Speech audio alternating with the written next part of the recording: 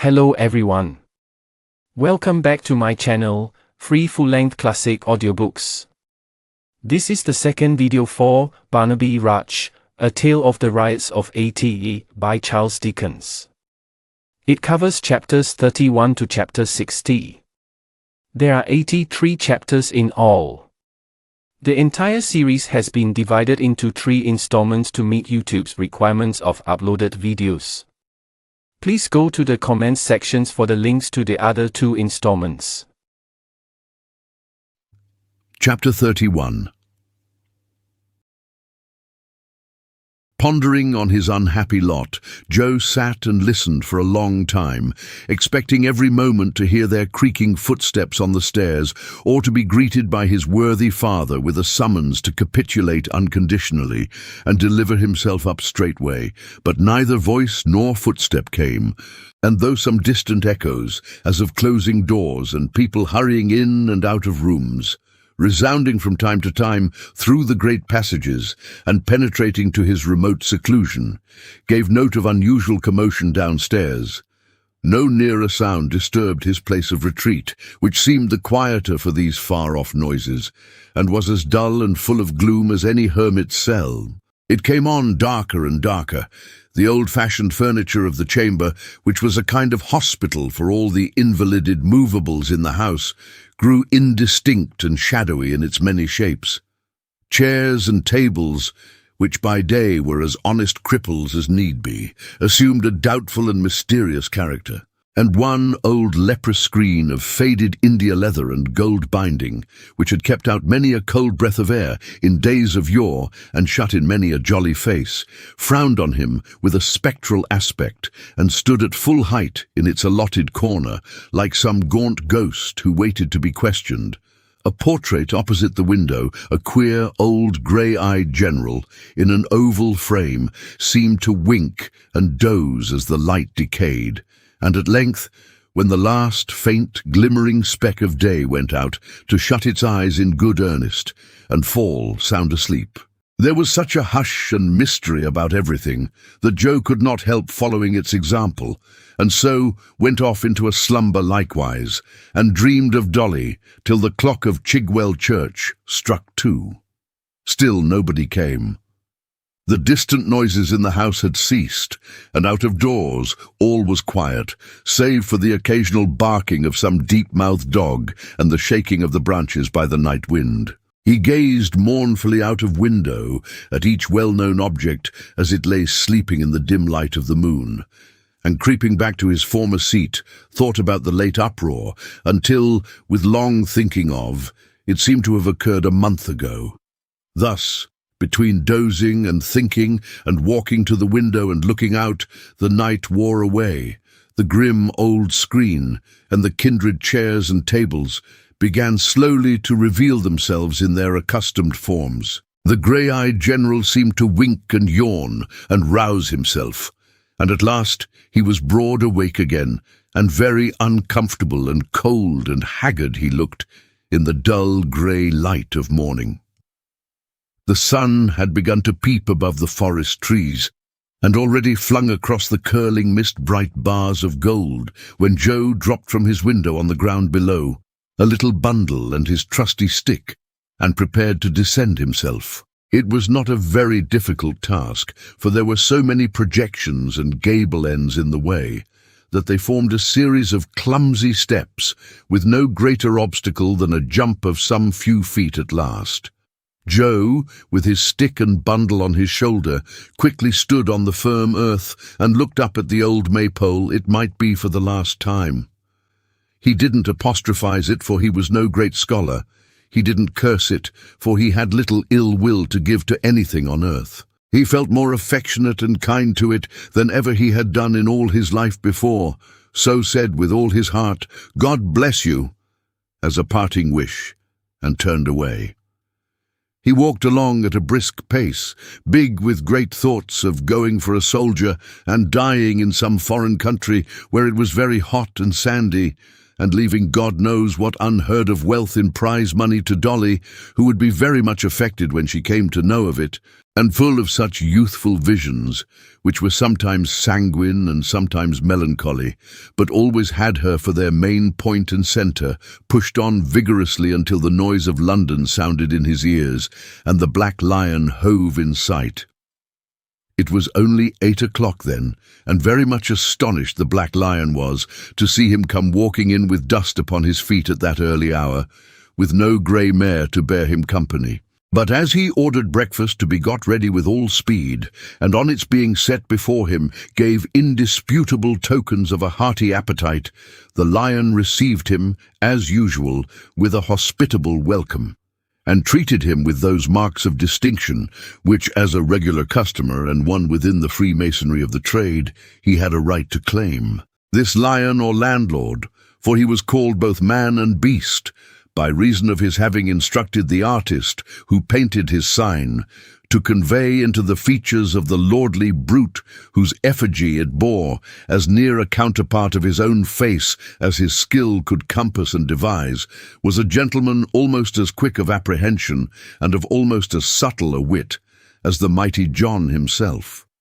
But the difference between them lay in this, that whereas Mr. Willet's extreme sagacity and acuteness were the efforts of unassisted nature, the Lion stood indebted in no small amount to beer, of which he swigged such copious draughts that most of his faculties were utterly drowned and washed away, except the one great faculty of sleep, which he retained in surprising perfection. The creaking Lion over the house door was, therefore, to say the truth, rather a drowsy, tame, and feeble lion, and as these social representatives of a savage class are usually of a conventional character, being depicted for the most part in impossible attitudes and of unearthly colours, he was frequently supposed by the more ignorant and uninformed among the neighbours to be the veritable portrait of the host as he appeared on the occasion of some great funeral ceremony or public mourning. "What noisy fellow is that in the next room?" said Joe, when he had disposed of his breakfast and had washed and brushed himself. "A recruiting sergeant," replied the Lion. Joe started involuntarily. Here was the very thing he had been dreaming of all the way along. "And I wish," said the Lion, "he was anywhere else but here. The party make noise enough, but don't call for much. There's great cry there, Mr. Willett, but very little wool. Your father wouldn't like 'em, I know. Perhaps not much under any circumstances. Perhaps if he could have known what was passing at that moment in Joe's mind, he would have liked them still less." "Is he recruiting for a fine regiment?" said Joe, glancing at a little round mirror that hung in the bar. "I believe he is," replied the host. "It's much the same thing. Whatever regiment he's recruiting for, I'm told there ain't a deal of difference between a fine man and another one when they're shot through and through." "They're not all shot," said Joe. "No," the Lion answered, "not all. Those that are, supposing it's done easy, are the best off in my opinion." "Ah," retorted Joe, "but you don't care for glory." "For what?" said the Lion. "Glory." "No," returned the Lion, with supreme indifference. "I don't. You're right in that, Mr. Willett. When glory comes here and calls for anything to drink and changes a guinea to pay for it, I'll give it him for nothing. It's my belief, sir, that the Glory's arms wouldn't do a very strong business." These remarks were not at all comforting. Joe walked out, stopped at the door of the next room, and listened. The sergeant was describing a military life. It was all drinking, he said, except that there were frequent intervals of eating and love-making. A battle was the finest thing in the world when your side won it, and Englishmen always did that. "Supposing you should be killed, sir," said a timid voice in one corner. "Well, sir, supposing you should be," said the sergeant. "What then? Your country loves you, sir. His Majesty King George III loves you. Your memory is honoured, revered, respected. Everybody's fond of you and grateful to you. Your name's wrote down at full length in a book in the War Office. Damn, gentlemen, we must all die some time or another, eh?" The voice coughed and said no more. Joe walked into the room. A group of half a dozen fellows had gathered together in the tap-room and were listening with greedy ears. One of them, a carter in a smock-frock, seemed wavering and disposed to enlist. The rest, who were by no means disposed, strongly urged him to do so, according to the custom of mankind, backed the sergeant's arguments, and grinned among themselves. "I say nothing, boys," said the sergeant, who sat a little apart, drinking his liquor. "For lads of spirit," here he cast an eye on Joe, "this is the time. I don't want to inveigle you. The king's not come to that, I hope. Brisk young blood is what we want, not milk and water. We won't take 5 men out of 6. We want top sawyers, we do. I'm not going to tell tales out of school, but damn, if every gentleman's son that carries arms in our corps, through being under a cloud and having little differences with his relations, was counted up." Here his eye fell on Joe again, and so good-naturedly that Joe beckoned him out. He came directly. "You're a gentleman by G," was his first remark as he slapped him on the back. "You're a gentleman in disguise, so am I. Let's swear a friendship." Joe didn't exactly do that, but he shook hands with him and thanked him for his good opinion. "You want to serve," said his new friend. "You shall. You were made for it. You're one of us by nature. What'll you take to drink?" "Nothing just now," replied Joe, smiling faintly. "I haven't quite made up my mind." "A mettlesome fellow like you and not made up his mind," cried the sergeant. "Here, let me give the bell a pull and you'll make up your mind in half a minute, I know." "You're right so far," answered Joe, "for if you pull the bell here, where I'm known, there'll be an end of my soldiering inclinations in no time. Look in my face. You see me, do you?" "I do," replied the sergeant with an oath. "And a finer young fellow, or one better qualified to serve his king and country, I never set my—" He used an adjective in this place. "Eyes on." "Thank you," said Joe. "I didn't ask you for want of a compliment, but thank you all the same. Do I look like a sneaking fellow or a liar?" The sergeant rejoined with many choice asseverations that he didn't, and that if his, the sergeant's, own father were to say he did, he would run the old gentleman through the body cheerfully, and consider it a meritorious action.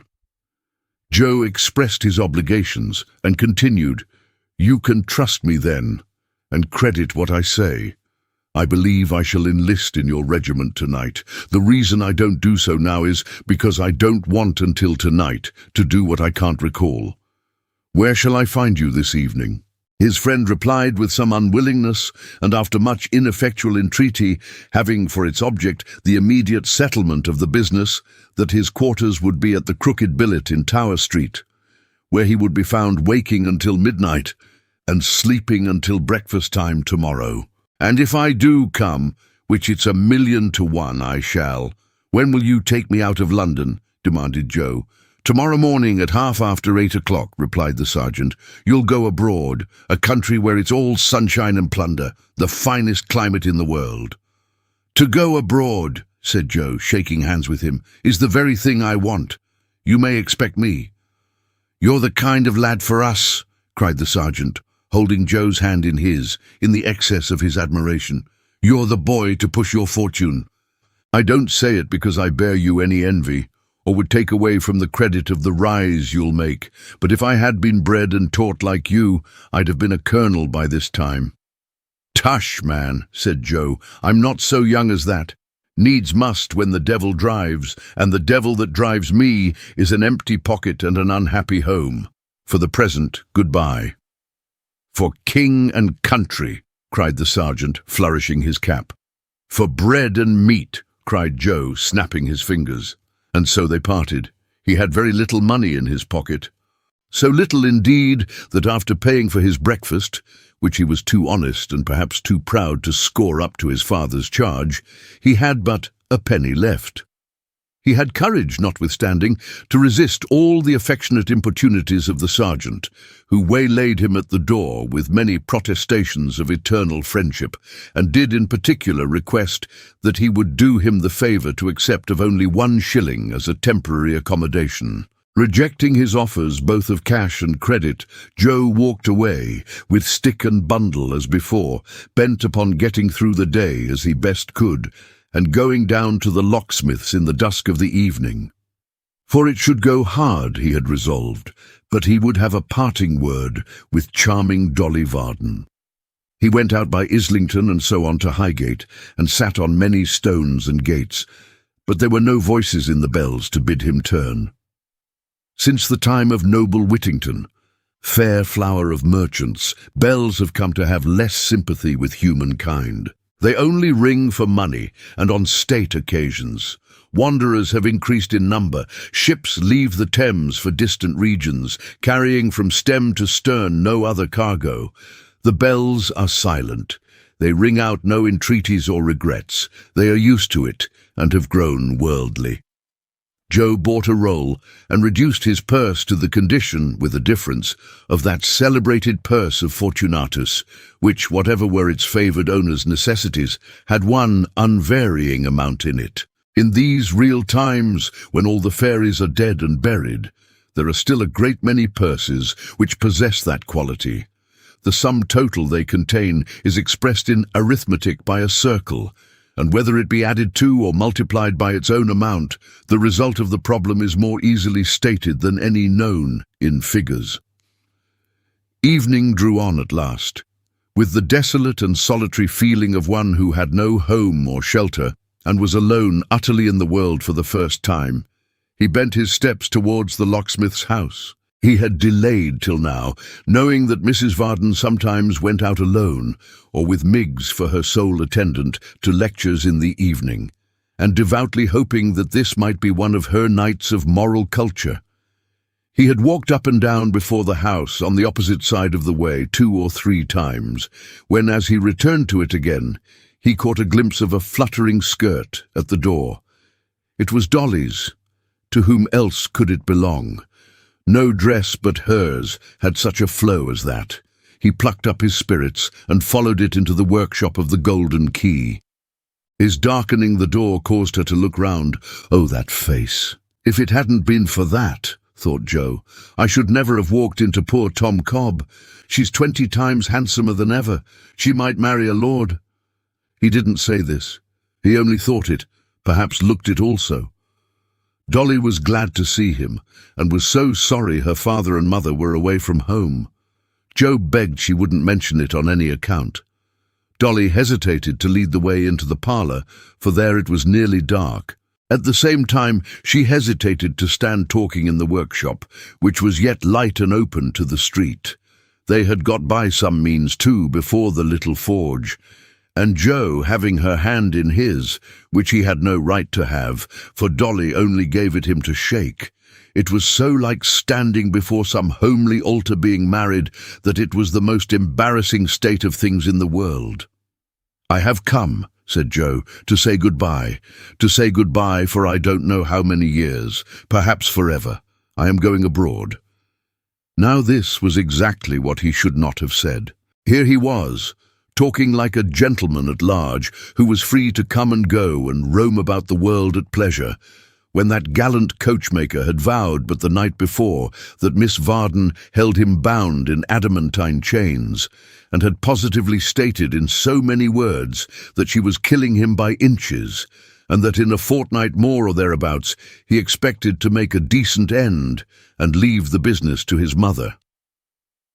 Dolly released her hand and said, "Indeed."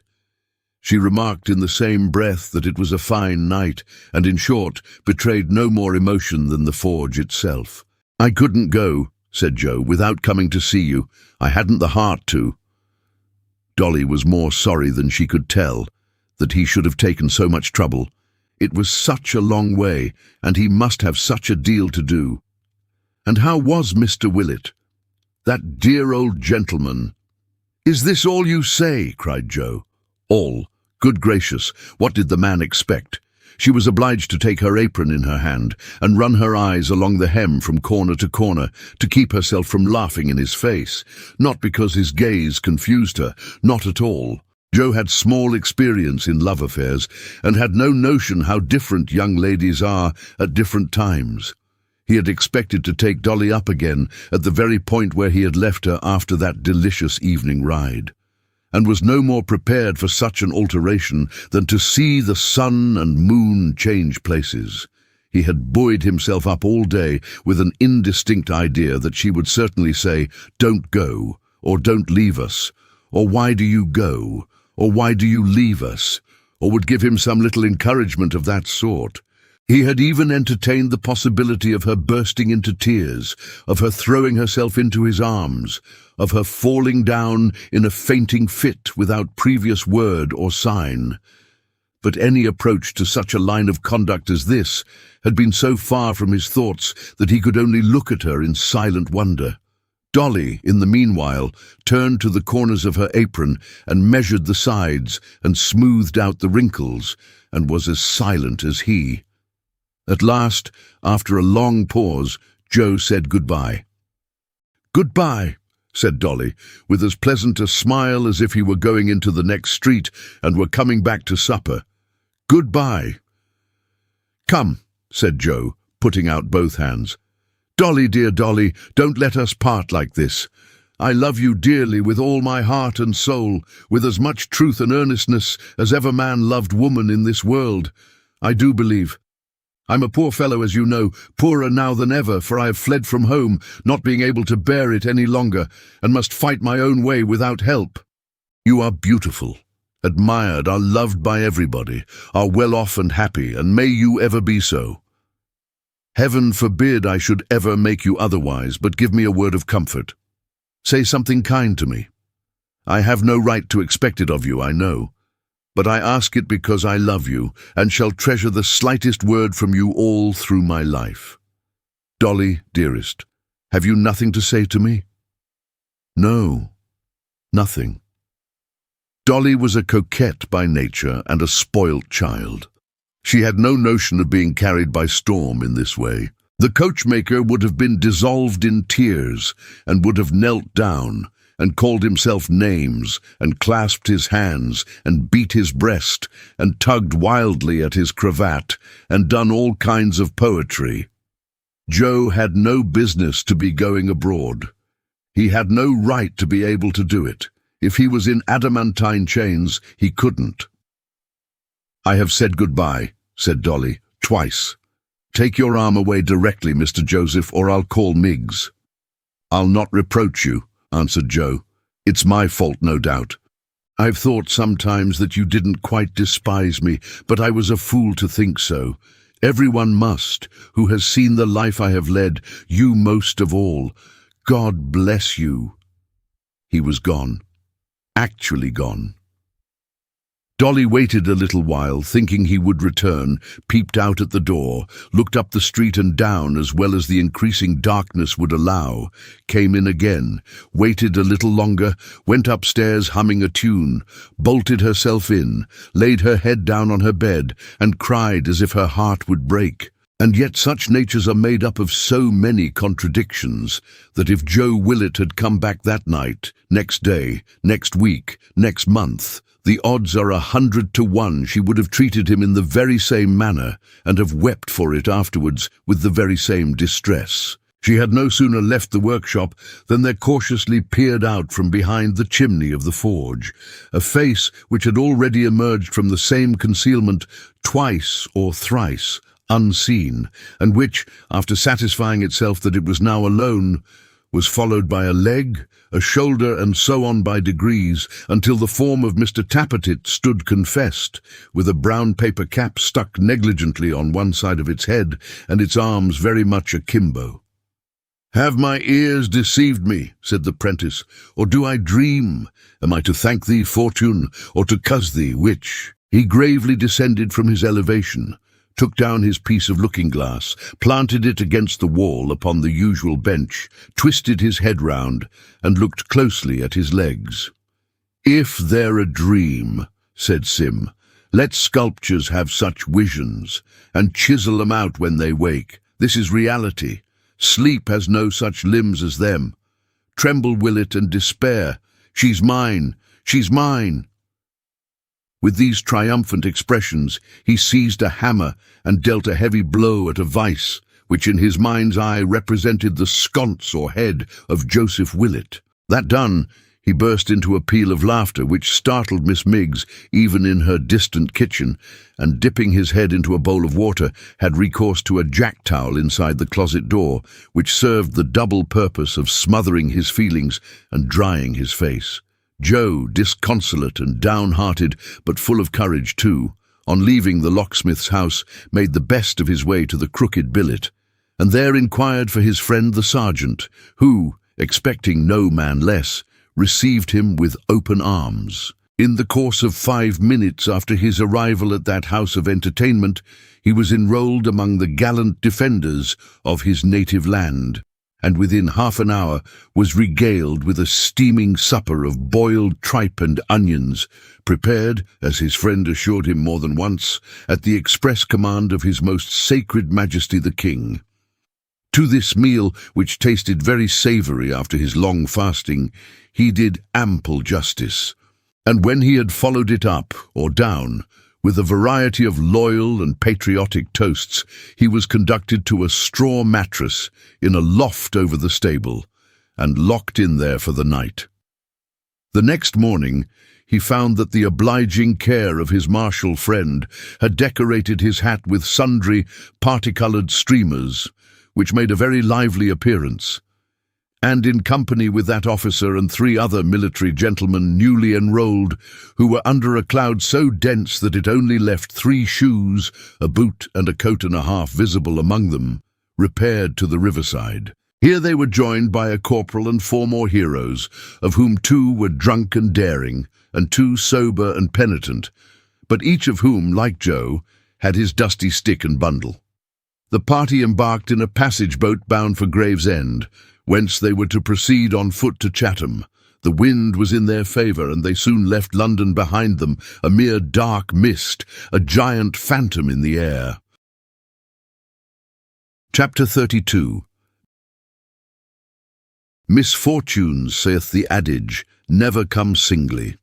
There is little doubt that troubles are exceedingly gregarious in their nature, and flying in flocks are apt to perch capriciously, crowding on the heads of some poor wights until there is not an inch of room left on their unlucky crowns, and taking no more notice of others who offer as good resting places for the soles of their feet than if they had no existence. It may have happened that a flight of troubles brooding over London and looking out for Joseph Willett, whom they couldn't find, darted down haphazard on the first young man that caught their fancy and settled on him instead.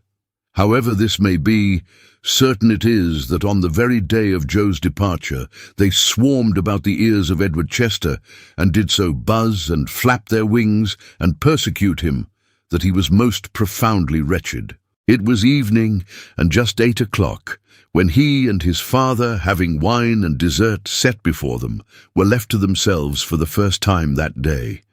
They had dined together, but a 3rd person had been present during the meal, and until they met at table they had not seen each other since the previous night. Edward was reserved and silent. Mr. Chester was more than usually gay, but not caring, as it seemed, to open a conversation with one whose humour was so different, he vented the lightness of his spirit in smiles and sparkling looks, and made no effort to awaken his attention. So they remained for some time, the father lying on a sofa with his accustomed air of graceful negligence, the son seated opposite to him with downcast eyes, busied, it was plain, with painful and uneasy thoughts. "My dear Edward," said Mr. Chester at length with a most engaging laugh, "do not extend your drowsy influence to the decanter. Suffer that to circulate. Let your spirits be never so stagnant." Edward begged his pardon, passed it, and relapsed into his former state. "You do wrong not to fill your glass," said Mr. Chester, holding up his own before the light. "Wine in moderation, not in excess, for that makes men ugly, has 1,000 pleasant influences. It brightens the eye, improves the voice, imparts a new vivacity to one's thoughts and conversation. You should try it, Ned." "Ah, father," cried his son. "If—" "My good fellow," interposed the parent hastily, as he set down his glass and raised his eyebrows with a startled and horrified expression. "For heaven's sake, don't call me by that obsolete and ancient name. Have some regard for delicacy. Am I grey or wrinkled? Do I go on crutches? Have I lost my teeth, that you adopt such a mode of address? Good God, how very coarse!" "I was about to speak to you from my heart, sir," returned Edward, "in the confidence which should subsist between us, and you check me in the outset." "Now do, Ned, do not," said Mr. Chester, raising his delicate hand imploringly, "talk in that monstrous manner. About to speak from your heart. Don't you know that the heart is an ingenious part of our formation, the centre of the blood vessels and all that sort of thing, which has no more to do with what you say or think than your knees have? How can you be so very vulgar and absurd? These anatomical allusions should be left to gentlemen of the medical profession. They are really not agreeable in society. You quite surprise me, Ned." "Well, there are no such things to wound or heal or have regard for." "I know your creed, sir, and will say no more," returned his son. "There again," said Mr. Chester, sipping his wine, "you are wrong. I distinctly say there are such things. We know there are. The hearts of animals, of bullocks, sheep, and so forth, are cooked and devoured, as I am told, by the lower classes, with a vast deal of relish. Men are sometimes stabbed to the heart, shot to the heart, but as to speaking from the heart, or to the heart, or being warm-hearted, or cold-hearted, or broken-hearted, or being all heart, or having no heart, pah! These things are nonsense, Ned." "No doubt, sir," returned his son, seeing that he paused for him to speak. "No doubt. There's Haredale's niece, your late flame," said Mr. Chester, as a careless illustration of his meaning. "No doubt in your mind she was all heart once. Now she has none at all, yet she is the same person, Ned, exactly." "She is a changed person, sir," cried Edward, reddening, "and changed by vile means, I believe." "You have had a cool dismissal, have you?" said his father. "Poor Ned, I told you last night what would happen. May I ask you for the nutcrackers?" "She has been tampered with, and most treacherously deceived," cried Edward, rising from his seat. "I never will believe that the knowledge of my real position, given her by myself, has worked this change.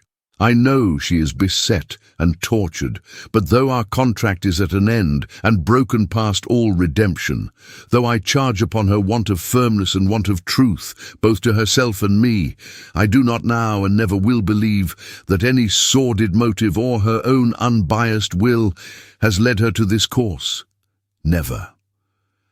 "You make me blush," returned his father gaily, "for the folly of your nature in which, but we never know ourselves, I devoutly hope there is no reflection of my own. With regard to the young lady herself, she has done what is very natural and proper, my dear fellow, what you yourself proposed, as I learned from Haredale, and what I predicted, with no great exercise of sagacity, she would do.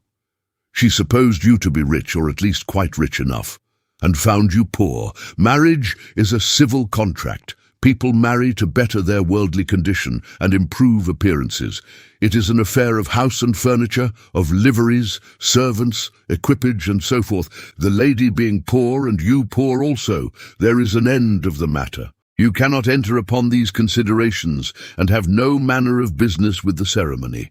I drink her health in this glass, and respect and honour her for her extreme good sense. It is a lesson to you. Fill yours, Ned."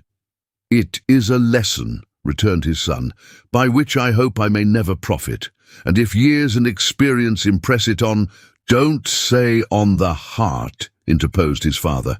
"On men whom the world and its hypocrisy have spoiled," said Edward warmly. "Heaven keep me from its knowledge." "Come, sir," returned his father, raising himself a little on the sofa and looking straight towards him. "We have had enough of this. Remember, if you please, your interest, your duty, your moral obligations, your filial affections, and all that sort of thing, which it is so very delightful and charming to reflect upon, or you will repent it." "I shall never repent the preservation of my self-respect, sir," said Edward. "Forgive me if I say that I will not sacrifice it at your bidding, and that I will not pursue the track which you would have me take, and to which the secret share you have had in this late separation tends." His father rose a little higher still, and looking at him as though curious to know if he were quite resolved and earnest, dropped gently down again, and said in the calmest voice, eating his nuts meanwhile, "Edward, my father had a son, who being a fool like you, and, like you, entertaining low and disobedient sentiments, he disinherited and cursed one morning after breakfast. The circumstance occurs to me with a singular clearness of recollection this evening. I remember eating muffins at the time, with marmalade. He led a miserable life, the son, I mean, and died early.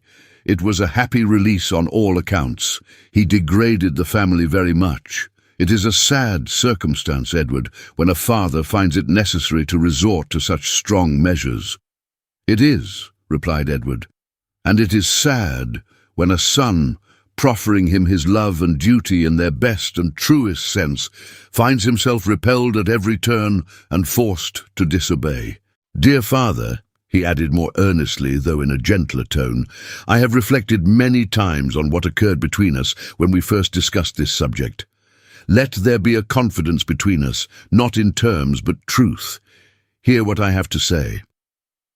"As I anticipate what it is, and cannot fail to do so, Edward," returned his father coldly, "I decline. I couldn't possibly. I'm sure it would put me out of temper, which is a state of mind I can't endure.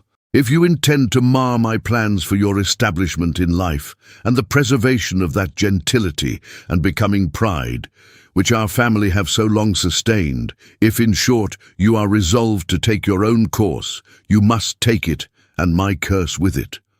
I'm very sorry, but there's really no alternative." "The curse may pass your lips," said Edward, "but it will be but empty breath. I do not believe that any man on earth has greater power to call one down upon his fellow, least of all upon his own child, than he has to make one drop of rain or flake of snow fall from the clouds above us at his impious bidding. Beware, sir, what you do." "You are so very irreligious, so exceedingly undutiful, so horribly profane," rejoined his father, turning his face lazily towards him and cracking another nut, "that I positively must interrupt you here. It is quite impossible we can continue to go on upon such terms as these. If you will do me the favor to ring the bell, the servant will show you to the door. Return to this roof no more, I beg you. Go, sir, since you have no moral sense remaining, and go to the devil at my express desire. Good day." Edward left the room without another word or look, and turned his back upon the house forever. The father's face was slightly flushed and heated, but his manner was quite unchanged as he rang the bell again and addressed the servant on his entrance. "Peak, if that gentleman who has just gone out—" "I beg your pardon, sir, Mr. Edward. Were there more than one dolt, that you asked the question? If that gentleman should send here for his wardrobe, let him have it, do you hear? If he should call himself at any time, I'm not at home. You'll tell him so, and shut the door." So it soon got whispered about that Mr. Chester was very unfortunate in his son, who had occasioned him great grief and sorrow, and the good people who heard this and told it again marvelled the more at his equanimity and even temper, and said what an amiable nature that man must have who, having undergone so much, could be so placid and so calm. And when Edward's name was spoken, society shook its head and laid its finger on its lip and sighed and looked very grave. And those who had sons about his age waxed wrathful and indignant, and hoped for virtue's sake that he was dead. And the world went on turning round as usual for 5 years, concerning which this narrative is silent. Chapter 33. One wintry evening, early in the year of our Lord 1780, a keen north wind arose as it grew dark, and night came on with black and dismal looks. A bitter storm of sleet, sharp, dense and icy cold, swept the wet streets and rattled on the trembling windows. Signboards, shaken past endurance in their creaking frames, fell crashing on the pavement. Old tottering chimneys reeled and staggered in the blast, and many a steeple rocked again that night, as though the earth were troubled.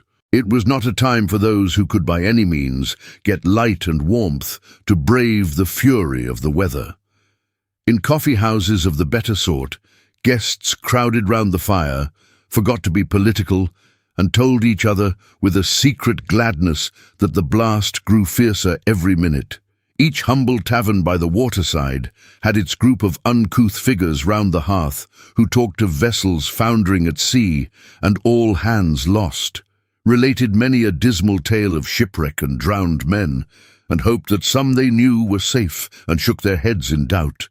In private dwellings, children clustered near the blaze, listening with timid pleasure to tales of ghosts and goblins, and tall figures clad in white standing by bedsides, and people who had gone to sleep in old churches and, being overlooked, had found themselves alone there at the dead hour of the night, until they shuddered at the thought of the dark rooms upstairs, yet loved to hear the wind moan too, and hoped it would continue bravely. From time to time, these happy indoor people stopped to listen, or one held up his finger and cried, "Hark!" And then, above the rumbling in the chimney and the fast pattering on the glass, was heard a wailing, rushing sound, which shook the walls as though a giant's hand were on them. Then a hoarse roar, as if the sea had risen, then such a whirl and tumult that the air seemed mad. And then, with a lengthened howl, the waves of wind swept on and left a moment's interval of rest. Cheerily, though there were none abroad to see it, shone the maypole light that evening. Blessings on the red, deep ruby glowing red, old curtain of the window, blending into one rich stream of brightness, fire and candle, meat, drink and company, and gleaming like a jovial eye upon the bleak waste out of doors. Within, what carpet like its crunching sand, what music merry as its crackling logs, what perfume like its kitchen's dainty breath, what weather genial as its hearty warmth. Blessings on the old house, how sturdily it stood. How did the vexed wind chafe and roar about its stalwart roof?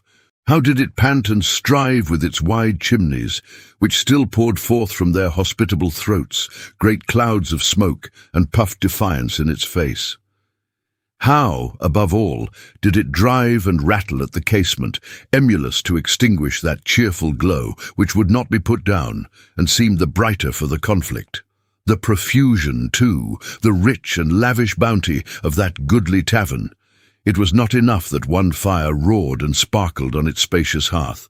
In the tiles which paved and compassed it, 500 flickering fires burnt brightly also. It was not enough that one red curtain shut the wild night out and shed its cheerful influence on the room. In every saucepan lid and candlestick and vessel of copper, brass or tin that hung upon the walls were countless ruddy hangings, flashing and gleaming with every motion of the blaze, and offering, let the eye wander where it might, interminable vistas of the same rich colour. The old oak wainscoting, the beams, the chairs, the seats, reflected it in a deep, dull glimmer. There were fires and red curtains in the very eyes of the drinkers, in their buttons, in their liquor, in the pipes they smoked. Mr. Willett sat in what had been his accustomed place 5 years before, with his eyes on the eternal boiler, and had sat there since the clock struck 8, giving no other signs of life than breathing with a loud and constant snore, though he was wide awake, and from time to time putting his glass to his lips, or knocking the ashes out of his pipe and filling it anew. It was now 10:30. Mr. Cobb and Long Phil Parkes were his companions, as of old, and for 2 mortal hours and a half none of the company had pronounced one word. Whether people, by dint of sitting together in the same place and the same relative positions and doing exactly the same things for a great many years, acquire a sixth sense or some unknown power of influencing each other which serves them in its stead, is a question for philosophy to settle. But certain it is that old John Willett, Mr. Parkes, and Mr. Cobb were one and all firmly of opinion that they were very jolly companions, rather choice spirits than otherwise, that they looked at each other every now and then as if there were a perpetual interchange of ideas going on among them, that no man considered himself or his neighbour by any means silent, and that each of them nodded occasionally when he caught the eye of another, as if he would say, "You have expressed yourself extremely well, sir, in relation to that sentiment, and I quite agree with you. The room was so very warm, the tobacco so very good, and the fire so very soothing, that Mr. Willett by degrees began to doze, but as he had perfectly acquired, by dint of long habit, the art of smoking in his sleep, and as his breathing was pretty much the same, awake or asleep, saving that in the latter case he sometimes experienced a slight difficulty in respiration, such as a carpenter meets with when he is planing and comes to a knot. Neither of his companions was aware of the circumstance until he met with one of these impediments and was obliged to try again. "Johnny's dropped off," said Mr. Parkes in a whisper. "Fast as a top," said Mr. Cobb. Neither of them said any more until Mr. Willett came to another knot, one of surpassing obduracy, which bade fair to throw him into convulsions, but which he got over at last without waking, by an effort quite superhuman. "He sleeps uncommon hard," said Mr. Cobb. Mr. Parkes, who was possibly a hard sleeper himself, replied with some disdain, "Not a bit on it," and directed his eyes towards a handbill pasted over the chimney-piece, which was decorated at the top with a woodcut representing a youth of tender years running away very fast, with a bundle over his shoulder at the end of a stick, and, to carry out the idea, a finger-post and a milestone beside him. Mr. Cobb likewise turned his eyes in the same direction, and surveyed the placard as if that were the first time he had ever beheld it. Now, this was a document which Mr. Willett had himself indicted on the disappearance of his son Joseph, acquainting the nobility and gentry and the public in general with the circumstances of his having left his home, describing his dress and appearance, and offering a reward of £5 to any person or persons who would pack him up and return him safely to the Maypole at Chigwell, or lodge him in any of his Majesty's jails until such time as his father should come and claim him.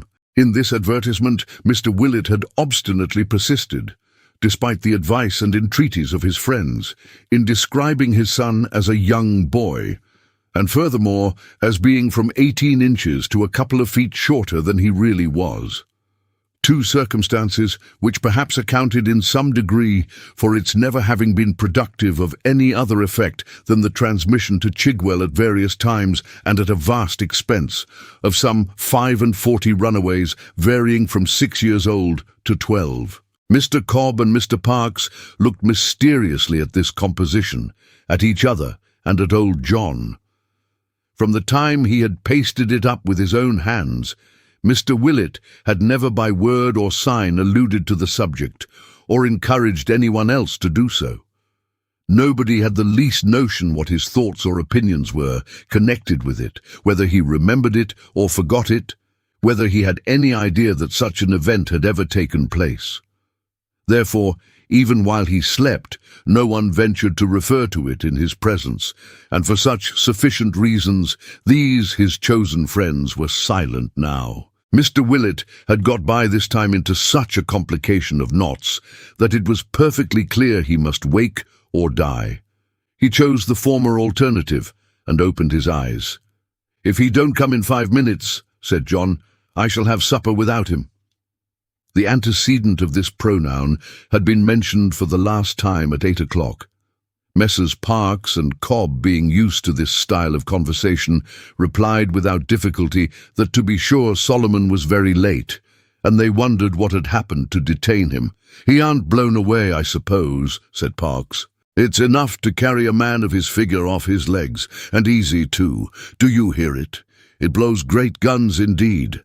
There'll be many a crash in the forest tonight, I reckon, and many a broken branch upon the ground tomorrow." "It won't break anything in the maypole, I take it, sir," returned old John. "Let it try. I give it leave." "What's that?" "The wind," cried Parks. "It's howling like a Christian, and has been all night long." "Did you ever, sir," asked John, after a minute's contemplation, "hear the wind say maypole?" "Why, what man ever did?" said Parks. "Nor ahoy, perhaps?" added John. "No, nor that neither." "Very good, sir," said Mr. Willett, perfectly unmoved. "Then if that was the wind just now, and you'll wait a little time without speaking, you'll hear it say both words very plain."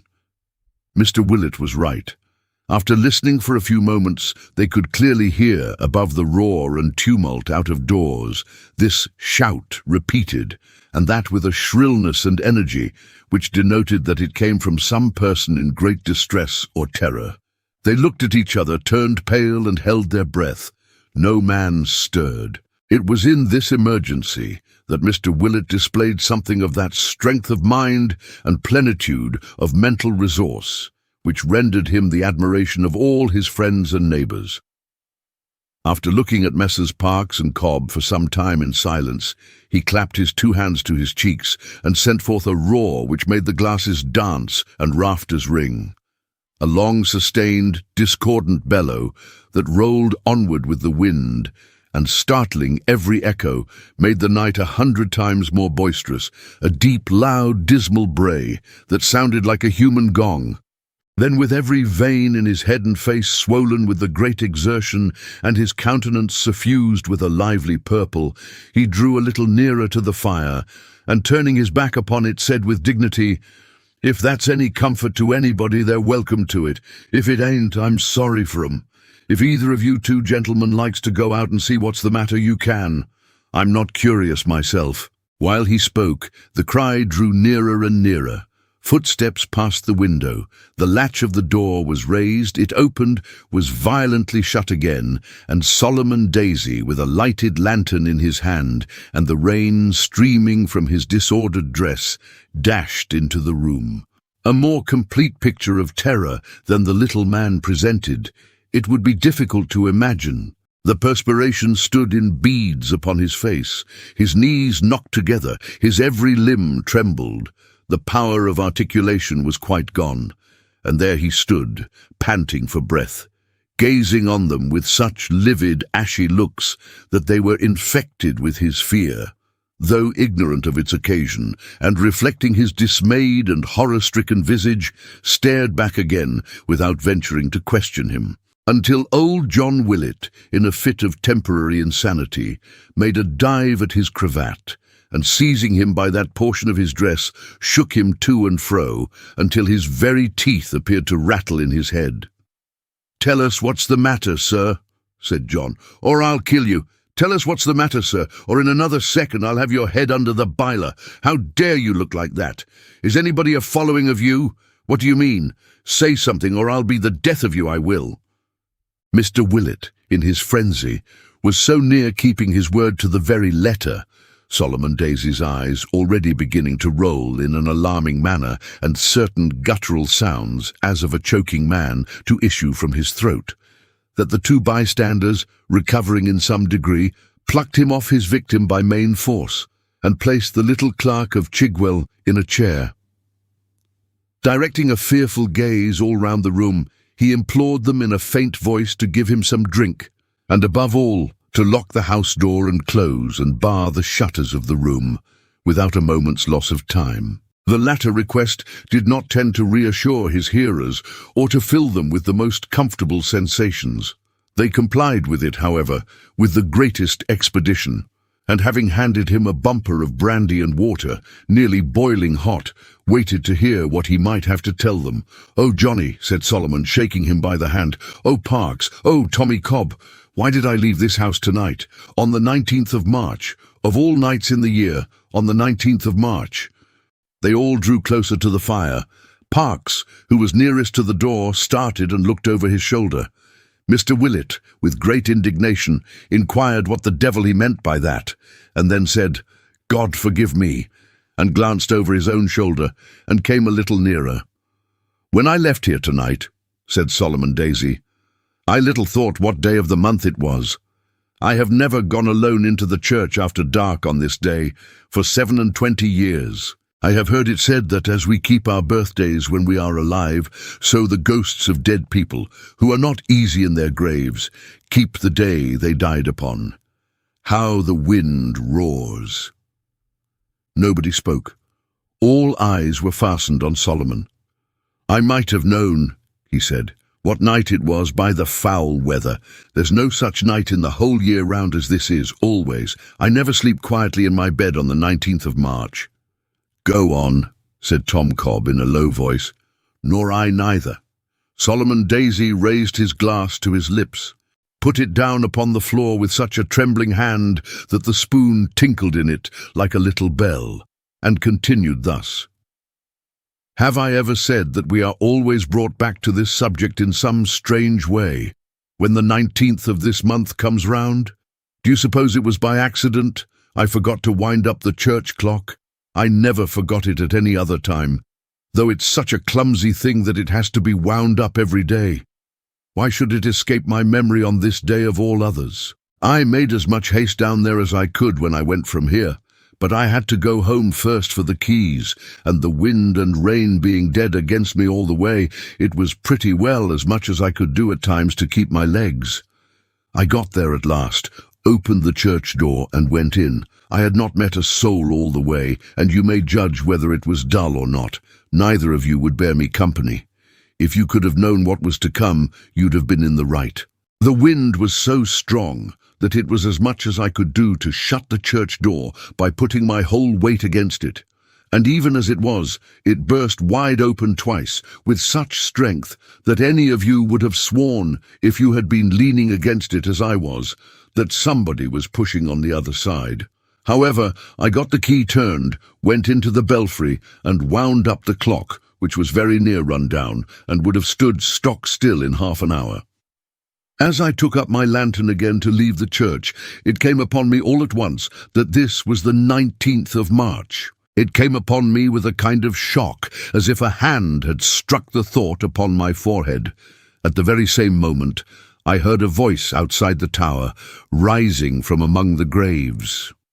Here, old John precipitately interrupted the speaker and begged that if Mr. Parks, who was seated opposite to him and was staring directly over his head, saw anything, he would have the goodness to mention it. Mr. Parks apologized and remarked that he was only listening, to which Mr. Willett angrily retorted that his listening with that kind of expression in his face was not agreeable, and that if he couldn't look like other people, he had better put his pocket handkerchief over his head. Mr. Parks, with great submission, pledged himself to do so, if again required, and John Willett, turning to Solomon, desired him to proceed. After waiting until a violent gust of wind and rain, which seemed to shake even that sturdy house to its foundation, had passed away, the little man complied. Never tell me that it was my fancy, or that it was any other sound which I mistook for that I tell you of. I heard the wind whistle through the arches of the church. I heard the steeple strain and creak. I heard the rain as it came driving against the walls. I felt the bells shake. I saw the ropes sway to and fro, and I heard that voice. What did it say? Asked Tom Cobb. I don't know what. I don't know that it spoke. It gave a kind of cry, as any one of us might do if something dreadful followed us in a dream and came upon us unawares. And then it died off, seeming to pass quite round the church. I don't see much in that, said John, drawing a long breath and looking round him like a man who felt relieved. Perhaps not, returned his friend, but that's not all. What more do you mean to say, sir, is to come? Asked John, pausing in the act of wiping his face upon his apron. What are you going to tell us of next? What I saw. Saw, echoed all three, bending forward. When I opened the church door to come out, said the little man, with an expression of face which bore ample testimony to the sincerity of his conviction, when I opened the church door to come out, which I did suddenly, for I wanted to get it shut again before another gust of wind came up, there crossed me, so close that by stretching out my finger I could have touched it, something in the likeness of a man. It was bareheaded to the storm. It turned its face without stopping and fixed its eyes on mine. It was a ghost, a spirit. "Whose?" they all three cried together. In the excess of his emotion, for he fell back trembling in his chair and waved his hand as if entreating them to question him no further, his answer was lost on all but old John Willett, who happened to be seated close beside him. "Who?" cried Parkes and Tom Cobb, looking eagerly by turns at Solomon Daisy and at Mr. Willett. "Who was it?" "Gentlemen," said Mr. Willett after a long pause, "you needn't ask. The likeness of a murdered man. This is the 19th of March. A profound silence ensued. "If you'll take my advice," said John, "we had better, one and all, keep this a secret. Such tales would not be liked at the Warren. Let us keep it to ourselves for the present time, at all events, or we may get into trouble, and Solomon may lose his place. Whether it was really as he says, or whether it wasn't, is no matter. Right or wrong, nobody would believe him. As to the probabilities, I don't myself think," said Mr. Willett, eyeing the corners of the room, in a manner which showed that, like some other philosophers, he was not quite easy in his theory, that a ghost, as had been a man of sense in his lifetime, would be out a-walking in such weather. I only know that I wouldn't if I was one. But this heretical doctrine was strongly opposed by the other three, who quoted a great many precedents to show that bad weather was the very time for such appearances.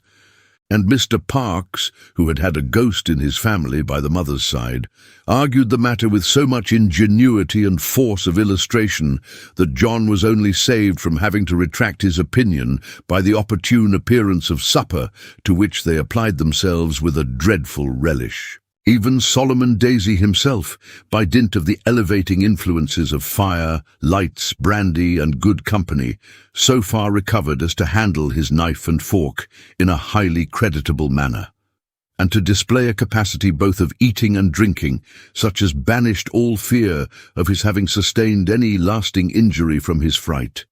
Supper done, they crowded round the fire again, and, as is common on such occasions, propounded all manner of leading questions calculated to surround the story with new horrors and surprises. But Solomon Daisy, notwithstanding these temptations, adhered so steadily to his original account, and repeated it so often with such slight variations and with such solemn asseverations of its truth and reality, that his hearers were, with good reason, more astonished than at first, as he took John Willett's view of the matter in regard to the propriety of not bruiting the tale abroad, unless the spirit should appear to him again, in which case it would be necessary to take immediate counsel with the clergyman. It was solemnly resolved that it should be hushed up and kept quiet. And as most men like to have a secret to tell which may exalt their own importance, they arrived at this conclusion with perfect unanimity. As it was by this time growing late, and was long past their usual hour of separating, the cronies parted for the night. Solomon Daisy, with a fresh candle in his lantern, repaired homewards under the escort of Long Phil Parkes and Mr. Cobb, who were rather more nervous than himself. Mr. Willett, after seeing them to the door, returned to collect his thoughts with the assistance of the boiler, and to listen to the storm of wind and rain, which had not yet abated one jot of its fury. Chapter 34. Before old John had looked at the boiler quite 20 minutes, he got his ideas into a focus and brought them to bear upon Solomon Daisy's story. The more he thought of it, the more impressed he became with a sense of his own wisdom, and a desire that Mr. Haredale should be impressed with it likewise. At length, to the end that he might sustain a principal and important character in the affair, and might have the start of Solomon and his two friends, through whose means he knew the adventure, with a variety of exaggerations, would be known to at least a score of people, and most likely to Mr. Haredale himself, by breakfast time tomorrow, He determined to repair to the warren before going to bed. "He's my landlord," thought John, as he took a candle in his hand, and setting it down in a corner out of the wind's way, opened a casement in the rear of the house, looking towards the stables. "We haven't met of late years so often as we used to do. Changes are taking place in the family. It's desirable that I should stand as well with them in point of dignity as possible. The whispering about of this here tale will anger him. It's good to have confidences with a gentleman of his nature, and set oneself right besides. Hullo there! Hugh! Hugh! Halloa!" When he had repeated this shout a dozen times, and startled every pigeon from its slumbers, a door in one of the ruinous old buildings opened, and a rough voice demanded what was amiss now, that a man couldn't even have his sleep in quiet. "What? Haven't you sleep enough, Growler, that you're not to be knocked up for once?" said John. "No," replied the voice as the speaker yawned and shook himself. "Not half enough." "I don't know how you can sleep, with the wind a-bellowsing and roaring about you, making the tiles fly like a pack of cards," said John. "But no matter for that. Wrap yourself up in something or another, and come here, for you must go as far as the warren with me, and look sharp about it." Hugh, with much low growling and muttering, went back into his lair, and presently reappeared, carrying a lantern and a cudgel, and enveloped from head to foot in an old, frowsy, slouching horsecloth.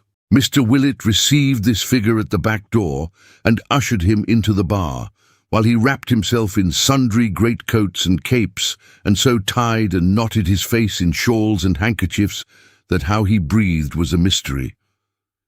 "You don't take a man out of doors at near midnight in such weather without putting some heart into him, do you, master?" said Hugh. "Yes, I do, sir," returned Mr. Willett. "I put the heart, as you call it, into him when he has brought me safe home again, and his standing steady on his legs ain't of so much consequence. So hold that light up, if you please, and go on a step or two before, to show the way." Hugh obeyed with a very indifferent grace and a longing glance at the bottles.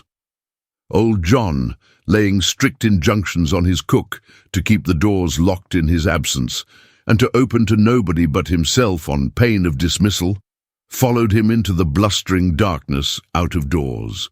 The way was wet and dismal, and the night so black that if Mr. Willett had been his own pilot, he would have walked into a deep horse-pond within a few hundred yards of his own house, and would certainly have terminated his career in that ignoble sphere of action. But Hugh, who had a sight as keen as any hawk's, and apart from that endowment could have found his way blindfold to any place within a dozen miles, dragged old John along, quite deaf to his remonstrances, and took his own course without the slightest reference to or notice of his master. So they made head against the wind as they best could, Hugh crushing the wet grass beneath his heavy tread, and stalking on after his ordinary savage fashion. John Willett following at arm's length, picking his steps and looking about him, now for bogs and ditches, and now for such stray ghosts as might be wandering abroad, with looks of as much dismay and uneasiness as his immovable face was capable of expressing. At length they stood upon the broad gravel walk before the Warren house. The building was profoundly dark, and none were moving near it save themselves. From one solitary turret chamber, however, there shone a ray of light, and towards this speck of comfort in the cold, cheerless, silent scene, Mr. Willett bade his pilot lead him. "The old room," said John, looking timidly upward. "Mr. Reuben's own apartment. God be with us. I wonder his brother likes to sit there so late at night. On this night, too." "Why, where else should he sit?" asked Hugh, holding the lantern to his breast, to keep the candle from the wind while he trimmed it with his fingers. "It's snug enough, ain't it?" "Snug," said John indignantly. "You have a comfortable idea of snugness, you have, sir. Do you know what was done in that room, you ruffian?" "Why, what is it the worse for that?" cried Hugh, looking into John's fat face. "Does it keep out the rain and snow and wind? The less for that. Is it less warm or dry because a man was killed there? Ha, ha, ha, ha. Never believe it, master. One man's no such matter as that comes to. Mr. Willett fixed his dull eyes on his follower and began, by a species of inspiration, to think it just barely possible that he was something of a dangerous character, and that it might be advisable to get rid of him one of these days. He was too prudent to say anything with the journey home before him, and therefore turned to the iron gate before which this brief dialogue had passed, and pulled the handle of the bell that hung beside it. The turret in which the light appeared, being at one corner of the building, and only divided from the path by one of the garden walks upon which this gate opened, Mr. Haredale threw up the window directly and demanded who was there. "Begging pardon, sir," said John. "I knew you sat up late and made bold to come round, having a word to say to you." "Willett, is it not?"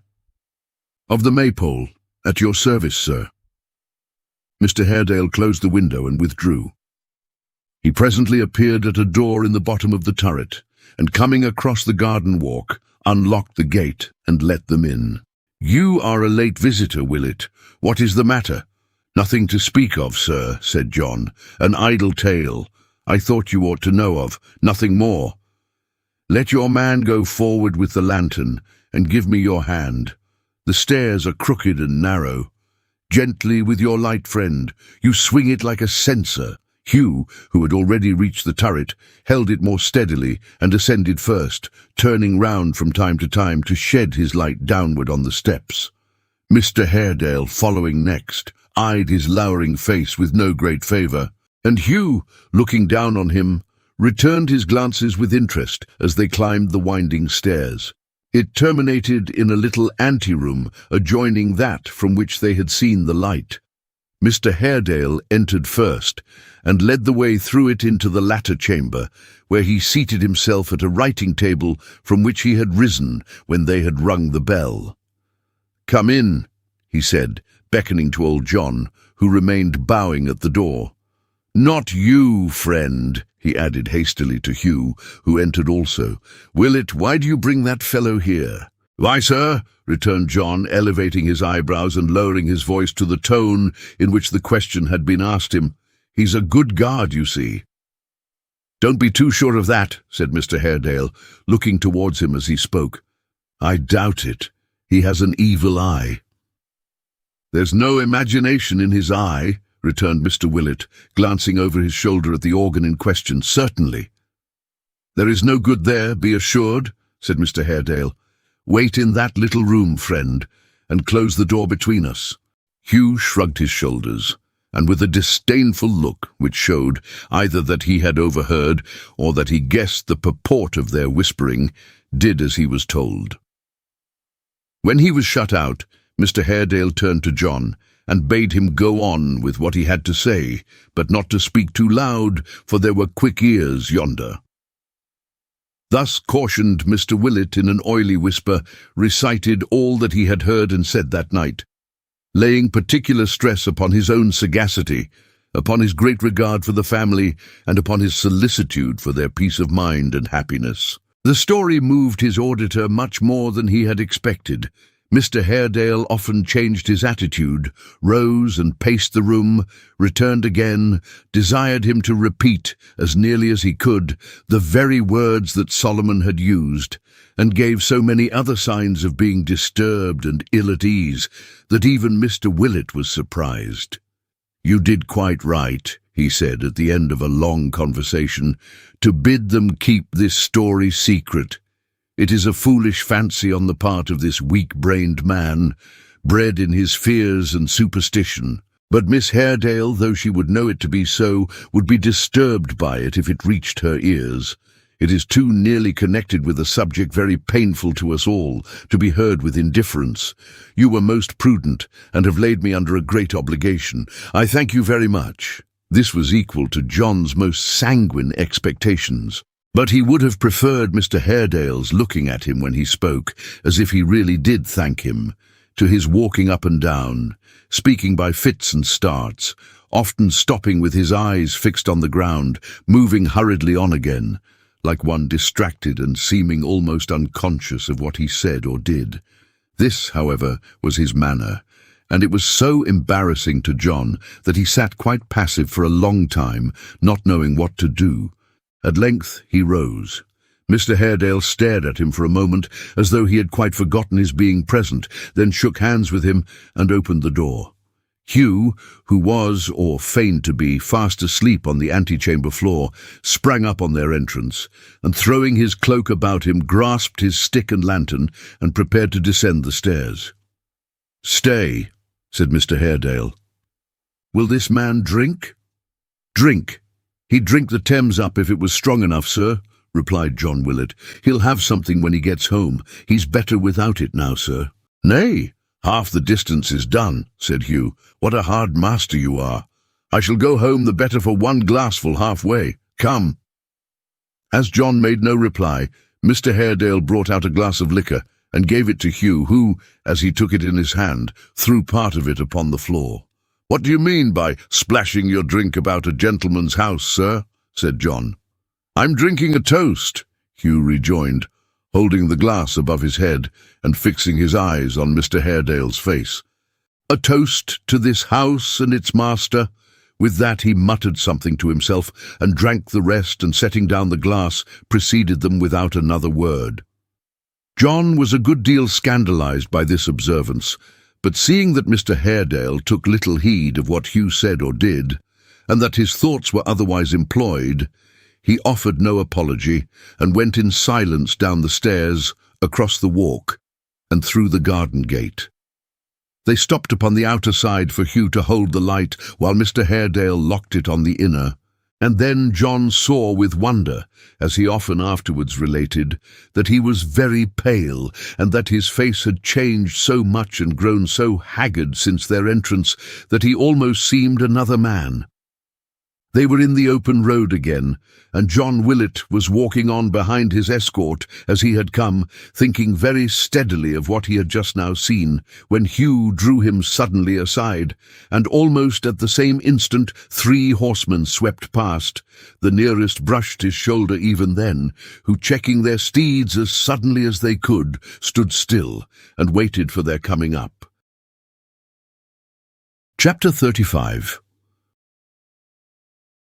When John Willett saw that the horsemen wheeled smartly round and drew up 3 abreast in the narrow road, waiting for him and his man to join them, it occurred to him with unusual precipitation that they must be highwaymen, and had Hugh been armed with a blunderbuss in place of his stout cudgel, he would certainly have ordered him to fire it off at a venture, and would, while the word of command was obeyed, have consulted his own personal safety in immediate flight. Under the circumstances of disadvantage, however, in which he and his guard were placed, he deemed it prudent to adopt a different style of generalship, and therefore whispered his attendant to address them in the most peaceable and courteous terms. By way of acting up to the spirit and letter of this instruction, Hugh stepped forward, and flourishing his staff before the very eyes of the rider nearest to him, demanded roughly what he and his fellows meant by so nearly galloping over them, and why they scoured the King's highway at that late hour of night. The man whom he addressed was beginning an angry reply in the same strain, when he was checked by the horseman in the centre, who, interposing with an air of authority, inquired in a somewhat loud but not harsh or unpleasant voice, "Pray, is this the London road?" "If you follow it right, it is," replied Hugh roughly. "Nay, brother," said the same person, "you're but a churlish Englishman, if Englishman you be, which I should much doubt but for your tongue. Your companion, I am sure, will answer me more civilly. How say you, friend?" "I say it is the London road, sir," answered John. "And I wish," he added in a subdued voice as he turned to Hugh, "that you was in any other road, you vagabond.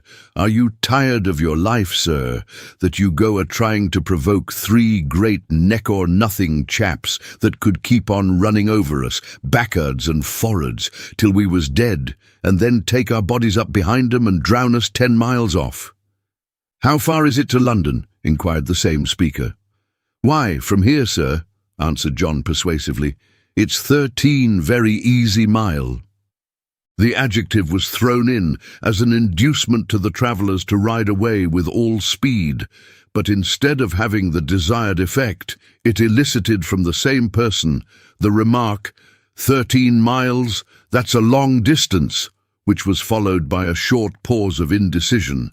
Pray, said the gentleman, are there any inns hereabouts?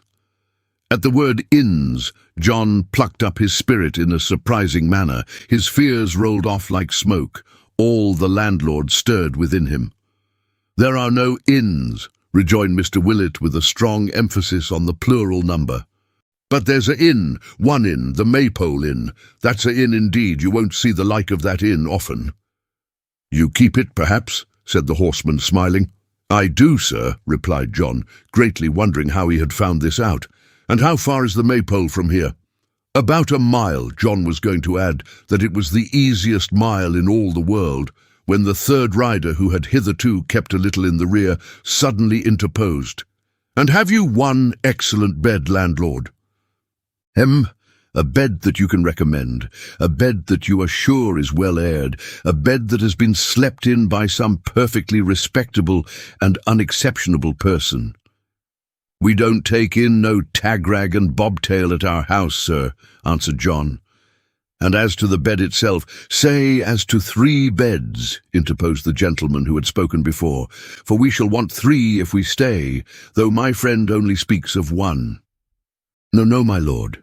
You are too good, you are too kind, but your life is of far too much importance to the nation in these portentous times to be placed upon a level with one so useless and so poor as mine. A great cause, my lord, a mighty cause depends on you. You are its leader and its champion, its advanced guard and its van. It is the cause of our altars and our homes, our country and our faith. Let me sleep on a chair, the carpet, anywhere. No one will repine if I take cold or fever. Let John Gruby pass the night beneath the open sky. No one will repine for him. But 40,000 men of this our island in the wave, exclusive of women and children, rivet their eyes and thoughts on Lord George Gordon, and every day, from the rising up of the sun to the going down of the same, pray for his health and vigour. My lord, said the speaker, rising in his stirrups, it is a glorious cause and must not be forgotten.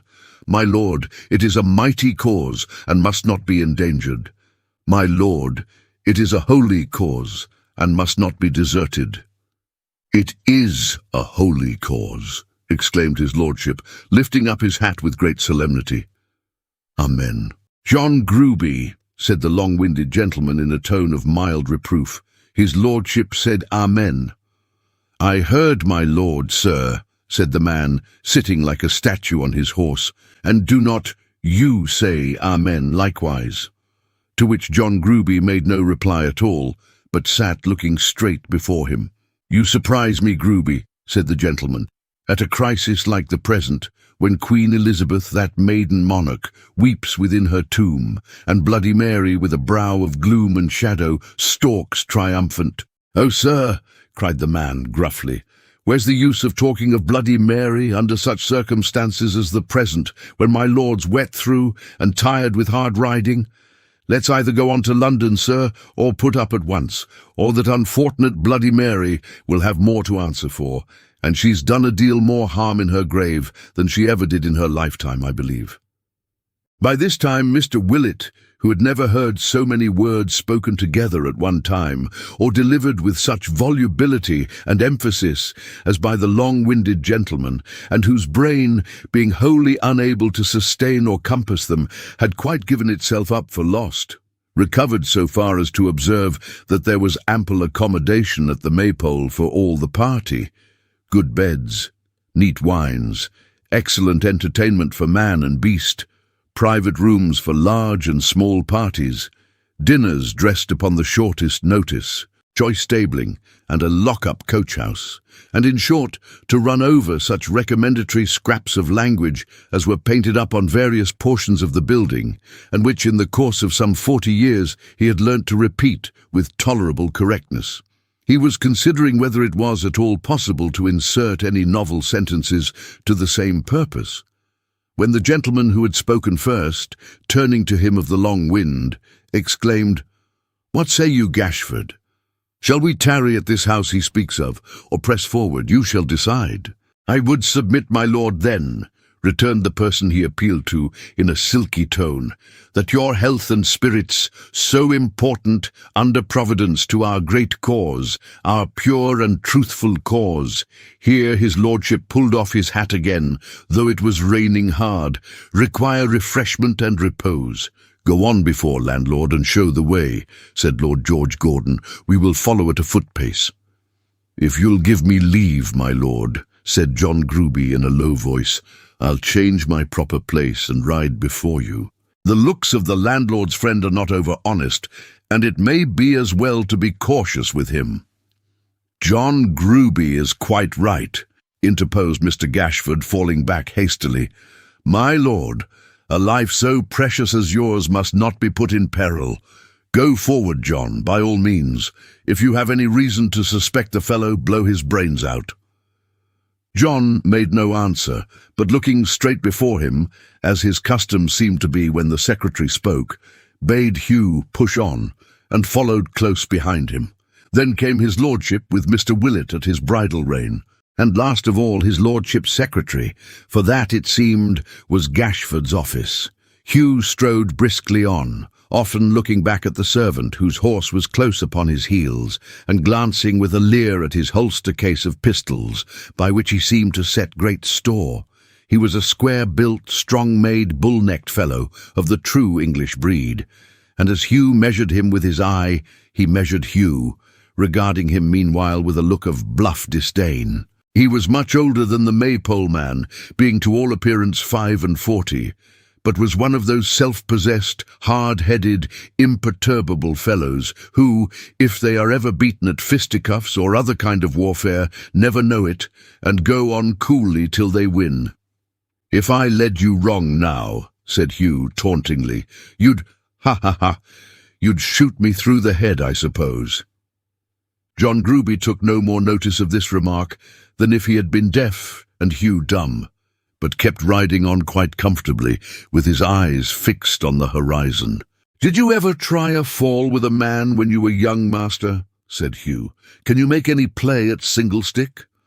John Gruby looked at him sideways, with the same contented air, but deigned not a word in answer. "Like this," said Hugh, giving his cudgel one of those skilful flourishes in which the rustic of that time delighted. "Whoop!" "Or that," returned John Gruby, beating down his guard with his whip, and striking him on the head with its butt end. "Yes, I played a little once. You wear your hair too long. I should have cracked your crown if it had been a little shorter." It was a pretty smart, loud-sounding rap, as it was, and evidently astonished Hugh, who for the moment seemed disposed to drag his new acquaintance from his saddle, but his face betokening neither malice, triumph, rage, nor any lingering idea that he had given him offence, his eyes gazing steadily in the old direction, and his manner being as careless and composed as if he had merely brushed away a fly. Hugh was so puzzled, and so disposed to look upon him as a customer of almost supernatural toughness, that he merely laughed and cried, "Well done!" then, sheering off a little, led the way in silence. Before the lapse of many minutes, the party halted at the Maypole door. Lord George and his secretary, quickly dismounting, gave their horses to their servant, who, under the guidance of Hugh, repaired to the stables. Right glad to escape from the inclemency of the night, they followed Mr. Willett into the common room and stood warming themselves and drying their clothes before the cheerful fire, while he busied himself with such orders and preparations as his guest's high quality required. As he bustled in and out of the room, intent on these arrangements, he had an opportunity of observing the two travellers, of whom, as yet, he knew nothing but the voice. The lord, the great personage who did the Maypoles so much honour, was about the middle height, of a slender make and sallow complexion, with an aquiline nose, and long hair of a reddish brown, combed perfectly straight and smooth about his ears, and slightly powdered, but without the faintest vestige of a curl. He was attired under his greatcoat in a full suit of black, quite free from any ornament, and of the most precise and sober cut. The gravity of his dress, together with a certain lankness of cheek and stiffness of deportment, added nearly 10 years to his age, but his figure was that of one not yet past 30. As he stood musing in the red glow of the fire, it was striking to observe his very bright large eye, which betrayed a restlessness of thought and purpose, singularly at variance with the studied composure and sobriety of his mien, and with his quaint and sad apparel.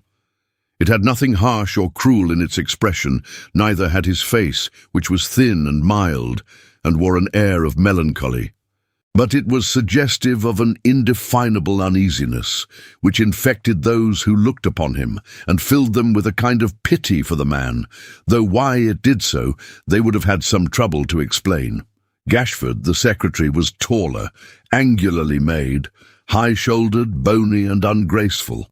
His dress, in imitation of his superior, was demure and staid in the extreme, his manner formal and constrained. This gentleman had an overhanging brow, great hands and feet and ears, and a pair of eyes that seemed to have made an unnatural retreat into his head, and to have dug themselves a cave to hide in. His manner was smooth and humble, but very sly and slinking. He wore the aspect of a man who was always lying in wait for something that wouldn't come to pass. But he looked patient, very patient, and fawned like a spaniel dog.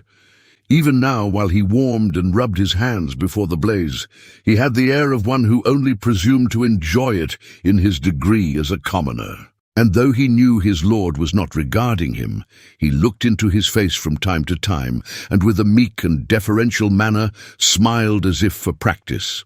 Such were the guests whom old John Willett, with a fixed and leaden eye, surveyed 100 times, and to whom he now advanced with a state candlestick in each hand, beseeching them to follow him into a worthier chamber. "For my lord," said John, "it is odd enough, but certain people seem to have as great a pleasure in pronouncing titles as their owners have in wearing them. This room, my lord, isn't at all the sort of place for your lordship, and I have to beg your lordship's pardon for keeping you here, my lord. 1 minute." With this address, John ushered them upstairs into the state apartment, which, like many other things of state, was cold and comfortless. Their own footsteps, reverberating through the spacious room, struck upon their hearing with a hollow sound, and its damp and chilly atmosphere was rendered doubly cheerless by contrast with the homely warmth they had deserted. It was of no use, however, to propose a return to the place they had quitted, for the preparations went on so briskly that there was no time to stop them. John, with the tall candlesticks in his hands, bowed them up to the fireplace. Hugh, striding in with a lighted brand and pile of firewood, cast it down upon the hearth and set it in a blaze. John Gruby, who had a great blue cockade in his hat, which he appeared to despise mightily, brought in the portmanteau he had carried on his horse and placed it on the floor, and presently all three were busily engaged in drawing out the screen, laying the cloth, inspecting the beds, lighting fires in the bedrooms, expediting the supper, and making everything as cosy and as snug as might be on so short a notice. In less than an hour's time, supper had been served and ate and cleared away, and Lord George and his secretary, with slippered feet and legs stretched out before the fire, sat over some hot mulled wine together. "So ends, my lord," said Gashford, filling his glass with great complacency, "the blessed work of a most blessed day." "And of a blessed yesterday," said his lordship, raising his head. "Ah!" And here the secretary clasped his hands. "A blessed yesterday indeed. The Protestants of Suffolk are godly men and true, though others of our countrymen have lost their way in darkness, even as we, my lord, did lose our road tonight. Theirs is the light and glory." "Did I move them, Gashford?" said Lord George. "Move them, my lord, move them. They cried to be led on against the papists. They vowed a dreadful vengeance on their heads. They roared like men possessed. "But not by devils," said his lord. "By devils, my lord, by angels." "Yes, oh surely, by angels, no doubt," said Lord George, thrusting his hands into his pockets, taking them out again to bite his nails, and looking uncomfortably at the fire. "Of course by angels, eh, Gashford? You do not doubt it, my lord," said the secretary. "No, no," returned his lord. "No, why should I? I suppose it would be decidedly irreligious to doubt it, wouldn't it, Gashford? Though there certainly were," he added without waiting for an answer, "some plaguy, ill-looking characters among them." "When you warmed," said the secretary, looking sharply at the other's downcast eyes, which brightened slowly as he spoke, "when you warmed into that noble outbreak, when you told them that you were never of the lukewarm or the timid tribe, and bade them take heed that they were prepared to follow one who would lead them on, though to the very death. When you spoke of 120,000 men across the Scottish border who would take their own redress at any time, if it were not conceded. When you cried, 'Perish the Pope and all his base adherents. The penal laws against them shall never be repealed while Englishmen have hearts and hands,' and waved your own, and touched your sword. And when they cried, 'No popery,' and you cried, 'No, not even if we wade in blood,' and they threw up their hats and cried, 'Hurrah, not even if we wade in blood, no popery, Lord George, down with the papists, vengeance on their heads,' when this was said and done, and a word from you, my lord, could raise or still the tumult, then I felt what greatness was indeed, and thought, when was there ever power like this of Lord George Gordon's? It's a great power. You're right. It is a great power," he cried with sparkling eyes. "But, dear Gashford, did I really say all that?" "And how much more?" cried the secretary, looking upwards. "Ah, how much more?" "And I told them what you say about the 140,000 men in Scotland, did I?" he asked with evident delight. "That was bold. Our cause is boldness. Truth is always bold. Certainly, so is religion. She's bold, Gashford. The true religion is, my lord." "And that's ours," he rejoined, moving uneasily in his seat and biting his nails as though he would pare them to the quick. "There can be no doubt of ours being the true one. You feel as certain of that as I do, Gashford, don't you?" "Does my lord ask me?" whined Gashford, drawing his chair nearer with an injured air and laying his broad, flat hand upon the table. "Me," he repeated, bending the dark hollows of his eyes upon him with an unwholesome smile. "Who, stricken by the magic of his eloquence in Scotland but a year ago, abjured the errors of the Romish Church, and clung to him as one whose timely hand had plucked me from a pit."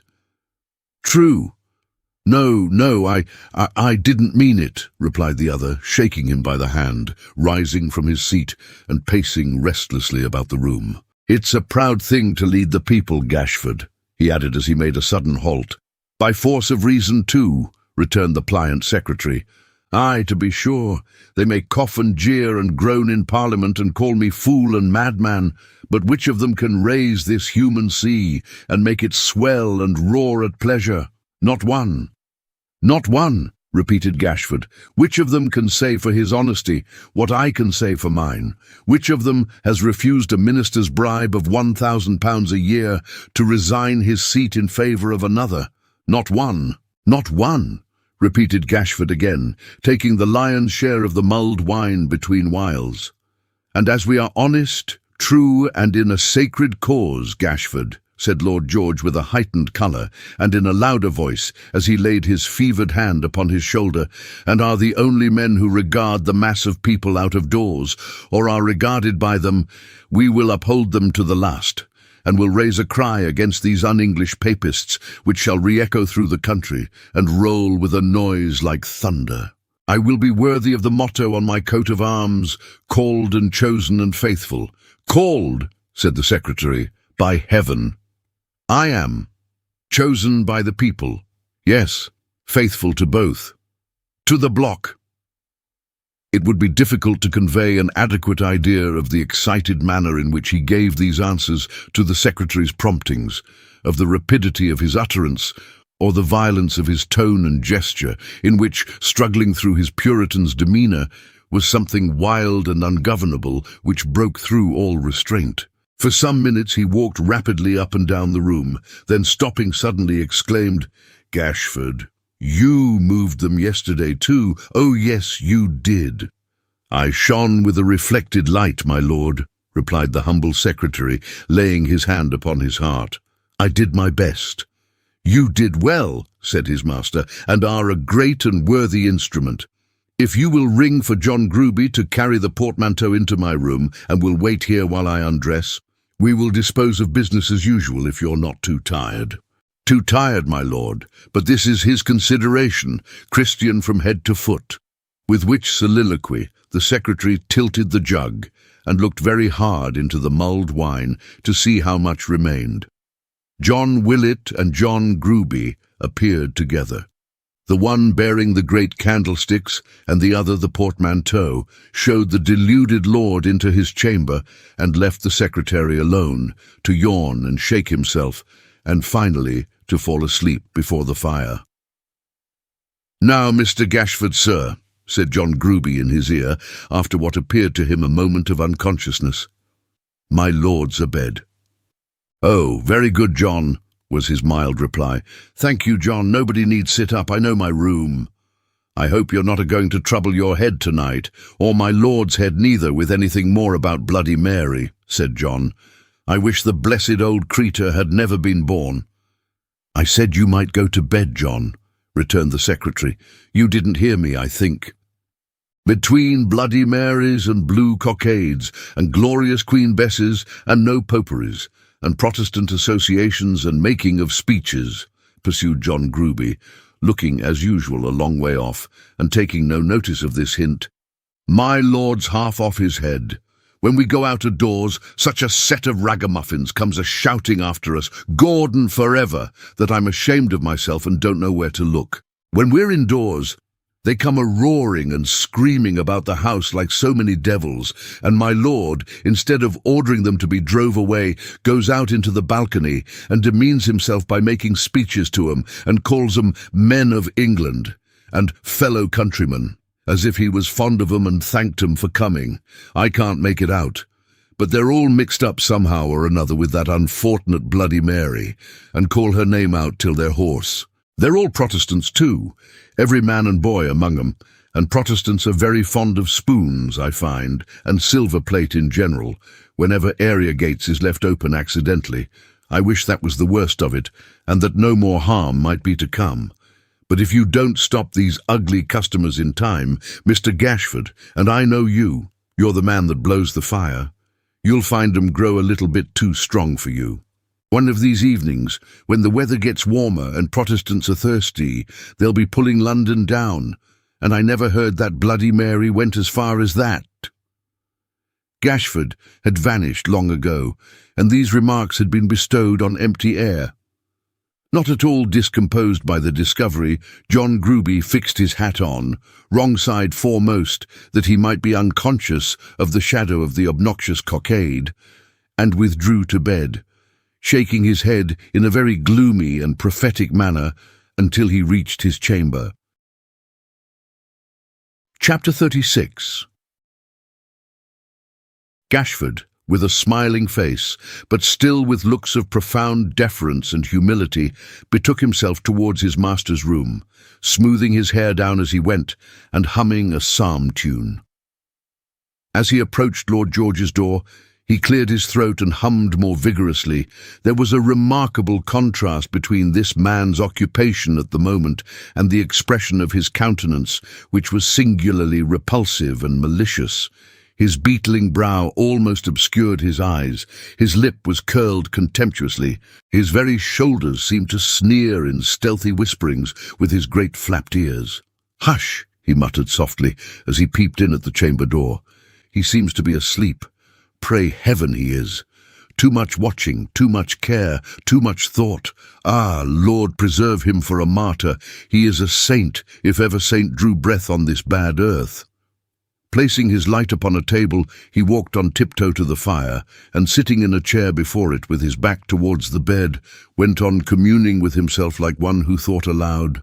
The saviour of his country and his country's religion, the friend of his poor countrymen, the enemy of the proud and harsh, beloved of the rejected and oppressed, adored by 40,000 bold and loyal English hearts, what happy slumbers his should be. And here he sighed, and warmed his hands, and shook his head as men do when their hearts are full, and heaved another sigh, and warmed his hands again. "Why, Gashford," said Lord George, who was lying broad awake upon his side, and had been staring at him from his entrance. My lord," said Gashford, starting and looking round as though in great surprise, "I have disturbed you. I have not been sleeping." "Not sleeping," he repeated with assumed confusion. "What can I say for having in your presence given utterance to thoughts? But they were sincere, exclaimed the secretary, drawing his sleeve in a hasty way across his eyes. "And why should I regret your having heard them?" "Gashford," said the poor lord, stretching out his hand with manifest emotion, "do not regret it. You love me well, I know, too well. I don't deserve such homage." Gashford made no reply, but grasped the hand and pressed it to his lips. Then rising and taking from the trunk a little desk, he placed it on a table near the fire, unlocked it with a key he carried in his pocket, sat down before it, took out a pen, and before dipping it in the inkstand, sucked it, to compose the fashion of his mouth perhaps, on which a smile was hovering yet. "How do our numbers stand since last enrolling night?" inquired Lord George. "Are we really 40,000 strong, or do we still speak in round numbers when we take the association at that amount?" "Our total now exceeds that number by 103, Gashford replied, casting his eyes upon his papers. "The funds?" "Not very improving, but there is some manna in the wilderness, my lord." On Friday night the widow's mites dropped in. 40 scavengers, 3 and 4pence, an aged pew-opener of St. Martin's Parish, 6pence, a bell-ringer of the established church, 6pence, a Protestant infant, newly born, 1 halfpenny, the United Link boys, 3 shillings, 1 bad, the anti-popish prisoners in Newgate, 5 and 4pence, a friend in Bedlam, 1/2 a crown, Dennis the hangman, 1 shilling. "That Dennis," said his lordship, "is an earnest man. I marked him in the crowd in Welbeck Street last Friday." "A good man," rejoined the secretary, "a staunch, sincere, and truly zealous man." "He should be encouraged," said Lord George. "Make a note of Dennis. I'll talk with him." Gashford obeyed and went on reading from his list. "The Friends of Reason, 1/2 a guinea. The Friends of Liberty, 1/2 a guinea. The Friends of Peace, 1/2 a guinea. The Friends of Charity, 1/2 a guinea. The Friends of Mercy, 1/2 a guinea. The Associated Rememberers of Bloody Mary, 1/2 a guinea. The United Bulldogs, 1/2 a guinea." "The United Bulldogs," said Lord George, biting his nails most horribly, "are a new society, are they not? Formerly the Prentice Knights, my lord. The indentures of the old members expiring by degrees, they changed their name, it seems, though they still have prentices among them, as well as workmen." "What is their president's name?" inquired Lord George. "President," said Gashford, reading, "Mr. Simon Tappertit. I remember him, the little man who sometimes brings an elderly sister to our meetings, and sometimes another female too, who is conscientious, I have no doubt, but not well favoured." "The very same, my lord." "Tappertit is an earnest man," said Lord George thoughtfully. Gashford, one of the foremost among them all, my lord. He snuffs the battle from afar, like the war-horse. He throws his hat up in the street as if he were inspired, and makes most stirring speeches from the shoulders of his friends." "Make a note of Tappertit," said Lord George Gordon. "We may advance him to a place of trust." "That," rejoined the secretary, doing as he was told, "is all, except Mrs. Varden's box, 14th time of opening, 7 shillings and 6pence in silver and copper, and 1/2 a guinea in gold, and Miggs, being the saving of a quarter's wages, 1 and 3pence. "Miggs," said Lord George, "is that a man?" "The name is entered on the list as a woman," replied the secretary. "I think she is the tall, spare female of whom you spoke just now, my lord, as not being well favoured, who sometimes comes to hear the speeches, along with Tappertit and Mrs. Varden." Mrs. Varden is the elderly lady then, is she? The secretary nodded and rubbed the bridge of his nose with the feather of his pen. She is a zealous sister, said Lord George. Her collection goes on prosperously and is pursued with fervour. Has her husband joined? A malignant, returned the secretary, folding up his papers. Unworthy such a wife. He remains in outer darkness and steadily refuses. The consequences be upon his own head. Gashford. My lord. You don't think... He turned restlessly in his bed as he spoke. These people will desert me when the hour arrives. I have spoken boldly for them, ventured much, suppressed nothing. They'll not fall off, will they? No fear of that, my lord, said Gashford, with a meaning look, which was rather the involuntary expression of his own thoughts than intended as any confirmation of his words, for the other's face was turned away. Be sure there is no fear of that.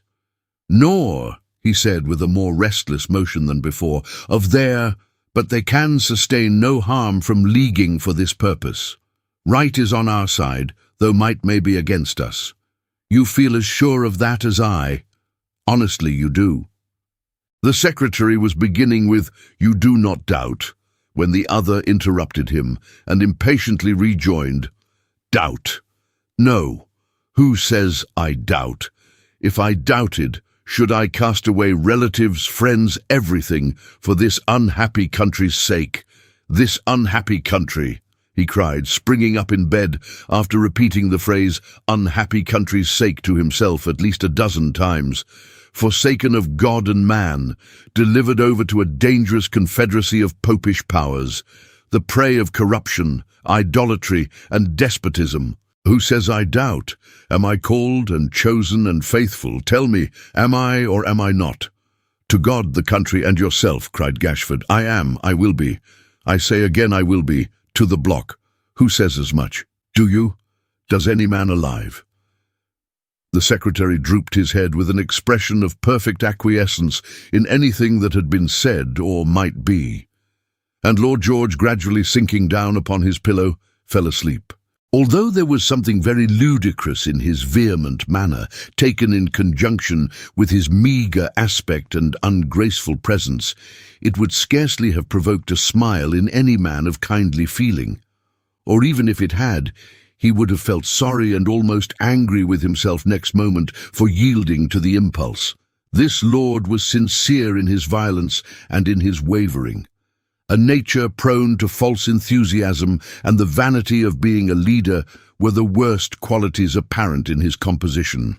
All the rest was weakness, sheer weakness, and it is the unhappy lot of thoroughly weak men that their very sympathies, affections, confidences, all the qualities which in better constituted minds are virtues, dwindle into foibles or turn into downright vices. Gashford, with many a sly look towards the bed, sat chuckling at his master's folly until his deep and heavy breathing warned him that he might retire. Locking his desk and replacing it within the trunk, but not before he had taken from a secret lining 2 printed handbills, he cautiously withdrew, looking back as he went at the pale face of the slumbering man, above whose head the dusty plumes that crowned the maypole couch waved drearily and sadly as though it were a bier. Stopping on the staircase to listen that all was quiet, and to take off his shoes lest his footsteps should alarm any light sleeper who might be near at hand, he descended to the ground floor and thrust one of his bills beneath the great door of the house. That done, he crept softly back to his own chamber, and from the window let another fall, carefully wrapped round a stone to save it from the wind, into the yard below. They were addressed on the back, "To every Protestant into whose hands this shall come," and bore within what follows: "Men and brethren, whoever shall find this letter will take it as a warning to join, without delay, the friends of Lord George Gordon. There are great events at hand, and the times are dangerous and troubled. Read this carefully, keep it clean, and drop it somewhere else, for king and country union." More seed, said Gashford as he closed the window. "When will the harvest come?" Chapter 37. To surround anything, however monstrous or ridiculous, with an air of mystery is to invest it with a secret charm and power of attraction which to the crowd is irresistible. False priests, false prophets, false doctors, false patriots, false prodigies of every kind, veiling their proceedings in mystery, have always addressed themselves at an immense advantage to the popular credulity, and have been perhaps more indebted to that resource in gaining and keeping for a time the upper hand of truth and common sense, than to any half-dozen items in the whole catalogue of imposture. Curiosity is, and has been from the creation of the world, a master passion. To awaken it, to gratify it by slight degrees, and yet leave something always in suspense, is to establish the surest hold that can be had, in wrong, on the unthinking portion of mankind. If a man had stood on London Bridge, calling till he was hoarse, upon the passers-by, to join with Lord George Gordon, although for an object which no man understood, and which in that very incident had a charm of its own, the probability is that he might have influenced a score of people in a month. If all zealous Protestants had been publicly urged to join an association for the avowed purpose of singing a hymn or two occasionally, and hearing some indifferent speeches made, and ultimately of petitioning Parliament not to pass an act for abolishing the penal laws against Roman Catholic priests, the penalty of perpetual imprisonment denounced against those who educated children in that persuasion, and the disqualification of all members of the Romish Church to inherit real property in the United Kingdom by right of purchase or descent, matters so far removed from the business and bosoms of the mass, might perhaps have called together 100 people. But when vague rumours got abroad that in this Protestant association a secret power was mustering against the government for undefined and mighty purposes, when the air was filled with whispers of a confederacy among the popish powers to degrade and enslave England, establish an inquisition in London, and turn the pens of Smithfield Market into stakes and cauldrons, when terrors and alarms, which no man understood, were perpetually broached, both in and out of Parliament, by one enthusiast who did not understand himself, and bygone bugbears which had lain quietly in their graves for centuries, were raised again to haunt the ignorant and credulous. When all this was done, as it were, in the dark, and secret invitations to join the great Protestant association in defence of religion, life and liberty were dropped in the public ways, thrust under the house doors, tossed in at windows, and pressed into the hands of those who trod the streets by night, when they glared from every wall and shone on every post and pillar, so that stocks and stones appeared infected with the common fear, urging all men to join together blindfold in resistance of they knew not what, they knew not why. Then the mania spread indeed, and the body, still increasing every day, grew 40,000 strong. So said, at least in this month of March, 1780, Lord George Gordon, the association's president. Whether it was the fact or otherwise, few men knew or cared to ascertain. It had never made any public demonstration, had scarcely ever been heard of, save through him, had never been seen, and was supposed by many to be the mere creature of his disordered brain. He was accustomed to talk largely about numbers of men, stimulated, as it was inferred, by certain successful disturbances arising out of the same subject which had occurred in Scotland in the previous year, was looked upon as a cracked-brained member of the lower house who attacked all parties and sided with none, and was very little regarded. It was known that there was discontent abroad. There always is. He had been accustomed to address the people by placard, speech and pamphlet upon other questions. Nothing had come in England of his past exertions, and nothing was apprehended from his present. Just as he has come upon the reader, he had come from time to time upon the public and been forgotten in a day. As suddenly as he appears in these pages, after a blank of 5 long years, did he and his proceedings begin to force themselves, about this period, upon the notice of thousands of people who had mingled in active life during the whole interval, and who, without being deaf or blind to passing events, had scarcely ever thought of him before. "My lord," said Gashford in his ear, as he drew the curtains of his bed betimes. "My lord." "Yes. Who's that? What is it?" "The clock has struck 9, returned the secretary, with meekly folded hands. "You have slept well. I hope you have slept well. If my prayers are heard, you are refreshed indeed." "To say the truth, I've slept so soundly," said Lord George, rubbing his eyes and looking round the room, "that I don't remember quite. What place is this?" "My lord," cried Gashford with a smile. "Oh," returned his superior, "yes. You're not a Jew, then?" "A Jew!" exclaimed the pious secretary, recoiling. "I dreamed that we were Jews, Gashford. You and I, both of us, Jews with long beards." "Heaven forbid, my lord.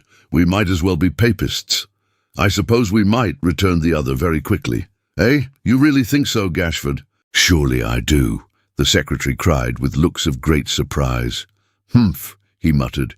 "Yes, that seems reasonable." "I hope, my lord," the secretary began. "Hope," he echoed, interrupting him. "Why do you say you hope? There's no harm in thinking of such things."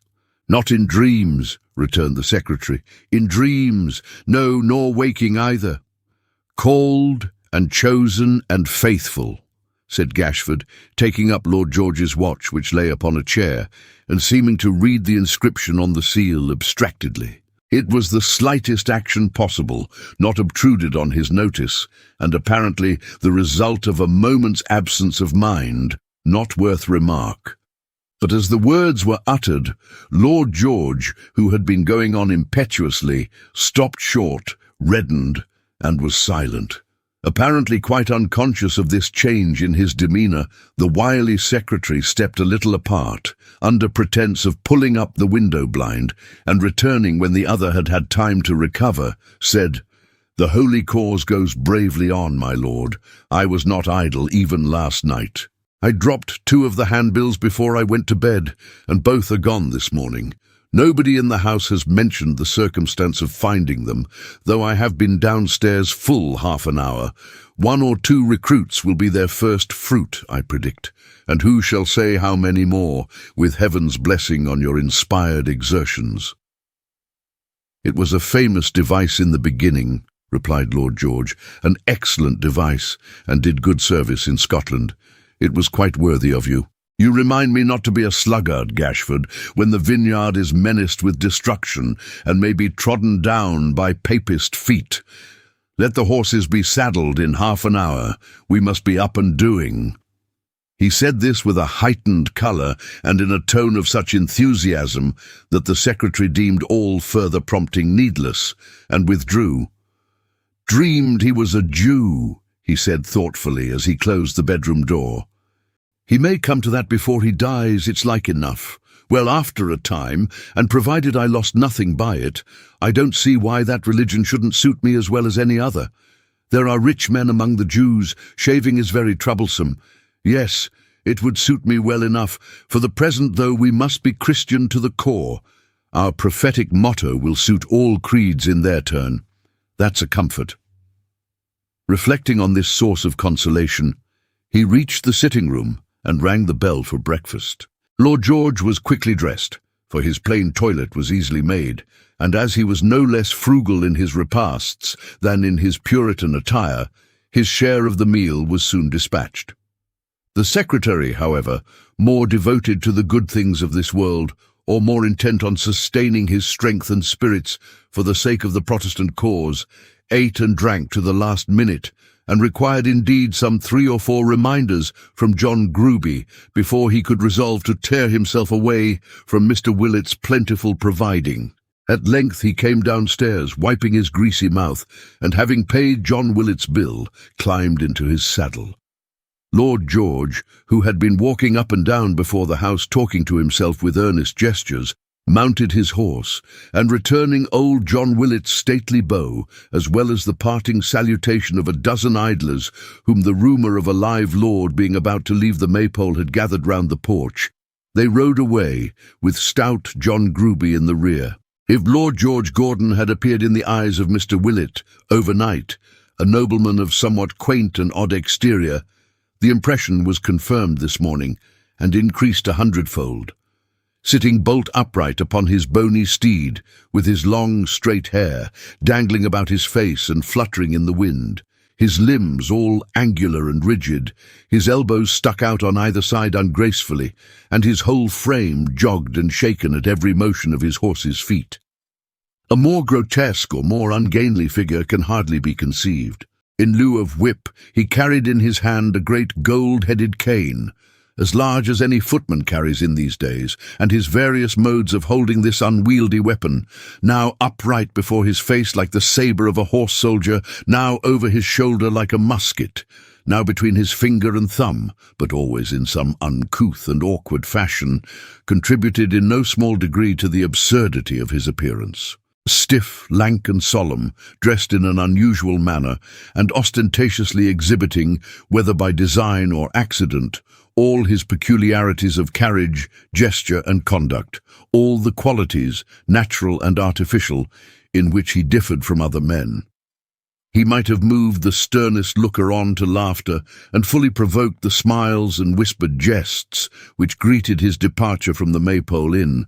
Quite unconscious, however, of the effect he produced, he trotted on beside his secretary, talking to himself nearly all the way, until they came within a mile or two of London, when now and then some passenger went by who knew him by sight, and pointed him out to someone else, and perhaps stood looking after him, or cried in jest or earnest, as it might be, "Hurrah, Geordie! No popery!" at which he would gravely pull off his hat and bow. When they reached the town and rode along the streets, these notices became more frequent. Some laughed, some hissed, some turned their heads and smiled, some wondered who he was, some ran along the pavement by his side and cheered. When this happened in a crush of carts and chairs and coaches, he would make a dead stop, and pulling off his hat, cry, "Gentlemen, no popery," to which the gentleman would respond with lusty voices and with 3 times 3, and then on he would go again with a score or so of the raggedest, following at his horse's heels and shouting till their throats were parched. The old ladies, too. There were a great many old ladies in the streets, and these all knew him. Some of them, not those of the highest rank, but such as sold fruit from baskets and carried burdens, clapped their shrivelled hands and raised a weazen, piping shrill, "Hurrah, my lord!" Others waved their hands or handkerchiefs, or shook their fans or parasols, or threw up windows and called in haste to those within to come and see. All these marks of popular esteem he received with profound gravity and respect, bowing very low, and so frequently that his hat was more off his head than on, and looking up at the houses as he passed along with the air of one who was making a public entry, and yet was not puffed up or proud. So they rode, to the deep and unspeakable disgust of John Gruby, the whole length of Whitechapel, Leadenhall Street, and Cheapside, and into St. Paul's churchyard. Arriving close to the cathedral, he halted, spoke to Gashford, and looking upward at its lofty dome, shook his head as though he said, "The church in danger." Then, to be sure, the bystanders stretched their throats indeed, and he went on again with mighty acclamations from the mob and lower bows than ever. So along the Strand, up Swallow Street, into the Oxford Road, and thence to his house in Welbeck Street, near Cavendish Square, whither he was attended by a few dozen idlers, of whom he took leave on the steps with this brief parting, "Gentlemen, no popery. Good day. God bless you." This, being rather a shorter address than they expected, was received with some displeasure, and cries of a speech, which might have been complied with, but that John Gruby, making a mad charge upon them with all 3 horses, on his way to the stables, caused them to disperse into the adjoining fields, where they presently fell to pitch and toss, chuck-farthing, odd or even dog-fighting, and other Protestant recreations. In the afternoon, Lord George came forth again, dressed in a black velvet coat, and trousers and waistcoat of the Gordon plaid, all of the same Quaker cut, and in this costume, which made him look a dozen times more strange and singular than before, went down on foot to Westminster.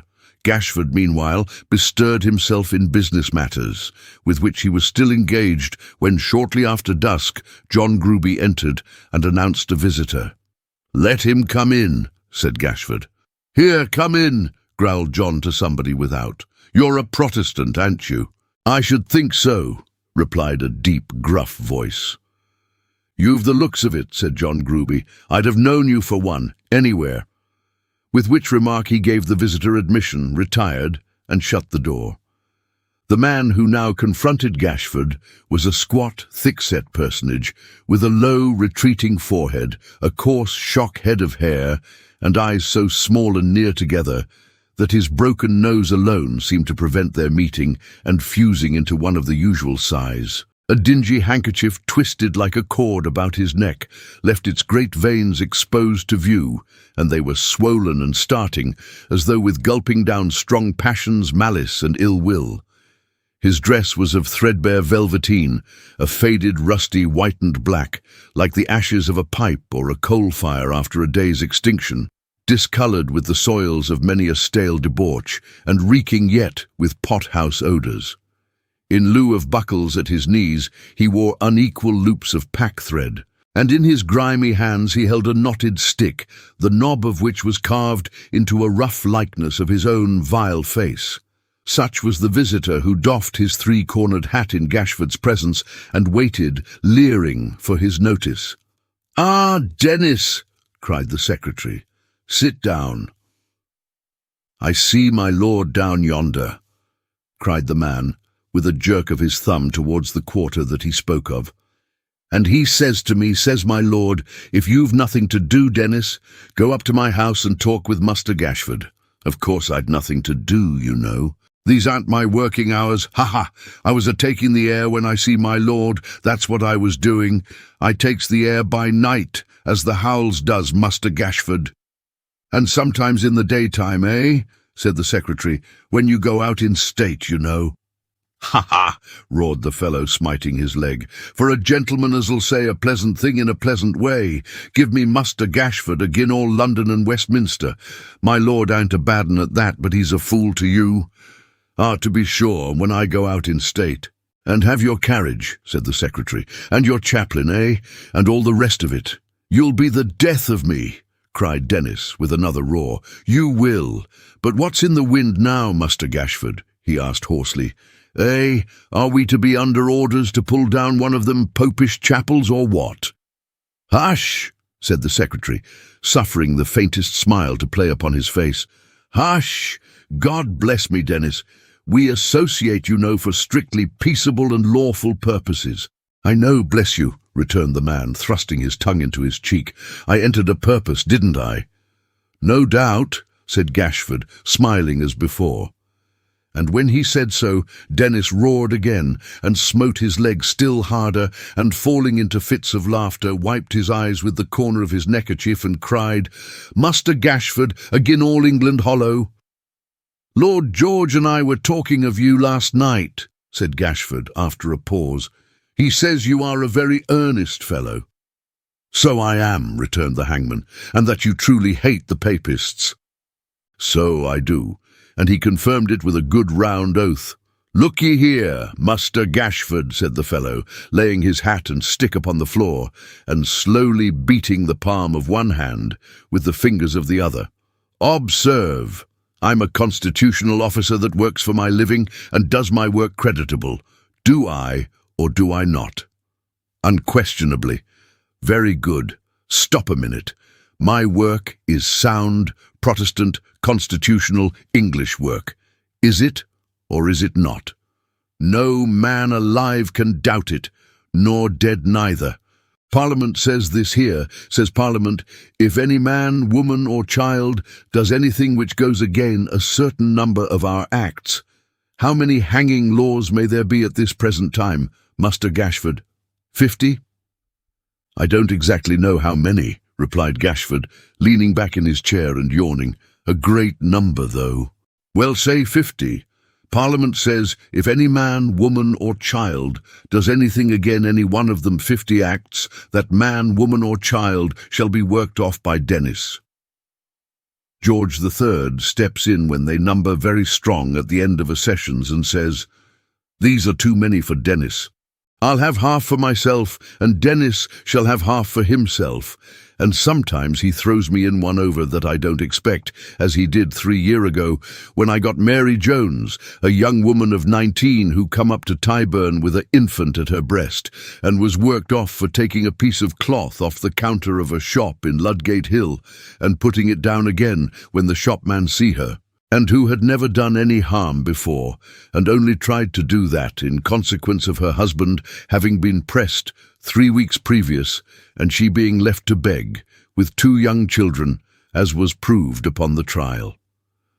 Ha, ha, ha. Well, that being the law and the practice of England is the glory of England, an't it, Master Gashford? Certainly, said the secretary. And in times to come, pursued the hangman, if our grandsons should think of their grandfathers' times and find these things altered, they'll say, "Those were days indeed, and we've been going downhill ever since. Won't they, Master Gashford?" "I have no doubt they will," said the secretary. "Well then, look here," said the hangman. "If these papists gets into power and begins to boil and roast instead of hang, what becomes of my work? If they touch my work, that's a part of so many laws. What becomes of the laws in general? What becomes of the religion? What becomes of the country? Did you ever go to church, Master Gashford?" "Ever?" repeated the secretary with some indignation. "Of course." "Well," said the ruffian, "I've been once, twice, counting the time I was christened, and when I heard the Parliament prayed for, and thought how many new hanging laws they made every sessions, I considered that I was prayed for." "Now mind, Master Gashford," said the fellow, taking up his stick and shaking it with a ferocious air, "I mustn't have my Protestant work touched, nor this here Protestant state of things altered in no degree, if I can help it. I mustn't have no papists interfering with me unless they come to be worked off in course of law. I mustn't have no biling, no roasting, no frying, nothing but hanging. My lord may well call me an earnest fellow. In support of the great Protestant principle of having plenty of that, I'll—" and here he beat his club upon the ground, "burn, fight, kill, do anything you bid me so that it's bold and devilish, though the end of it was that I got hung myself. There, Master Gashford."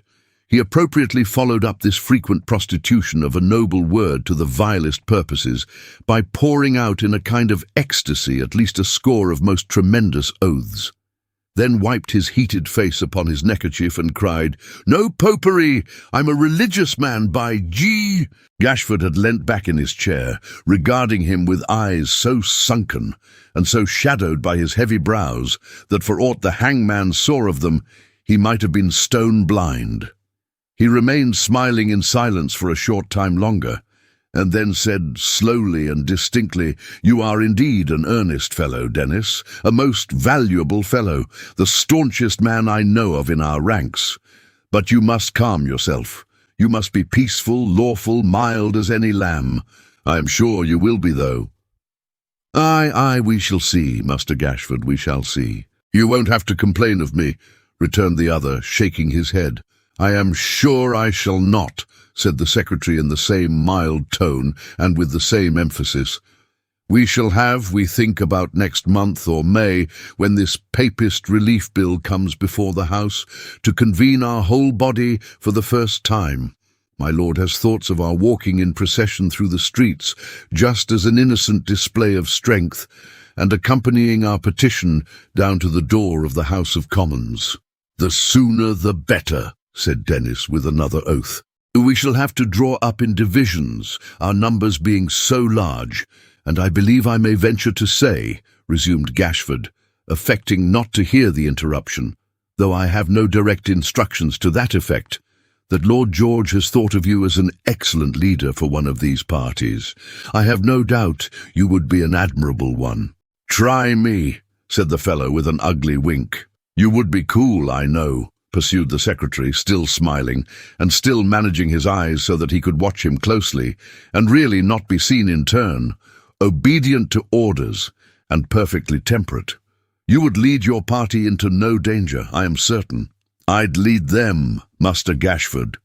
The hangman was beginning in a reckless way when Gashford started forward, laid his finger on his lips, and feigned to write, just as the door was opened by John Gruby. "Oh," said John, looking in, "here's another Protestant."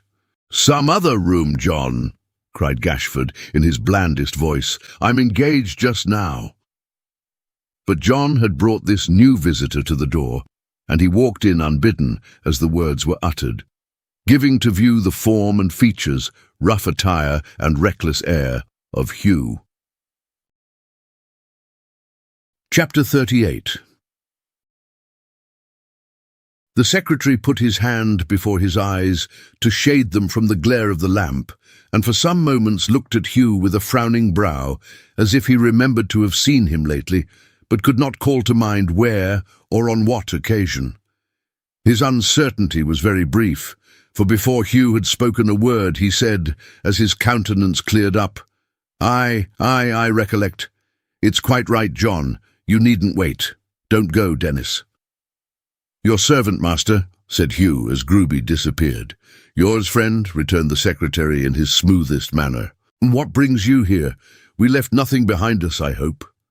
Hugh gave a short laugh, and thrusting his hand into his breast, produced one of the handbills, soiled and dirty from lying out of doors all night, which he laid upon the secretary's desk after flattening it upon his knee and smoothing out the wrinkles with his heavy palm. "Nothing but that, master. It fell into good hands, you see." "What is this?" said Gashford, turning it over with an air of perfectly natural surprise. "Where did you get it from, my good fellow? What does it mean? I don't understand this at all." A little disconcerted by this reception, Hugh looked from the secretary to Dennis, who had risen and was standing at the table too, observing the stranger by stealth and seeming to derive the utmost satisfaction from his manners and appearance. Considering himself silently appealed to by this action, Mr. Dennis shook his head thrice, as if to say of Gashford, "No. He don't know anything at all about it. I know he don't. I'll take my oath he don't." And hiding his profile from Hugh with one long end of his frowsy neckerchief, nodded and chuckled behind this screen in extreme approval of the secretary's proceedings. "It tells the man that finds it to come here, don't it?" asked Hugh. "I'm no scholar myself, but I showed it to a friend, and he said it did." "It certainly does," said Gashford, opening his eyes to their utmost width. "Really, this is the most remarkable circumstance I have ever known. How did you come by this piece of paper, my good friend?" "Master Gashford," wheezed the hangman under his breath, "agin all Newgate." Whether Hugh heard him or saw by his manner that he was being played upon, or perceived the secretary's drift of himself, he came in his blunt way to the point at once. "Here," he said, stretching out his hand and taking it back. "Never mind the bill, or what it says or what it don't say. You don't know anything about it, master. No more do I. No more does he," glancing at Dennis. "None of us know what it means or where it comes from. There's an end of that. Now I want to make one against the Catholics. I'm a no-popery man, and ready to be sworn in. That's what I've come here for." "Put him down on the roll, Master Gashford," said Dennis approvingly. "That's the way to go to work, right to the end at once, and no palaver." "What's the use of shooting wide of the mark, old boy?" cried Hugh. "My sentiments all over," rejoined the hangman. "This is the sort of chap for my division, Master Gashford. Down with him, sir. Put him on the roll. I'd stand godfather to him if he was to be christened in a bonfire made of the ruins of the Bank of England." With these and other expressions of confidence of the like flattering kind, Mr. Dennis gave him a hearty slap on the back, which Hugh was not slow to return. "No popery, brother!" cried the hangman. "No property, brother!" responded Hugh. "Popery, popery," said the secretary with his usual mildness. "It's all the same," cried Dennis. "It's all right. Down with him, Master Gashford. Down with everybody! Down with everything! Hurrah for the Protestant religion! That's the time of day, Master Gashford!" The secretary regarded them both with a very favourable expression of countenance, while they gave loose to these and other demonstrations of their patriotic purpose, and was about to make some remark aloud, when Dennis, stepping up to him and shading his mouth with his hand, said, in a hoarse whisper, as he nudged him with his elbow, "Don't split upon a constitutional officer's profession, Master Gashford. There are popular prejudices, you know, and he mightn't like it. Wait till he comes to be more intimate with me. He's a fine-built chap, ain't he?" "A powerful fellow indeed." "Did you ever, Master Gashford," whispered Dennis, with a horrible kind of admiration, such as that with which a cannibal might regard his intimate friend, when hungry, "did you ever—" and here he drew still closer to his ear, and fenced his mouth with both his open hands, "see such a throat as his? Do but cast your eye upon it. There's a neck for stretching, Master Gashford." The secretary assented to this proposition with the best grace he could assume. It is difficult to feign a true professional relish, which is eccentric sometimes, and after asking the candidate a few unimportant questions, proceeded to enroll him a member of the great Protestant Association of England. If anything could have exceeded Mr. Dennis's joy on the happy conclusion of this ceremony, it would have been the rapture with which he received the announcement that the new member could neither read nor write. Those two arts being, as Mr. Dennis swore, the greatest possible curse a civilized community could know, and militating more against the professional emoluments and usefulness of the great constitutional office he had the honour to hold, than any adverse circumstances that could present themselves to his imagination. The enrolment being completed, and Hugh having been informed by Gashford, in his peculiar manner, of the peaceful and strictly lawful objects contemplated by the body to which he now belonged, during which recital Mr. Dennis nudged him very much with his elbow, and made divers remarkable faces, the secretary gave them both to understand that he desired to be alone. Therefore they took their leaves without delay, and came out of the house together. "Are you walking, brother?" said Dennis. "Aye," returned Hugh, "where you will." "That's social," said his new friend. "Which way shall we take? Shall we go and have a look at doors that we shall make a pretty good clattering at before long, eh, brother?"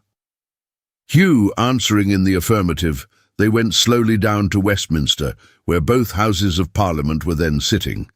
Mingling in the crowd of carriages, horses, servants, chairmen, link boys, porters and idlers of all kinds, they lounged about, while Hugh's new friend pointed out to him significantly the weak parts of the building, how easy it was to get into the lobby, and so to the very door of the House of Commons, and how plainly, when they marched down there in grand array, their roars and shouts would be heard by the members inside, with a great deal more to the same purpose, all of which Hugh received with manifest delight. He told him, too, who some of the Lords and Commons were, by name, as they came in and out, whether they were friendly to the Papists or otherwise, and bade him take notice of their liveries and equipages, that he might be sure of them, in case of need. Sometimes he drew him close to the windows of a passing carriage, that he might see its master's face by the light of the lamps, and both in respect of people and localities he showed so much acquaintance with everything around, that it was plain he had often studied there before. As indeed, when they grew a little more confidential, he confessed he had. Perhaps the most striking part of all this was the number of people, never in groups of more than 2 or 3 together, who seemed to be skulking about the crowd for the same purpose. To the greater part of these, a slight nod or a look from Hugh's companion was sufficient greeting, but now and then some man would come and stand beside him in the throng, and without turning his head or appearing to communicate with him, would say a word or two in a low voice, which he would answer in the same cautious manner. Then they would part like strangers. Some of these men often reappeared again unexpectedly in the crowd close to Hugh, and as they passed by, pressed his hand or looked him sternly in the face. But they never spoke to him, nor he to them, no, not a word. It was remarkable, too, that whenever they happened to stand where there was any press of people, and Hugh chanced to be looking downward, he was sure to see an arm stretched out, under his own perhaps, or perhaps across him, which thrust some paper into the hand or pocket of a bystander, and was so suddenly withdrawn that it was impossible to tell from whom it came, nor could he see in any face, on glancing quickly round, the least confusion or surprise. They often trod upon a paper like the one he carried in his breast, but his companion whispered him not to touch it, or to take it up, not even to look towards it. So there they let them lie, and passed on. When they had paraded the street and all the avenues of the building in this manner for near 2 hours, they turned away, and his friend asked him what he thought of what he had seen, and whether he was prepared for a good hot piece of work, if it should come to that. "The hotter the better," said Hugh. "I'm prepared for anything." "So am I," said his friend, "and so are many of us," and they shook hands upon it with a great oath, and with many terrible imprecations on the papists. As they were thirsty by this time, Dennis proposed that they should repair together to the Boot, where there was good company and strong liquor. Hugh yielding a ready assent, they bent their steps that way with no loss of time. This Boot was a lone house of public entertainment, situated in the fields at the back of the Foundling Hospital. A very solitary spot at that period, and quite deserted after dark.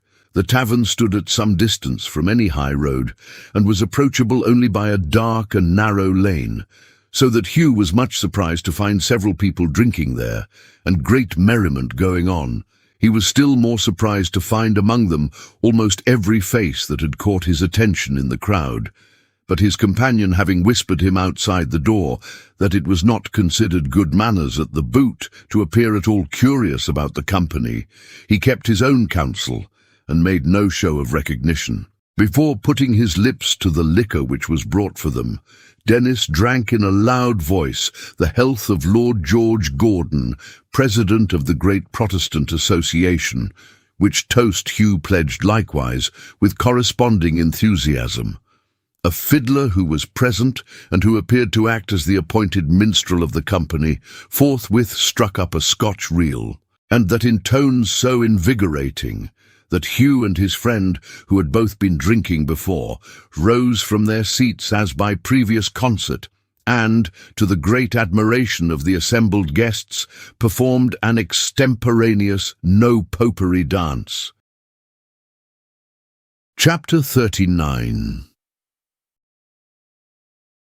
The applause which the performance of Hugh and his new friend elicited from the company at the Boot had not yet subsided, and the two dancers were still panting from their exertions, which had been of a rather extreme and violent character, when the party was reinforced by the arrival of some more guests, who, being a detachment of United Bulldogs, were received with very flattering marks of distinction and respect. The leader of this small party, for including himself they were but 3 in number, was our old acquaintance, Mr. Tapetit, who seemed, physically speaking, to have grown smaller with years, particularly as to his legs, which were stupendously little, but who, in a moral point of view, in personal dignity and self-esteem, had swelled into a giant. Nor was it by any means difficult for the most unobservant person to detect this state of feeling in the quondam prentice, for it not only proclaimed itself impressively and beyond mistake in his majestic walk and kindling eye, but found a striking means of revelation in his turned-up nose, which scouted all things of earth with deep disdain, and sought communion with its kindred skies. Mr. Tapetit, as chief or captain of the Bulldogs, was attended by his 2 lieutenants. One, the tall comrade of his younger life. The other, apprentice knight in days of yore, Mark Gilbert, bound in the olden time to Thomas Curzon of the Golden Fleece. These gentlemen, like himself, were now emancipated from their prentice thraldom and served as journeymen, but they were, in humble emulation of his great example, bold and daring spirits, and aspired to a distinguished state in great political events.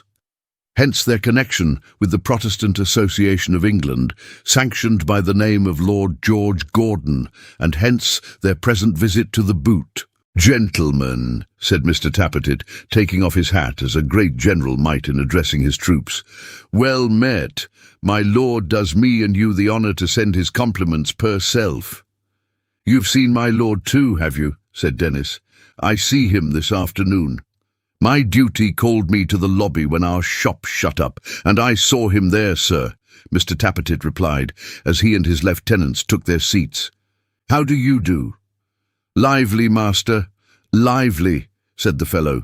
"Here's a new brother, regularly put down in black and white by Muster Gashford. A credit to the cause, one of the stick-at-nothing sort, one arter my own heart. Do you see him? Has he got the looks of a man that'll do, do you think?" he cried, as he slapped Hugh on the back. "Looks or no looks," said Hugh, with a drunken flourish of his arm, "I'm the man you want. I hate the Papists, every one of them. They hate me and I hate them. They do me all the harm they can, and I'll do them all the harm I can. Hurrah!" "Was there ever," said Dennis, looking round the room, when the echo of his boisterous voice had died away, "was there ever such a game, boy? Why, I mean to say, brothers, that if Muster Gashford had gone 100 mile and got together 50 men of the common run, they wouldn't have been worth this one." The greater part of the company implicitly subscribed to this opinion, and testified their faith in Hugh by nods and looks of great significance. Mr. Tappertit sat and contemplated him for a long time in silence, as if he suspended his judgment, then drew a little nearer to him and eyed him over more carefully, then went close up to him and took him apart into a dark corner. "I say," he began with a thoughtful brow, "haven't I seen you before?" "It's like you may," said Hugh in his careless way. "I don't know, shouldn't wonder." "No, but it's very easily settled," returned Sim. "Look at me. Did you ever see me before? You wouldn't be likely to forget it, you know, if you ever did. Look at me. Don't be afraid. I won't do you any harm. Take a good look. Steady now."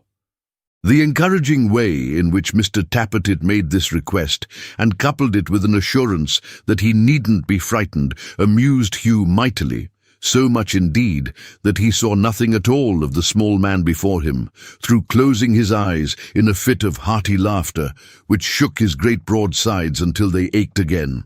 "Come," said Mr. Tappertit, growing a little impatient under this disrespectful treatment. "Do you know me, fella?" "Not I," cried Hugh. "Ha, ha, ha, not I, but I should like to." "And yet I'd have wagered a 7-shilling piece," said Mr. Tappertit, folding his arms, and confronting him with his legs wide apart and firmly planted on the ground, "that you once were hostler at the Maypole." Hugh opened his eyes on hearing this, and looked at him in great surprise. "And so you were too," said Mr. Tappertit, pushing him away with a condescending playfulness. "When did my eyes ever deceive, unless it was a young woman? Don't you know me now?" "Why, it ain't—" Hugh faltered. "And it?" said Mr. Tappertit. "Are you sure of that? You remember G. Varden, don't you?" Certainly Hugh did, and he remembered D. Varden too, but that he didn't tell him. "You remember coming down there, before I was out of my time, to ask after a vagabond that had bolted off, and left his disconsolate father a prey to the bitterest emotions, and all the rest of it, don't you?" said Mr. Tappertit. "Of course I do," cried Hugh, "and I saw you there." "Saw me there?" said Mr. Tappertit. "Yes, I should think you did see me there. The place would be trouble to go on without me. Don't you remember my thinking you liked the vagabond, and on that account going to quarrel with you, and then finding you detested him worse than poison, going to drink with you? Don't you remember that?" "To be sure," cried Hugh. "Well, and are you in the same mind now?" said Mr. Tappertit. "Yes," roared Hugh. "You speak like a man," said Mr. Tappertit, "and I'll shake hands with you." With these conciliatory expressions he suited the action to the word, and Hugh, Meeting his advances readily, they performed the ceremony with a show of great heartiness. "I find," said Mr. Tappertit, looking round on the assembled guests, "that brother What's-his-name and I are old acquaintance. You never heard anything more of that rascal, I suppose, eh?" "Not a syllable," replied Hugh. "I never want to. I don't believe I ever shall. He's dead long ago, I hope." "It's to be hoped, for the sake of mankind in general and the happiness of society, that he is," said Mr. Tappertit, rubbing his palm upon his legs and looking at it between whiles. "Is your other hand at all cleaner?" "Much the same. Well, I'll owe you another shake. We'll suppose it done if you've no objection." Hugh laughed again, and with such thorough abandonment to his mad humour that his limbs seemed dislocated and his whole frame in danger of tumbling to pieces. But Mr. Tappertit, so far from receiving this extreme merriment with any irritation, was pleased to regard it with the utmost favour, and even to join in it, so far as one of his gravity and station could, with any regard to that decency and decorum which men in high places are expected to maintain. Mr. Tappertit did not stop here, as many public characters might have done, but calling up his brace of lieutenants, introduced Hugh to them with high commendation, declaring him to be a man who, at such times as those in which they lived, could not be too much cherished. Further, he did him the honour to remark that he would be an acquisition of which even the United Bulldogs might be proud. And finding, upon sounding him, that he was quite ready and willing to enter the society, for he was not at all particular, and would have leagued himself that night with anything or anybody for any purpose whatsoever, caused the necessary preliminaries to be gone into upon the spot. This tribute to his great merit delighted no man more than Mr. Dennis, as he himself proclaimed with several rare and surprising oaths, and indeed it gave unmingled satisfaction to the whole assembly. "Make anything you like of me," cried Hugh, flourishing the can he had emptied more than once. "Put me on any duty you please. I'm your man. I'll do it. Here's my captain, here's my leader. Ha, ha, ha! Let him give me the word of command, and I'll fight the whole Parliament House single-handed, or set a lighted torch to the King's throne itself."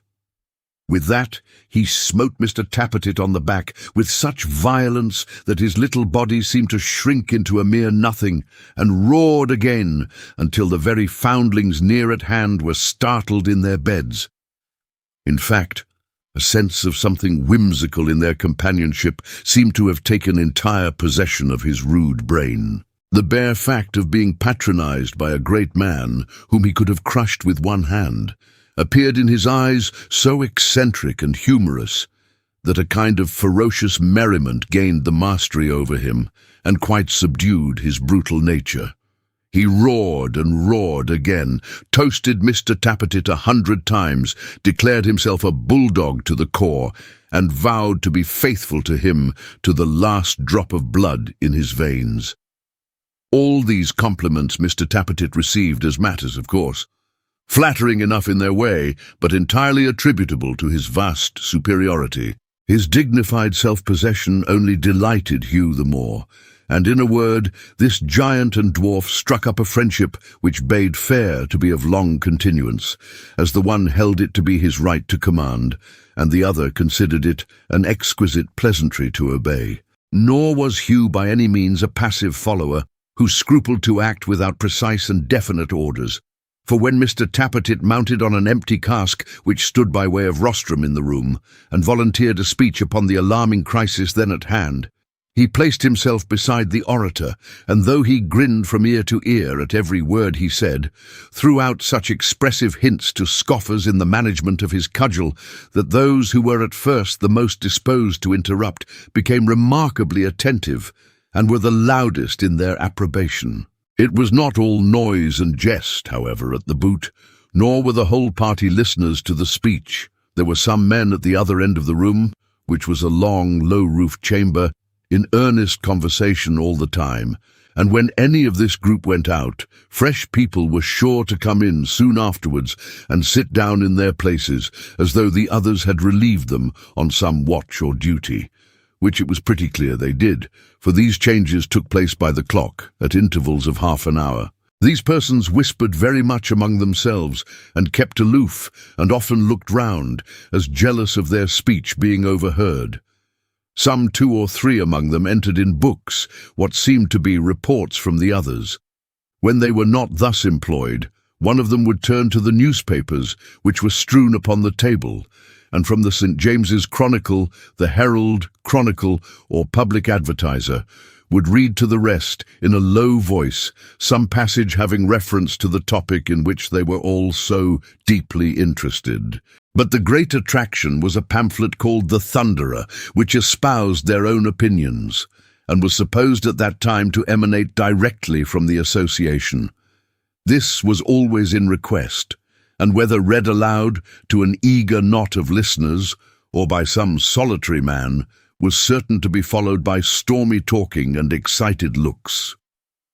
In the midst of all his merriment and admiration of his captain, Hugh was made sensible by these and other tokens of the presence of an air of mystery, akin to that which had so much impressed him out of doors. It was impossible to discard a sense that something serious was going on, and that under the noisy revel of the public house there lurked unseen and dangerous matter.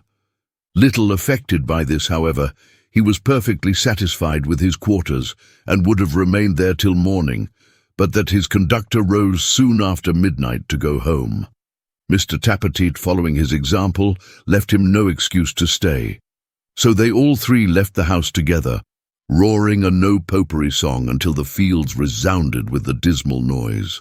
"Cheer up, Captain!" cried Hugh when they had roared themselves out of breath. "Another stave!" Mr. Tappertit, nothing loath, began again, and so the 3 went staggering on, arm in arm, shouting like madmen and defying the watch with great valour.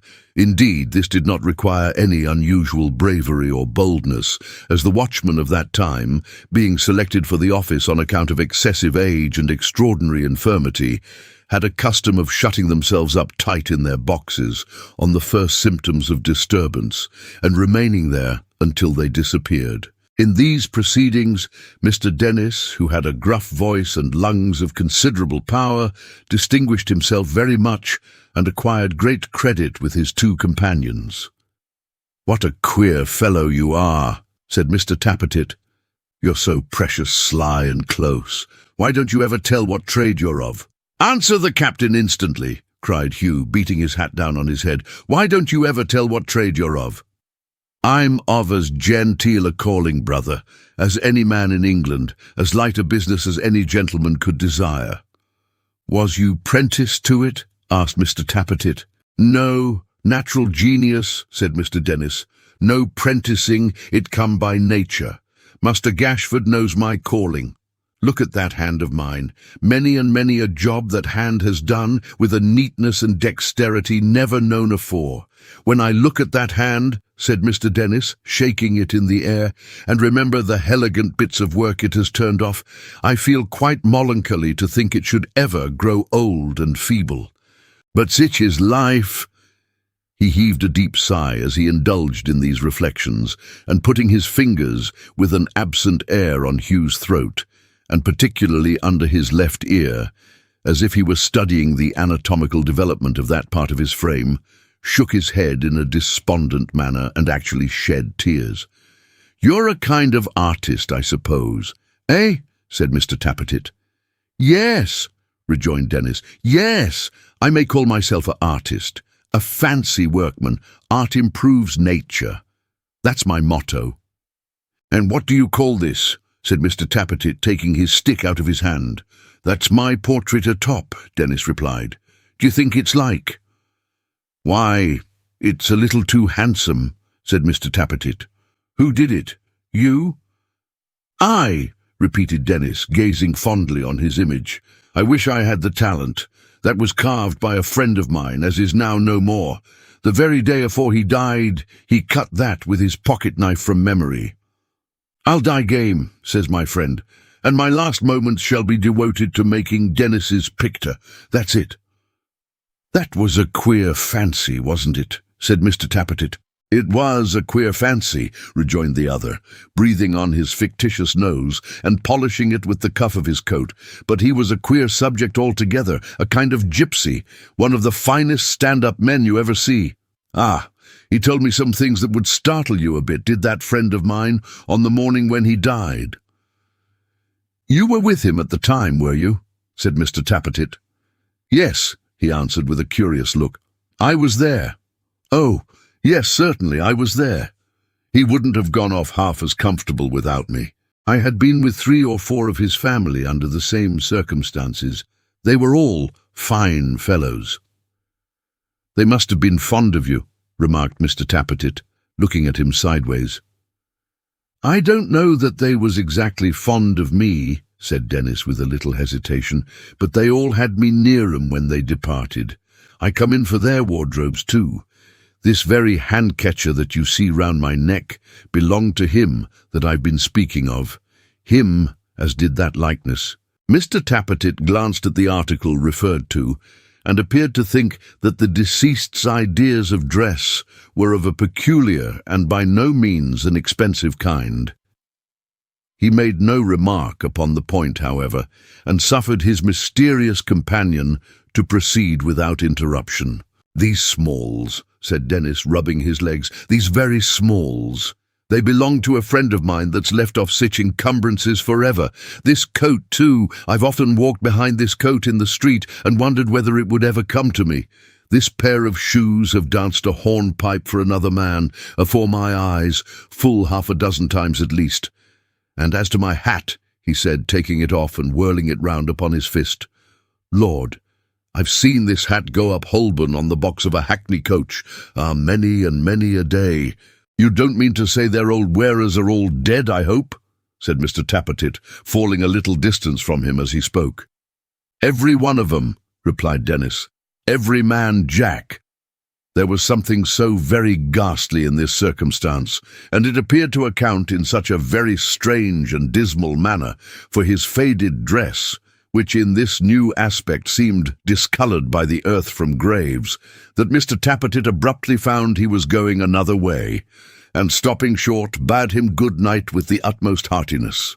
As they happened to be near the Old Bailey, and Mr. Dennis knew there were turnkeys in the lodge with whom he could pass the night, and discuss professional subjects of common interest among them before a rousing fire and over a social glass, he separated from his companions without any great regret, and warmly shaking hands with Hugh and making an early appointment for their meeting at the Boot, left them to pursue their road. "That's a strange sort of man," said Mr. Tappertit, watching the hackney coachman's hat as it went bobbing down the street. "I don't know what to make of him. Why can't he have his Smalls made to order, or wear live clothes at any rate?" "He's a lucky man, Captain," cried Hugh. "I should like to have such friends as his."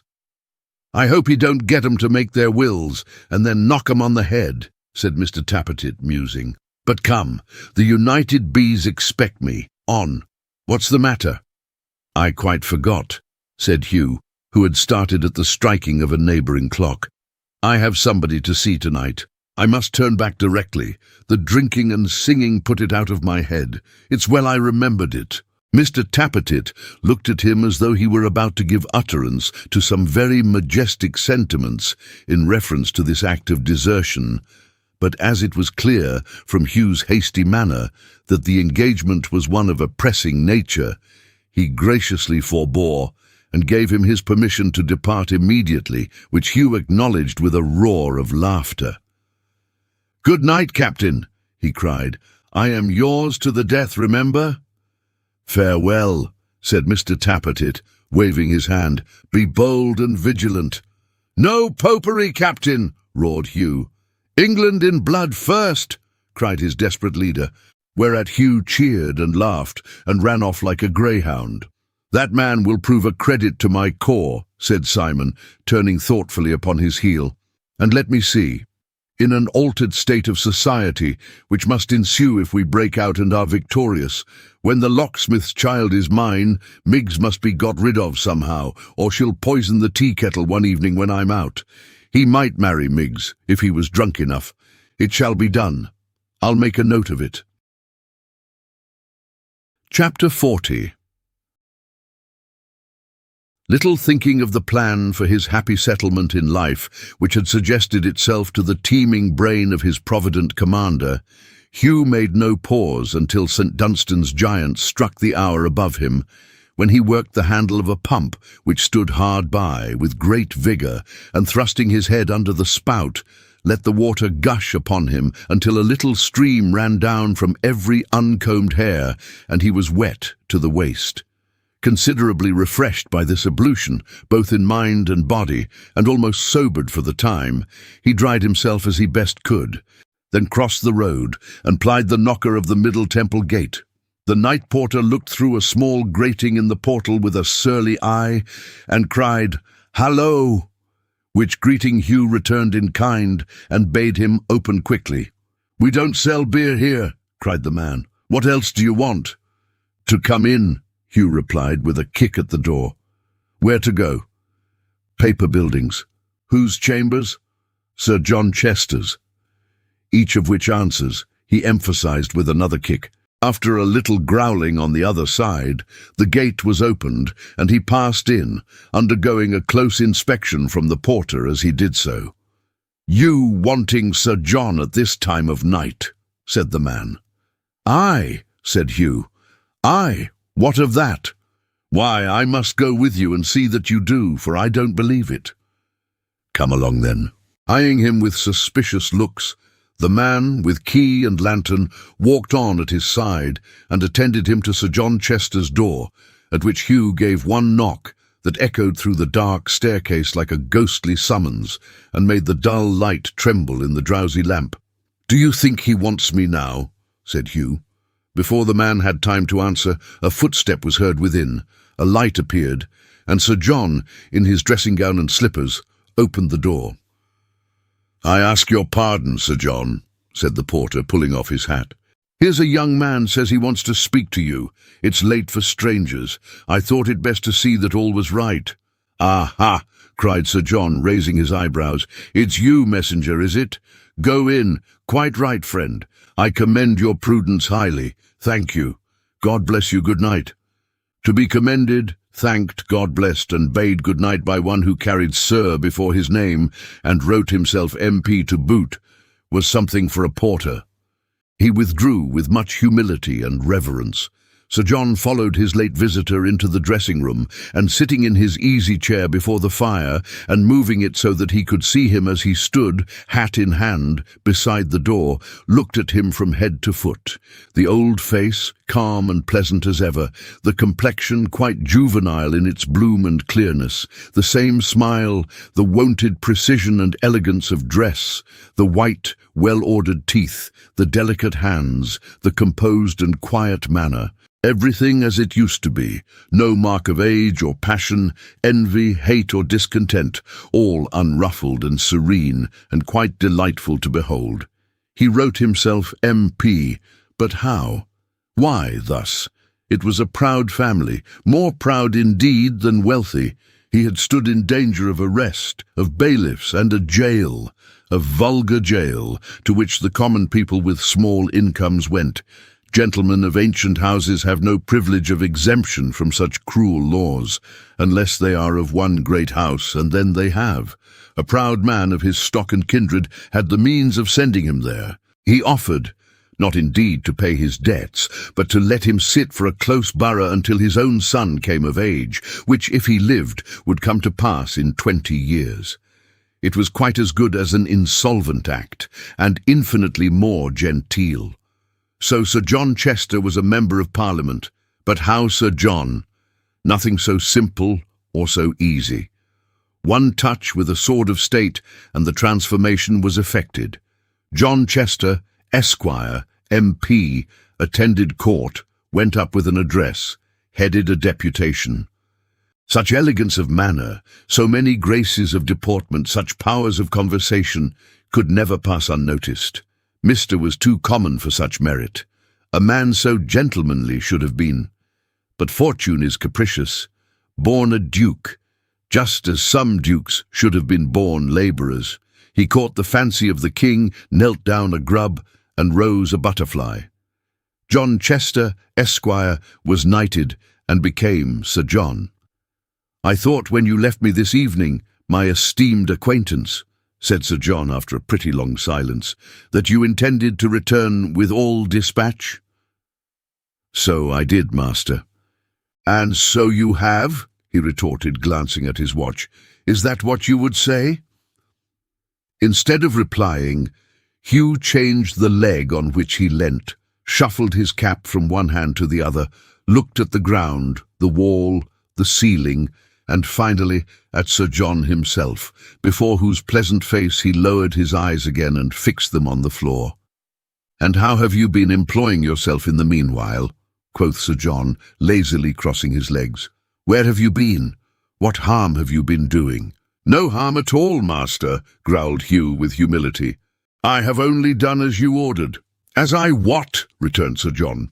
"Well then," said Hugh uneasily, "as you advised, or said I ought, or said I might, or said that you would do if you was me. Don't be so hard upon me, master." Something like an expression of triumph in the perfect control he had established over this rough instrument appeared in the knight's face for an instant, but it vanished directly as he said, paring his nails while speaking. "When you say I ordered you, my good fellow, you imply that I directed you to do something for me, something I wanted done, something for my own ends and purposes. You see? Now I am sure I needn't enlarge upon the extreme absurdity of such an idea, however unintentional, so please," and here he turned his eyes upon him, "to be more guarded, will you?" "I meant to give you no offence," said Hugh. "I don't know what to say. You catch me up so very short." "You will be caught up much shorter, my good friend, infinitely shorter one of these days, depend upon it," replied his patron calmly. "By the by, instead of wondering why you have been so long, my wonder should be why you came at all. Why did you?" "You know, master," said Hugh, "that I couldn't read the bill I found, and that supposing it to be something particular from the way it was wrapped up, I brought it here." "And could you ask no one else to read it, Bruin?" said Sir John. "No one that I could trust with secrets, master. Since Barnaby Rudge was lost sight of for good and all, and that's 5 years ago, I haven't talked with anyone but you." "You have done me honour, I'm sure." "I have come to and fro, master, all through that time, when there was anything to tell, because I knew that you'd be angry with me if I stayed away," said Hugh, blurting the words out after an embarrassed silence. "And because I wished to please you if I could, and not to have you go against me. That's the true reason why I came tonight. You know that, master, I am sure." "You are a specious fellow," returned Sir John, fixing his eyes upon him, "and carry 2 faces under your hood, as well as the best. Didn't you give me in this room this evening any other reason? No dislike of anybody who has slighted you lately on all occasions, abused you, treated you with rudeness, acted towards you, more as if you were a mongrel dog than a man like himself?" "To be sure I did," cried Hugh, his passion rising, as the other meant it should. "And I say it all over now again. I'd do anything to have some revenge on him, anything. And when you told me that he and all the Catholics would suffer from those who joined together under that handbill, I said I'd make one of 'em. If their master was the devil himself, I am one of 'em. See whether I'm as good as my word, and turn out to be among the foremost, or no. I mayn't have much head, master, but I've head enough to remember those that use me ill. You shall see, and so shall he, and so shall hundreds more, how my spirit backs me when the time comes. My bark is nothing to my bite. Some that I know had better have a wild lion among 'em than me when I'm fairly loose. They had." The knight looked at him with a smile of far deeper meaning than ordinary, and pointing to the old cupboard, followed him with his eyes while he filled and drank a glass of liquor, and smiled when his back was turned with deeper meaning yet. "You are in a blustering mood, my friend," he said, when Hugh confronted him again. "Not I, master," cried Hugh.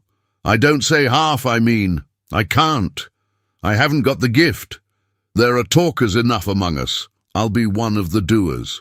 "Oh, you have joined those fellows then?" said Sir John, with an air of most profound indifference. "Yes. I went up to the house you told me of, and got put down upon the muster. There was another man there, named Dennis." "Dennis, eh?" cried Sir John, laughing. "Aye, aye, a pleasant fellow, I believe. A roaring dog, master, one after my own heart, hot upon the matter too, red hot." "So I have heard," replied Sir John carelessly. "You don't happen to know his trade, do you?" "He wouldn't say," cried Hugh. "He keeps it secret." "Ha, ha," laughed Sir John. "A strange fancy, a weakness with some persons. You'll know it one day, I dare swear." "We're intimate already," said Hugh. "Quite natural.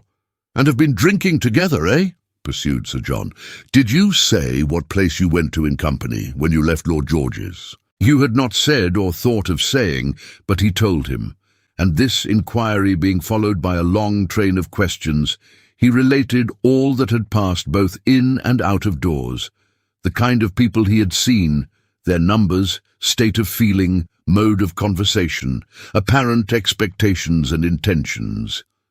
His questioning was so artfully contrived that he seemed even in his own eyes to volunteer all this information rather than to have it wrested from him. And he was brought to this state of feeling so naturally that when Mr. Chester yawned at length and declared himself quite wearied out, he made a rough kind of excuse for having talked so much.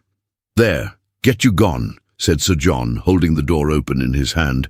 "You have made a pretty evening's work. I told you not to do this. You may get into trouble. You'll have an opportunity of revenging yourself on your proud friend Haredale, though, and for that you'd hazard anything, I suppose." "I would," retorted Hugh, stopping in his passage out and looking back. "But what do I risk? What do I stand a chance of losing, master? Friends, home, a fig for 'em all. I have none. They are nothing to me. Give me a good scuffle. Let me pay off old scores in a bold riot where there are men to stand by me, and then use me as you like. It don't matter much to me what the end is." "What have you done with that paper?" said Sir John. "I have it here, master. Drop it again as you go along. It's as well not to keep such things about you."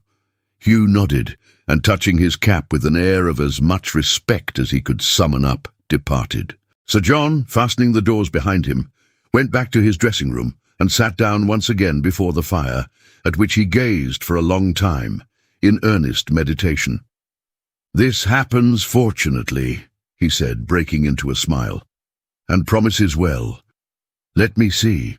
My relative and I, who are the most Protestant fellows in the world, give our worst wishes to the Roman Catholic cause. And to Saville, who introduces their bill, I have a personal objection besides, but as each of us has himself for the first article in his creed, we cannot commit ourselves by joining with a very extravagant madman, such as this Gordon most undoubtedly is. Now really, to foment his disturbances in secret through the medium of such a very apt instrument as my savage friend here may further our real ends. And to express at all becoming seasons, in moderate and polite terms, a disapprobation of his proceedings, though we agree with him in principle, will certainly be to gain a character for honesty and uprightness of purpose, which cannot fail to do us infinite service, and to raise us into some importance. Good, so much for public grounds. As to private considerations, I confess that if these vagabonds would make some riotous demonstration, which does not appear impossible, and would inflict some little chastisement on Haredale as a not inactive man among his sect, it would be extremely agreeable to my feelings, and would amuse me beyond measure. Good again, perhaps better." When he came to this point, he took a pinch of snuff. Then, beginning slowly to undress, he resumed his meditations by saying with a smile, I do fear exceedingly that my friend is following fast in the footsteps of his mother. His intimacy with Mr. Dennis is very ominous, but I have no doubt he must have come to that end anyway. If I lend him a helping hand, the only difference is that he may, upon the whole, possibly drink a few gallons or puncheons or hogsheads, less in this life than he otherwise would. It's no business of mine. It's a matter of very small importance. So he took another pinch of snuff and went to bed. Chapter 41. From the workshop of the Golden Key there issued forth a tinkling sound, so merry and good-humoured that it suggested the idea of someone working blithely and made quite pleasant music. No man who hammered on at a dull, monotonous duty could have brought such cheerful notes from steel and iron. None but a chirping, healthy, honest-hearted fellow who made the best of everything and felt kindly towards everybody could have done it for an instant. He might have been a coppersmith and still been musical. If he had sat in a jolting wagon full of rods of iron, it seemed as if he would have brought some harmony out of it. Tink, tink, tink, clear as a silver bell, and audible at every pause of the street's harsher noises, as though it said, "I don't care. Nothing puts me out. I am resolved to be happy." Women scolded, children squalled, heavy carts went rumbling by. Horrible cries proceeded from the lungs of hawkers. Still it struck in again.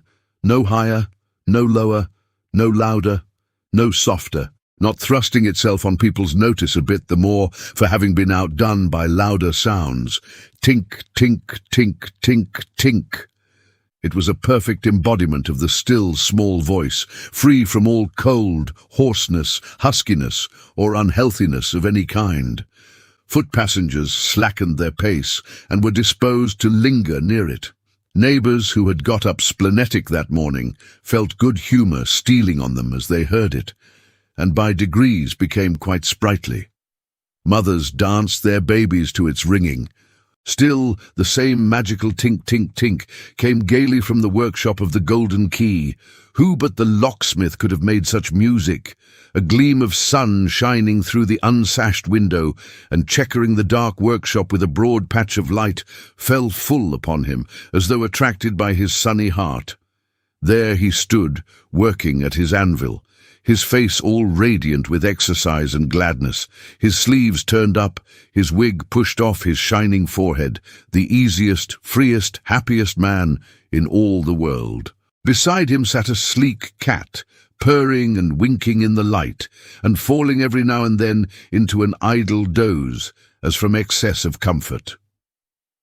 Toby looked on from a tall bench hard by, one beaming smile from his broad nut-brown face down to the slack-baked buckles in his shoes. The very locks that hung around had something jovial in their rust, and seemed like gouty gentlemen of hearty natures, disposed to joke on their infirmities. There was nothing surly or severe in the whole scene.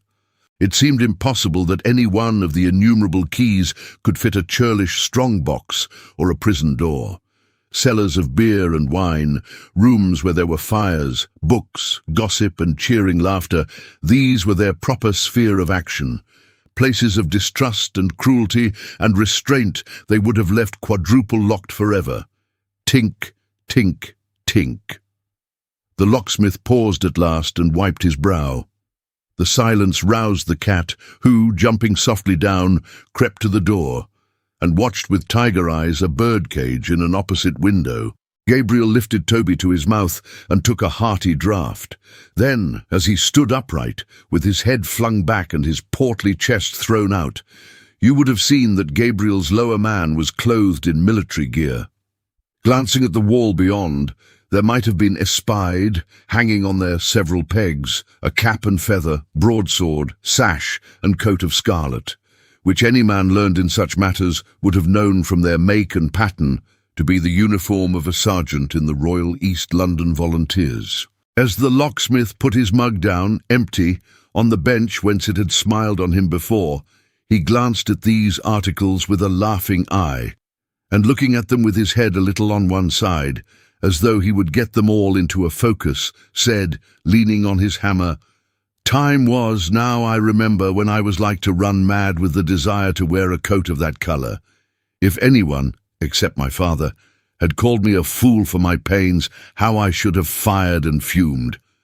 But what a fool I must have been, surely." "Ah," sighed Mrs. Varden, who had entered unobserved. "A fool indeed. A man at your time of life, Varden, should know better now." "Why, what a ridiculous woman you are, Martha," said the locksmith, turning round with a smile. "Certainly," replied Mrs. V with great demureness. "Of course I am. I know that, Varden. Thank you." "I mean—" began the locksmith. "Yes," said his wife, "I know what you mean. You speak quite plain enough to be understood, Varden. It's very kind of you to adapt yourself to my capacity, I'm sure." "Tut, tut, Martha," rejoined the locksmith. "Don't take offence at nothing. I mean, how strange it is of you to run down volunteering when it's done to defend you and all the other women, and our own fireside and everybody else's in case of need." "It's unchristian," cried Mrs. Varden, shaking her head.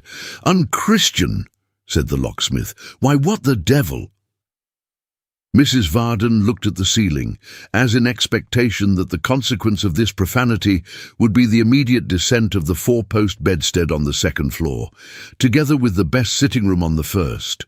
But no visible judgment occurring, she heaved a deep sigh and begged her husband in a tone of resignation to go on, and by all means to blaspheme as much as possible, because he knew she liked it. The locksmith did for a moment seem disposed to gratify her, but he gave a great gulp and mildly rejoined, "I was going to say, what on earth do you call it unchristian for? Which would be most unchristian, Martha, to sit quietly down and let our houses be sacked by a foreign army, or to turn out like men and drive 'em off. Shouldn't I be a nice sort of a Christian if I crept into a corner of my own chimney and looked on while a parcel of whiskered savages bore off Dolly, or you?" When he said, "or you," Mrs. Varden, despite herself, relaxed into a smile. There was something complimentary in the idea. "In such a state of things as that, indeed," she simpered. "As that?" repeated the locksmith. "Well, that would be the state of things directly. Even Miggs would go. Some black tambourine player with a great turban on would be bearing her off, and unless the tambourine player was proof against kicking and scratching, it's my belief he'd have the worst of it. Ha, ha, ha! I'd forgive the tambourine player. I wouldn't have him interfered with on any account, poor fellow." And here the locksmith laughed again so heartily that tears came into his eyes, much to Mrs. Varden's indignation, who thought the capture of so sound a Protestant and estimable a private character as Miggs by a pagan Negro, a circumstance too shocking and awful for contemplation. The picture Gabriel had drawn indeed threatened serious consequences, and would indubitably have led to them. But luckily, at that moment, a light footstep crossed the threshold, and Dolly, running in, threw her arms round her old father's neck and hugged him tight. "Here she is at last," cried Gabriel, "and how well you look, doll, and how late you are, my darling." How well she looked? Well, why, if he had exhausted every laudatory adjective in the dictionary, it wouldn't have been praise enough. When and where was there ever such a plump, roguish, comely, bright-eyed, enticing, bewitching, captivating, maddening little puss in all this world as Dolly? What was the Dolly of 5 years ago to the Dolly of that day? How many coachmakers, saddlers, cabinet-makers, and professors of other useful arts had deserted their fathers, mothers, sisters, brothers, and most of all their cousins for the love of her? How many unknown gentlemen, supposed to be of mighty fortunes if not titles, had waited round the corner after dark, and tempted Miggs the incorruptible with golden guineas to deliver offers of marriage folded up in love letters? How many disconsolate fathers and substantial tradesmen had waited on the locksmith for the same purpose, with dismal tales of how their sons had lost their appetites and taken to shut themselves up in dark bedrooms and wandering in desolate suburbs with pale faces, and all because of Dolly Varden's loveliness and cruelty? How many young men, in all previous times of unprecedented steadiness, had turned suddenly wild and wicked for the same reason, and, in an ecstasy of unrequited love, taken to wrench off door-knockers and invert the boxes of rheumatic watchmen? How had she recruited the king's service both by sea and land, through rendering desperate his loving subjects between the ages of 18 and 25? How many young ladies had publicly professed with tears in their eyes that for their tastes she was much too short, too tall, too bold, too cold, too stout, too thin, too fair, too dark, too everything but handsome. How many old ladies, taking counsel together, had thanked heaven their daughters were not like her, and had hoped she might come to no harm, and had thought she would come to no good, and had wondered what people saw in her, and had arrived at the conclusion that she was going off in her looks, or had never come on in them, and that she was a thorough imposition and a popular mistake. And yet here was this same Dolly Varden, so whimsical and hard to please that she was Dolly Varden still, all smiles and dimples and pleasant looks, and caring no more for the 50 or 60 young fellows who at that very moment were breaking their hearts to marry her, than if so many oysters had been crossed in love and opened afterwards. Dolly hugged her father, as has been already stated, and having hugged her mother also, accompanied both into the little parlour where the cloth was already laid for dinner, and where Miss Miggs, a trifle more rigid and bony than of yore, received her with a sort of hysterical gasp intended for a smile. Into the hands of that young virgin she delivered her bonnet and walking dress, all of a dreadful, artful and designing kind, and then said with a laugh which rivalled the locksmith's music, "How glad I always am to be at home again." "And how glad we always are, Doll," said her father, putting back the dark hair from her sparkling eyes, "to have you at home.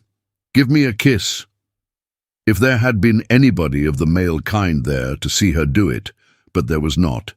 It was a mercy. "I don't like your being at the Warren," said the locksmith. "I can't bear to have you out of my sight. And what is the news over yonder, Doll?" "What news there is, I think you know already," replied his daughter. "I am sure you do, though." "Aye," cried the locksmith. "What's that?" "Come, come," said Dolly. "You know very well. I want you to tell me why Mr. Haredale, oh, how gruff he is again, to be sure, has been away from home for some days past, and why he's travelling about, we know he is travelling because of his letters, without telling his own niece why or wherefore." "Miss Emma doesn't want to know, I'll swear," returned the locksmith. "I don't know that," said Dolly, "but I do at any rate. Do tell me, why is he so secret? And what is this ghost story which nobody is to tell Miss Emma, and which seems to be mixed up with his going away? Now I see you know by your colouring so. What the story means, or is, or has to do with it, I know no more than you, my dear," returned the locksmith, "except that it's some foolish fear of little Solomon's, which has indeed no meaning in it, I suppose. As to Mr. Haredale's journey he goes, as I believe—" "Yes," said Dolly. "As I believe," resumed the locksmith, pinching her cheek, "on business, Doll. What it may be is quite another matter. Read Bluebeard, and don't be too curious, pet. It's no business of yours or mine, depend upon that. And here's dinner, which is much more to the purpose."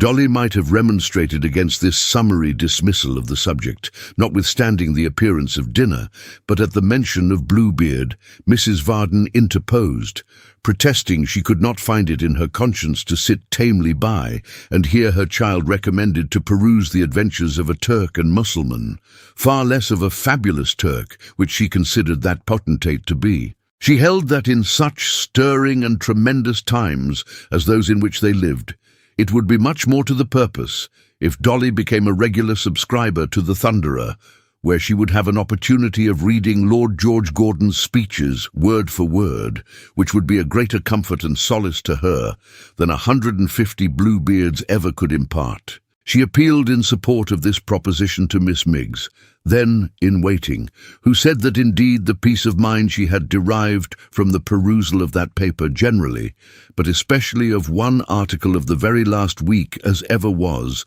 entitled "Great Britain Drenched in Gore Exceeded All Belief." The same composition, she added, had also wrought such a comforting effect on the mind of a married sister of hers, then resident at Golden Lion Court, number 27, second bell handle on the right-hand doorpost. that being in a delicate state of health, and in fact expecting an addition to her family, she had been seized with fits directly after its perusal, and had raved of the Inquisition ever since, to the great improvement of her husband and friends. Miss Miggs went on to say that she would recommend all those whose hearts were hardened to hear Lord George themselves, whom she commended first in respect of his steady Protestantism, then of his oratory, then of his eyes, then of his nose, then of his legs, and lastly of his figure generally, which she looked upon as fit for any statue, prince or angel, to which sentiment Mrs. Varden fully subscribed. Mrs. Varden, having cut in, looked at a box upon the mantel-shelf, painted in imitation of a very red brick dwelling-house with a yellow roof, having at top a real chimney, down which voluntary subscribers dropped their silver, gold, or pence into the parlour, and on the door the counterfeit presentment of a brass plate, whereon was legibly inscribed Protestant Association. And looking at it said that it was to her a source of poignant misery to think that Varden never had, of all his substance, dropped anything into that temple, save once in secret, as she afterwards discovered, 2 fragments of tobacco pipe, which she hoped would not be put down to his last account. That Dolly, she was grieved to say, was no less backward in her contributions, better loving, as it seemed, to purchase ribbons and such gauds, than to encourage the great cause, then in such heavy tribulation, and that she did entreat her father, she much feared, could not be moved, not to despise but imitate the bright example of Miss Miggs, who flung her wages, as it were, into the very countenance of the Pope, and bruised his features with her quarter's money. "Oh, Mim," said Miggs, "don't relude to that. I had no intentions, Mim, that nobody should know. Such sacrifices as I can make are quite a widow's mite." "It's all I have," cried Miggs, with a great burst of tears, "for with her they never came on by degrees. But it's made up to me in other ways. It's well made up." This was quite true, though not perhaps in the sense that Miggs intended. As she never failed to keep her self-denial full in Mrs. Varden's view, it drew forth so many gifts of caps and gowns and other articles of dress that upon the whole the red brick house was perhaps the best investment for her small capital she could possibly have hit upon, returning her interest at the rate of 7 or 8% in money and 50 at least in personal repute and credit. "You needn't cry, Miggs," said Mrs. Varden, herself in tears. "You needn't be ashamed of it, though your poor mistress is on the same side." Miggs howled at this remark in a peculiarly dismal way, and said she knowed that master hated her, that it was a dreadful thing to live in families and have dislikes, and not give satisfactions, that to make divisions was a thing she could not bear to think of, neither could her feelings let her do it. That if it was master's wishes as she and him should part, it was best they should part, and she hoped he might be the happier for it, and always wished him well, and that he might find somebody as would meet his dispositions. It would be a hard trial, she said, to part from such a missus, but she could meet any suffering when her conscience told her she was in the rights, and therefore she was willing even to go that lengths.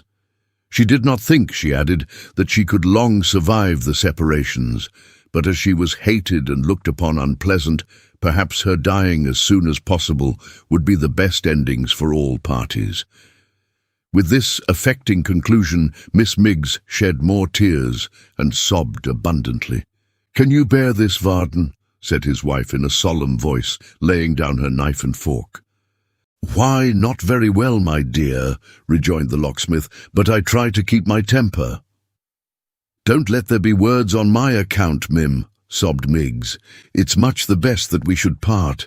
I wouldn't stay, oh gracious me, and make dissensions, not for an annual gold mine, and found in tea and sugar. Lest the reader should be at any loss to discover the cause of Miss Miggs's deep emotion, it may be whispered apart that, happening to be listening as her custom sometimes was, when Gabriel and his wife conversed together, She had heard the locksmith's joke relative to the foreign black who played the tambourine, and bursting with the spiteful feelings which the taunt awoke in her fair breast, exploded in the manner we have witnessed. Matters having now arrived at a crisis, the locksmith, as usual, and for the sake of peace and quietness, gave in. "What are you crying for, girl?" he said.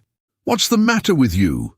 What are you talking about hatred for? I don't hate you. I don't hate anybody. Dry your eyes and make yourself agreeable in heaven's name, and let us all be happy while we can."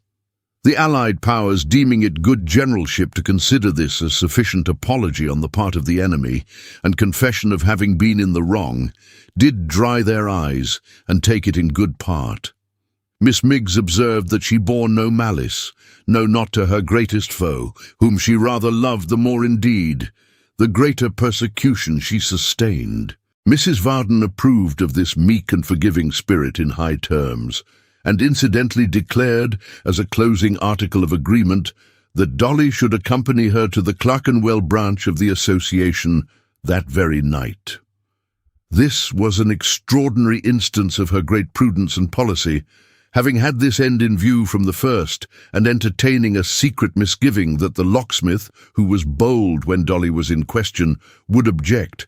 She had backed Miss Miggs up to this point, in order that she might have him at a disadvantage. The manoeuvre succeeded so well that Gabriel only made a wry face, and with the warning he had just had, fresh in his mind, did not dare to say one word. The difference ended, therefore, in Miggs being presented with a gown by Mrs. Varden and half a crown by Dolly, as if she had eminently distinguished herself in the paths of morality and goodness. Mrs. V, according to custom, expressed her hope that Varden would take a lesson from what had passed and learn more generous conduct for the time to come. And the dinner being now cold, and nobody's appetite very much improved by what had passed, they went on with it, as Mrs. Varden said, like Christians. As there was to be a grand parade of the Royal East London Volunteers that afternoon, the locksmith did no more work, but sat down comfortably with his pipe in his mouth and his arm round his pretty daughter's waist, looking lovingly on Mrs. V from time to time, and exhibiting from the crown of his head to the sole of his foot one smiling surface of good humour. And to be sure, when it was time to dress him in his regimentals, and Dolly, hanging about him in all kinds of graceful, winning ways, helped to button and buckle and brush him up, and get him into one of the tightest coats that ever was made by mortal tailor, he was the proudest father in all England. "Oh, what a handy jade it is," said the locksmith to Mrs. Varden, who stood by with folded hands, rather proud of her husband too, while Miggs held his cap and sword at arm's length, as if mistrusting that the latter might run someone through the body of its own accord. "But never marry a soldier doll, my dear." Dolly didn't ask why not, or say a word indeed, but stooped her head down very low to tie his sash. "I never wear this dress," said honest Gabriel, "but I think of poor Joe Willett. I loved Joe. He was always a favourite of mine. Poor Joe. Dear heart, my girl, don't tie me in so tight." Dolly laughed, not like herself at all, the strangest little laugh that could be, and held her head down lower still. "Poor Joe," resumed the locksmith, muttering to himself. "I always wish he had come to me. I might have made it up between them if he had. Ah, old John made a great mistake in his way of acting by that lad, a great mistake. Have you nearly tied that sash, my dear?" What an ill-made sash it was! There it was, loose again and trailing on the ground. Dolly was obliged to kneel down and recommence at the beginning. "Never mind young Willett, Varden," said his wife, frowning. "You might find someone more deserving to talk about, I think." Miss Miggs gave a great sniff to the same effect. "Nay, Martha," cried the locksmith, "don't let us bear too hard upon him. If the lad is dead indeed, we'll deal kindly by his memory." "A runaway and a vagabond," said Mrs. Varden. Miss Miggs expressed her concurrence as before. "A runaway, my dear, but not a vagabond," returned the locksmith in a gentle tone. "He behaved himself well, did Joe, always, and was a handsome, manly fellow. Don't call him a vagabond, Martha." Mrs. Varden coughed, And so did Miggs. He tried hard to gain your good opinion, Martha, I can tell you, said the locksmith, smiling and stroking his chin. Ah, that he did. It seems but yesterday that he followed me out to the maypole door one night and begged me not to say how like a boy they used him. Say here, at home, he meant, though at the time I recollect I didn't understand. And how's Miss Dolly, sir? Says Joe, pursued the locksmith, musing sorrowfully. Ah, poor Joe. Well, I declare, cried Miggs. Oh, goodness gracious me. What's the matter now? Said Gabriel, turning sharply to her. Why, if here ain't Miss Dolly, said the handmaid, stooping down to look into her face, a-giving way to floods of tears. Oh, Mim! Oh, sir! Raleigh, it's give me such a turn, cried the susceptible damsel, pressing her hand upon her side to quell the palpitation of her heart, that you might knock me down with a feather. The locksmith, after glancing at Miss Miggs as if he could have wished to have a feather brought straightway, looked on with a broad stare while Dolly hurried away, followed by that sympathizing young woman. Then turning to his wife, stammered out, Is Dolly ill? Have I done anything? Is it my fault? Your fault, cried Mrs. V. reproachfully. There, you had better make haste out. What have I done? Said poor Gabriel. It was agreed that Mr. Edward's name was never to be mentioned, and I have not spoken of him, have I? Mrs. Varden merely replied that she had no patience with him, and bounced off after the other two. The unfortunate locksmith wound his sash about him, girded on his sword, put on his cap, and walked out. I'm not much of a dab at my exercise, he said under his breath, but I shall get into fewer scrapes at that work than at this. Every man came into the world for something. My department seems to be to make every woman cry without meaning it.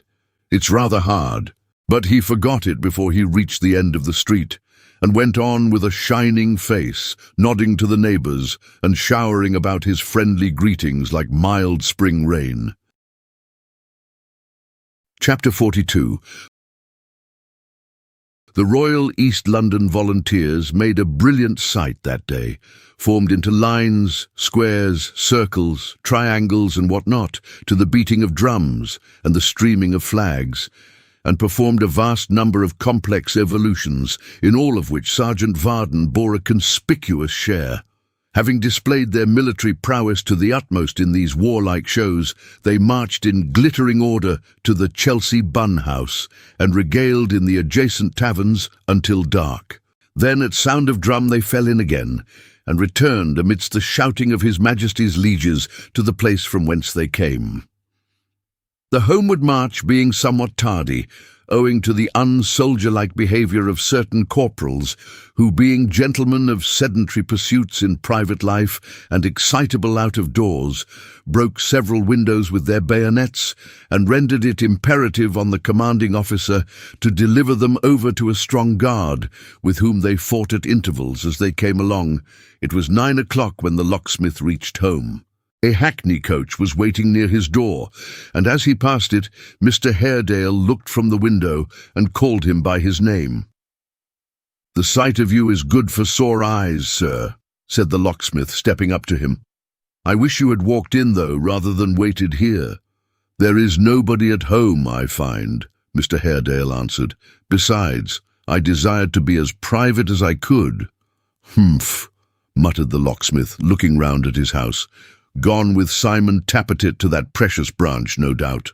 Mr. Haredale invited him to come into the coach, and if he were not tired or anxious to go home, to ride with him a little way that they might have some talk together.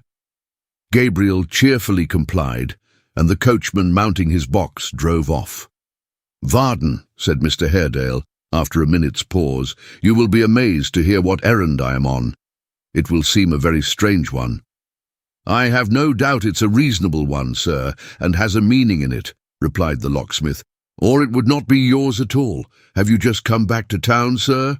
"But half an hour ago." "Bringing no news of Barnaby or his mother?" said the locksmith dubiously. "Ah, you needn't shake your head, sir. It was a wild goose chase. I feared that from the first. You exhausted all reasonable means of discovery when they went away. To begin again after so long a time has passed is hopeless, sir, quite hopeless. Why, where are they? He returned impatiently. Where can they be? Above ground? God knows, rejoined the locksmith. Many that I knew above it 5 years ago have their beds under the grass now, and the world is a wide place.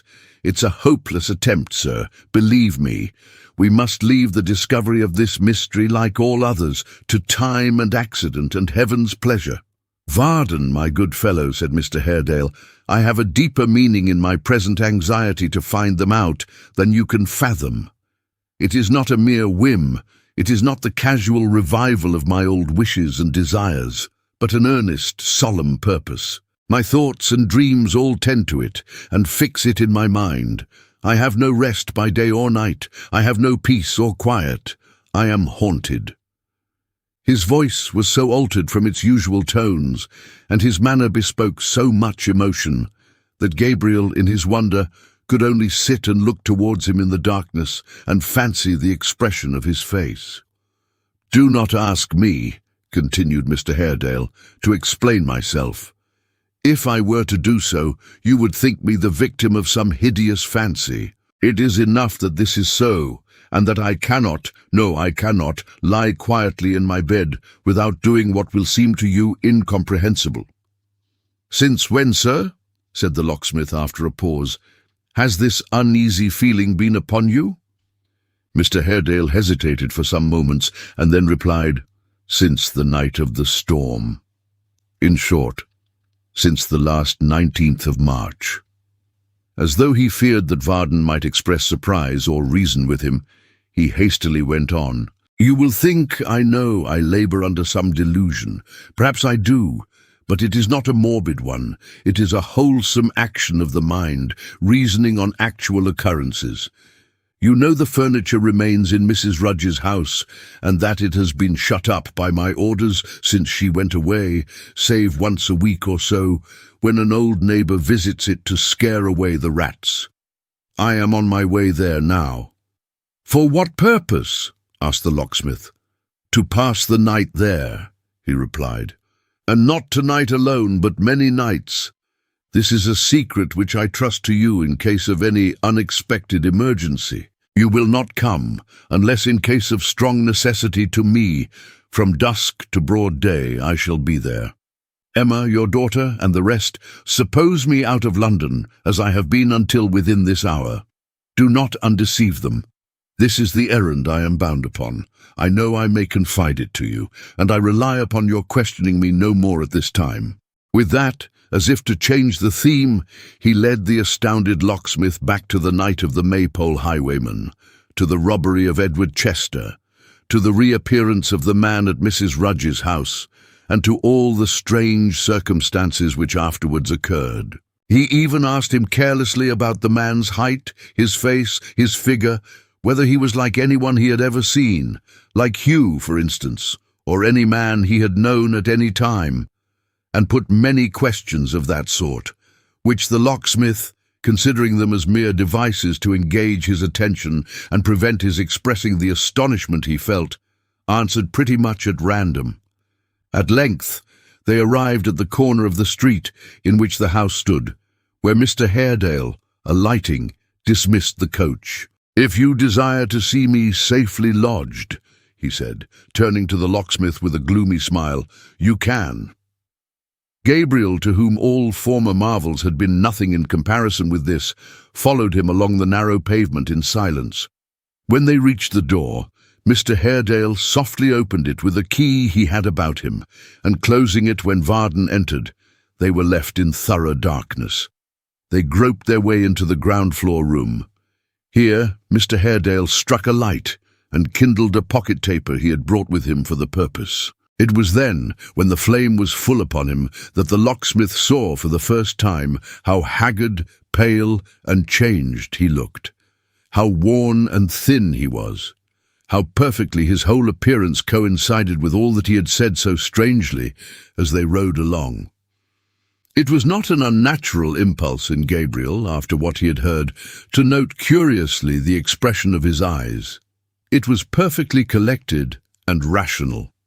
So much so, indeed, that he felt ashamed of his momentary suspicion, and drooped his own when Mr. Haredale looked towards him as if he feared they would betray his thoughts. "Will you walk through the house?" said Mr. Haredale with a glance towards the window, the crazy shutters of which were closed and fastened. "Speak low." There was a kind of awe about the place which would have rendered it difficult to speak in any other manner. Gabriel whispered "yes" and followed him upstairs. Everything was just as they had seen it last. There was a sense of closeness from the exclusion of fresh air, and a gloom and heaviness around, as though long imprisonment had made the very silence sad. The homely hangings of the beds and windows had begun to droop. The dust lay thick upon their dwindling folds, and damps had made their way through ceiling, wall, and floor. The boards creaked beneath their tread, as if resenting the unaccustomed intrusion. Nimble spiders, paralyzed by the taper's glare, checked the motion of their 100 legs upon the wall, or dropped like lifeless things upon the ground. The death watch ticked, and the scampering feet of rats and mice rattled behind the wainscot. As they looked about them on the decaying furniture, it was strange to find how vividly it presented those to whom it had belonged, and with whom it was once familiar. Grip seemed to perch again upon his high-backed chair, Barnaby to crouch in his old favourite corner by the fire, the mother to resume her usual seat and watch him as of old. Even when they could separate these objects from the phantoms of the mind which they invoked, the latter only glided out of sight, but lingered near them still. For then they seemed to lurk in closets and behind the doors, ready to start out and suddenly accost them in well-remembered tones. They went downstairs and again into the room they had just now left. Mr. Haredale unbuckled his sword and laid it on the table with a pair of pocket pistols, then told the locksmith he would light him to the door. "But this is a dull place, sir," said Gabriel, lingering. "May no one share your watch?" He shook his head, and so plainly evinced his wish to be alone that Gabriel could say no more. In another moment the locksmith was standing in the street, whence he could see that the light once more travelled upstairs, and soon returning to the room below, shone brightly through the chinks of the shutters. If ever man were sorely puzzled and perplexed, the locksmith was that night, even when snugly seated by his own fireside, with Mrs. Varden opposite in a nightcap and night-jacket, and Dolly beside him in a most distracting dishabille, curling her hair and smiling as if she had never cried in all her life and never could. Even then, with Toby at his elbow and his pipe in his mouth, and Miggs, but that perhaps was not much, falling asleep in the background, he could not quite discard his wonder and uneasiness. So in his dreams, still there was Mr. Haredale, haggard and careworn, listening in the solitary house to every sound that stirred, with the taper shining through the chinks until the day should turn it pale and end his lonely watching. Chapter 43. Next morning brought no satisfaction to the locksmith's thoughts, nor next day, nor the next, nor many others. Often after nightfall he entered the street and turned his eyes towards the well-known house, and as surely as he did so, there was the solitary light, still gleaming through the crevices of the window shutter, while all within was motionless, noiseless, cheerless, as a grave. Unwilling to hazard Mr. Haredale's favour by disobeying his strict injunction, he never ventured to knock at the door or to make his presence known in any way. But whenever strong interest and curiosity attracted him to the spot, which was not seldom, the light was always there. If he could have known what passed within, the knowledge would have yielded him no clue to this mysterious vigil. At twilight, Mr. Haredale shut himself up, and at daybreak he came forth. He never missed a night, always came and went alone, and never varied his proceedings in the least degree. The manner of his watch was this. At dusk he entered the house in the same way as when the locksmith bore him company, kindled a light, went through the rooms, and narrowly examined them. That done, he returned to the chamber on the ground floor, and laying his sword and pistols on the table, sat by it until morning. He usually had a book with him, and often tried to read, but never fixed his eyes or thoughts upon it for 5 minutes together. The slightest noise without doors caught his ear. A step upon the pavement seemed to make his heart leap. He was not without some refreshment during the long, lonely hours, generally carrying in his pocket a sandwich of bread and meat and a small flask of wine. The latter diluted with large quantities of water. He drank in a heated, feverish way, as though his throat were dried. But he scarcely ever broke his fast by so much as a crumb of bread. If this voluntary sacrifice of sleep and comfort had its origin, as the locksmith on consideration was disposed to think, in any superstitious expectation of the fulfillment of a dream or vision connected with the event on which he had brooded for so many years, and if he waited for some ghostly visitor who walked abroad when men lay sleeping in their beds, he showed no trace of fear or wavering. His stern features expressed inflexible resolution. His brows were puckered, and his lips compressed with deep and settled purpose. And when he started at a noise and listened, it was not with the start of fear, but hope, and catching up his sword as though the hour had come at last. He would clutch it in his tight clenched hand and listen with sparkling eyes and eager looks until it died away. These disappointments were numerous, for they ensued on almost every sound, but his constancy was not shaken. Still every night he was at his post, the same stern, sleepless sentinel, and still night passed, and morning dawned, and he must watch again. This went on for weeks. He had taken a lodging at Vauxhall, in which to pass the day and rest himself, and from this place, when the tide served, he usually came to London Bridge from Westminster by water, in order that he might avoid the busy streets. One evening, shortly before twilight, he came his accustomed road upon the river's bank, intending to pass through Westminster Hall into Palace Yard, and there take boat to London Bridge as usual. There was a pretty large concourse of people assembled round the Houses of Parliament, looking at the members as they entered and departed, and giving vent to rather noisy demonstrations of approval or dislike, according to their known opinions. As he made his way among the throng, he heard once or twice the "No Popery" cry, which was then becoming pretty familiar to the ears of most men. But holding it in very slight regard, and observing that the idlers were of the lowest grade, he neither thought nor cared about it, but made his way along with perfect indifference. There were many little knots and groups of persons in Westminster Hall, some few looking upward at its noble ceiling and at the rays of evening light, tinted by the setting sun, which streamed in aslant through its small windows, and growing dimmer by degrees, were quenched in the gathering gloom below. Some noisy passengers, mechanics going home from work, and otherwise who hurried quickly through, waking the echoes with their voices, and soon darkening the small door in the distance as they passed into the street beyond. Some in busy conference together on political or private matters, pacing slowly up and down with eyes that sought the ground, and seeming by their attitudes to listen earnestly from head to foot. Here, a dozen squabbling urchins made a very Babel in the air. There a solitary man, half clerk, half mendicant, paced up and down with hungry dejection in his look and gait.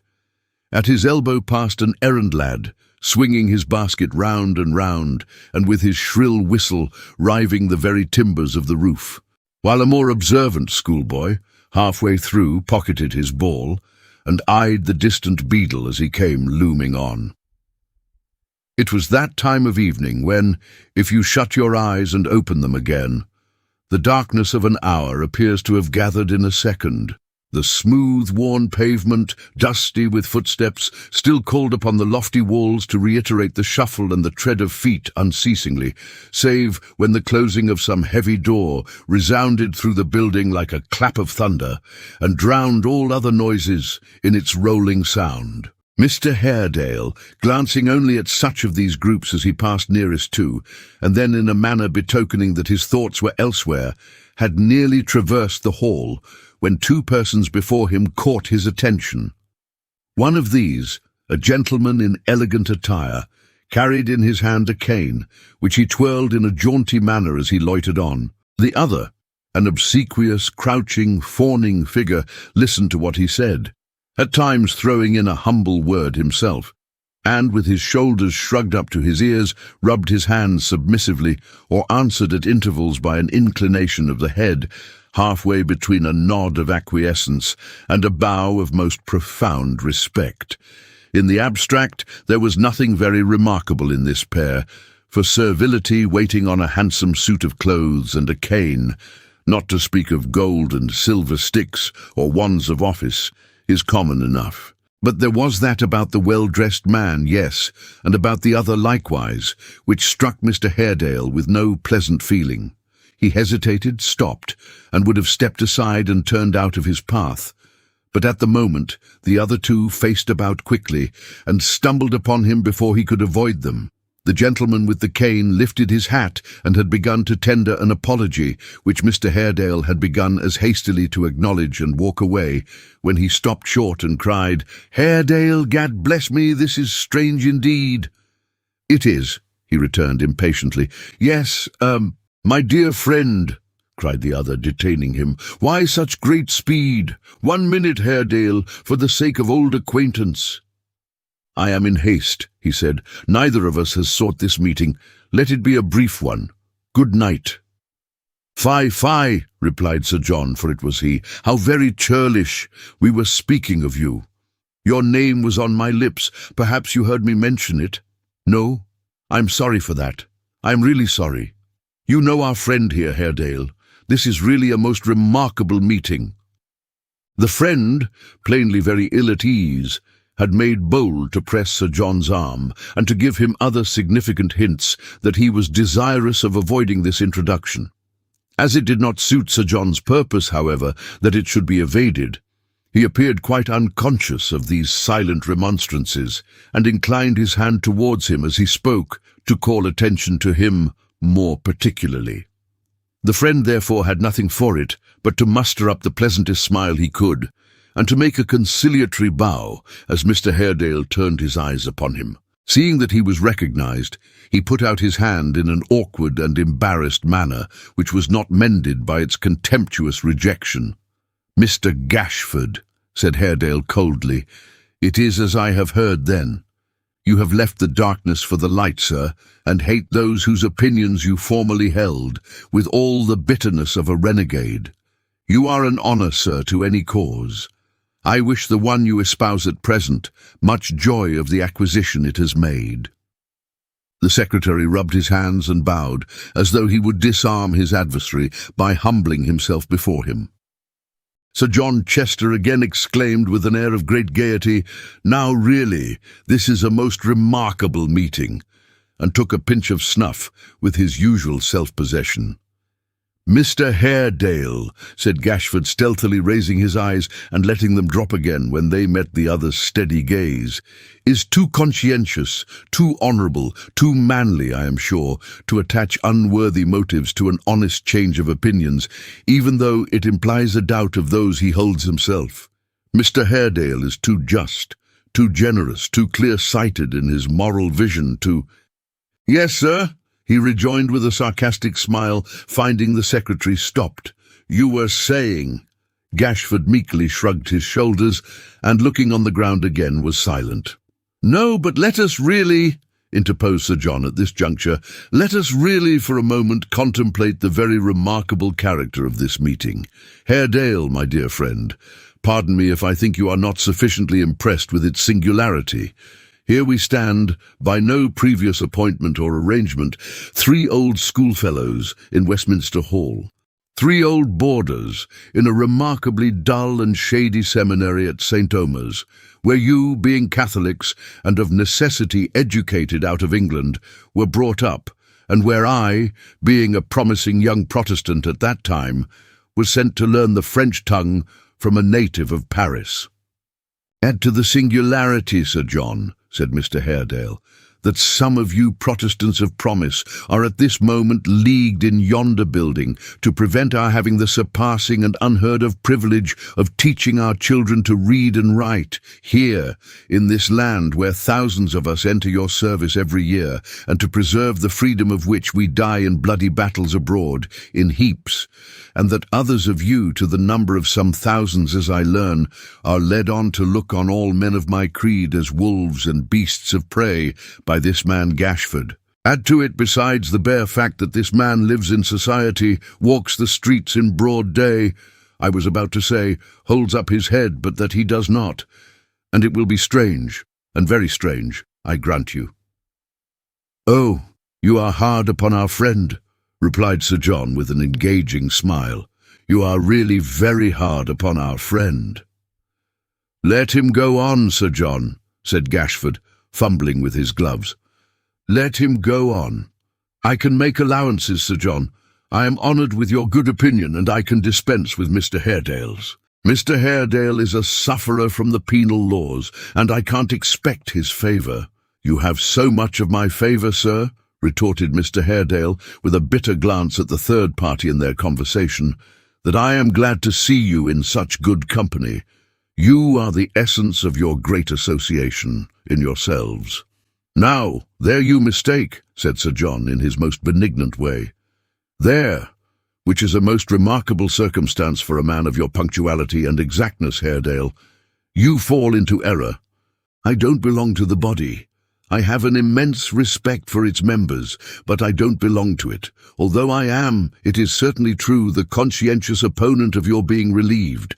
I feel it my duty to be so. It is a most unfortunate necessity, and cost me a bitter struggle. Will you try this box? If you don't object to a trifling infusion of a very chaste scent, you'll find its flavour exquisite." "I ask your pardon, Sir John," said Mr. Haredale, declining the proffer with a motion of his hand, "for having ranked you among the humble instruments who are obvious and in all men's sight. I should have done more justice to your genius.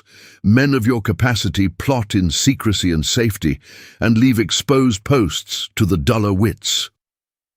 "Don't apologize for the world," replied Sir John sweetly. "Old friends like you and I may be allowed some freedoms, or the deuce is in it."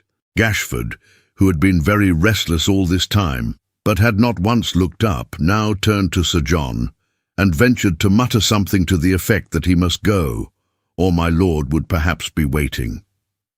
"Don't distress yourself, good sir," said Mr. Haredale. "I'll take my leave and put you at your ease," which he was about to do without ceremony, when he was stayed by a buzz and murmur at the upper end of the hall, and looking in that direction saw Lord George Gordon coming in, with a crowd of people round him. There was a lurking look of triumph, though very differently expressed, in the faces of his two companions, which made it a natural impulse on Mr. Haredale's part not to give way before this leader, but to stand there while he passed. He drew himself up, and clasping his hands behind him, looked on with a proud and scornful aspect, while Lord George slowly advanced, for the press was great about him, towards the spot where they were standing. He had left the House of Commons but that moment, and had come straight down into the hall, bringing with him, as his custom was, intelligence of what had been said that night in reference to the Papists, and what petitions had been presented in their favour, and who had supported them, and when the bill was to be brought in, and when it would be advisable to present their own great Protestant petition. All this he told the persons about him in a loud voice and with great abundance of ungainly gesture. Those who were nearest him made comments to each other and vented threats and murmurings. Those who were outside the crowd cried, "Silence," and "Stand back," or closed in upon the rest, endeavouring to make a forcible exchange of places. And so they came driving on in a very disorderly and irregular way, as it is the manner of a crowd to do. When they were very near to where the Secretary, Sir John, and Mr. Haredale stood, Lord George turned round, and making a few remarks of a sufficiently violent and incoherent kind, concluded with the usual sentiment, and called for 3 cheers to back it. While these were in the act of being given with great energy, he extricated himself from the press and stepped up to Gashford's side. Both he and Sir John being well known to the populace, they fell back a little and left the four standing together. "Mr. Haredale, Lord George," said Sir John Chester, seeing that the nobleman regarded him with an inquisitive look. "A Catholic gentleman, unfortunately, most unhappily a Catholic, but an esteemed acquaintance of mine, and once of Mr. Gashford's. My dear Haredale, this is Lord George Gordon." "I should have known that had I been ignorant of his lordship's person," said Mr. Haredale. "I hope there is but one gentleman in England who, addressing an ignorant and excited throng, would speak of a large body of his fellow subjects in such injurious language as I heard this moment. For shame, my lord, for shame." "I cannot talk to you, sir," replied Lord George in a loud voice, and waving his hand in a disturbed and agitated manner. "We have nothing in common." "We have much in common, many things, all that the Almighty gave us," said Mr. Haredale. "And common charity, not to say common sense and common decency, should teach you to refrain from these proceedings. If every one of those men had arms in their hands at this moment, as they have them in their heads, I would not leave this place without telling you that you disgrace your station." "I don't hear you, sir," he replied in the same manner as before. "I can't hear you. It is indifferent to me what you say. Don't retort, Gashford," for the secretary had made a show of wishing to do so. "I can hold no communion with the worshippers of idols." As he said this, he glanced at Sir John, who lifted his hands and eyebrows as if deploring the intemperate conduct of Mr. Haredale, and smiled in admiration of the crowd and of their leader. "He retort!" cried Haredale. "Look you here, my lord. Do you know this man?" Lord George replied by laying his hand upon the shoulder of his cringing secretary and viewing him with a smile of confidence. "This man," said Mr. Haredale, eyeing him from top to toe, "who in his boyhood was a thief, and has been from that time to this a servile, false, and truckling knave. This man, who has crawled and crept through life, wounding the hands he licked, and biting those he fawned upon. This sycophant who never knew what honour, truth, or courage meant, who robbed his benefactor's daughter of her virtue, and married her to break her heart, and did it with stripes and cruelty.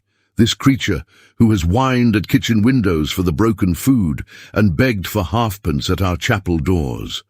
This apostle of the faith, whose tender conscience cannot bear the altars where his vicious life was publicly denounced. Do you know this man?" "Oh, really, you are very, very hard upon our friend," exclaimed Sir John. "Let Mr. Haredale go on," said Gashford, upon whose unwholesome face the perspiration had broken out during this speech in blotches of wet. "I don't mind him, Sir John. It's quite as indifferent to me what he says as it is to my lord. If he reviles my lord, as you have heard, Sir John, how can I hope to escape?" "Is it not enough, my lord," Mr. Haredale continued, "that I, as good a gentleman as you, must hold my property, such as it is, by a trick at which the state connives because of these hard laws, and that we may not teach our youth in schools the common principles of right and wrong, but must we be denounced and ridden by such men as this? Here is a man to head your no-popery cry. For shame, for shame." The infatuated nobleman had glanced more than once at Sir John Chester, as if to inquire whether there was any truth in these statements concerning Gashford, and Sir John had as often plainly answered by a shrug or look, "Oh, dear me, no." He now said, in the same loud key, and in the same strange manner as before, "I have nothing to say, sir, in reply, and no desire to hear anything more. I beg you won't obtrude your conversation or these personal attacks upon me.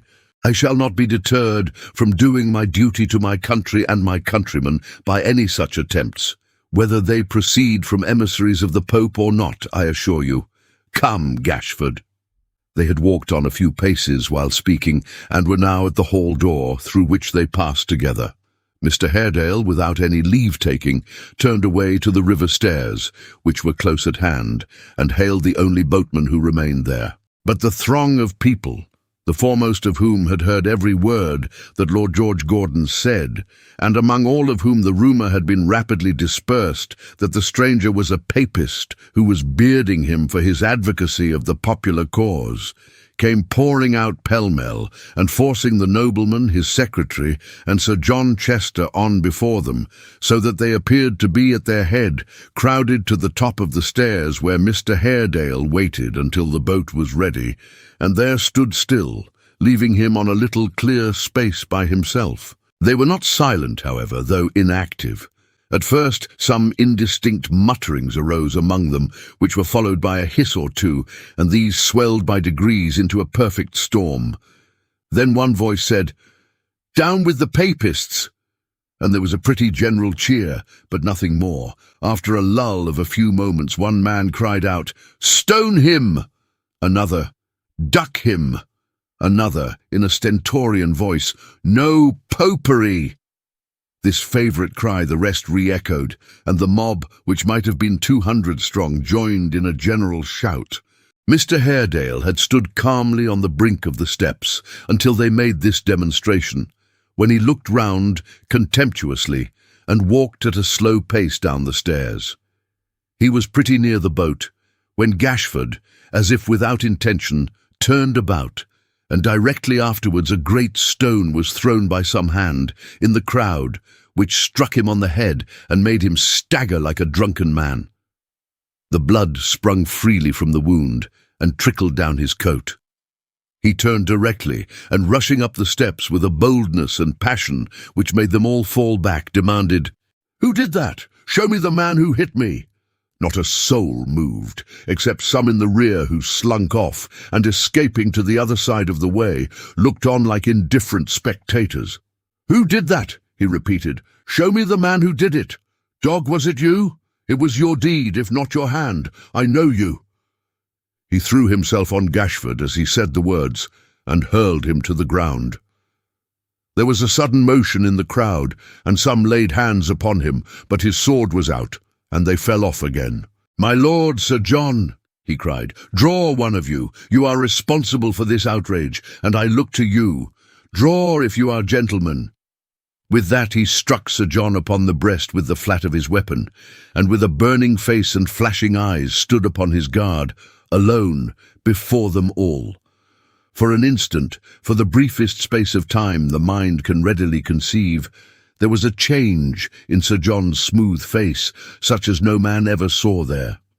The next moment he stepped forward, and laid one hand on Mr. Haredale's arm, while with the other he endeavoured to appease the crowd. "My dear friend, my good Haredale, you are blinded with passion. It's very natural, extremely natural, but you don't know friends from foes." "I know them all, sir. I can distinguish well," he retorted, almost mad with rage. "Sir John, Lord George, do you hear me? Are you cowards?" "Never mind, sir," said a man, forcing his way between and pushing him towards the stairs with friendly violence. "Never mind asking that. For God's sake, get away. What can you do against this number? And there are as many more in the next street who will be round directly." Indeed, they began to pour in as he said the words. "You'd be giddy from that cut in the first heat of a scuffle. Now do retire, sir, or take my word for it. You'll be worse used than you would be if every man in the crowd was a woman, and that woman Bloody Mary. Come, sir, make haste, as quick as you can." Mr. Haredale, who began to turn faint and sick, felt how sensible this advice was, and descended the steps with his unknown friend's assistance. John Gruby, for John it was, helped him into the boat, and giving her a shove-off, which sent her 30 feet into the tide, bade the waterman pull away like a Briton, and walked up again as composedly as if he had just landed. There was at first a slight disposition on the part of the mob to resent this interference, but John, looking particularly strong and cool, and wearing besides Lord George's livery, they thought better of it, and contented themselves with sending a shower of small missiles after the boat, which plashed harmlessly in the water, for she had by this time cleared the bridge, and was darting swiftly down the centre of the stream.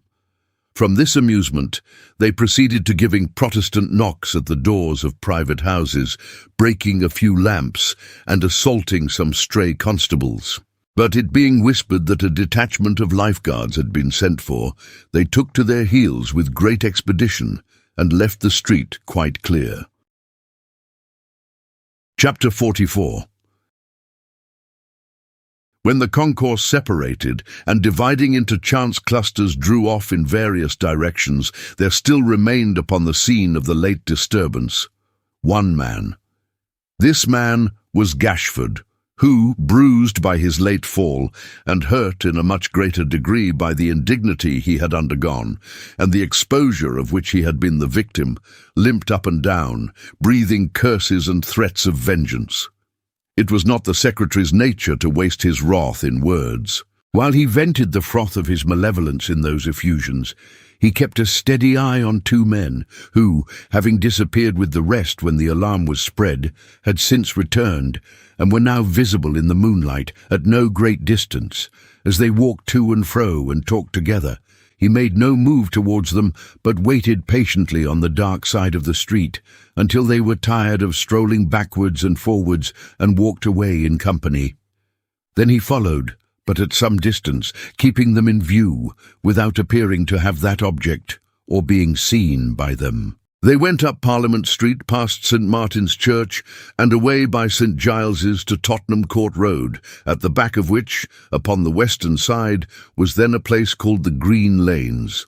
This was a retired spot, not of the choicest kind, leading into the fields, great heaps of ashes, stagnant pools, overgrown with rank grass and duckweed, broken turnstiles, and the upright posts of palings long since carried off for firewood, which menaced all heedless walkers with their jagged and rusty nails, were the leading features of the landscape, while here and there a donkey or a ragged horse tethered to a stake and cropping off a wretched meal from the coarse, stunted turf, were quite in keeping with the scene, and would have suggested, if the houses had not done so sufficiently of themselves, how very poor the people were who lived in the crazy huts adjacent, and how foolhardy it might prove for one who carried money or wore decent clothes to walk that way alone, unless by daylight. Poverty has its whims and shows of taste, as wealth has. Some of these cabins were turreted, some had false windows painted on their rotten walls. One had a mimic clock upon a crazy tower of 4 feet high, which screened the chimney. Each in its little patch of ground had a rude seat or arbour. The population dealt in bones, in rags, in broken glass, in old wheels, in birds and dogs. These, in their several ways of stowage, filled the gardens, and shedding a perfume not of the most delicious nature in the air, filled it besides with yelps and screams and howling. Into this retreat the secretary followed the two men whom he had held in sight, and here he saw them safely lodged in one of the meanest houses, which was but a room, and that of small dimensions. He waited without until the sound of their voices, joined in a discordant song, assured him they were making merry, and then approaching the door by means of a tottering plank which crossed the ditch in front, knocked at it with his hand. "Master Gashford," said the man who opened it, taking his pipe from his mouth in evident surprise. "Why, who'd have thought of this here honour? Walk in, Master Gashford. Walk in, sir." Gashford required no second invitation, and entered with a gracious air. There was a fire in the rusty grate, for though the spring was pretty far advanced, the nights were cold, and on a stool beside it, Hugh sat smoking. Dennis placed a chair, his only one, for the secretary, in front of the hearth, and took his seat again upon the stool he had left when he rose to give the visitor admission. "What's in the wind now, Master Gashford?" he said, as he resumed his pipe and looked at him askew. "Any orders from headquarters? Are we going to begin? What is it, Master Gashford?" "Oh, nothing, nothing," rejoined the secretary, with a friendly nod to Hugh. "We have broken the ice, though. We had a little spurt today, eh, Dennis?" "A very little one," growled the hangman. "Not half enough for me." "Nor me neither," cried Hugh. "Give us something to do with life in it, master. Ha, ha, ha." "Why, you wouldn't," said the secretary, with his worst expression of face and in his mildest tones, "have anything to do with death in it." "I don't know that," replied Hugh. I'm open to orders, I don't care, not I. Nor I, vociferated Dennis. Brave fellows, said the secretary, in as pastor-like a voice as if he were commending them for some uncommon act of valour and generosity. By the by, and here he stopped and warmed his hands, then suddenly looked up, who threw that stone today? Mr. Dennis coughed and shook his head, as who should say, a mystery indeed. Hugh sat and smoked in silence. It was well done, said the secretary, warming his hands again. I should like to know that man. Would you? Said Dennis, after looking at his face to assure himself that he was serious. Would you like to know that man, Master Gashford? I should indeed, replied the secretary. Why then, Lord love you, said the hangman in his hoarse chuckle, as he pointed with his pipe to Hugh. There he sits. That's the man. My stars and halters, Master Gashford, he added in a whisper, as he drew his stool close to him and jogged him with his elbow. What an interesting blade he is. He wants as much holding in as a thoroughbred bulldog. If it hadn't been for me today, he'd have had that ear Roman down and made a riot of it in another minute. And why not? Cried Hugh in a surly voice, as he overheard this last remark. Where's the good of putting things off? Strike while the iron's hot, that's what I say. Ah, retorted Dennis, shaking his head with a kind of pity for his friend's ingenuous youth. But suppose the iron ain't hot, brother. You must get people's blood up before you strike and have 'em in the humour. There wasn't quite enough to provoke 'em today, I tell you. If you'd had your way, you'd have spoilt the fun to come and ruined us. Dennis is quite right, said Gashford smoothly. He is perfectly correct. Dennis has great knowledge of the world. I ought to have, Master Gashford, seeing what a many people I've helped out of it, eh? Grinned the hangman, whispering the words behind his hand. The secretary laughed at this jest as much as Dennis could desire, and when he had done, said, turning to Hugh, Dennis's policy was mine, as you may have observed. You saw, for instance, how I fell when I was set upon. I made no resistance. I did nothing to provoke an outbreak. Oh dear, no. No, by the Lord Harry, cried Dennis with a noisy laugh. You went down very quiet, Master Gashford, and very flat besides. I thinks to myself at the time, it's all up with Master Gashford. I never see a man lay flatter nor more still with the life in him than you did today. He's a rough un to play with, is that 'ere papist, and that's the fact. The secretary's face, as Dennis roared with laughter and turned his wrinkled eyes on Hugh, who did the like, might have furnished a study for the devil's picture. He sat quite silent until they were serious again, and then said, looking round, We are very pleasant here. So very pleasant, Dennis, that but for my lord's particular desire that I should sup with him, and the time being very near at hand, I should be inclined to stay until it would be hardly safe to go homeward. I come upon a little business, yes I do, as you supposed. It's very flattering to you, being this, if we ever should be obliged, and we can't tell, you know, this is a very uncertain world.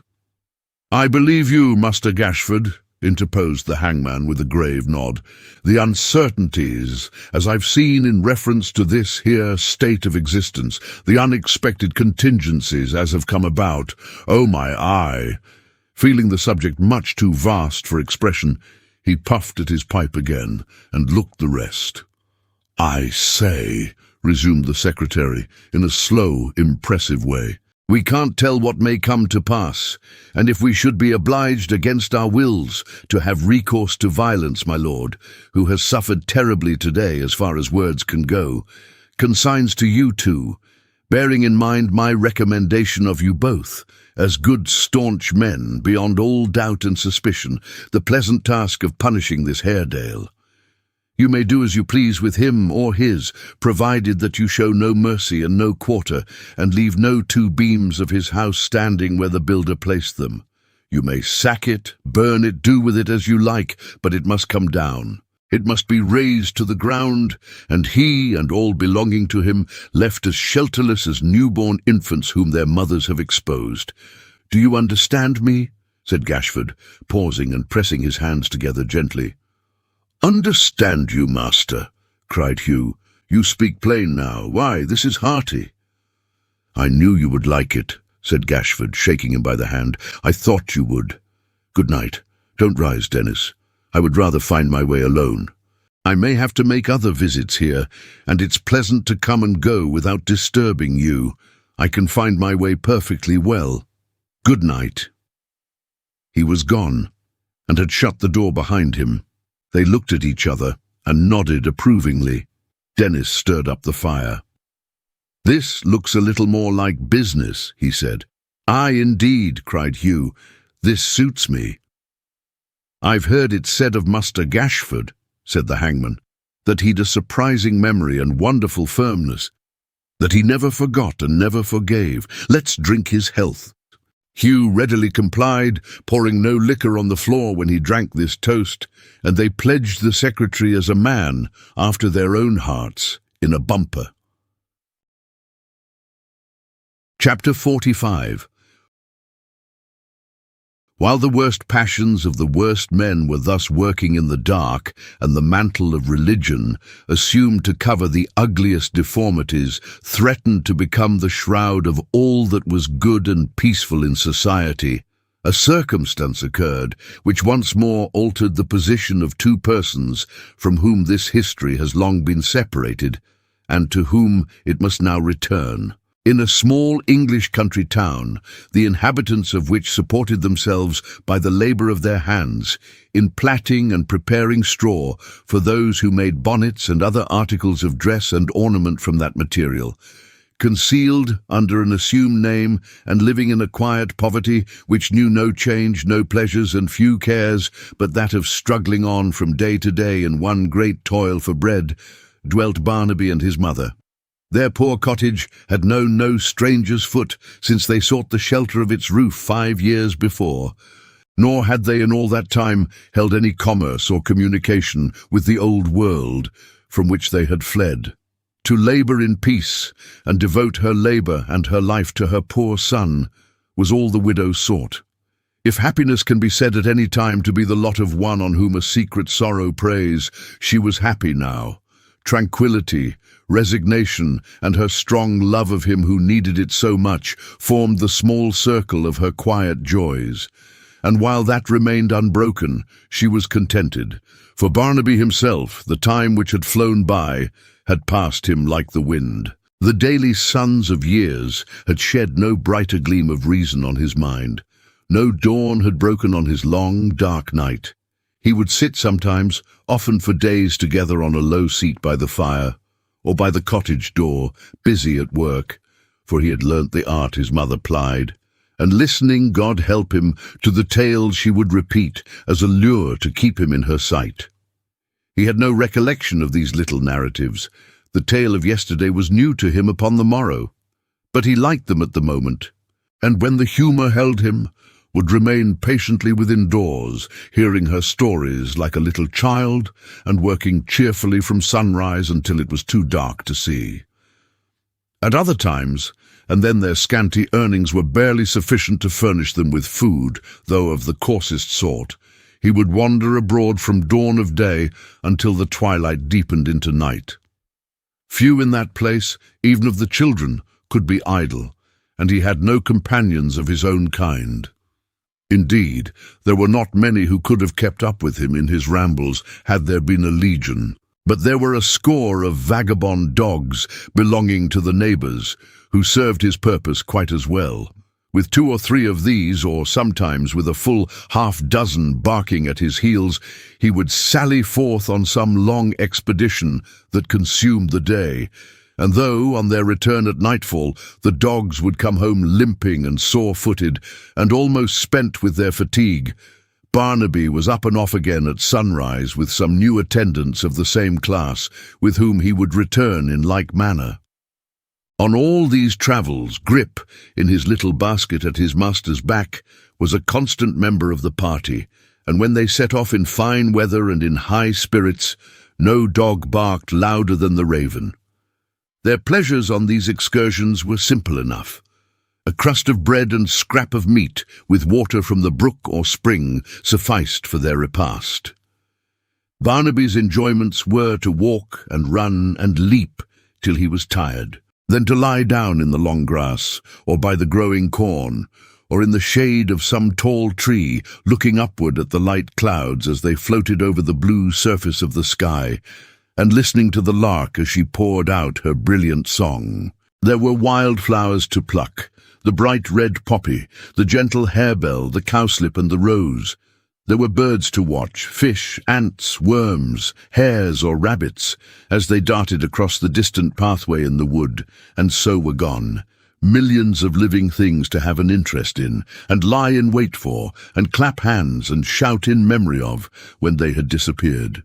In default of these, or when they wearied, there was the merry sunlight to hunt out, as it crept in aslant through leaves and boughs of trees and hid far down, deep in hollow places like a silver pool, where nodding branches seemed to bathe and sport.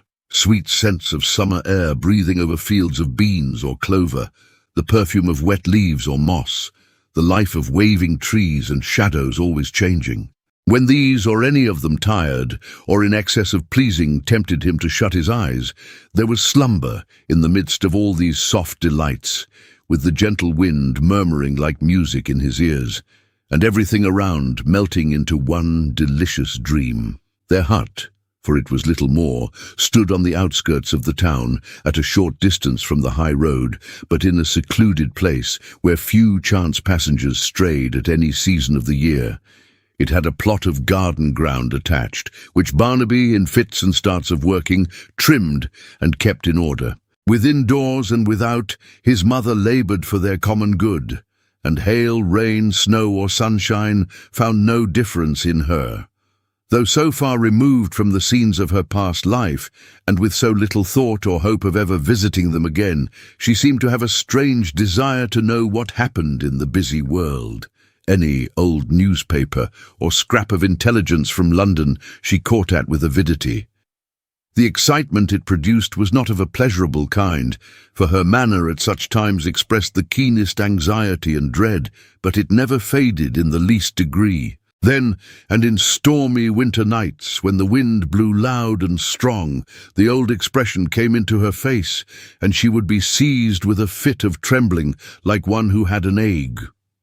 But Barnaby noted little of this, and putting a great constraint upon herself, she usually recovered her accustomed manner before the change had caught his observation. Grip was by no means an idle or unprofitable member of the humble household. Partly by dint of Barnaby's tuition, and partly by pursuing a species of self-instruction common to his tribe, and exerting his powers of observation to the utmost, he had acquired a degree of sagacity which rendered him famous for miles round.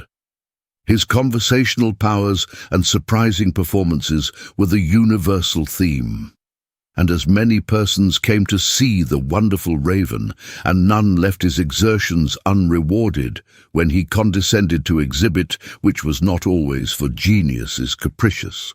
His earnings formed an important item in the common stock. Indeed, the bird himself appeared to know his value well, for though he was perfectly free and unrestrained in the presence of Barnaby and his mother, he maintained in public an amazing gravity, and never stooped to any other gratuitous performances than biting the ankles of vagabond boys, an exercise in which he much delighted, killing a fowl or two occasionally, and swallowing the dinners of various neighbouring dogs, of whom the boldest held him in great awe and dread. Time had glided on in this way, and nothing had happened to disturb or change their mode of life, when one summer's night in June they were in their little garden, resting from the labours of the day. The widow's work was yet upon her knee, and strewn upon the ground about her, and Barnaby stood leaning on his spade, gazing at the brightness in the west, and singing softly to himself. "A brave evening, mother, if we had, chinking in our pockets, but a few specks of that gold which is piled up yonder in the sky, we should be rich for life." "We are better as we are," returned the widow with a quiet smile. "Let us be contented, and we do not want and need not care to have it, though it lay shining at our feet." "Aye," said Barnaby, resting with crossed arms on his spade, and looking wistfully at the sunset. "That's well enough, mother, but gold's a good thing to have. I wish that I knew where to find it. Grip and I could do much with gold, be sure of that." "What would you do?" she asked. "What? A world of things. We'd dress finely, you and I mean. Not grip, keep horses, dogs, wear bright colours and feathers, do no more work, live delicately and at our ease. Oh, we'd find uses for it, mother, and uses that would do us good. I knew where gold was buried. How hard I'd work to dig it up." "You do not know," said his mother, rising from her seat and laying her hand upon his shoulder, "what men have done to win it, and how they have found too late that it glitters brightest at a distance and turns quite dim and dull when handled." Aye, so you say, so you think," he answered, still looking eagerly in the same direction. "For all that, mother, I should like to try. Do you not see," she said, "how red it is? Nothing bears so many stains of blood as gold. Avoid it. None have such cause to hate its name as we have. Do not so much as think of it, dear love. It has brought such misery and suffering on your head and mine as few have known, and God grant few may have to undergo. I would rather we were dead and laid down in our graves than you should ever come to love it."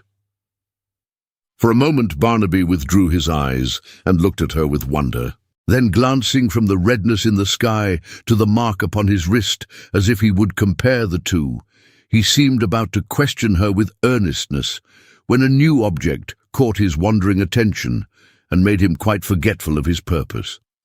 This was a man with dusty feet and garments, who stood bareheaded behind the hedge that divided their patch of garden from the pathway, and leant meekly forward, as if he sought to mingle with their conversation, and waited for his time to speak. His face was turned towards the brightness too, but the light that fell upon it showed that he was blind and saw it not.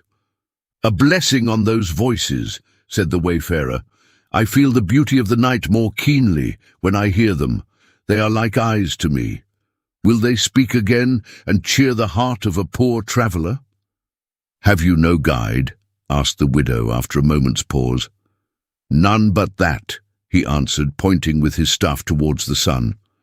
"And sometimes a milder one at night, but she is idle now." "Have you travelled far?" "A weary way and long," rejoined the traveller as he shook his head. "A weary, weary way. I struck my stick just now upon the bucket of your well. Be pleased to let me have a draught of water, lady." "Why do you call me lady?" she returned. "I am as poor as you." "Your speech is soft and gentle, and I judge by that," replied the man. "The coarsest stuffs and finest silks are, apart from the sense of touch, alike to me. I cannot judge you by your dress." "Come round this way," said Barnaby, who had passed out at the garden gate and now stood close beside him. "Put your hand in mine. You're blind and always in the dark, eh? Are you frightened in the dark? Do you see great crowds of faces now? Do they grin and chatter?" "Alas," returned the other, "I see nothing, waking or sleeping, nothing." Barnaby looked curiously at his eyes, and touching them with his fingers, as an inquisitive child might, led him towards the house. "You have come a long distance," said the widow, meeting him at the door. "How have you found your way so far?" "Use and necessity are good teachers, as I have heard, the best of any," said the blind man, sitting down upon the chair to which Barnaby had led him, and putting his hat and stick upon the red-tiled floor. "May neither you nor your son ever learn under them. They are rough masters." "You have wandered from the road too," said the widow in a tone of pity. Maybe," returned the blind man with a sigh, and yet with something of a smile upon his face. "That's likely. Handposts and milestones are dumb indeed to me. Thank you the more for this rest, and this refreshing drink." As he spoke, he raised the mug of water to his mouth. It was clear and cold and sparkling, but not to his taste nevertheless, or his thirst was not very great, for he only wetted his lips and put it down again. He wore, hanging with a long strap round his neck, a kind of scrip or wallet in which to carry food. The widow set some bread and cheese before him, but he thanked her and said that through the kindness of the charitable he had broken his fast once since morning and was not hungry. When he had made her this reply, he opened his wallet and took out a few pence, which was all it appeared to contain. "Might I make bold to ask," he said, turning towards where Barnaby stood looking on, that one who has the gift of sight would lay this out for me in bread to keep me on my way. Heaven's blessing on the young feet that will bestir themselves in aid of one so helpless as a sightless man." Barnaby looked at his mother, who nodded assent. In another moment he was gone upon his charitable errand. The blind man sat listening with an attentive face until long after the sound of his retreating footsteps was inaudible to the widow, and then said, suddenly and in a very altered tone, "There are various degrees and kinds of blindness, widow. There is the connubial blindness, ma'am, which perhaps you may have observed in the course of your own experience, and which is a kind of willful and self-bandaging blindness. There is the blindness of party, ma'am, and public men, which is the blindness of a mad bull in the midst of a regiment of soldiers clothed in red. There is the blind confidence of youth, which is the blindness of young kittens whose eyes have not yet opened on the world. And there is that physical blindness, ma'am, of which I am, contrary to my own desire, a most illustrious example. Added to these, ma'am, is that blindness of the intellect, of which we have a specimen in your interesting son, and which, having sometimes glimmerings and dawnings of the light, is scarcely to be trusted as a total darkness. Therefore, ma'am, I have taken the liberty to get him out of the way for a short time, while you and I confer together, and this precaution arising out of the delicacy of my sentiments towards yourself, you will excuse me, ma'am, I know." Having delivered himself of this speech with many flourishes of manner, he drew from beneath his coat a flat stone bottle, and holding the cork between his teeth, qualified his mug of water with a plentiful infusion of the liquor it contained. He politely drained the bumper to her health and the lady's, and setting it down empty, smacked his lips with infinite relish. "I am a citizen of the world, ma'am," said the blind man, corking his bottle, "and if I seem to conduct myself with freedom, it is therefore. You wonder who I am, ma'am, and what has brought me here. Such experience of human nature as I have leads me to that conclusion, without the aid of eyes by which to read the movements of your soul as depicted in your feminine features. I will satisfy your curiosity immediately, ma'am, immediately." With that, he slapped his bottle on its broad back, and having put it under his garment as before, crossed his legs and folded his hands, and settled himself in his chair, previous to proceeding any further. The change in his manner was so unexpected, the craft and wickedness of his deportment were so much aggravated by his condition. For we are accustomed to see in those who have lost a human sense something in its place almost divine, and this alteration bred so many fears in her whom he addressed that she could not pronounce one word.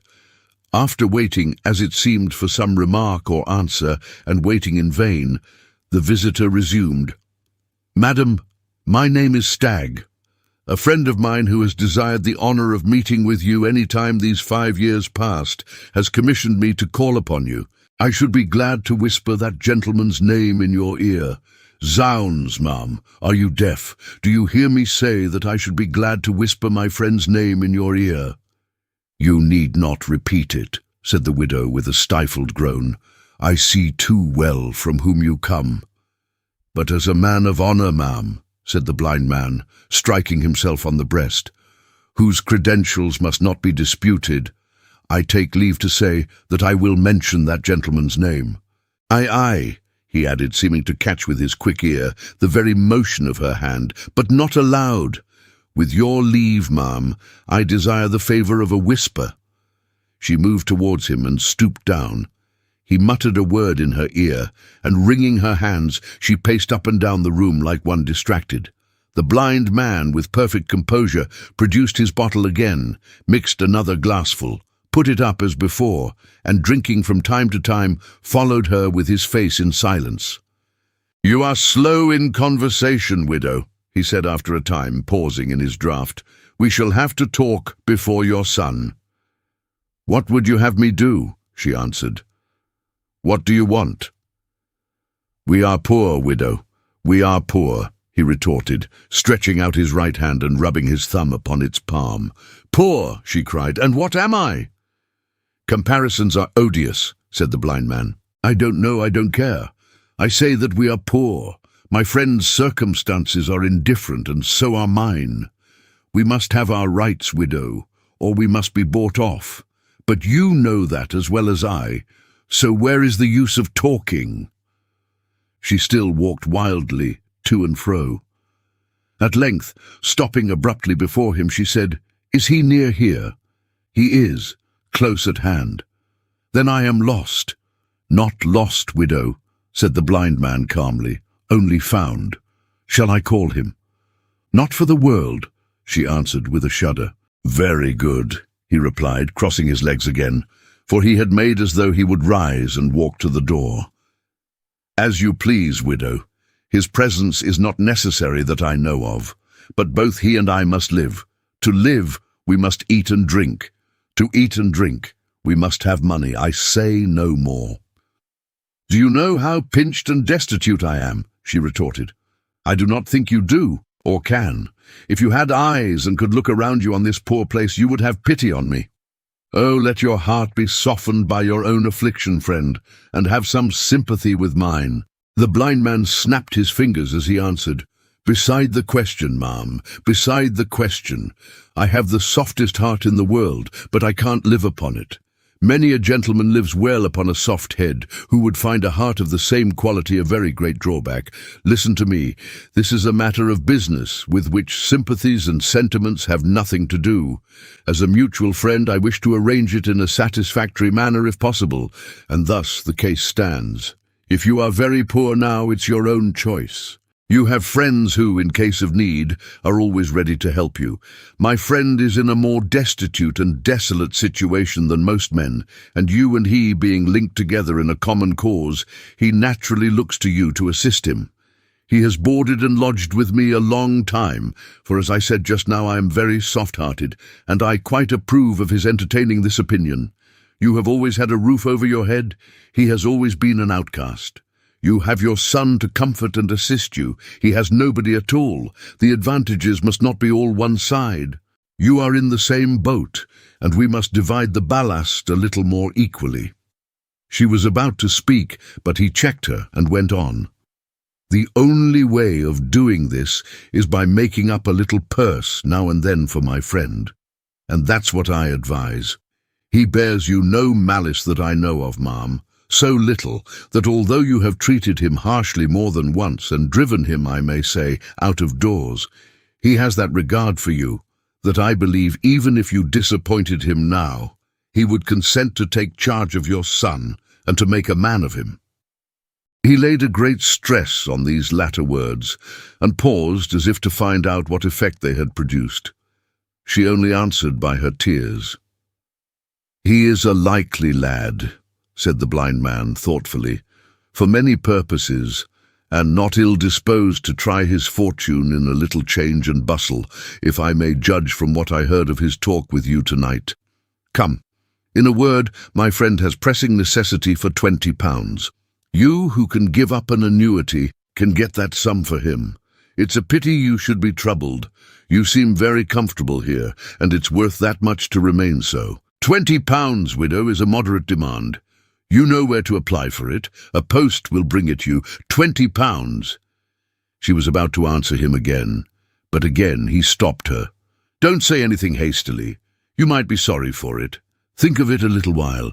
£20 of other people's money. How easy. Turn it over in your mind. I'm in no hurry.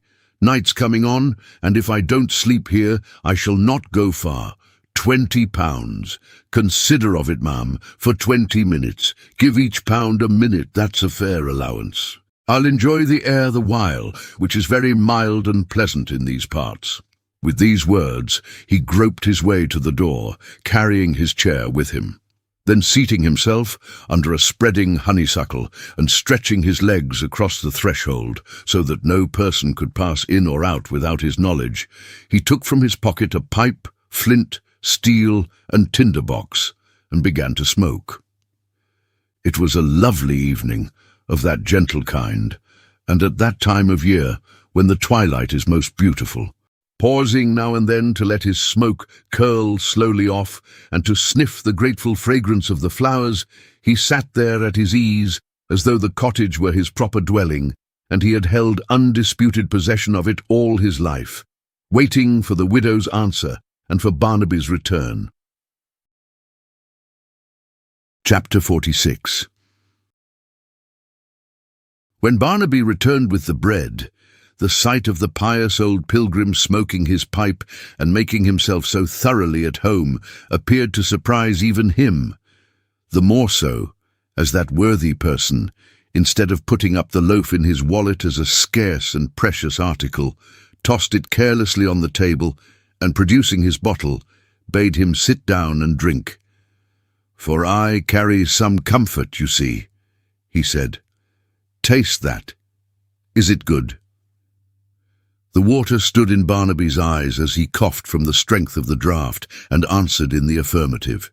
"Drink some more," said the blind man. "Don't be afraid of it. You don't taste anything like that often, eh?" "Often," cried Barnaby. "Never." "Too poor?" returned the blind man with a sigh. "Aye, that's bad. Your mother, poor soul, would be happier if she was richer, Barnaby."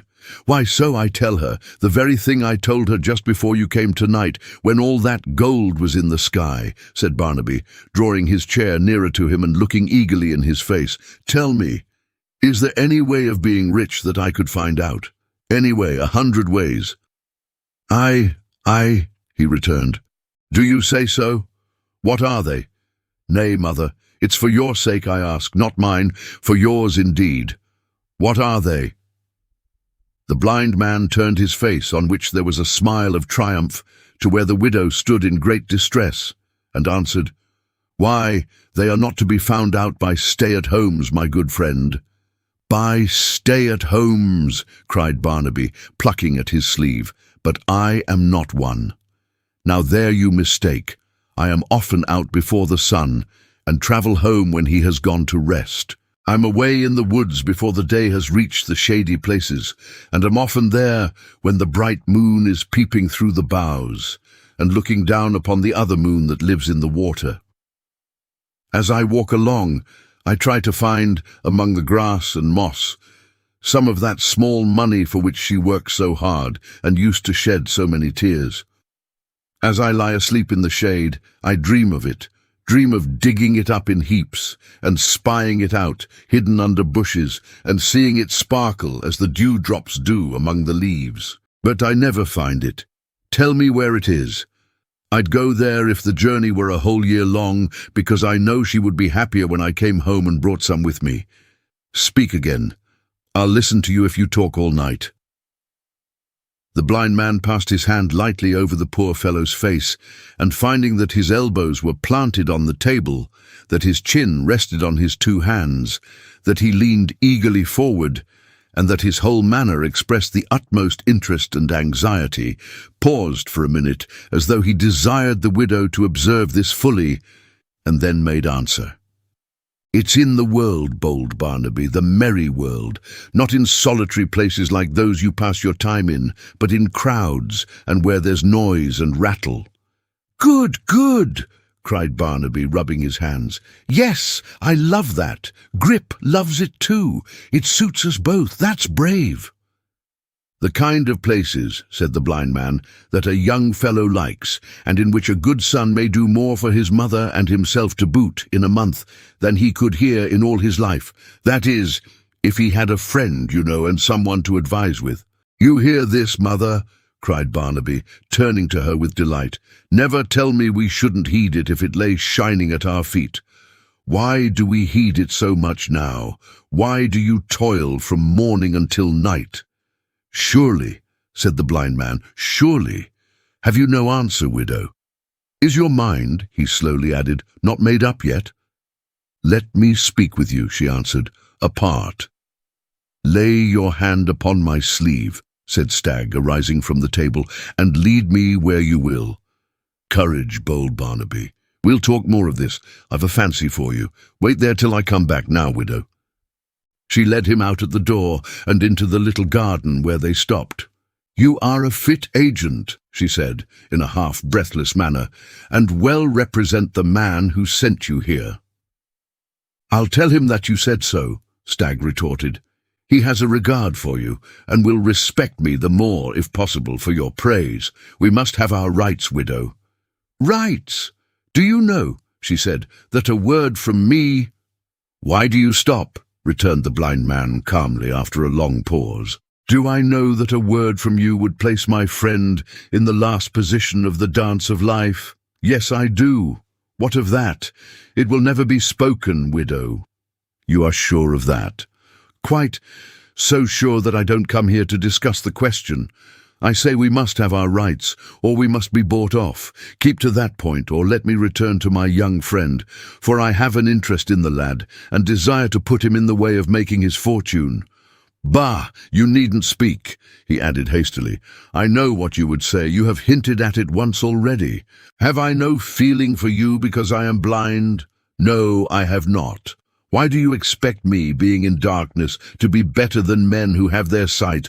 Why should you? Is the hand of heaven more manifest in my having no eyes than in your having two? It's the cant of you folks to be horrified if a blind man robs or lies or steals. Oh yes, it's far worse in him, who can barely live on the few halfpence that are thrown to him in streets, than in you, who can see and work and are not dependent on the mercies of the world. A curse on you! You who have 5 senses may be wicked at your pleasure. We who have 4 and want the most important are to live and be moral on our affliction. The true charity and justice of rich to poor, all the world over." He paused a moment when he had said these words, and caught the sound of money jingling in her hand. "Well," he cried, quickly resuming his former manner, "that should lead to something. The point, widow." "First answer me one question," she replied.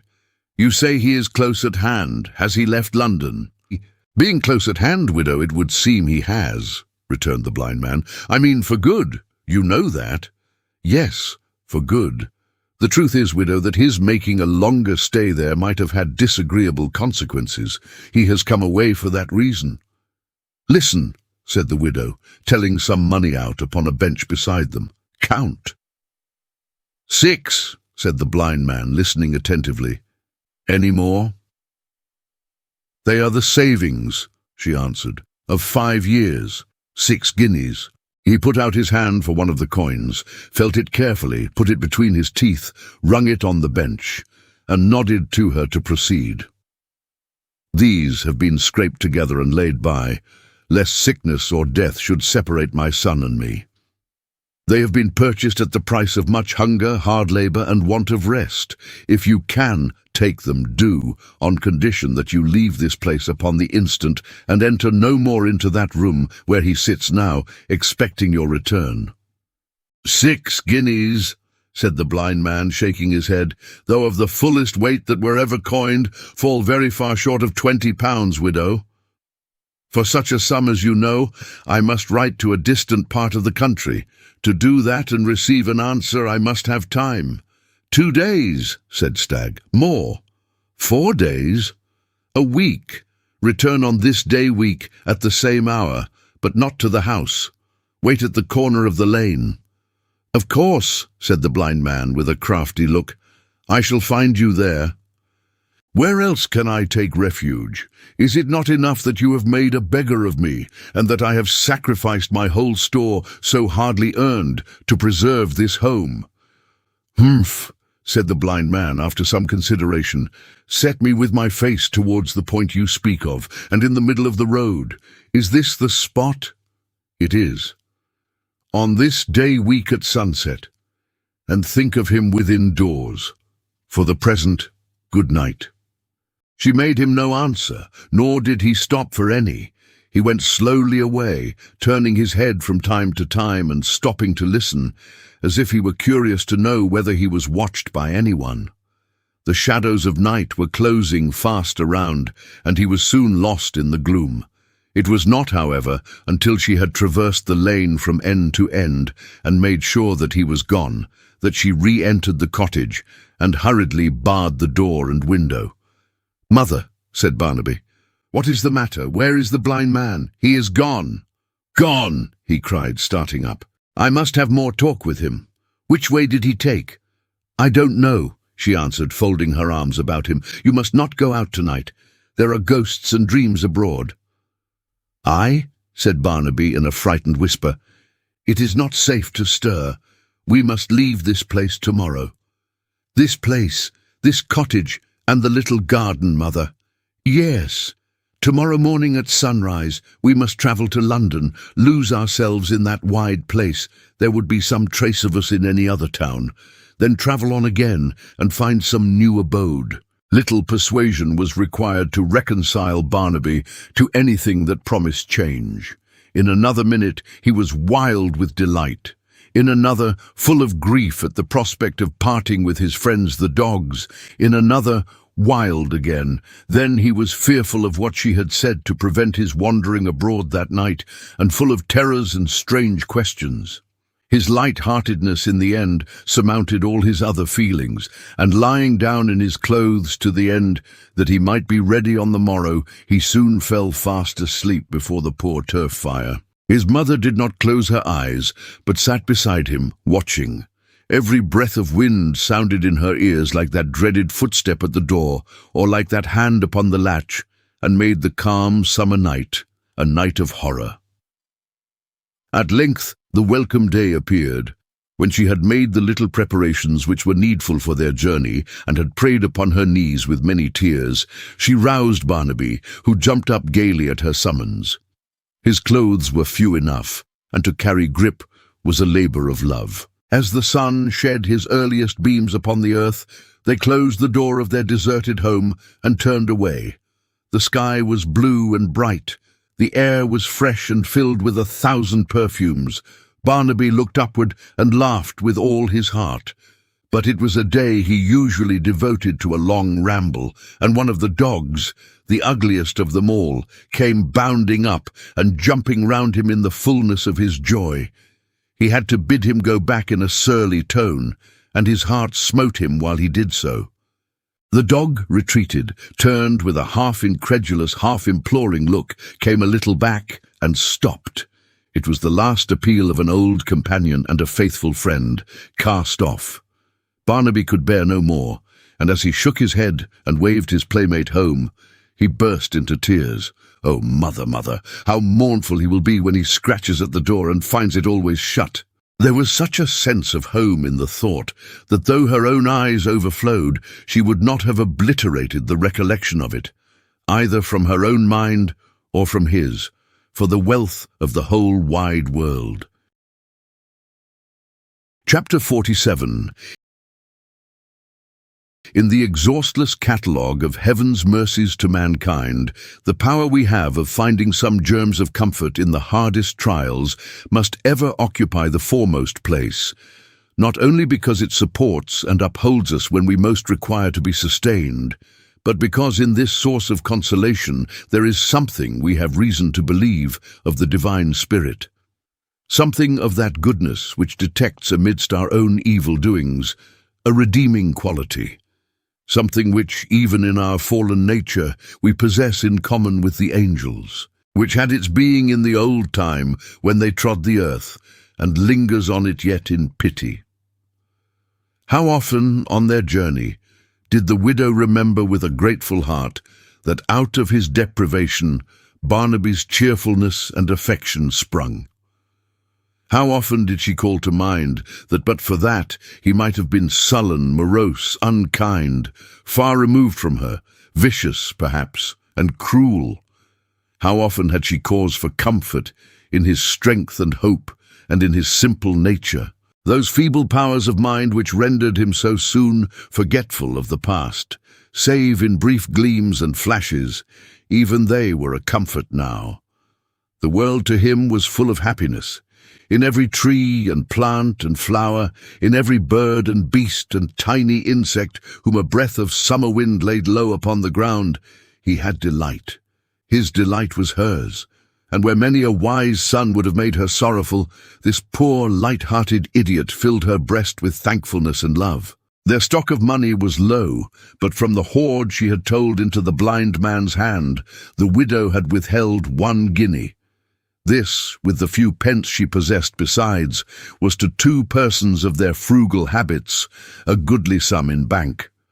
Moreover, they had Grip in company, and when they must otherwise have changed the guinea, it was but to make him exhibit outside an alehouse door, or in a village street, or in the grounds or gardens of a mansion of the better sort, and scores who would have given nothing in charity were ready to bargain for more amusement from the talking bird. One day, for they moved slowly, and although they had many rides in carts and wagons, were on the road a week, Barnaby, with Grip upon his shoulder and his mother following, begged permission at a trim lodge to go up to the great house at the other end of the avenue and show his raven.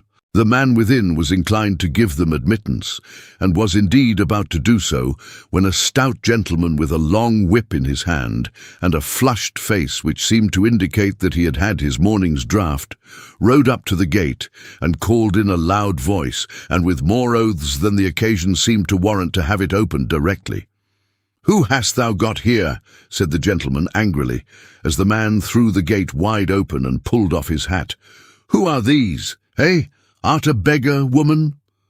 The widow answered with a curtsy that they were poor travellers. "Vagrants," said the gentleman, "vagrants and vagabonds. Thee wish to be made acquainted with the cage, dost thee, the cage, the stocks, and the whipping post? Where dost come from?" She told him in a timid manner, for he was very loud, hoarse, and red-faced, and besought him not to be angry, for they meant no harm, and would go upon their way that moment. "Don't be too sure of that," replied the gentleman. "We don't allow vagrants to roam about this place. I know what thou want'st. Stray linen drying on hedges and stray poultry, eh? What hast got in that basket, lazy hound?" "Grip, grip, grip, grip the clever, grip the wicked, grip the knowing, grip, grip, grip," cried the raven, whom Barnaby had shut up on the approach of this stern personage. "I'm a devil, I'm a devil, I'm a devil. Never say die, hurrah, bow, wow, wow. Polly, put the kettle on, we'll all have tea." "Take the vermin out, scoundrel," said the gentleman, "and let me see him." Barnaby, thus condescendingly addressed, produced his bird, but not without much fear and trembling, and set him down upon the ground, which he had no sooner done than Grip drew 50 corks at least, and then began to dance, at the same time eyeing the gentleman with surprising insolence of manner, and screwing his head so much on one side that he appeared desirous of screwing it off upon the spot. The cork-drawing seemed to make a greater impression on the gentleman's mind than the raven's power of speech, and was indeed particularly adapted to his habits and capacity. He desired to have that done again, but despite his being very peremptory, and notwithstanding that Barnaby coaxed to the utmost, Grip turned a deaf ear to the request, and preserved a dead silence. "Bring him along," said the gentleman, pointing to the house, but Grip, who had watched the action, anticipated his master by hopping on before them, constantly flapping his wings and screaming, "Cook!" Meanwhile, as a hint perhaps that there was company coming, and a small collation would be acceptable, Barnaby and his mother walked on either side of the gentleman on horseback, who surveyed each of them from time to time in a proud and coarse manner, and occasionally thundered out some question, the tone of which alarmed Barnaby so much that he could find no answer, and, as a matter of course, could make him no reply. On one of these occasions, when the gentleman appeared disposed to exercise his horsewhip, the widow ventured to inform him in a low voice, and with tears in her eyes, that her son was of weak mind. "An idiot, eh?" said the gentleman, looking at Barnaby as he spoke. "And how long hast thou been an idiot?" "She knows," was Barnaby's timid answer, pointing to his mother. "I always, I believe." "From his birth," said the widow. "I don't believe it," cried the gentleman. "Not a bit of it. It's an excuse not to work. There's nothing like flogging to cure that disorder. I'd make a difference in him in 10 minutes. I'll be bound." "Heaven has made none in more than twice 10 years, sir," said the widow mildly. Then why don't you shut him up? We pay enough for county institutions, damn 'em, but they'd rather drag him about to excite charity, of course. I know thee. Now, this gentleman had various endearing appellations among his intimate friends. By some he was called a country gentleman of the true school, by some a fine old country gentleman, by some a sporting gentleman, by some a thoroughbred Englishman, by some a genuine John Bull. But they all agreed in one respect, and that was that it was a pity there were not more like him, and that because there were not, the country was going to rack and ruin every day. He was in the Commission of the Peace, and could write his name almost legibly. But his greatest qualifications were that he was more severe with poachers, was a better shot, a harder rider, had better horses, kept better dogs, could eat more solid food, drink more strong wine, go to bed every night more drunk and get up every morning more sober than any man in the county. In knowledge of horse flesh he was almost equal to a farrier. In stable learning he surpassed his own head groom, and in gluttony not a pig on his estate was a match for him. He had no seat in Parliament himself, but he was extremely patriotic, and usually drove his voters up to the poll with his own hands. He was warmly attached to church and state, and never appointed to the living in his gift any but a three-bottle man and a first-rate fox hunter. He mistrusted the honesty of all poor people who could read and write, and had a secret jealousy of his own wife, a young lady whom he had married for what his friends called the good old English reason, that her father's property adjoined his own, for possessing those accomplishments in a greater degree than himself. In short, Barnaby being an idiot, and Grip a creature of mere brute instinct, it would be very hard to say what this gentleman was. He rode up to the door of a handsome house, approached by a great flight of steps, where a man was waiting to take his horse, and led the way into a large hall, which, spacious as it was tainted with the fumes of last night's stale debauch. Great coats, riding whips, bridles, top boots, spurs, and such gear were strewn about on all sides, and formed with some huge stag's antlers and a few portraits of dogs and horses its principal embellishments. Throwing himself into a great chair, in which, by the by, he often snored away the night, when he had been, according to his admirers, a finer country gentleman than usual, he bade the man to tell his mistress to come down, and presently there appeared, a little flurried as it seemed by the unwonted summons, a lady much younger than himself, who had the appearance of being in delicate health, and not too happy. "Here, thou'st no delight in following the hounds as an Englishwoman should have," said the gentleman. "See to this here, that'll please thee, perhaps." The lady smiled, sat down at a little distance from him, and glanced at Barnaby with a look of pity. "He's an idiot, the woman says," observed the gentleman, shaking his head. "I don't believe it." "Are you his mother?" asked the lady. She answered yes. "What's the use of asking her?" said the gentleman, thrusting his hands into his breeches pockets.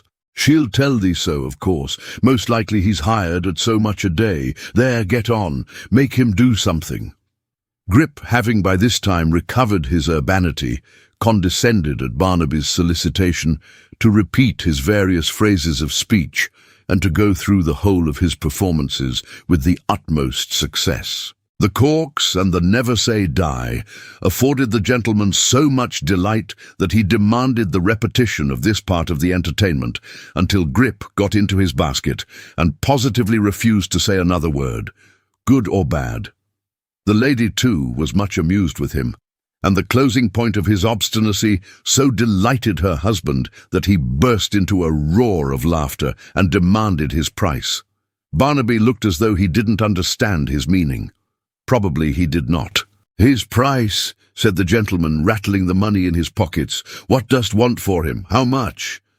"He's not to be sold," replied Barnaby, shutting up the basket in a great hurry and throwing the strap over his shoulder. "Mother, come away." "Thou seest how much of an idiot he is, book learner," said the gentleman, looking scornfully at his wife.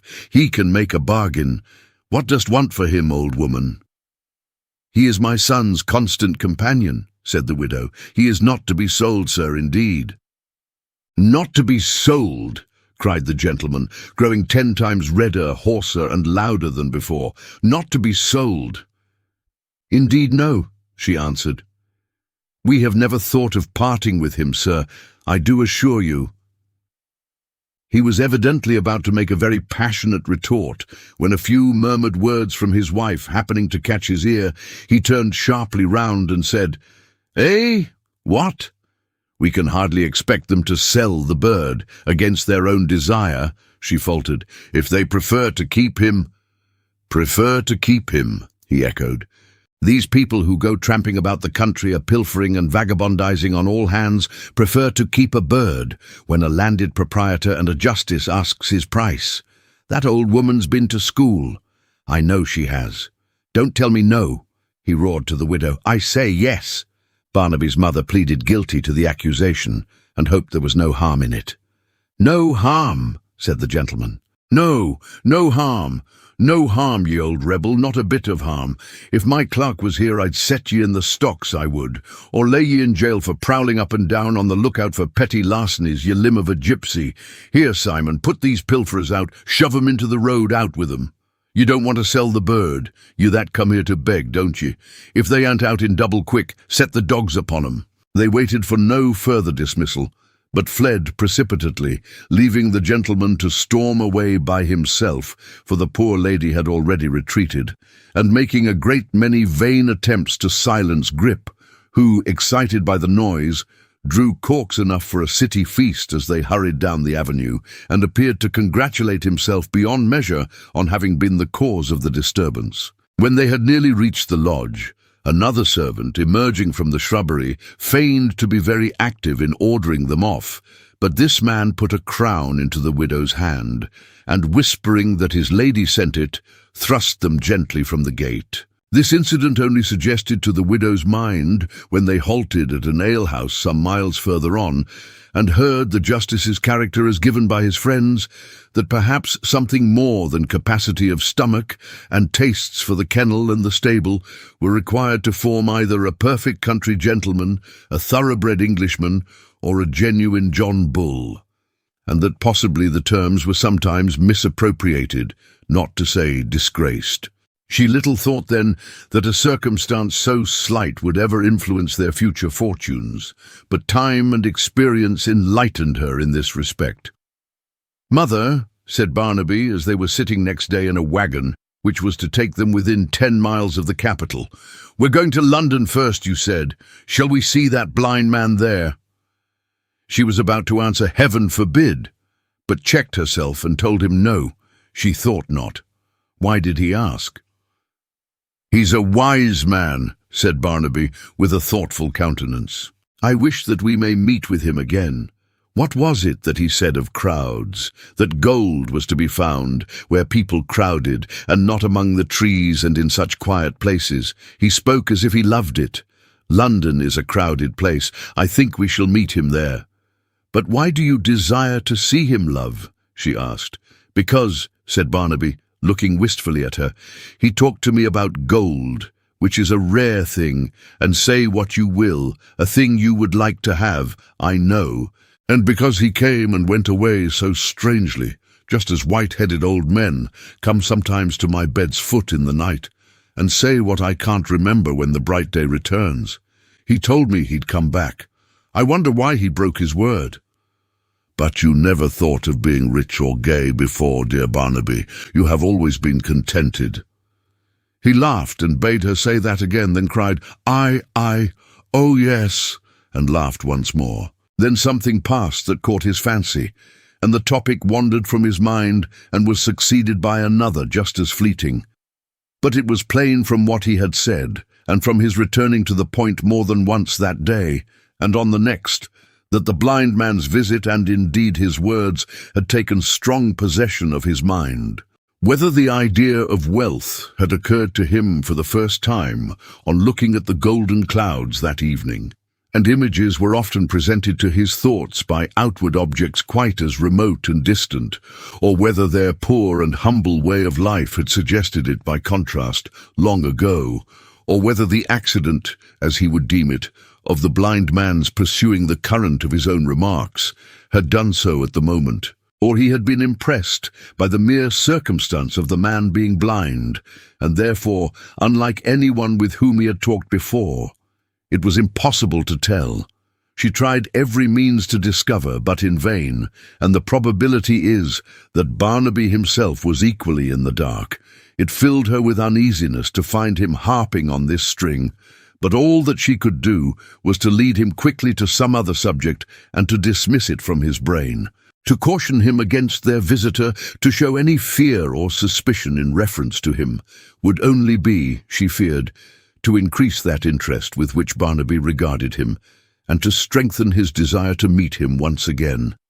She hoped, by plunging into the crowd, to rid herself of her terrible pursuer, and then, by journeying to a distance and observing increased caution, if that were possible, to live again unknown, in secrecy and peace. They reached, in course of time, their halting place within 10 miles of London, and lay there for the night, after bargaining to be carried on for a trifle next day in a light van which was returning empty and was to start at 5 o'clock in the morning. The driver was punctual, the road good, save for the dust, the weather being very hot and dry, and at 7 in the forenoon of Friday the 2nd of June, 1780, they alighted at the foot of Westminster Bridge, bade their conductor farewell, and stood alone together on the scorching pavement. For the freshness which night sheds upon such busy thoroughfares had already departed, and the sun was shining with uncommon lustre. Chapter 48. Uncertain where to go next, and bewildered by the crowd of people who were already astir, they sat down in one of the recesses on the bridge to rest. They soon became aware that the stream of life was all pouring one way, and that a vast throng of persons were crossing the river from the Middlesex to the Surrey shore, in unusual haste and evident excitement. They were, for the most part, in knots of 2 or 3, or sometimes half a dozen. They spoke little together. Many of them were quite silent, and hurried on, as if they had one absorbing object in view, which was common to them all. They were surprised to see that nearly every man in this great concourse, which still came pouring past, without slackening in the least, wore in his hat a blue cockade, and that the chance passengers who were not so decorated appeared timidly anxious to escape observation or attack, and gave them the wall as if they would conciliate them. This, however, was natural enough, considering their inferiority in point of numbers, for the proportion of those who wore blue cockades to those who were dressed as usual was at least 40 or 50 to 1. There was no quarrelling, however. The blue cockades went swarming on, passing each other when they could, and making all the speed that was possible in such a multitude, and exchanged nothing more than looks, and very often not even those, with such of the passers-by as were not of their number. At first the current of people had been confined to the 2 pathways, and but a few more eager stragglers kept the road. But after half an hour or so, the passage was completely blocked up by the great press, which, being now closely wedged together, and impeded by the carts and coaches it encountered, moved but slowly, and was sometimes at a stand for 5 or 10 minutes together. After the lapse of nearly 2 hours, the numbers began to diminish visibly, and gradually dwindling away, by little and little, left the bridge quite clear, save that, now and then some hot and dusty man, with the cockade in his hat and his coat thrown over his shoulder, went panting by, fearful of being too late, or stopped to ask which way his friends had taken, and being directed, hastened on again, like one refreshed. In this comparative solitude, which seemed quite strange and novel after the late crowd, the widow had for the first time an opportunity of inquiring of an old man who came and sat beside them what was the meaning of that great assemblage. "Why, where have you come from," he returned, "that you haven't heard of Lord George Gordon's great association? This is the day that he presents the petition against the Catholics, God bless him." "What have all these men to do with that?" she said. "What have they to do with it?" the old man replied. "Why, how you talk! Don't you know his lordship has declared he won't present it to the house at all, unless it is attended to the door by 40,000 good and true men at least? There's a crowd for you." "A crowd indeed," said Barnaby. "Do you hear that, mother?" "And they're mustering yonder, as I am told," resumed the old man, "nigh upon 100,000 strong. Ah, let Lord George alone. He knows his power. There'll be a good many faces inside them, 3 windows over there," and he pointed to where the House of Commons overlooked the river. "That'll turn pale when good Lord George gets up this afternoon, and with reason too. Aye, let his lordship alone, let him alone. He knows." And so, with much mumbling and chuckling and shaking of his forefinger, he rose, with the assistance of his stick, and tottered off. "Mother," said Barnaby, "that's a brave crowd he talks of. Come." "Not to join it?" cried his mother. Yes, he answered, plucking at her sleeve. "Why not? Come." "You don't know," she urged, "what mischief they may do, where they may lead you, what their meaning is. Dear Barnaby, for my sake—" "For your sake," he cried, patting her hand. "Well, it is for your sake, mother. You remember what the blind man said? About the gold. Here's a brave crowd. Come! Or wait till I come back. Yes, wait here." She tried with all the earnestness her fears engendered to turn him from his purpose, but in vain. He was stooping down to buckle on his shoe when a hackney coach passed them rather quickly, and a voice inside called to the driver to stop. "Young man," said a voice within. "Who's that?" cried Barnaby, looking up. "Do you wear this ornament?" returned the stranger, holding out a blue cockade. "In heaven's name, no. Pray do not give it him," exclaimed the widow. "Speak for yourself, woman," said the man within the coach coldly. "Leave the young man to his choice. He's old enough to make it and to snap your apron strings. He knows, without your telling, whether he wears the sign of a loyal Englishman or not." Barnaby, trembling with impatience, cried, Yes, I do," as he had cried a dozen times already. The man threw him a cockade, and crying, "Make haste to St. George's Fields," ordered the coachman to drive on fast, and left them. With hands that trembled with his eagerness to fix the bauble in his hat, Barnaby was adjusting it as he best could, and hurriedly replying to the tears and entreaties of his mother, when 2 gentlemen passed on the opposite side of the way. Observing them, and seeing how Barnaby was occupied, they stopped, whispered together for an instant, turned back, and came over to them. "Why are you sitting here?" said one of them, who was dressed in a plain suit of black, wore long, lank hair, and carried a great cane. "Why have you not gone with the rest?" "I'm going, sir," replied Barnaby, finishing his task, and putting his hat on with an air of pride. "I shall be there directly." "Say, my lord, young man, when his lordship does you the honour of speaking to you," said the second gentleman mildly. "If you don't know Lord George Gordon when you see him, it's high time you should." "Nay, Gashford," said Lord George, as Barnaby pulled off his hat again and made him a low bow. "It's no great matter on a day like this, which every Englishman will remember with delight and pride. Put on your hat, friend, and follow us, for you lag behind and are late. It's past 10 now. Didn't you know that the hour for assembling was 10 o'clock? Barnaby shook his head and looked vacantly from one to the other. "You might have known it, friend," said Gashford. "It was perfectly understood. How came you to be so ill-informed?" "He cannot tell you, sir," the widow interposed. "It's of no use to ask him. We are but this morning come from a long distance in the country, and know nothing of these matters.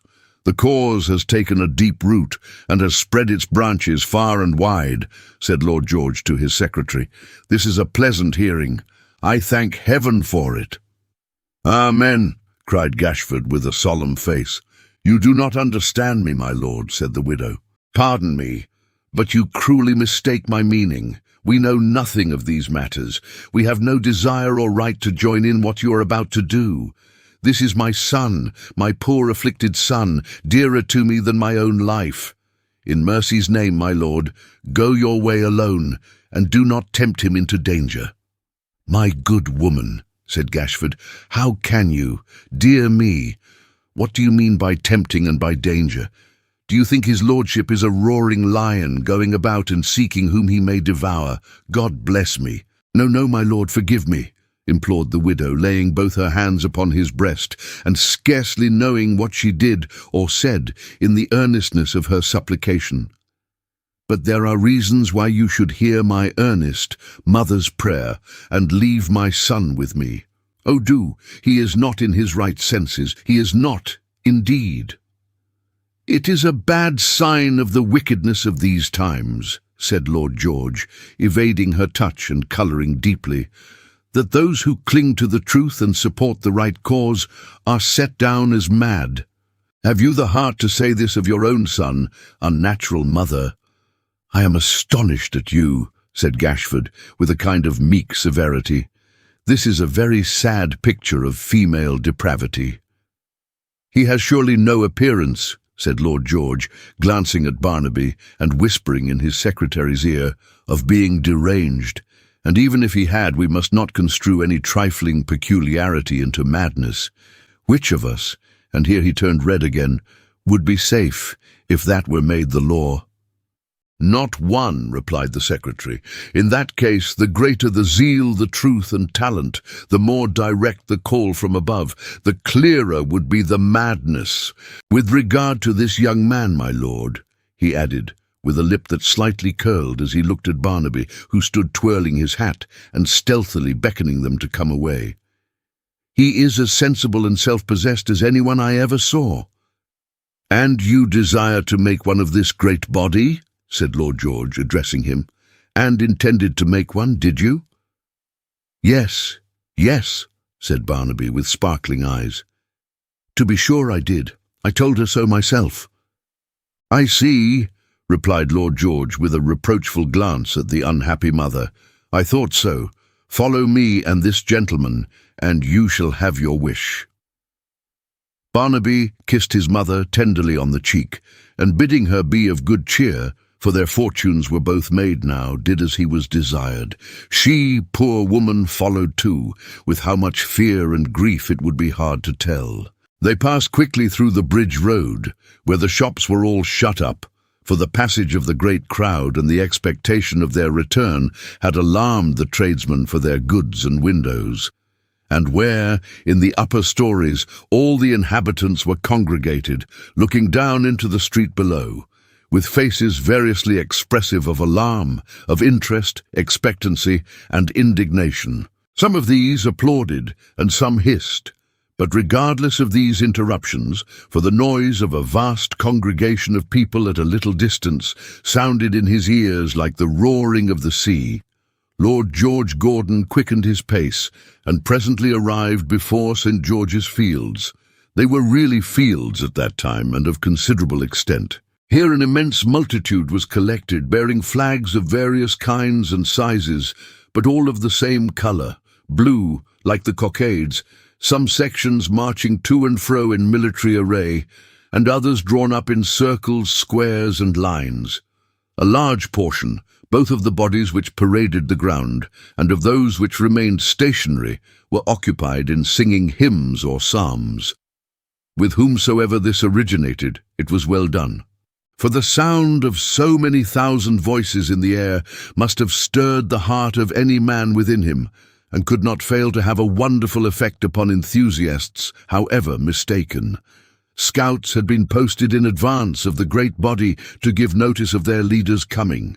These falling back, the word was quickly passed through the whole host, and for a short interval there ensued a profound and death-like silence, during which the mass was so still and quiet that the fluttering of a banner caught the eye and became a circumstance of note. Then they burst into a tremendous shout, into another and another, and the air seemed rent and shaken as if by the discharge of cannon. "Gashford!" cried Lord George, pressing his secretary's arm tight within his own, and speaking with as much emotion in his voice as in his altered face. "I am called indeed now. I feel and know it. I am the leader of a host. If they summoned me at this moment with one voice to lead them on to death, I'd do it, yes, and fall first myself." "It is a proud sight," said the secretary. "It is a noble day for England, and for the great cause throughout the world. Such homage, my lord, as I, an humble but devoted man, can render—" "What are you doing?" cried his master, catching him by both hands, for he had made a show of kneeling at his feet. "Do not unfit me, dear Gashford, for the solemn duty of this glorious day." The tears stood in the eyes of the poor gentleman as he said the words. "Let us go among them. We have to find a place in some division for this new recruit. Give me your hand." Gashford slid his cold, insidious palm into his master's grasp, and so, hand in hand, and followed still by Barnaby and by his mother too, they mingled with the concourse. They had by this time taken to their singing again, and as their leader passed between their ranks, they raised their voices to their utmost. Many of those who were banded together to support the religion of their country, even unto death, had never heard a hymn or psalm in all their lives. But these fellows, having for the most part strong lungs, and being naturally fond of singing, chanted any ribaldry or nonsense that occurred to them, feeling pretty certain that it would not be detected in the general chorus, and not caring much if it were. Many of these voluntaries were sung under the very nose of Lord George Gordon, who, quite unconscious of their burden, passed on with his usual stiff and solemn deportment, very much edified and delighted by the pious conduct of his followers. So they went on and on, up this line, down that, round the exterior of this circle, and on every side of that hollow square, and still there were lines and squares and circles out of number to review.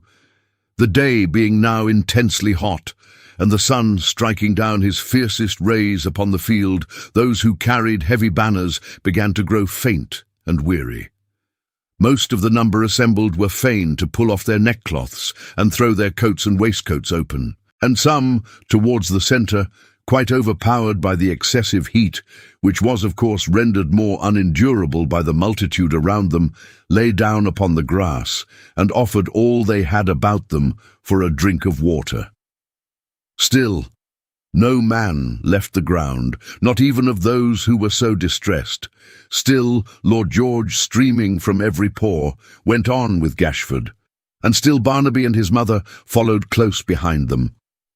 They had arrived at the top of a long line of some 800 men in single file, and Lord George had turned his head to look back, when a loud cry of recognition, in that peculiar and half-stifled tone which a voice has when it is raised in the open air and in the midst of a great concourse of persons, was heard, and a man stepped with a shout of laughter from the rank and smote Barnaby on the shoulders with his heavy hand. "How now?" he cried. "Barnaby Rudge! Why, where have you been hiding for these 100 years?"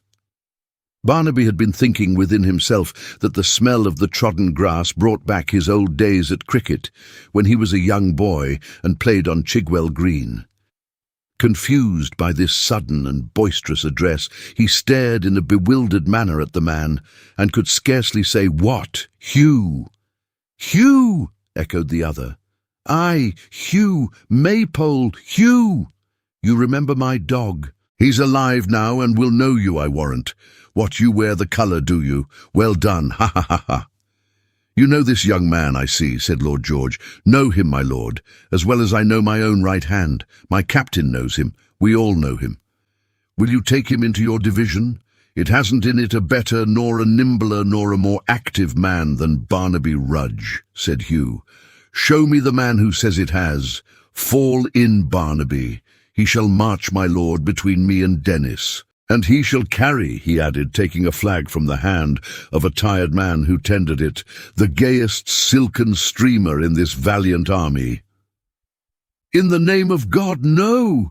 shrieked the widow, darting forward. "Barnaby, my lord, see, he'll come back. Barnaby, Barnaby." "Women in the field!" cried Hugh, stepping between them and holding her off. "Hollo, my captain there!" "What's the matter here?" cried Simon Tappertit, bustling up in a great heat. "Do you call this order?" "Nothing like it, Captain," answered Hugh, still holding her back with his outstretched hand. "It's against all orders. Ladies are carrying off our gallant soldiers from their duty. The word of command, Captain. They're filing off the ground. Quick!" "Close!" cried Simon, with the whole power of his lungs. "Form! March!" She was thrown to the ground. The whole field was in motion. Barnaby was whirled away into the heart of a dense mass of men, and she saw him no more. Chapter 49. The mob had been divided from its first assemblage into 4 divisions: the London, the Westminster, the Suffolk, and the Scotch. Each of these divisions being subdivided into various bodies, and these bodies being drawn up in various forms and figures, the general arrangement was, except to the few chiefs and leaders, as unintelligible as the plan of a great battle to the meanest soldier in the field. It was not without its method, however, for, in a very short space of time after being put in motion, the crowd had resolved itself into 3 great parties, and were prepared, as had been arranged, to cross the river by different bridges and make for the House of Commons in separate detachments. At the head of that division which had Westminster Bridge for its approach to the scene of action, Lord George Gordon took his post, with Gashford at his right hand, and sundry ruffians of most unpromising appearance, forming a kind of staff about him. The conduct of a second party, whose route lay by Blackfriars, was entrusted to a committee of management, including perhaps 12 men, while the third, which was to go by London Bridge and through the main streets, in order that their numbers and their serious intentions might be the better known and appreciated by the citizens, were led by Simon Tappertit, assisted by a few subalterns, selected from the Brotherhood of United Bulldogs, Dennis the hangman, Hugh, and some others. The word of command being given, each of these great bodies took the road assigned to it, and departed on its way, in perfect order and profound silence. That which went through the city greatly exceeded the others in number, and was of such prodigious extent that when the rear began to move, the front was nearly 4 miles in advance, notwithstanding that the men marched 3 abreast and followed very close upon each other. At the head of this party, in the place where Hugh, in the madness of his humour, had stationed him, and walking between that dangerous companion and the hangman, went Barnaby, as many a man among the thousands who looked on that day afterwards remembered well, forgetful of all other things in the ecstasy of the moment, his face flushed and his eyes sparkling with delight, heedless of the weight of the great banner he carried, and mindful only of its flashing in the sun and rustling in the summer breeze. On he went, proud, happy, elated past all telling, the only light-hearted, undesigning creature in the whole assembly. "What do you think of this?" asked Hugh as they passed through the crowded streets and looked up at the windows which were thronged with spectators. "They have all turned out to see our flags and streamers. Eh, Barnaby? Why, Barnaby's the greatest man of all the pack. His flag's the largest of the lot, the brightest too. There's nothing in the show like Barnaby. All eyes are turned on him. Ha, ha, ha." "Don't make that din, brother," growled the hangman, glancing with no very approving eyes at Barnaby as he spoke. "I hope he don't think there's nothing to be done, but carrying that there piece of blue rag like a boy at a breaking up. You're ready for action, I hope, eh? I mean," he added, nudging Barnaby roughly with his elbow. "What are you staring at? Why don't you speak?" Barnaby had been gazing at his flag and looked vacantly from his questioner to Hugh. "He don't understand your way," said the latter. "Here, I'll explain it to him. Barnaby, old boy, attend to me." "I'll attend," said Barnaby, looking anxiously round. "But I wish I could see her somewhere." "See who?" demanded Dennis in a gruff tone. "You ain't in love, I hope, brother. That ain't the sort of thing for us, you know. We mustn't have no love here." "She would be proud indeed to see me now, eh, Hugh?" said Barnaby. "Wouldn't it make her glad to see me at the head of this large show? She'd cry for joy, I know she would. Where can she be? She never sees me at my best, and what do I care to be gay and fine if she's not by?" "Why, what palaver's this?" asked Mr. Dennis with supreme disdain. "We aren't got no sentimental members among us, I hope." "Don't be uneasy, brother," cried Hugh. "He's only talking of his mother." "Of his what?" said Mr. Dennis with a strong oath. "His mother. And have I combined myself with this here section, and turned out on this here memorable day, to hear men talk about their mothers?" growled Mr. Dennis with extreme disgust. "The notion of a man's sweetheart's bad enough, but a man's mother!" And here his disgust was so extreme that he spat upon the ground, and could say no more. "Barnaby's right," cried Hugh with a grin, "and I say it. Look ye, bold lad. If she's not here to see, it's because I've provided for her, and sent 6 gentlemen, every one of 'em with a blue flag, but not half as fine as yours, to take her, in state, to a grand house all hung round with gold and silver banners, and everything else you please, where she'll wait till you come, and want for nothing." "Aye," said Barnaby, his face beaming with delight. "Have you indeed? That's a good hearing, that's fine. Kind Hugh." "But nothing to what will come, bless you," retorted Hugh, with a wink at Dennis, who regarded his new companion in arms with great astonishment. "No, indeed," cried Barnaby. "Nothing at all," said Hugh. "Money, cocked hats and feathers, red coats and gold lace, all the fine things there are, ever were, or will be, will belong to us, if we are true to that noble gentleman, the best man in the world, carry our flags for a few days, and keep 'em safe. That's all we've got to do." "Is that all?" cried Barnaby with glistening eyes, as he clutched his pole the tighter. "I warrant you I keep this one safe, then. You have put it in good hands. You know me, Hugh. Nobody shall wrest this flag away." "Well said," cried Hugh. "Ha ha! Nobly said. That's the old stout Barnaby that I have climbed and leapt with many and many a day. I knew I was not mistaken in Barnaby. Don't you see, man," he added in a whisper as he slipped to the other side of Dennis, "that the lad's a natural and can be got to do anything if you take him the right way? Letting alone the fun he is, he's worth 12 men in earnest, as you'd find if you tried a fall with him. Leave him to me. You shall soon see whether he's of use or not." Mr. Dennis received these explanatory remarks with many nods and winks, and softened his behaviour towards Barnaby from that moment. Hugh, laying his finger on his nose, stepped back into his former place, and they proceeded in silence.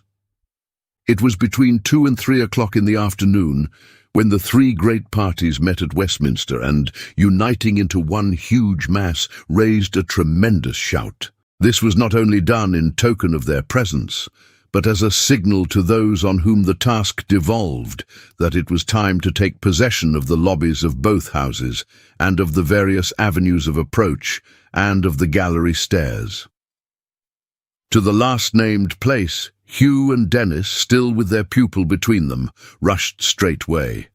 Barnaby having given his flag into the hands of one of their own party, who kept them at the outer door.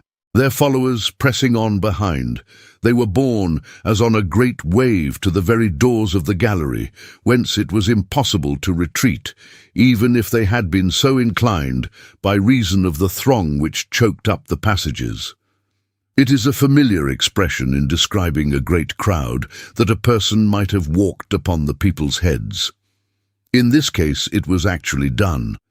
For a boy who had by some means got among the concourse, and was in imminent danger of suffocation, climbed to the shoulders of a man beside him, and walked upon the people's hats and heads into the open street, traversing in his passage the whole length of 2 staircases and a long gallery. Nor was the swarm without less dense, for a basket which had been tossed into the crowd was jerked from head to head and shoulder to shoulder, and went spinning and whirling on above them until it was lost to view, without ever once falling in among them or coming near the ground. Through this vast throng, sprinkled doubtless here and there with honest zealots, but composed for the most part of the very scum and refuse of London, whose growth was fostered by bad criminal laws, bad prison regulations, and the worst conceivable police, such of the members of both Houses of Parliament as had not taken the precaution to be already at their posts, were compelled to fight and force their way. Their carriages were stopped and broken, the wheels wrenched off, the glasses shivered to atoms, the panels beaten in, drivers, footmen and masters pulled from their seats and rolled in the mud. Lords, commoners, and reverend bishops with little distinction of person or party were kicked and pinched and hustled, passed from hand to hand through various stages of ill usage, and sent to their fellow senators at last, with their clothes hanging in ribbons about them, their bagwigs torn off, themselves speechless and breathless, and their persons covered with the powder which had been cuffed and beaten out of their hair. One lord was so long in the hands of the populace that the peers as a body resolved to sally forth and rescue him, and were in the act of doing so, when he happily appeared among them covered with dirt and bruises, and hardly to be recognized by those who knew him best. The noise and uproar were on the increase every moment. The air was filled with execrations, hoots and howlings. The mob raged and roared, like a mad monster as it was, unceasingly, and each new outrage served to swell its fury. Within doors, matters were even yet more threatening. Lord George, preceded by a man who carried the immense petition on a porter's knot through the lobby to the door of the House of Commons, where it was received by two officers of the House who rolled it up to the table, ready for presentation, had taken his seat at an early hour before the Speaker went to prayers. His followers pouring in at the same time, the lobby and all the avenues were immediately filled, as we have seen.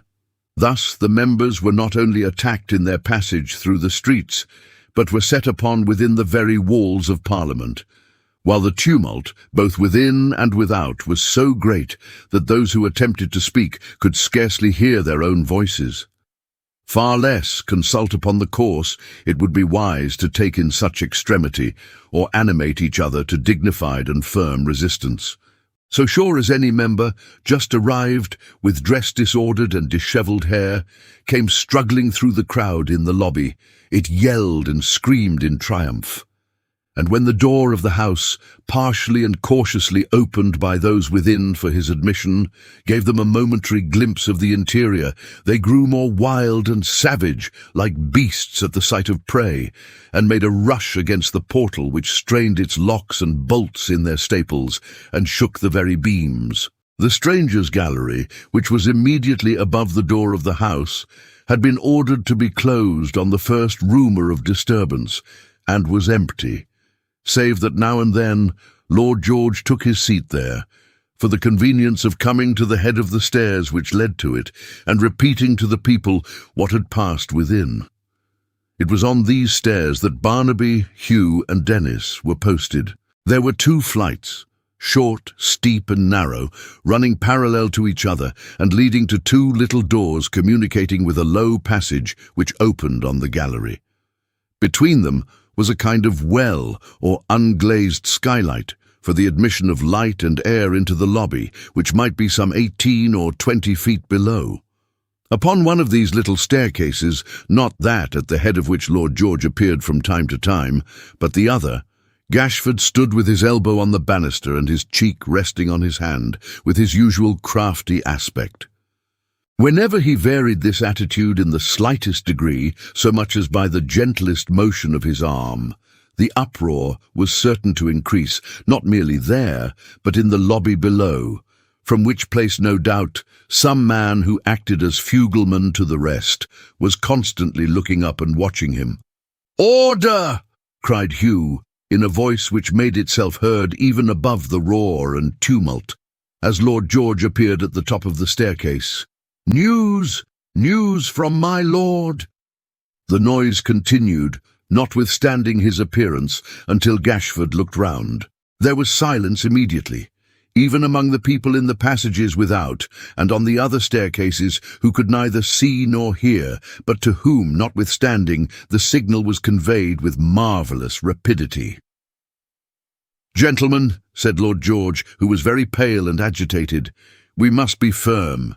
They talk of delays, but we must have no delays.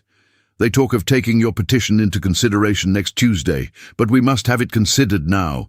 Present appearances look bad for our success, but we must succeed and will. We must succeed and will," echoed the crowd. And so, among their shouts and cheers and other cries, he bowed to them and retired, and presently came back again. There was another gesture from Gashford, and a dead silence directly.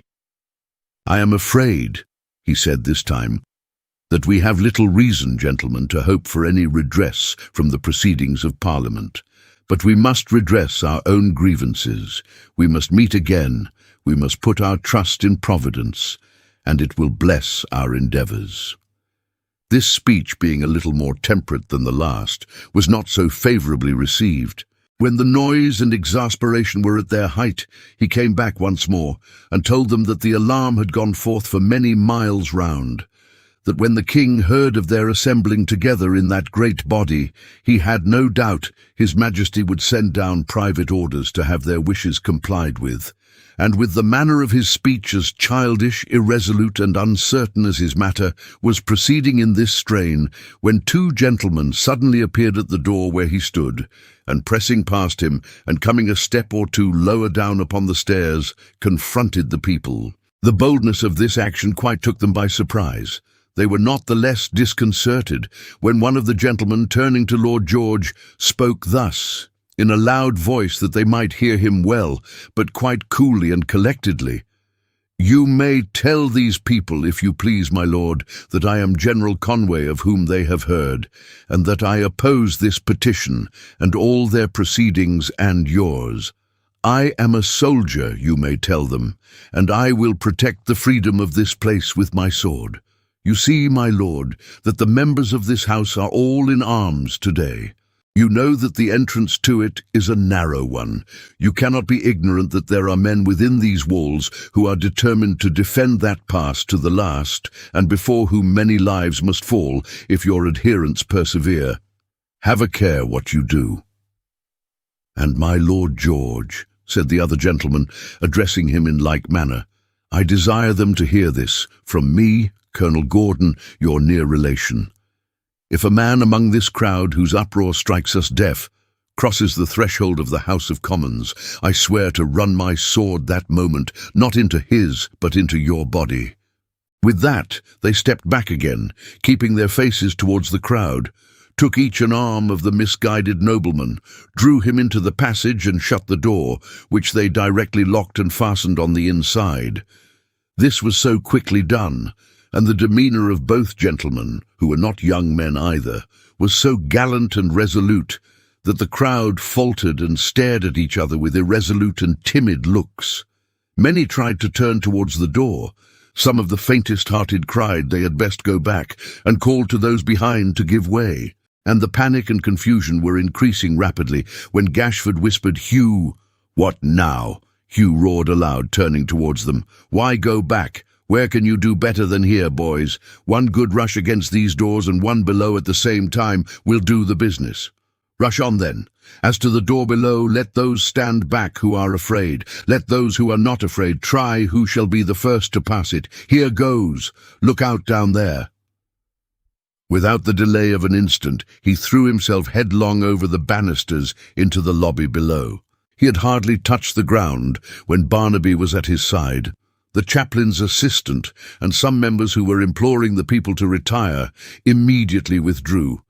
And then, with a great shout, both crowds threw themselves against the doors pell-mell and besieged the house in earnest. At that moment, when a second onset must have brought them into collision with those who stood on the defensive within, in which case great loss of life and bloodshed would inevitably have ensued, the hindmost portion of the crowd gave way, and the rumour spread from mouth to mouth that a messenger had been dispatched by water for the military who were forming in the street. Fearful of sustaining a charge in the narrow passages in which they were so closely wedged together, the throng poured out as impetuously as they had flocked in. As the whole stream turned at once, Barnaby and Hugh went with it, and so, fighting and struggling and trampling on fallen men, and being trampled on in turn themselves, they and the whole mass floated by degrees into the open street, where a large detachment of the guards, both horse and foot, came hurrying up, clearing the ground before them so rapidly that the people seemed to melt away as they advanced. The word of command to halt being given, the soldiers formed across the street. The rioters, breathless and exhausted with their late exertions, formed likewise, though in a very irregular and disorderly manner. The commanding officer rode hastily into the open space between the two bodies, accompanied by a magistrate and an officer of the House of Commons, for whose accommodation a couple of troopers had hastily dismounted. The riot act was read, but not a man stirred. In the first rank of the insurgents, Barnaby and Hugh stood side by side. Somebody had thrust into Barnaby's hands when he came out into the street. His precious flag, which, being now rolled up and tied round the pole, looked like a giant quarterstaff as he grasped it firmly and stood upon his guard. If ever man believed with his whole heart and soul that he was engaged in a just cause, and that he was bound to stand by his leader to the last, poor Barnaby believed it of himself and Lord George Gordon. After an ineffectual attempt to make himself heard, the magistrate gave the word, and the horse guards came riding in among the crowd. But even then, he galloped here and there, exhorting the people to disperse, and although heavy stones were thrown at the men, and some were desperately cut and bruised, they had no orders but to make prisoners of such of the rioters as were the most active, and to drive the people back with the flat of their sabres. As the horses came in among them, the throng gave way at many points, and the guards, following up their advantage, were rapidly clearing the ground, when 2 or 3 of the foremost, who were in a manner cut off from the rest by the people closing round them, made straight towards Barnaby and Hugh, who had no doubt been pointed out as the 2 men who dropped into the lobby. Laying about them now with some effect, and inflicting on the more turbulent of their opponents a few slight flesh wounds, under the influence of which a man dropped here and there into the arms of his fellows amid much groaning and confusion. At the sight of gashed and bloody faces, seen for a moment in the crowd, then hidden by the press around them, Barnaby turned pale and sick. But he stood his ground, and grasping his pole more firmly yet, kept his eye fixed upon the nearest soldier, nodding his head meanwhile as Hugh, with a scowling visage, whispered in his ear. The soldier came spurring on, making his horse rear as the people pressed about him, cutting at the hands of those who would have grasped his rein and forced his charger back, and waving to his comrades to follow. And still Barnaby, without retreating an inch, waited for his coming. Some called to him to fly, and some were in the very act of closing round him to prevent his being taken, when the pole swept into the air above the people's heads, and the man's saddle was empty in an instant. Then he and Hugh turned and fled, the crowd opening to let them pass, and closing up again so quickly that there was no clue to the course they had taken. Panting for breath, hot, dusty, and exhausted with fatigue, they reached the riverside in safety, and getting into a boat with all dispatch were soon out of any immediate danger. As they glided down the river, they plainly heard the people cheering, and supposing they might have forced the soldiers to retreat, lay upon their oars for a few minutes, uncertain whether to return or not. But the crowd passing along Westminster Bridge soon assured them that the populace were dispersing, and Hugh rightly guessed from this that they had cheered the magistrate for offering to dismiss the military on condition of their immediate departure to their several homes, and that he and Barnaby were better where they were. He advised, therefore, that they should proceed to Blackfriars, and going ashore at the bridge, make the best of their way to the Boot, where there was not only good entertainment and safe lodging, but where they would certainly be joined by many of their late companions. Barnaby assenting, they decided on this course of action, and pulled for Blackfriars accordingly. They landed at a critical time, and fortunately for themselves at the right moment. For coming into Fleet Street, they found it in an unusual stir, and inquiring the cause, were told that a body of horse guards had just galloped past, and that they were escorting some rioters whom they had made prisoners to Newgate for safety. Not at all ill-pleased to have so narrowly escaped the cavalcade, they lost no more time in asking questions, but hurried to the boot with as much speed as Hugh considered it prudent to make, without appearing singular or attracting an inconvenient share of public notice. Chapter 50. They were among the first to reach the tavern, but they had not been there many minutes when several groups of men who had formed part of the crowd came straggling in. Among them were Simon Tappertit and Mr. Dennis, both of whom, but especially the latter, greeted Barnaby with the utmost warmth and paid him many compliments on the prowess he had shown. "Which," said Dennis with an oath, as he rested his bludgeon in a corner with his hat upon it, and took his seat at the same table with them, "it does me good to think of. There was an opportunity, but it led to nothing. For my part, I don't know what would. There's no spirit among the people in these here times. Bring something to eat and drink here. I'm disgusted with humanity." "On what account?" asked Mr. Tappertit, who had been quenching his fiery face in a half-gallon can. "Don't you consider this a good beginning, mister?" "Give me security that it ain't a ending," rejoined the hangman. "When that soldier went down, we might have made London ours. But no, we stand and gape and look on. The justice, I wish he had had a bullet in each eye, as he would have had if we'd gone to work my way, says, 'My lads, if you'll give me your word to disperse, I'll order off the military.' Our people sets up a hurrah, throws up the game with the winning cards in their hands, and skulks away like a pack of tame curs as they are." "Ah," said the hangman, in a tone of deep disgust, "it makes me blush for my fellow creatures. I wish I'd been born a ox, I do." "You'd have been quite as agreeable a character if you had been, I think," returned Simon Tappertit, going out in a lofty manner. "Don't be too sure of that," rejoined the hangman, calling after him. "If I was a horned animal at the present moment, with the smallest grain of sense, I'd toss every man in this company, excepting them two," meaning Hugh and Barnaby, "for his manner of conducting himself this day." With which mournful review of their proceedings, Mr. Dennis sought consolation in cold-boiled beef and beer, but without at all relaxing the grim and dissatisfied expression of his face, the gloom of which was rather deepened than dissipated by their grateful influence. The company who were thus libelled might have retaliated by strong words, if not by blows, but they were dispirited and worn out. The greater part of them had fasted since morning. All had suffered extremely from the excessive heat, and between the day's shouting, exertion, and excitement, many had quite lost their voices, and so much of their strength that they could hardly stand. Then they were uncertain what to do next, fearful of the consequences of what they had done already, and sensible that after all they had carried no point, but had indeed left matters worse than they had found them. Of those who had come to the boot, many dropped off within an hour. Such of them as were really honest and sincere, never after the morning's experience to return or to hold any communication with their late companions. Others remained but to refresh themselves, and then went home desponding. Others, who had theretofore been regular in their attendance, avoided the place altogether.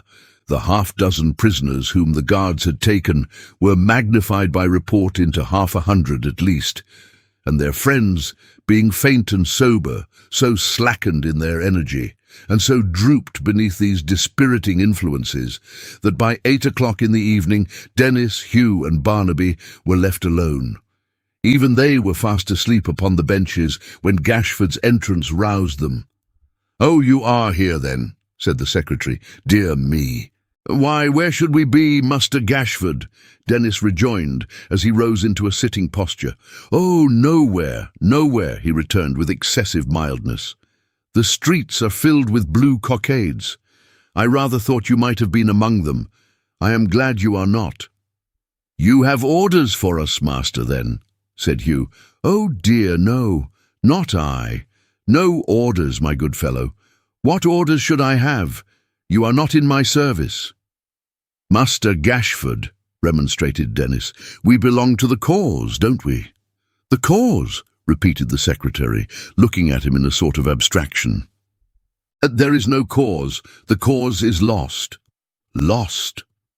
"Oh, yes. You have heard, I suppose. The petition is rejected by 192 to 6. It's quite final. We might have spared ourselves some trouble. That and my lord's vexation are the only circumstances I regret. I'm quite satisfied in all other respects." As he said this, he took a penknife from his pocket, and putting his hat upon his knee, began to busy himself in ripping off the blue cockade, which he had worn all day, at the same time humming a psalm tune which had been very popular in the morning, and dwelling on it with a gentle regret. His two adherents looked at each other and at him, as if they were at a loss how to pursue the subject. At length, Hugh, after some elbowing and winking between himself and Mr. Dennis, ventured to stay his hand, and to ask him why he meddled with that riband in his hat. "Because," said the secretary, looking up with something between a snarl and a smile, "because to sit still and wear it, or to fall asleep and wear it, is a mockery, that's all, friend." "What would you have us do, master?" cried Hugh. "Nothing," returned Gashford, shrugging his shoulders. "Nothing. When my lord was reproached and threatened for standing by you, I, as a prudent man, would have had you do nothing. When the soldiers were trampling you under their horses' feet, I would have had you do nothing. When one of them was struck down by a daring hand, and I saw confusion and dismay in all their faces, I would have had you do nothing.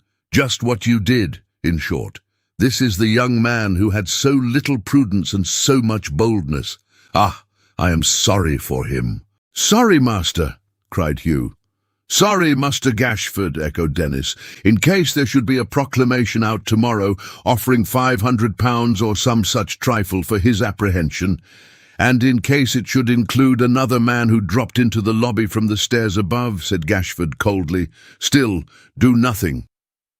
"Fire and fury, master," cried Hugh, starting up. "What have we done that you should talk to us like this?"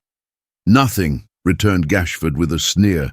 "If you are cast into prison, if the young man," here he looked hard at Barnaby's attentive face, "is dragged from us and from his friends, perhaps from people whom he loves and whom his death would kill, is thrown into jail, brought out and hanged before their eyes, still, do nothing.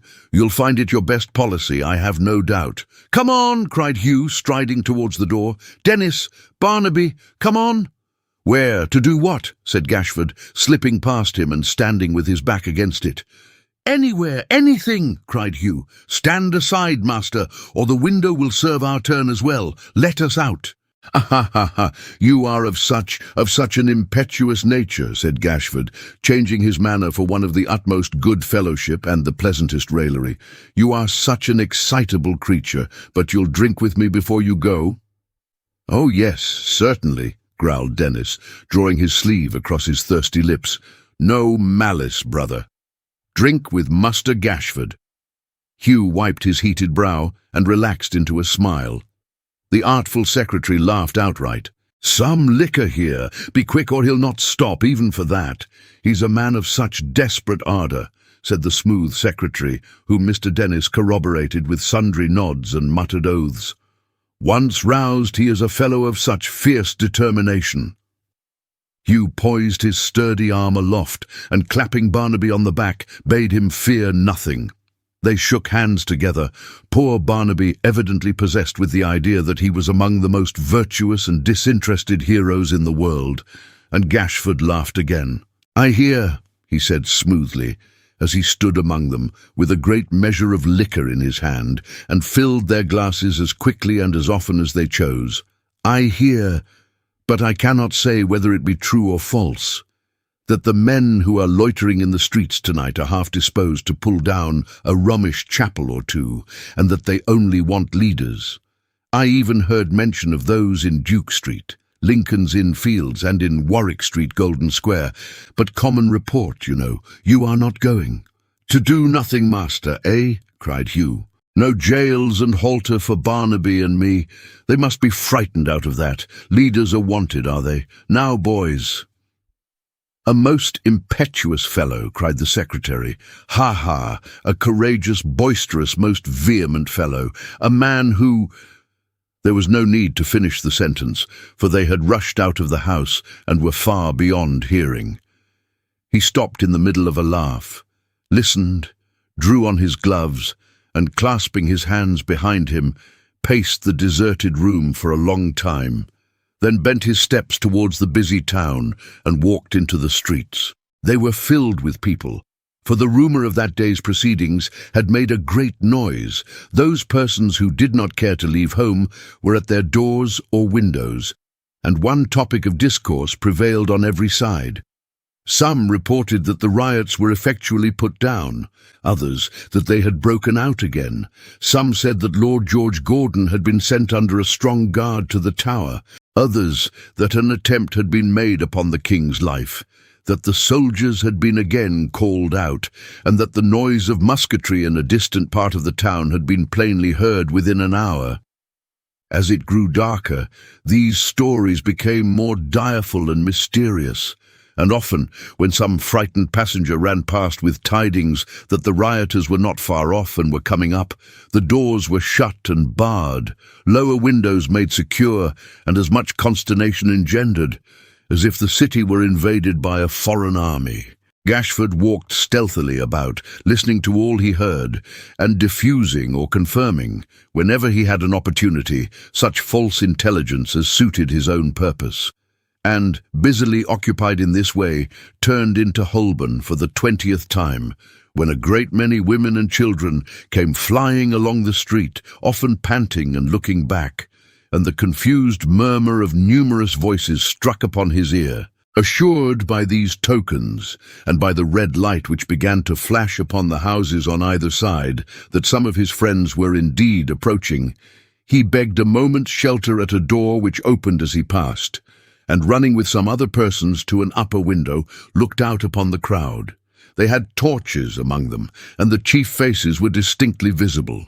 That they had been engaged in the destruction of some building was sufficiently apparent, and that it was a Catholic place of worship was evident from the spoils they bore as trophies, which were easily recognizable for the vestments of priests and rich fragments of altar furniture, covered with soot and dirt and dust and lime, their garments torn to rags, their hair hanging wildly about them, their hands and faces jagged and bleeding with the wounds of rusty nails.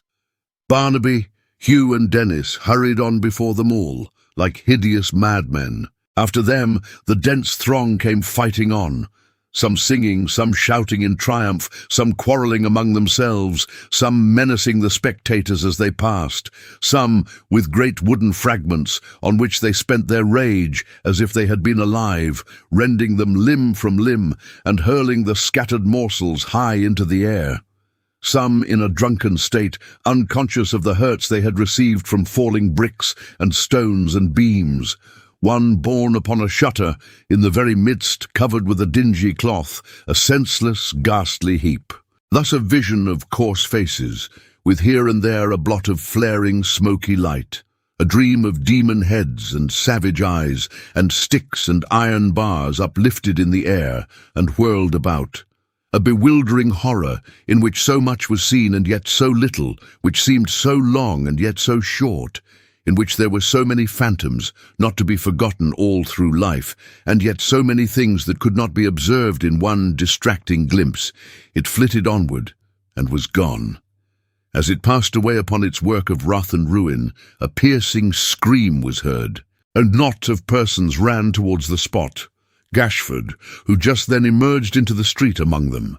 He was on the outskirts of the little concourse, and could not see or hear what passed within, but one who had a better place informed him that a widow woman had descried her son among the rioters. "Is that all?" said the secretary, turning his face homewards. "Well, I think this looks a little more like business." Chapter 51. Promising as these outrages were to Gashford's view, and much like business as they looked, they extended that night no farther. The soldiers were again called out, again they took 6 prisoners, and again the crowd dispersed after a short and bloodless scuffle. Hot and drunken though they were, they had not yet broken all bounds and set all law and government at defiance. Something of their habitual deference to the authority erected by society for its own preservation yet remained among them, and had its majesty been vindicated in time, the secretary would have had to digest a bitter disappointment. By midnight, the streets were clear and quiet, and save that there stood in 2 parts of the town a heap of nodding walls and pile of rubbish, where there had been at sunset a rich and handsome building, everything wore its usual aspect. Even the Catholic gentry and tradesmen, of whom there were many resident in different parts of the city and its suburbs, had no fear for their lives or property, and but little indignation for the wrong they had already sustained in the plunder and destruction of their temples of worship. An honest confidence in the government, under whose protection they had lived for many years, and a well-founded reliance on the good feeling and right thinking of the great mass of the community, with whom, notwithstanding their religious differences, they were every day in habits of confidential, affectionate and friendly intercourse, reassured them even under the excesses that had been committed, and convinced them that they who were Protestants in anything but the name were no more to be considered as abettors of these disgraceful occurrences than they themselves were chargeable with the uses of the block, the rack, the gibbet, and the stake in cruel Mary's reign. The clock was on the stroke of 1, when Gabriel Varden, with his lady and Miss Miggs, sat waiting in the little parlour. This fact, the toppling wicks of the dull, wasted candles, the silence that prevailed, and above all, the nightcaps of both maid and matron, were sufficient evidence that they had been prepared for bed some time ago and had some reason for sitting up so far beyond their usual hour. If any other corroborative testimony had been required, it would have been abundantly furnished in the actions of Miss Miggs, who, having arrived at that restless state and sensitive condition of the nervous system which are the result of long watching, did, by a constant rubbing and tweaking of her nose, a perpetual change of position, arising from the sudden growth of imaginary knots and knobs in her chair, a frequent friction of her eyebrows, the incessant recurrence of a small cough, a small groan, a gasp, a sigh, a sniff, a spasmodic start, and by other demonstrations of that nature, so file down and rasp, as it were, the patience of the locksmith, that after looking at her in silence for some time, he at last broke out into this apostrophe: "Miggs, my good girl, go to bed. Do go to bed. You're really worse than the dripping of 100 water butts outside the window, or the scratching of as many mice behind the wainscot. I can't bear it. Do go to bed, Miggs, to oblige me. Do." "You haven't got nothing to untie, sir," returned Miss Miggs, "and therefore your request does not surprise me.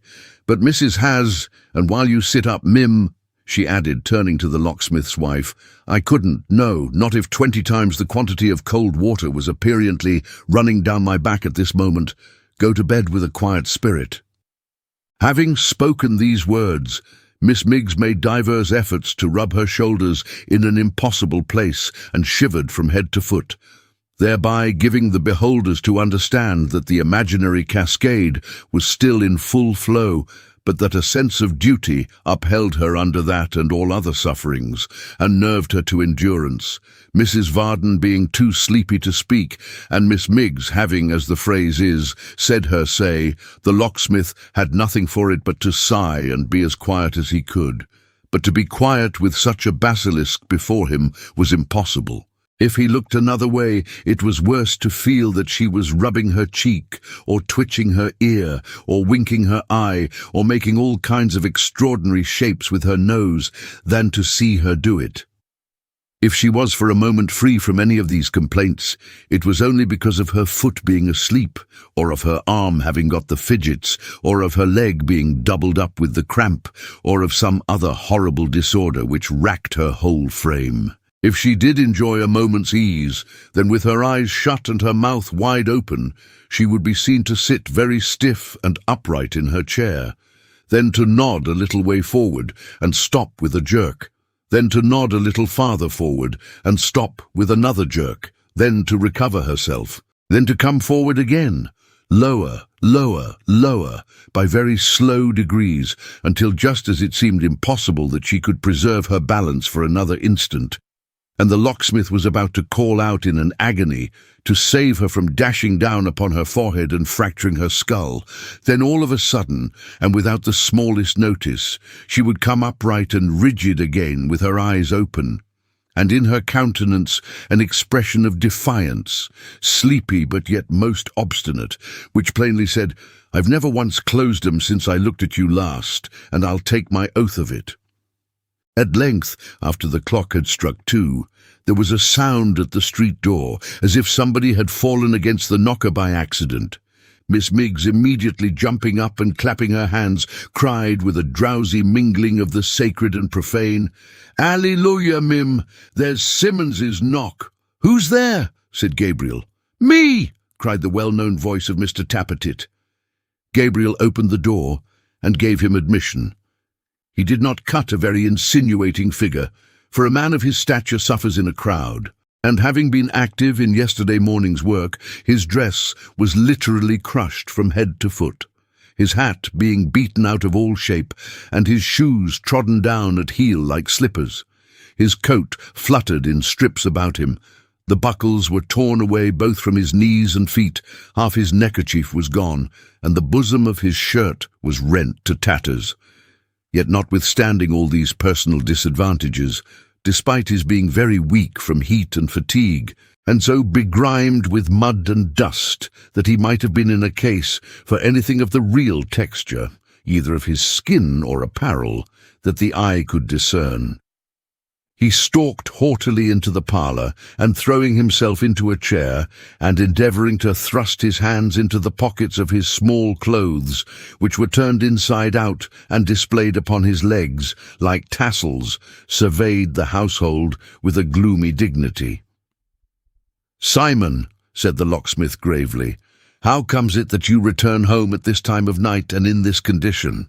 Give me an assurance that you have not been among the rioters, and I am satisfied." "Sir," replied Mr. Tappertit with a contemptuous look, "I wonder at your assurance in making such demands." "You have been drinking," said the locksmith. "As a general principle and in the most offensive sense of the word, sir," returned his journeyman with great self-possession, "I consider you a liar. In that last observation, you have unintentionally, sir, struck upon the truth." "Martha," said the locksmith, turning to his wife and shaking his head sorrowfully, while a smile at the absurd figure beside him still played upon his open face, "I trust it may turn out that this poor lad is not the victim of the knaves and fools we have so often had words about, and who have done so much harm today. If he has been at Warwick Street or Duke Street tonight—" "He has been at neither, sir," cried Mr. Tappertit in a loud voice, which he suddenly dropped into a whisper as he repeated, with eyes fixed upon the locksmith, "He has been at neither." "I am glad of it with all my heart," said the locksmith in a serious tone, "for if he had been, and it could be proved against him, Martha, your great association would have been to him the cart that draws men to the gallows and leaves them hanging in the air. It would, as sure as we're alive." Mrs. Varden was too much scared by Simon's altered manner and appearance, and by the accounts of the rioters which had reached her ears that night, to offer any retort, or to have recourse to her usual matrimonial policy. Miss Miggs wrung her hands and wept. "He was not at Duke Street or at Warwick Street, G. Varden," said Simon sternly, "but he was at Westminster. Perhaps, sir, he kicked a county member, perhaps, sir, he tapped a lord. You may stare, sir, I repeat it. Blood flowed from noses, and perhaps he tapped a lord. Who knows? This," he added, putting his hand into his waistcoat pocket and taking out a large tooth, at the sight of which both Miggs and Mrs. Varden screamed, "This was a bishop's! Beware, G. Varden!" "Now I would rather," said the locksmith hastily, "have paid £500 than had this come to pass. You idiot, do you know what peril you stand in?" "I know it, sir," replied his journeyman, "and it is my glory. I was there, everybody saw me there. I was conspicuous and prominent. I will abide the consequences." The locksmith, really disturbed and agitated, paced to and fro in silence, glancing at his former apprentice every now and then, and at length stopping before him said, "Get to bed and sleep for a couple of hours, that you may wake penitent and with some of your senses about you. Be sorry for what you have done, and we will try to save you." "If I call him by 5 o'clock," said Varden, turning hurriedly to his wife, "and he washes himself clean and changes his dress, he may get to the tower stairs and away by the Gravesend tide-boat before any search is made for him. From there he can easily get on to Canterbury, where your cousin will give him work till this storm has blown over. I'm not sure that I do right in screening him from the punishment he deserves, but he has lived in this house, man and boy, for 12 years, and I should be sorry if for this one day's work he made a miserable end. Lock the front door, Miggs, and show no light towards the street when you go upstairs. Quick, Simon, get to bed." "And do you suppose, sir," retorted Mr. Tappertit, with a thickness and slowness of speech which contrasted forcibly with the rapidity and earnestness of his kind-hearted master, "and do you suppose, sir, that I am base and mean enough to accept your servile proposition? Miscreant! Whatever you please, Sim, but get to bed. Every minute is of consequence. The light here, Miggs." "Yes, yes, oh do. Go to bed directly," cried the two women together. Mr. Tappertit stood upon his feet, and pushing his chair away to show that he needed no assistance, answered, swaying himself to and fro, and managing his head as if it had no connection whatever with his body. "You spoke of Miggs, sir. Miggs may be smothered." "Oh, Simon!" ejaculated that young lady in a faint voice. "Oh, Mim! Oh, sir! Oh, goodness gracious! What a turn he has give me!" "This family may all be smothered, sir," returned Mr. Tappertit, after glancing at her with a smile of ineffable disdain, "excepting Mrs. V. I have come here, sir, for her sake this night. Mrs. Varden, take this piece of paper. It's a protection, ma'am. You may need it." With these words he held out at arm's length a dirty, crumpled scrap of writing. The locksmith took it from him, opened it, and read as follows. "All good friends to our cause, I hope, will be particular, and do no injury to the property of any true Protestant. I am well assured that the proprietor of this house is a staunch and worthy friend to the cause, George Gordon." "What's this?" said the locksmith with an altered face. "Something that'll do you good service, young fella," replied his journeyman, "as you'll find. Keep that safe and where you can lay your hand upon it in an instant, and chalk no popery on your door tomorrow night, and for a week to come, that's all." "This is a genuine document," said the locksmith. "I know, for I have seen the hand before. What threat does it imply? What devil is abroad?" "A fiery devil," retorted Sim. "A flaming, furious devil. Don't you put yourself in its way, or you're done for, my buck. Be warned in time, G. Varden. Farewell." But here the two women threw themselves in his way, especially Miss Miggs, who fell upon him with such fervour that she pinned him against the wall, and conjured him in moving words not to go forth till he was sober, to listen to reason, to think of it, to take some rest, and then determine. "I tell you," said Mr. Tappertit, "that my mind is made up. My bleeding country calls me and I go. Miggs, if you don't get out of the way, I'll pinch you." Miss Miggs, still clinging to the rebel, screamed once vociferously, but whether in the distraction of her mind, or because of his having executed his threat, is uncertain. "Release me," said Simon, struggling to free himself from her chaste but spider-like embrace. "Let me go. I have made arrangements for you in an altered state of society, and mean to provide for you comfortably in life. There, will that satisfy you?" "Oh, Simon!" cried Miss Miggs. "Oh, my blessed Simon! Oh, Mim! What are my feelings at this conflicting moment?" Of a rather turbulent description, it would seem, for her nightcap had been knocked off in the scuffle, and she was on her knees upon the floor, making a strange revelation of blue and yellow curl papers, straggling locks of hair, tags of statuses, and strings of it's impossible to say what. Panting for breath, clasping her hands, turning her eyes upwards, shedding abundance of tears, and exhibiting various other symptoms of the acutest mental suffering. "I leave," said Simon, turning to his master with an utter disregard of Miggs's maidenly affliction. "A box of things upstairs. Do what you like with them, I don't want them. I'm never coming back here any more. Provide yourself, sir, with a journeyman. I'm my country's journeyman. Henceforward, that's my line of business. Be what you like in 2 hours' time, but now go up to bed," returned the locksmith, planting himself in the doorway. "Do you hear me? Go to bed." "I hear you and defy you, Varden," rejoined Simon Tappertit. "This night, sir, I have been in the country, planning an expedition which shall fill your bell-hanging soul with wonder and dismay. The plot demands my utmost energy. Let me pass." "I'll knock you down if you come near the door," replied the locksmith. "You had better go to bed." Simon made no answer, but gathering himself up as straight as he could, plunged head foremost at his old master, and the two went driving out into the workshop together, plying their hands and feet so briskly that they looked like half a dozen, while Miggs and Mrs. Varden screamed for 12.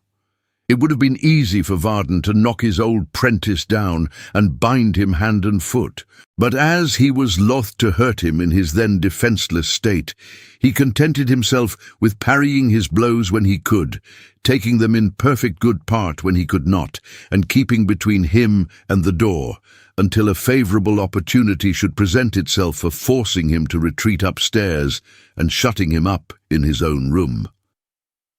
But in the goodness of his heart he calculated too much upon his adversary's weakness, and forgot that drunken men who have lost the power of walking steadily can often run. Watching his time, Simon Tappertit made a cunning show of falling back, staggered unexpectedly forward, brushed past him, opened the door — he knew the trick of that lock well — and darted down the street like a mad dog. The locksmith paused for a moment in the excess of his astonishment and then gave chase.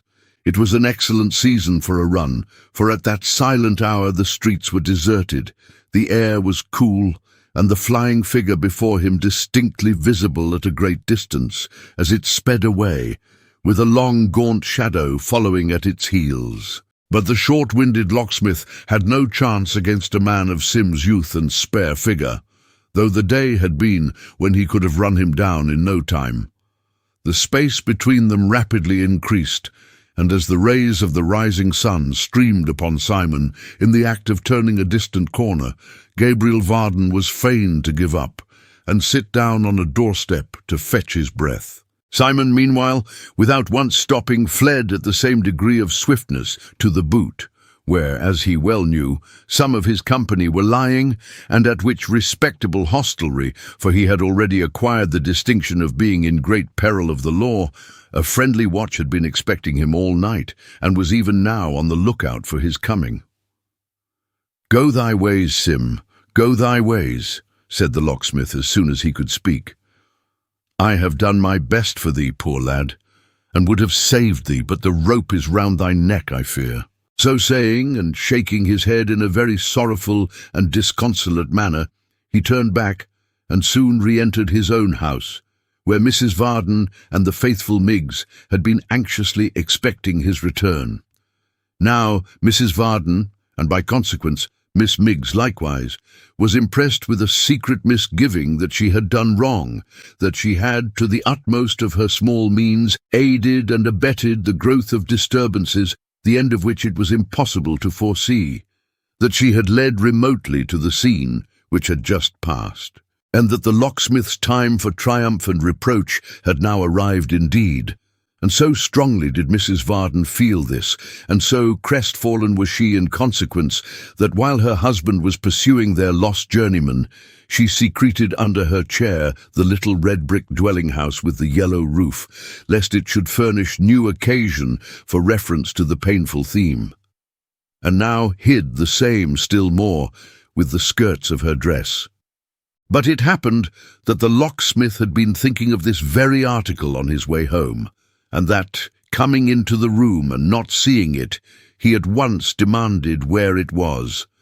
Mrs. Varden had no resource but to produce it, which she did with many tears, and broken protestations that if she could have known. "Yes, yes," said Varden, "of course, I know that. I don't mean to reproach you, my dear.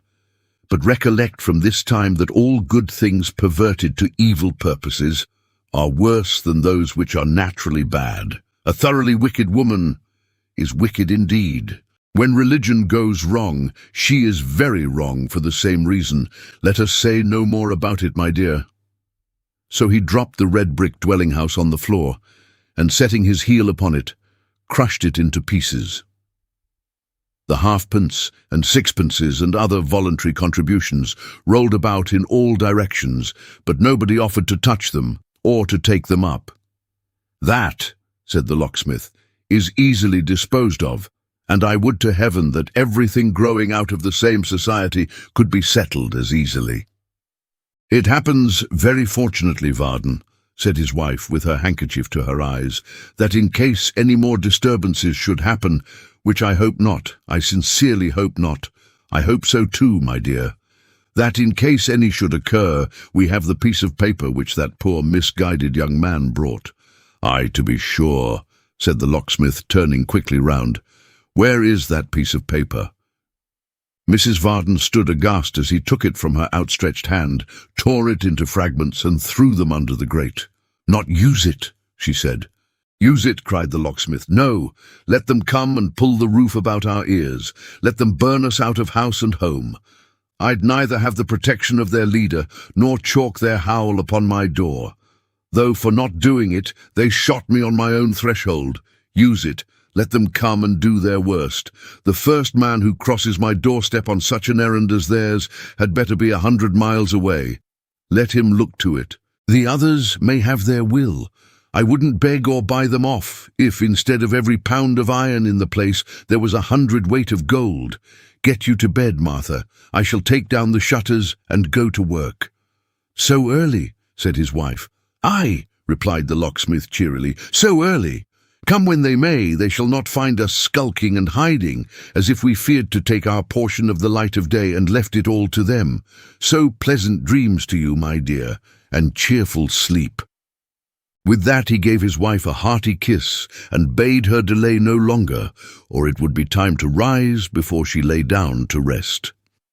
Mrs. Varden quite amiably and meekly walked upstairs, followed by Miggs, who, although a good deal subdued, could not refrain from sundry stimulative coughs and sniffs by the way, or from holding up her hands in astonishment at the daring conduct of master. Chapter 52. A mob is usually a creature of very mysterious existence, particularly in a large city. Where it comes from, or whither it goes, few men can tell. Assembling and dispersing with equal suddenness, it is as difficult to follow to its various sources as the sea itself. Nor does the parallel stop here, for the ocean is not more fickle and uncertain, more terrible when roused, more unreasonable, or more cruel. The people who were boisterous at Westminster upon the Friday morning, and were eagerly bent upon the work of devastation in Duke Street and Warwick Street at night, were in the mass the same. Allowing for the chance successions of which any crowd is morally sure, in a town where there must always be a large number of idle and profligate persons, one and the same mob was at both places. Yet they spread themselves in various directions when they dispersed in the afternoon, made no appointment for reassembling, had no definite purpose or design, and indeed for anything they knew, were scattered beyond the hope of future union. At the Boot, which, as has been shown, was in a manner the headquarters of the rioters, there were not, upon this Friday night, a dozen people. Some slept in the stable and outhouses, some in the common room, some 2 or 3 in beds. The rest were in their usual homes or haunts. Perhaps not a score in all lay in the adjacent fields and lanes, and under haystacks, or near the warmth of brick kilns, who had not their accustomed place of rest beneath the open sky. As to the public ways within the town, they had their ordinary nightly occupants and no others, the usual amount of vice and wretchedness, but no more. The experience of one evening, however, had taught the reckless leaders of disturbance that they had but to show themselves in the streets to be immediately surrounded by materials which they could only have kept together when their aid was not required, at great risk, expense, and trouble. Once possessed of this secret, they were as confident as if 20,000 men, devoted to their will, had been encamped about them, and assumed a confidence which could not have been surpassed, though that had really been the case. All day, Saturday, they remained quiet. On Sunday, they rather studied how to keep their men within call and in full hope than to follow out by any fierce measure their first day's proceedings. "I hope," said Dennis, as, with a loud yawn, he raised his body from a heap of straw on which he had been sleeping, and, supporting his head upon his hand, appealed to Hugh on Sunday morning, "that Muster Gashford allows some rest. Perhaps he'd have us at work again already, eh?" "It's not his way to let matters drop, you may be sure of that," growled Hugh in answer. "I'm in no humour to stir yet, though. I'm as stiff as a dead body and as full of ugly scratches as if I'd been fighting all day yesterday with wild cats." "You've so much enthusiasm, that's it," said Dennis, looking with great admiration at the uncombed head, matted beard and torn hands and face of the wild figure before him. "You're such a devil of a fellow. You hurt yourself 100 times more than you need, because you will be foremost in everything, and will do more than the rest." "For the matter of that," returned Hugh, shaking back his ragged hair and glancing towards the door of the stable in which they lay, "there's one yonder as good as me. What did I tell you about him? Did I say he was worth a dozen when you doubted him?" Mr. Dennis rolled lazily over upon his breast, and resting his chin upon his hand in imitation of the attitude in which Hugh lay, said, as he too looked towards the door, Aye, you knew him, brother, you knew him. But who'd suppose to look at that chap now, that he could be the man he is? Isn't it 1,000 cruel pities, brother, that instead of taking his natural rest and qualifying himself for further exertions in this here honourable cause, he should be playing at soldiers like a boy? And his cleanliness too, said Mr. Dennis, who certainly had no reason to entertain a fellow feeling with anybody who was particular on that score.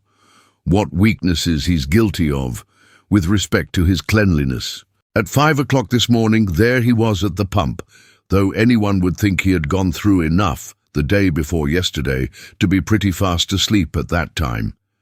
But no, when I woke for a minute or two, there he was at the pump, and if you'd seen him sticking them peacock's feathers into his hat when he'd done washing, I'm sorry he's such an imperfect character, but the best on us is incomplete in some point of view or another.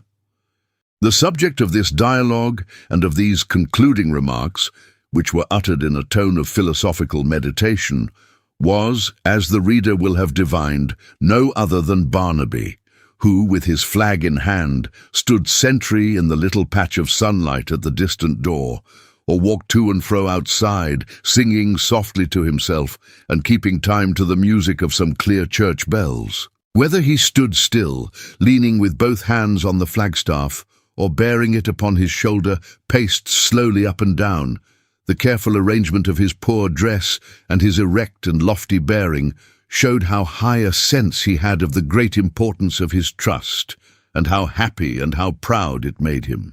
To Hugh and his companion, who lay in a dark corner of the gloomy shed, he and the sunlight and the peaceful Sabbath sound to which he made response seemed like a bright picture framed by the door and set off by the stable's blackness. The whole formed such a contrast to themselves as they lay wallowing, like some obscene animals, in their squalor and wickedness on the 2 heaps of straw, that for a few moments they looked on without speaking, and felt almost ashamed.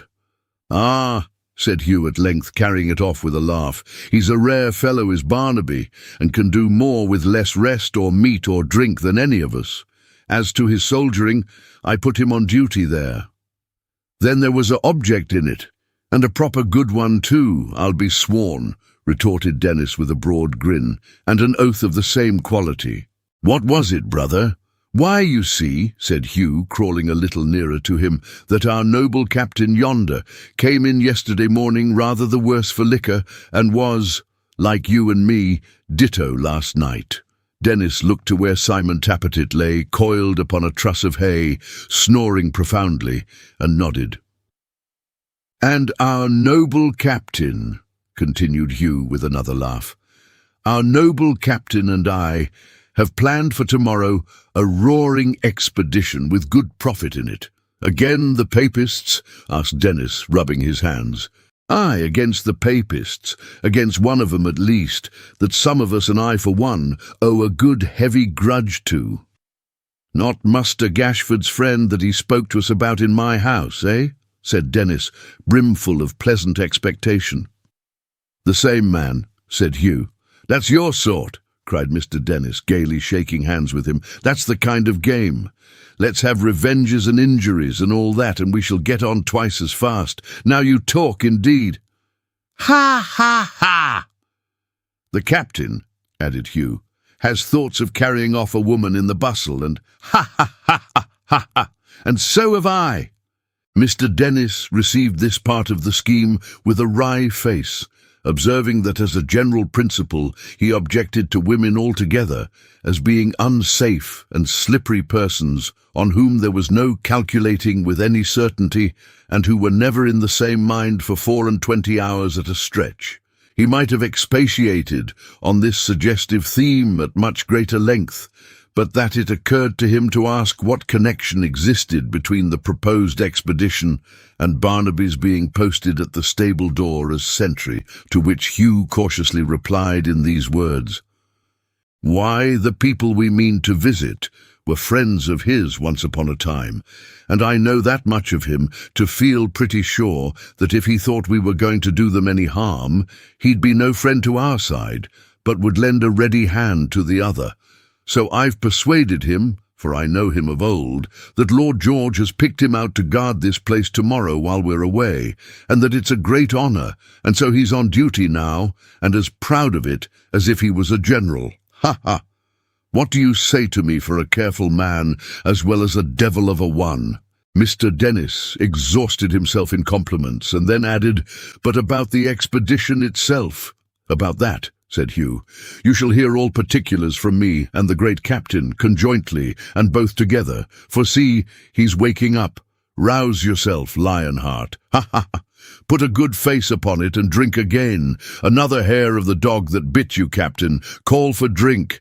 There's enough of gold and silver cups and candlesticks buried underneath my bed, he added, rolling back the straw, and pointing to where the ground was newly turned, to pay for it, if it was a score of casks full. Drink, Captain. Mr. Tappertit received these jovial promptings with a very bad grace, being much the worse, both in mind and body, for his 2 nights of debauch, and but indifferently able to stand upon his legs. With Hugh's assistance, however, he contrived to stagger to the pump, and having refreshed himself with an abundant draught of cold water and a copious shower of the same refreshing liquid on his head and face, he ordered some rum and milk to be served, and upon that innocent beverage and some biscuits and cheese made a pretty hearty meal. That done, he disposed himself in an easy attitude on the ground beside his 2 companions, who were carousing after their own tastes, and proceeded to enlighten Mr. Dennis in reference to tomorrow's project. That their conversation was an interesting one was rendered manifest by its length and by the close attention of all 3. That it was not of an oppressively grave character, but was enlivened by various pleasantries arising out of the subject, was clear from their loud and frequent roars of laughter, which startled Barnaby on his post, and made him wonder at their levity. But he was not summoned to join them, until they had eaten and drunk and slept and talked together for some hours, not, indeed, until the twilight, when they informed him that they were about to make a slight demonstration in the streets, just to keep the people's hands in, as it was Sunday night, and the public might otherwise be disappointed, and that he was free to accompany them if he would. Without the slightest preparation, saving that they carried clubs and wore the blue cockade, they sallied out into the streets, and with no more settled design than that of doing as much mischief as they could, paraded them at random. Their numbers rapidly increasing, they soon divided into parties, and agreeing to meet by and by in the fields near Welbeck Street, scoured the town in various directions. The largest body, and that which augmented with the greatest rapidity, was the one to which Hugh and Barnaby belonged. This took its way towards Moorfields, where there was a rich chapel, and in which neighbourhood several Catholic families were known to reside.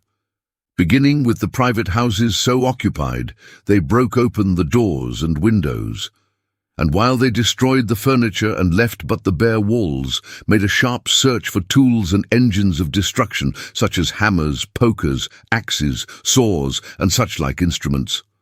Many of the rioters made belts of cord, of handkerchiefs, or any material they found at hand, and wore these weapons as openly as pioneers upon a field day. There was not the least disguise or concealment, indeed on this night very little excitement or hurry. From the chapels they tore down and took away the very altars, benches, pulpits, pews and flooring. From the dwelling houses the very wainscoting and stairs. This Sunday evening's recreation they pursued, like mere workmen who had a certain task to do, and did it. 50 resolute men might have turned them at any moment. A single company of soldiers could have scattered them like dust, but no man interposed, no authority restrained them, and except by the terrified persons who fled from their approach, they were as little heeded as if they were pursuing their lawful occupations with the utmost sobriety and good conduct. In the same manner, they marched to the place of rendezvous agreed upon, made great fires in the fields, and reserving the most valuable of their spoils, burnt the rest. Priestly garments, images of saints, rich stuffs and ornaments, altar furniture and household goods were cast into the flames, and shed a glare on the whole country round. But they danced and howled, and roared about these fires till they were tired, and were never for an instant checked. As the main body filed off from this scene of action and passed down Welbeck Street, they came upon Gashford, who had been a witness of their proceedings, and was walking stealthily along the pavement. Keeping up with him, and yet not seeming to speak, Hugh muttered in his ear, "Is this better, master?" "No," said Gashford, "it is not." "What would you have?" said Hugh.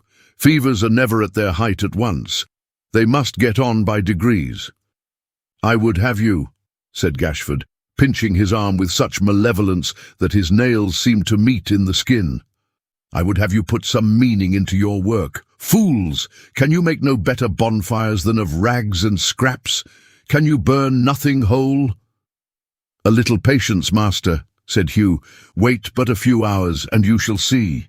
Look for a redness in the sky tomorrow night." With that, he fell back into his place beside Barnaby, and when the secretary looked after him, both were lost in the crowd. Chapter 53. The next day was ushered in by merry peals of bells, and by the firing of the tower guns. Flags were hoisted on many of the church steeples. The usual demonstrations were made in honour of the anniversary of the King's birthday, and every man went about his pleasure or business as if the city were in perfect order, and there were no half-smouldering embers in its secret places, which, on the approach of night, would kindle up again and scatter ruin and dismay abroad. The leaders of the riot, rendered still more daring by the success of last night and by the booty they had acquired, kept steadily together, and only thought of implicating the mass of their followers so deeply that no hope of pardon or reward might tempt them to betray their more notorious confederates into the hands of justice. Indeed, the sense of having gone too far to be forgiven held the timid together no less than the bold. Many who would readily have pointed out the foremost rioters and given evidence against them felt that escape by that means was hopeless, when their every act had been observed by scores of people who had taken no part in the disturbances, who had suffered in their persons, peace or property by the outrages of the mob, who would be most willing witnesses, and whom the government would no doubt prefer to any king's evidence that might be offered. Many of this class had deserted their usual occupations on the Saturday morning. Some had been seen by their employers active in the tumult. Others knew they must be suspected and that they would be discharged if they returned.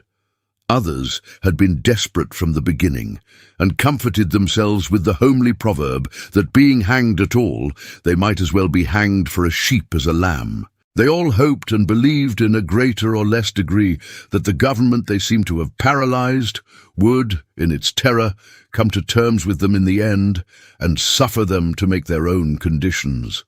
The least sanguine among them reasoned with himself that at the worst they were too many to be all punished, and that he had as good a chance of escape as any other man. The great mass never reasoned or thought at all, but were stimulated by their own headlong passions, by poverty, by ignorance, by the love of mischief, and the hope of plunder.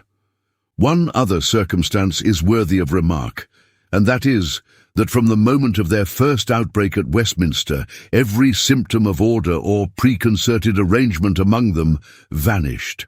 When they divided into parties and ran to different quarters of the town, it was on the spontaneous suggestion of the moment. Each party swelled as it went along, like rivers as they rolled towards the sea. New leaders sprang up as they were wanted, disappeared when the necessity was over, and reappeared at the next crisis. Each tumult took shape and form from the circumstances of the moment. Sober workmen, going home from their day's labor, were seen to cast down their baskets of tools and become rioters in an instant. Mere boys on errands did the like. In a word, a moral plague ran through the city.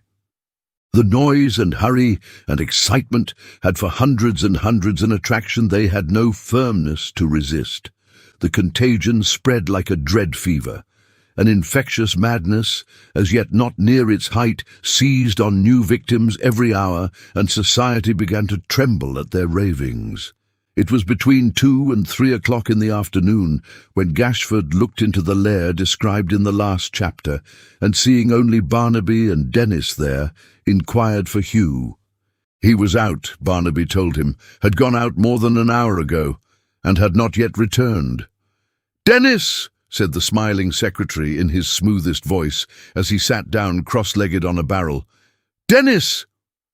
The hangman struggled into a sitting posture directly, and with his eyes wide open, looked towards him.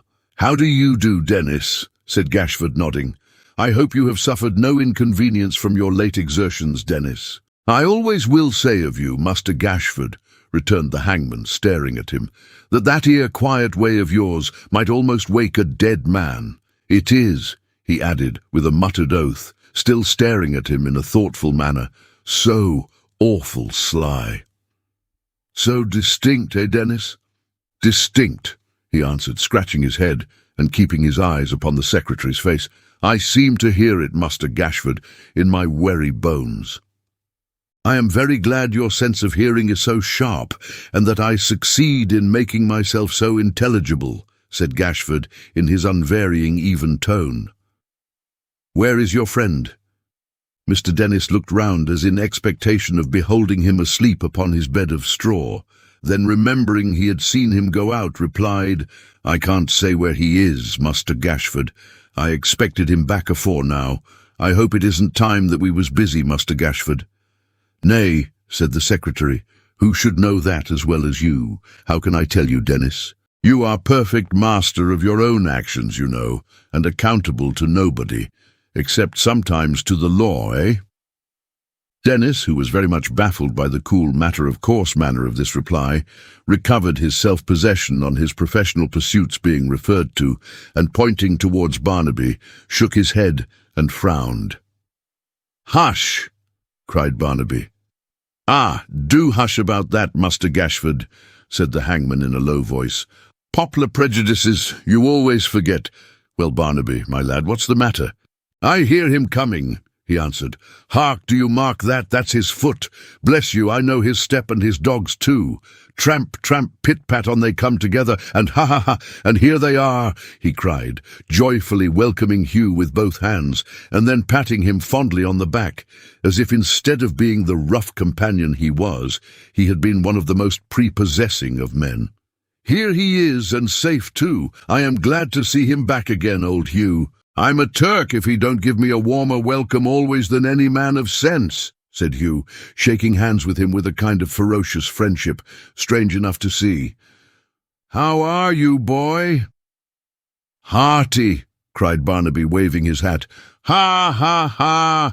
And merry too, Hugh, and ready to do anything for the good cause and the right, and to help the kind, mild, pale-faced gentleman. The Lord they use so ill, eh, Hugh?" "Aye," returned his friend, dropping his hand and looking at Gashford for an instant with a changed expression before he spoke to him. "Good day, master." "And good day to you," replied the secretary, nursing his leg. "And many good days, whole years of them, I hope. You are heated." "So would you have been, master," said Hugh, wiping his face, "if you'd been running here as fast as I have. You know the news, then?" "Yes, I supposed you would have heard it." "News? What news?" "You don't?" cried Gashford, raising his eyebrows with an exclamation of surprise. "Dear me! Come, then I am the first to make you acquainted with your distinguished position after all. Do you see the King's Arms atop?" he smilingly asked, as he took a large paper from his pocket, unfolded it, and held it out for Hugh's inspection. "Well," said Hugh, "what's that to me?" "Much. A great deal," replied the secretary. "Read it." "I told you, the first time I saw you, that I couldn't read," said Hugh impatiently. "What in the devil's name's inside of it?" "It is a proclamation from the King in Council," said Gashford, "dated today, and offering a reward of £500.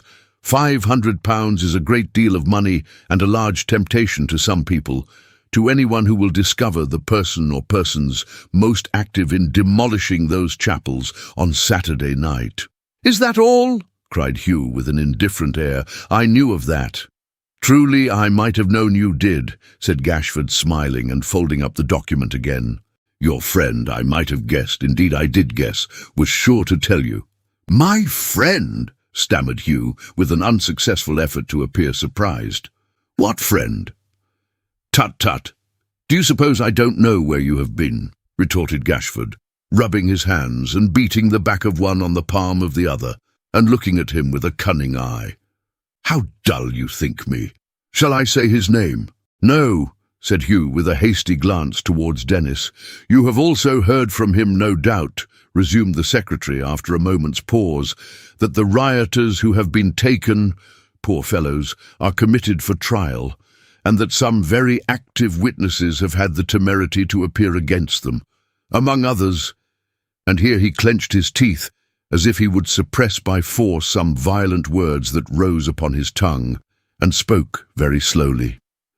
"Among others, a gentleman who saw the work going on in Warwick Street, a Catholic gentleman, one Haredale." Hugh would have prevented his uttering the word, but it was out already.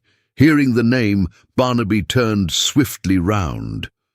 "Duty, duty, bold Barnaby!" cried Hugh, assuming his wildest and most rapid manner, and thrusting into his hand his staff and flag which leant against the wall. "Mount guard without loss of time, for we are off upon our expedition. Up, Dennis, and get ready. Take care that no one turns the straw upon my bed, brave Barnaby. We know what's underneath it, eh? Now, master, quick! What you have to say speedily, for the little captain and a cluster of 'em are in the fields, and only waiting for us. Sharp's the word, and strike's the action. Quick!" Barnaby was not proof against this bustle and dispatch.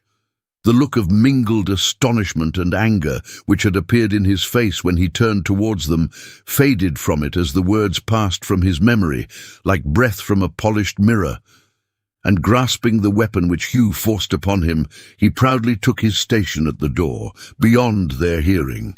"You might have spoiled our plans, master," said Hugh. "You too, of all men." "Who would have supposed that he would be so quick?" urged Gashford. "He's as quick sometimes. I don't mean with his hands, for that you know, but with his head, as you or any man, said Hugh. Dennis, it's time we were going. They're waiting for us. I came to tell you. Reach me my stick and belt. Here, lend a hand, master. Fling this over my shoulder and buckle it behind, will you? Brisk as ever, said the secretary, adjusting it for him as he desired. A man need be brisk today. There's brisk work afoot. There is there, said Gashford. He said it with such a provoking assumption of ignorance that Hugh, looking over his shoulder and angrily down upon him, replied, Is there? You know there is. Who knows better than you, master, that the first great step to be taken is to make examples of these witnesses, and frighten all men from appearing against us or any of our body any more? There's one we know of, returned Gashford with an expressive smile, who is at least as well informed upon that subject as you or I. If we mean the same gentleman, as I suppose we do, Hugh rejoined softly, I tell you this, he's as good and quick information about everything as— Here he paused and looked round, as if to make sure that the person in question was not within hearing. As old Nick himself. Have you done that, master? How slow you are. It's quite fast now, said Gashford, rising. I say, you didn't find that your friend disapproved of today's little expedition. Ha, ha, ha! It is fortunate it jumps so well with the witness policy. For once planned, it must have been carried out. And now you are going, eh? Now we are going, master, Hugh replied. Any parting words? Oh dear, no, said Gashford sweetly. None. You're sure? Cried Hugh, nudging the grinning Dennis. Quite sure, eh, Master Gashford? Chuckled the hangman. Gashford paused a moment, struggling with his caution and his malice, then putting himself between the two men and laying a hand upon the arm of each, said in a cramped whisper, Do not, my good friends, I am sure you will not, forget our talk one night in your house, Dennis, about this person. No mercy, no quarter, no two beams of his house to be left standing where the builder placed them. Fire, the saying goes, is a good servant, but a bad master. Make it his master, he deserves no better. But I am sure you will be firm. I am sure you will be very resolute. I am sure you will remember that he thirsts for your lives and those of all your brave companions. If you ever acted like staunch fellows, you will do so today. Won't you, Dennis? Won't you, Hugh? The two looked at him and at each other, then bursting into a roar of laughter, brandished their staves above their heads, shook hands, and hurried out. When they had been gone a little time, Gashford followed. They were yet in sight, and hastening to that part of the adjacent fields in which their fellows had already mustered. Hugh was looking back, and flourishing his hat to Barnaby, who, delighted with his trust, replied in the same way, and then resumed his pacing up and down before the stable door, where his feet had worn a path already. And when Gashford himself was far distant, and looked back for the last time, he was still walking to and fro with the same measured tread, the most devoted and the blithest champion that ever maintained a post, and felt his heart lifted up with a brave sense of duty and determination to defend it to the last. Smiling at the simplicity of the poor idiot, Gashford betook himself to Welbeck Street by a different path from that which he knew the rioters would take, and sitting down behind a curtain in one of the upper windows of Lord George Gordon's house, waited impatiently for their coming. They were so long that although he knew it had been settled they should come that way, he had a misgiving they must have changed their plans and taken some other route. But at length the roar of voices was heard in the neighbouring fields, and soon afterwards they came thronging past in a great body. However, they were not all, nor nearly all, in one body, but were, as he soon found, divided into 4 parties, each of which stopped before the house to give 3 cheers, and then went on, the leaders crying out in what direction they were going, and calling on the spectators to join them. The first detachment, carrying, by way of banners, some relics of the havoc they had made in Moorfields, proclaimed that they were on their way to Chelsea, whence they would return in the same order, to make of the spoil they bore a great bonfire near at hand. The second gave out that they were bound for Wapping to destroy a chapel. The third, that their place of destination was East Smithfield, and their object the same. All this was done in broad, bright summer day. Gay carriages and chairs stopped to let them pass or turned back to avoid them. People on foot stood aside in doorways or perhaps knocked and begged permission to stand at a window or in the hall until the rioters had passed, but nobody interfered with them. And when they had gone by, everything went on as usual. There still remained the fourth body, and for that the secretary looked with the most intense eagerness. At last it came up. It was numerous and composed of picked men. For as he gazed down among them, he recognized many upturned faces which he knew well. Those of Simon Tappertit, Hugh and Dennis in the front, of course. They halted and cheered as the others had done, but when they moved again they did not, like them, proclaim what design they had. Hugh merely raised his hat upon the bludgeon he carried, and glancing at a spectator on the opposite side of the way, was gone. Gashford followed the direction of his glance instinctively, and saw, standing on the pavement and wearing the blue cockade, Sir John Chester. He held his hat an inch or two above his head to propitiate the mob, and resting gracefully on his cane, smiling pleasantly, and displaying his dress and person to the very best advantage, looked on in the most tranquil state imaginable. For all that, and quick and dexterous as he was, Gashford had seen him recognize Hugh with the air of a patron. He had no longer any eyes for the crowd, but fixed his keen regards upon Sir John. He stood in the same place and posture until the last man in the concourse had turned the corner of the street, then very deliberately took the blue cockade out of his hat, put it carefully in his pocket, ready for the next emergency, refreshed himself with a pinch of snuff, put up his box, and was walking slowly off when a passing carriage stopped and a lady's hand let down the glass. Sir John's hat was off again immediately. After a minute's conversation at the carriage window, in which it was apparent that he was vastly entertaining on the subject of the mob, he stepped lightly in and was driven away. The secretary smiled, but he had other thoughts to dwell upon, and soon dismissed the topic.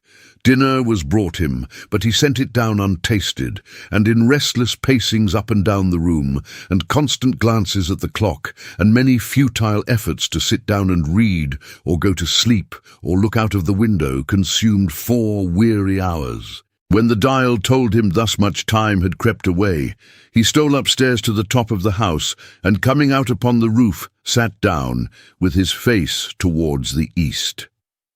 Heedless of the fresh air that blew upon his heated brow, of the pleasant meadows from which he turned, of the piles of roofs and chimneys upon which he looked, of the smoke and rising mist he vainly sought to pierce, of the shrill cries of children at their evening sports, the distant hum and turmoil of the town, the cheerful country breath that rustled past to meet it and to droop and die.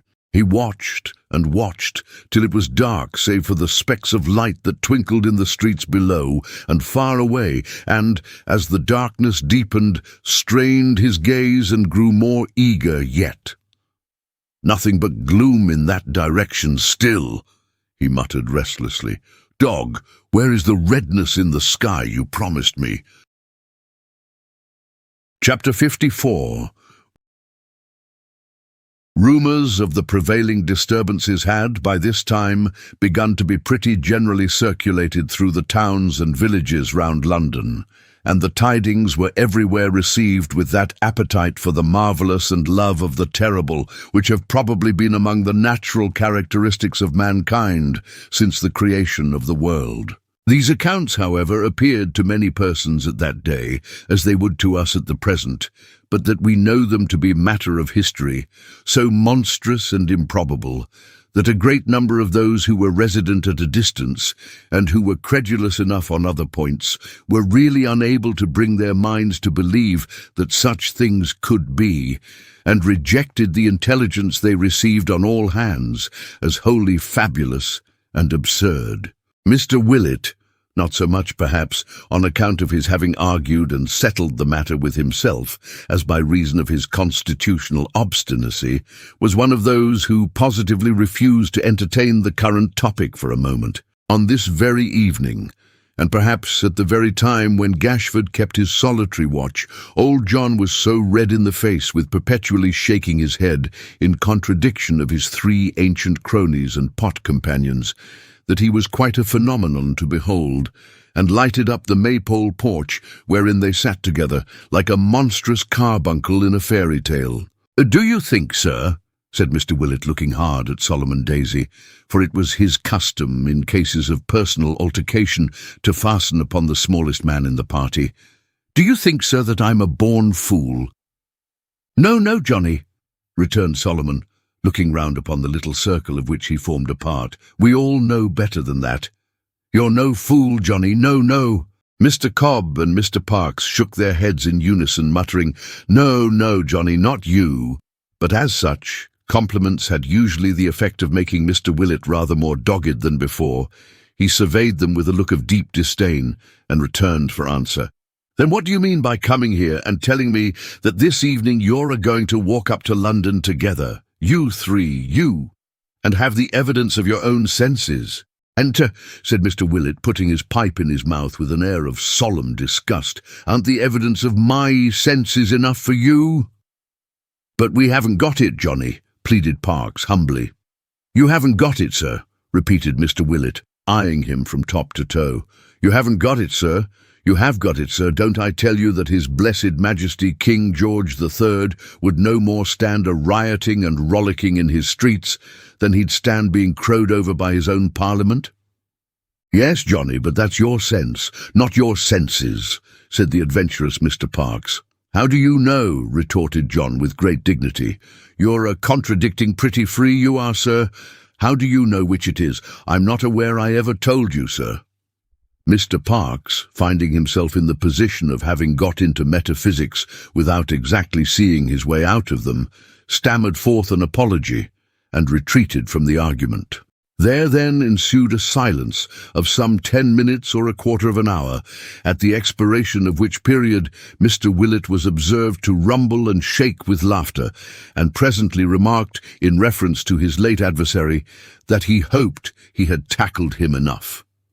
Thereupon Messrs. Cobb and Daisy laughed and nodded, and Parks was looked upon as thoroughly and effectually put down. "Do you suppose, if all this was true, that Mr. Haredale would be constantly away from home, as he is?" said John after another silence. "Do you think he wouldn't be afraid to leave his house with them 2 young women in it, and only a couple of men or so?" "Aye, but then you know," returned Solomon Daisy, "his house is a goodish way out of London, and they do say that the rioters won't go more than 2 miles, or 3 at the farthest, off the stones. Besides, you know, some of the Catholic gentlefolks have actually sent trinkets and such like down here for safety. At least, so the story goes." "The story goes," said Mr. Willett testily. "Yes, sir. The story goes that you saw a ghost last March, but nobody believes it." "Well," said Solomon, rising to divert the attention of his 2 friends, who tittered at this retort, "believed or disbelieved, it's true. And true or not, if we mean to go to London, we must be going at once. So shake hands, Johnny, and good night." "I shall shake hands," returned the landlord, putting his into his pockets, "with no man as goes to London on such nonsensical errands." The 3 cronies were therefore reduced to the necessity of shaking his elbows. Having performed that ceremony and brought from the house their hats and sticks and greatcoats, they bade him good night and departed, promising to bring him on the morrow full and true accounts of the real state of the city, and if it were quiet, to give him the full merit of his victory. John Willett looked after them, as they plodded along the road in the rich glow of a summer evening, and knocking the ashes out of his pipe, laughed inwardly at their folly, until his sides were sore. When he had quite exhausted himself, which took some time, for he laughed as slowly as he thought and spoke, he sat himself comfortably with his back to the house, put his legs upon the bench, then his apron over his face, and fell sound asleep. How long he slept matters not, but it was for no brief space, for when he awoke the rich light had faded, the sombre hues of night were falling fast upon the landscape, and a few bright stars were already twinkling overhead. The birds were all at roost. The daisies on the green had closed their fairy hoods. The honeysuckle twining round the porch exhaled its perfume in a twofold degree, as though it lost its coyness at that silent time and loved to shed its fragrance on the night. The ivy scarcely stirred its deep green leaves. How tranquil and how beautiful it was! Was there no sound in the air, besides the gentle rustling of the trees and the grasshopper's merry chirp?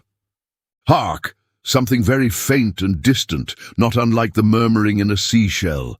Now it grew louder, fainter now, and now it altogether died away. Presently it came again, subsided, came once more, grew louder, fainter, swelled into a roar.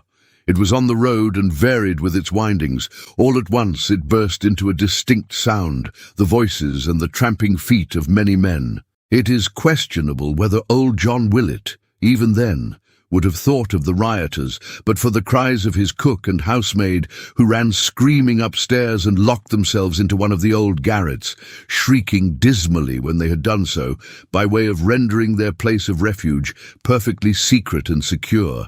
These two females did afterwards depone that Mr. Willett in his consternation uttered but one word, and called that up the stairs in a stentorian voice 6 distinct times.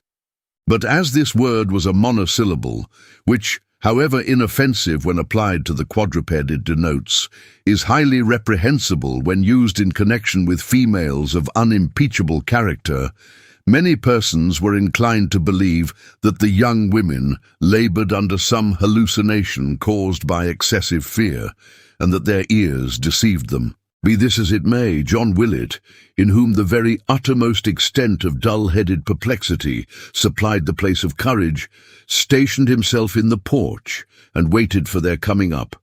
Once it dimly occurred to him that there was a kind of door to the house, which had a lock and bolts, and at the same time some shadowy ideas of shutters to the lower windows flitted through his brain. But he stood stock still, looking down the road in the direction in which the noise was rapidly advancing, and did not so much as take his hands out of his pockets. He had not to wait long.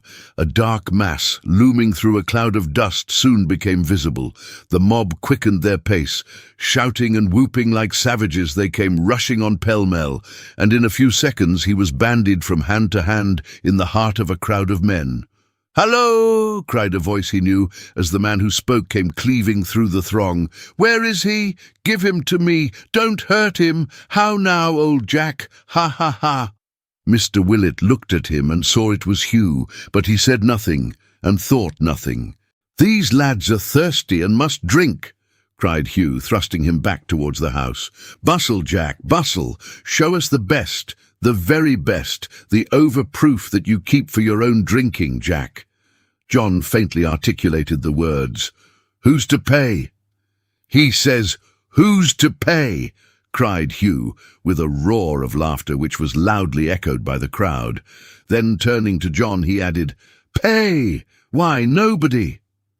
John stared round at the mass of faces, some grinning, some fierce, some lighted up by torches, some indistinct, some dusky and shadowy, some looking at him, some at his house, some at each other, and while he was, as he thought, in the very act of doing so, found himself, without any consciousness of having moved, in the bar, sitting down in an armchair and watching the destruction of his property, as if it were some queer play or entertainment of an astonishing and stupefying nature, but having no reference to himself, that he could make out at all.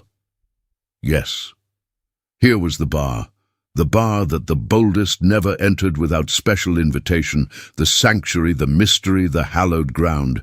Here it was, crammed with men, clubs, sticks, torches, pistols, filled with a deafening noise, oaths, shouts, screams, hootings, changed all at once into a bear garden, a madhouse, an infernal temple, men darting in and out by door and window, smashing the glass, turning the taps, drinking liquor out of china punch bowls, sitting astride of casks, smoking private and personal pipes, cutting down the sacred grove of lemons, hacking and hewing at the celebrated cheese, breaking open inviolable drawers, putting things in their pockets which didn't belong to them, dividing his own money before his own eyes.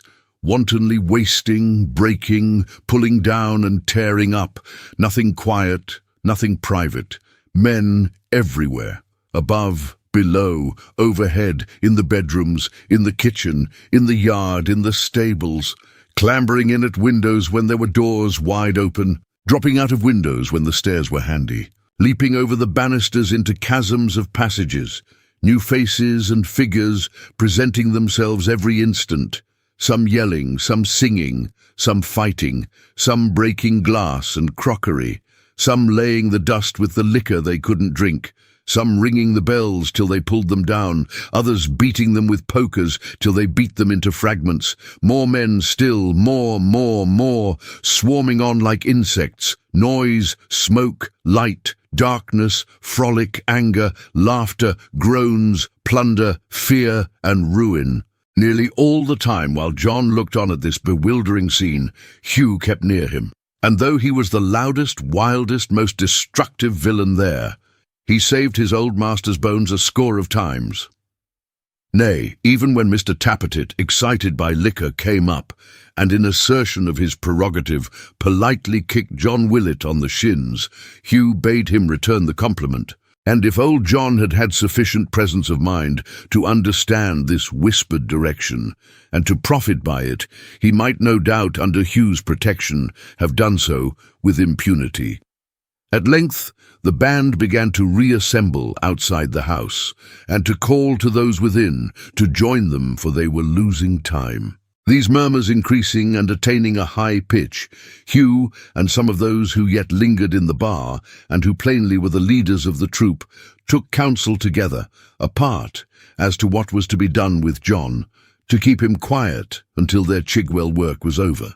Some proposed to set the house on fire and leave him in it, others that he should be reduced to a state of temporary insensibility by knocking on the head, others that he should be sworn to sit where he was until tomorrow at the same hour, others, again, that he should be gagged and taken off with them under a sufficient guard. All these propositions being overruled, it was concluded at last to bind him in his chair, and the word was passed for Dennis. "Looky here, Jack," said Hugh, striding up to him. "We are going to tie you hand and foot, but otherwise you won't be hurt. Do you hear?" John Willett looked at another man, as if he didn't know which was the speaker, and muttered something about an ordinary every Sunday at 2 o'clock. "You won't be hurt, I tell you, Jack. Do you hear me?" roared Hugh, impressing the assurance upon him by means of a heavy blow on the back. "He's so dead scared. He's wool-gathering, I think. Give him a drop of something to drink here. Hand over, one of you."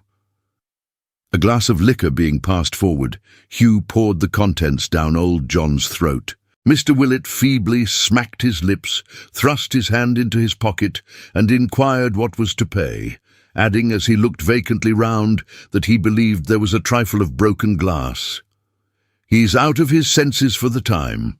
It's my belief," said Hugh after shaking him, without any visible effect upon his system, until his keys rattled in his pocket. "Where's that Dennis?" The word was again passed, and presently Mr. Dennis, with a long cord bound about his middle, something after the manner of a friar, came hurrying in, attended by a bodyguard of half a dozen of his men. "Come, be alive here!" cried Hugh, stamping his foot upon the ground. "Make haste!" Dennis, with a wink and a nod, unwound the cord from about his person, and raising his eyes to the ceiling, looked all over it, and round the walls and cornice with a curious eye, then shook his head. "Move, man, can't you?" cried Hugh, with another impatient stamp of his foot. "Are we to wait here till the cry has gone for 10 miles round and our work's interrupted?" "It's all very fine talking, brother," answered Dennis, stepping towards him, "but unless," and here he whispered in his ear, "unless we do it over the door, it can't be done at all in this here room." "What can't?" Hugh demanded. "What can't?" retorted Dennis. "Why, the old man can't." "Why, you weren't going to hang him?" cried Hugh. "No, brother," returned the hangman with a stare. "What else?" Hugh made no answer, but snatching the rope from his companion's hand, proceeded to bind old John himself, but his very first move was so bungling and unskilful that Mr. Dennis entreated, almost with tears in his eyes, that he might be permitted to perform the duty. Hugh consenting, he achieved it in a twinkling. "There," he said, looking mournfully at John Willett, who displayed no more emotion in his bonds than he had shown out of them. "That's what I call pretty and workmanlike. He's quite a pictor now. But, brother, just a word with you. Now that he's ready trussed, as one may say, wouldn't it be better for all parties if we was to work him off? It would read uncommon well in the newspapers, it would indeed. The public would think a great deal more on us."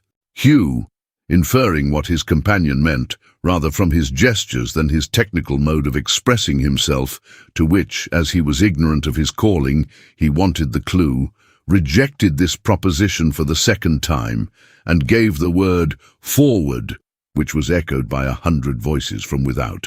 "To the Warren!" shouted Dennis as he ran out, followed by the rest. "A witness's house, my lads!" A loud yell followed, and the whole throng hurried off, mad for pillage and destruction. Hugh lingered behind for a few moments to stimulate himself with more drink, and to set all the taps running, a few of which had accidentally been spared.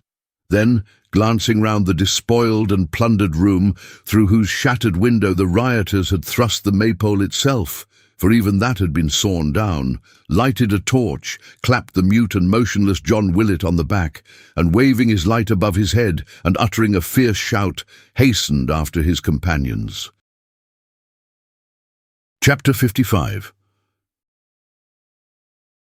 John Willett, left alone in his dismantled bar, continued to sit staring about him, awake as to his eyes certainly, but with all his powers of reason and reflection in a sound and dreamless sleep.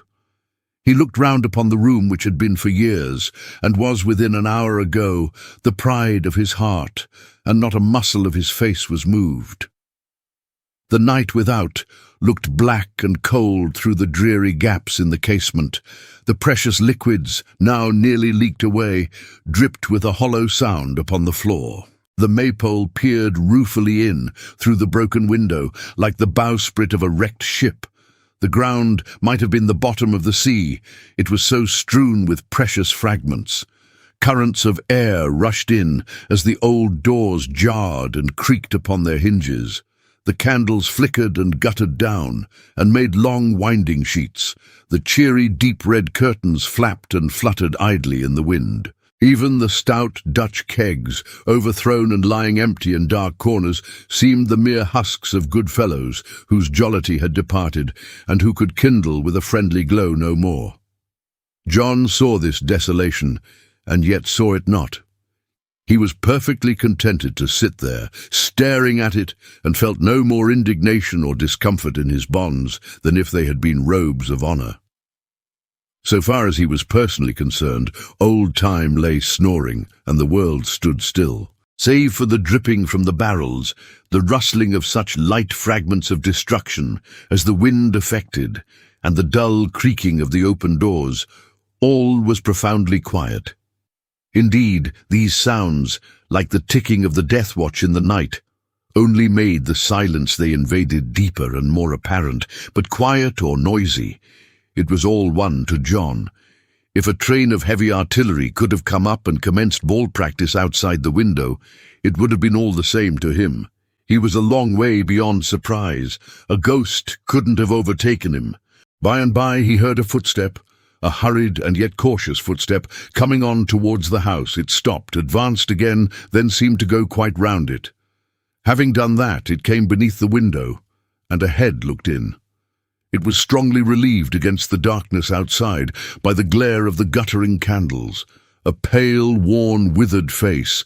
The eyes, but that was owing to its gaunt condition, unnaturally large and bright. The hair, a grizzled black. It gave a searching glance all round the room, and a deep voice said, "Are you alone in this house?" John made no sign, though the question was repeated twice, and he heard it distinctly. After a moment's pause, the man got in at the window. John was not at all surprised at this either. There had been so much getting in and out of window in the course of the last hour or so that he had quite forgotten the door and seemed to have lived among such exercises from infancy. The man wore a large, dark, faded cloak and a slouched hat. He walked up close to John and looked at him. John returned the compliment with interest. "How long have you been sitting thus?" said the man. John considered, but nothing came of it. Which way have the party gone? Some wandering speculations relative to the fashion of the stranger's boots got into Mr. Willett's mind by some accident or other, but they got out again in a hurry and left him in his former state. "You would do well to speak," said the man. "You may keep a whole skin, though you have nothing else left that can be hurt. Which way have the party gone?" "That!" said John, finding his voice all at once, and nodding with perfect good faith. He couldn't point, he was so tightly bound, in exactly the opposite direction to the right one. "You lie!" said the man angrily, and with a threatening gesture. "I came that way. You would betray me." It was so evident that John's imperturbability was not assumed, but was the result of the late proceedings under his roof, that the man stayed his hand in the very act of striking him, and turned away. John looked after him without so much as a twitch in a single nerve of his face. He seized a glass, and holding it under one of the little casks until a few drops were collected, drank them greedily off. Then, throwing it down upon the floor impatiently, he took the vessel in his hands and drained it into his throat. Some scraps of bread and meat were scattered about, and on these he fell next, eating them with voracity, and pausing every now and then to listen for some fancied noise outside. When he had refreshed himself in this manner with violent haste, and raised another barrel to his lips, he pulled his hat upon his brow as though he were about to leave the house, and turned to John. "Where are your servants?" Mr. Willett indistinctly remembered to have heard the rioters calling to them to throw the key of the room in which they were out of window for their keeping. He therefore replied, "Locked up." "Well for them if they remain quiet, and well for you if you do the like," said the man. "Now show me the way the party went." This time Mr. Willett indicated it correctly. The man was hurrying to the door when suddenly there came towards them on the wind the loud and rapid tolling of an alarm bell, and then a bright and vivid glare streamed up, which illumined not only the whole chamber but all the country. It was not the sudden change from darkness to this dreadful light. It was not the sound of distant shrieks and shouts of triumph. It was not this dread invasion of the serenity and peace of night that drove the man back as though a thunderbolt had struck him. It was the bell. If the ghastliest shape the human mind has ever pictured in its wildest dreams had risen up before him, he could not have staggered backward from its touch, as he did from the first sound of that loud iron voice. With eyes that started from his head, his limbs convulsed, his face most horrible to see, he raised one arm high up into the air, and holding something visionary back and down with his other hand, drove at it as though he held a knife and stabbed it to the heart. He clutched his hair and stopped his ears and travelled madly round and round, then gave a frightful cry, and with it rushed away. Still, still, the bell tolled on and seemed to follow him, louder and louder, hotter and hotter yet. The glare grew brighter, the roar of voices deeper, the crash of heavy bodies falling shook the air, bright streams of sparks rose up into the sky, but louder than them all, rising faster far to heaven, 1,000,000 times more fierce and furious, pouring forth dreadful secrets after its long silence, speaking the language of the dead, the bell, the bell. What hunt of spectres could surpass that dread pursuit and flight? Had there been a legion of them on his track, he could have better borne it. They would have had a beginning and an end, but here all space was full. The one pursuing voice was everywhere. It sounded in the earth, the air, shook the long grass, and howled among the trembling trees. The echoes caught it up, the owls hooted as it flew upon the breeze, the nightingale was silent and hid herself among the thickest boughs. It seemed to goad and urge the angry fire and lash it into madness. Everything was steeped in one prevailing red. The glow was everywhere. Nature was drenched in blood. Still the remorseless crying of that awful voice. The bell! The bell! It ceased, but not in his ears. The knell was at his heart. No work of man had ever voiced like that which sounded there, and warned him that it cried unceasingly to heaven. Who could hear that bell, and not know what it said? There was murder in its every note. Cruel, relentless, savage murder. The murder of a confiding man, by one who held his every trust. Its ringing summoned phantoms from their graves. What face was that, in which a friendly smile changed to a look of half-incredulous horror, which stiffened for a moment into one of pain, then changed again into an imploring glance at heaven, and so fell idly down with upturned eyes, like the dead stags he had often peeped at when a little child, shrinking and shuddering? There was a dreadful thing to think of now, and clinging to an apron as he looked. He sank upon the ground, and grovelling down as if he would dig himself a place to hide in, covered his face and ears. But no, no, no. 100 walls and roofs of brass would not shut out that bell, for in it spoke the wrathful voice of God, and from that voice the whole wide universe could not afford a refuge. While he rushed up and down, not knowing where to turn, and while he lay crouching there, the work went briskly on indeed. When they left the maypole, the rioters formed into a solid body and advanced at a quick pace towards the warren. Rumour of their approach having gone before, they found the garden doors fast closed, the windows made secure, and the house profoundly dark, not a light being visible in any portion of the building. After some fruitless ringing at the bells and beating at the iron gates, they drew off a few paces to reconnoitre and confer upon the course it would be best to take. Very little conference was needed, when all were bent upon one desperate purpose, infuriated with liquor and flushed with successful riot. The word being given to surround the house, some climbed the gates or dropped into the shallow trench and scaled the garden wall, while others pulled down the solid iron fence, and while they made a breach to enter by, made deadly weapons of the bars. The house being completely encircled, a small number of men were dispatched to break open a tool shed in the garden, and during their absence on this errand, the remainder contented themselves with knocking violently at the doors and calling to those within to come down and open them on peril of their lives. No answer being returned to this repeated summons, and the detachment who had been sent away coming back with an accession of pickaxes, spades, and hoes, they, together with those who had such arms already, or carried, as many did, axes, poles, and crowbars, struggled into the foremost rank, ready to beset the doors and windows. They had not at this time more than a dozen lighted torches among them.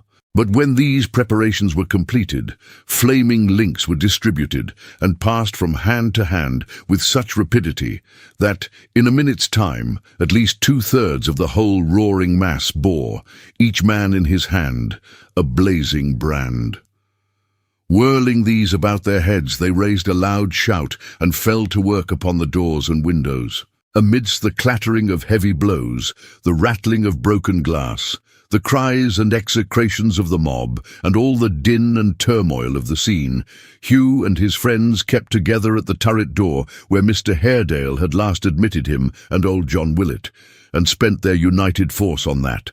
It was a strong old oaken door, guarded by good bolts and a heavy bar, but it soon went crashing in upon the narrow stairs behind, and made, as it were, a platform to facilitate their tearing up into the rooms above. Almost at the same moment, a dozen other points were forced, and at every one the crowd poured in like water.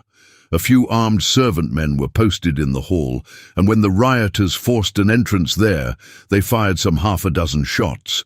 But these taking no effect, and the concourse coming on like an army of devils, they only thought of consulting their own safety, and retreated, echoing their assailants' cries, and hoping in the confusion to be taken for rioters themselves. In which stratagem they succeeded, with the exception of one old man who was never heard of again, and was said to have had his brains beaten out with an iron bar.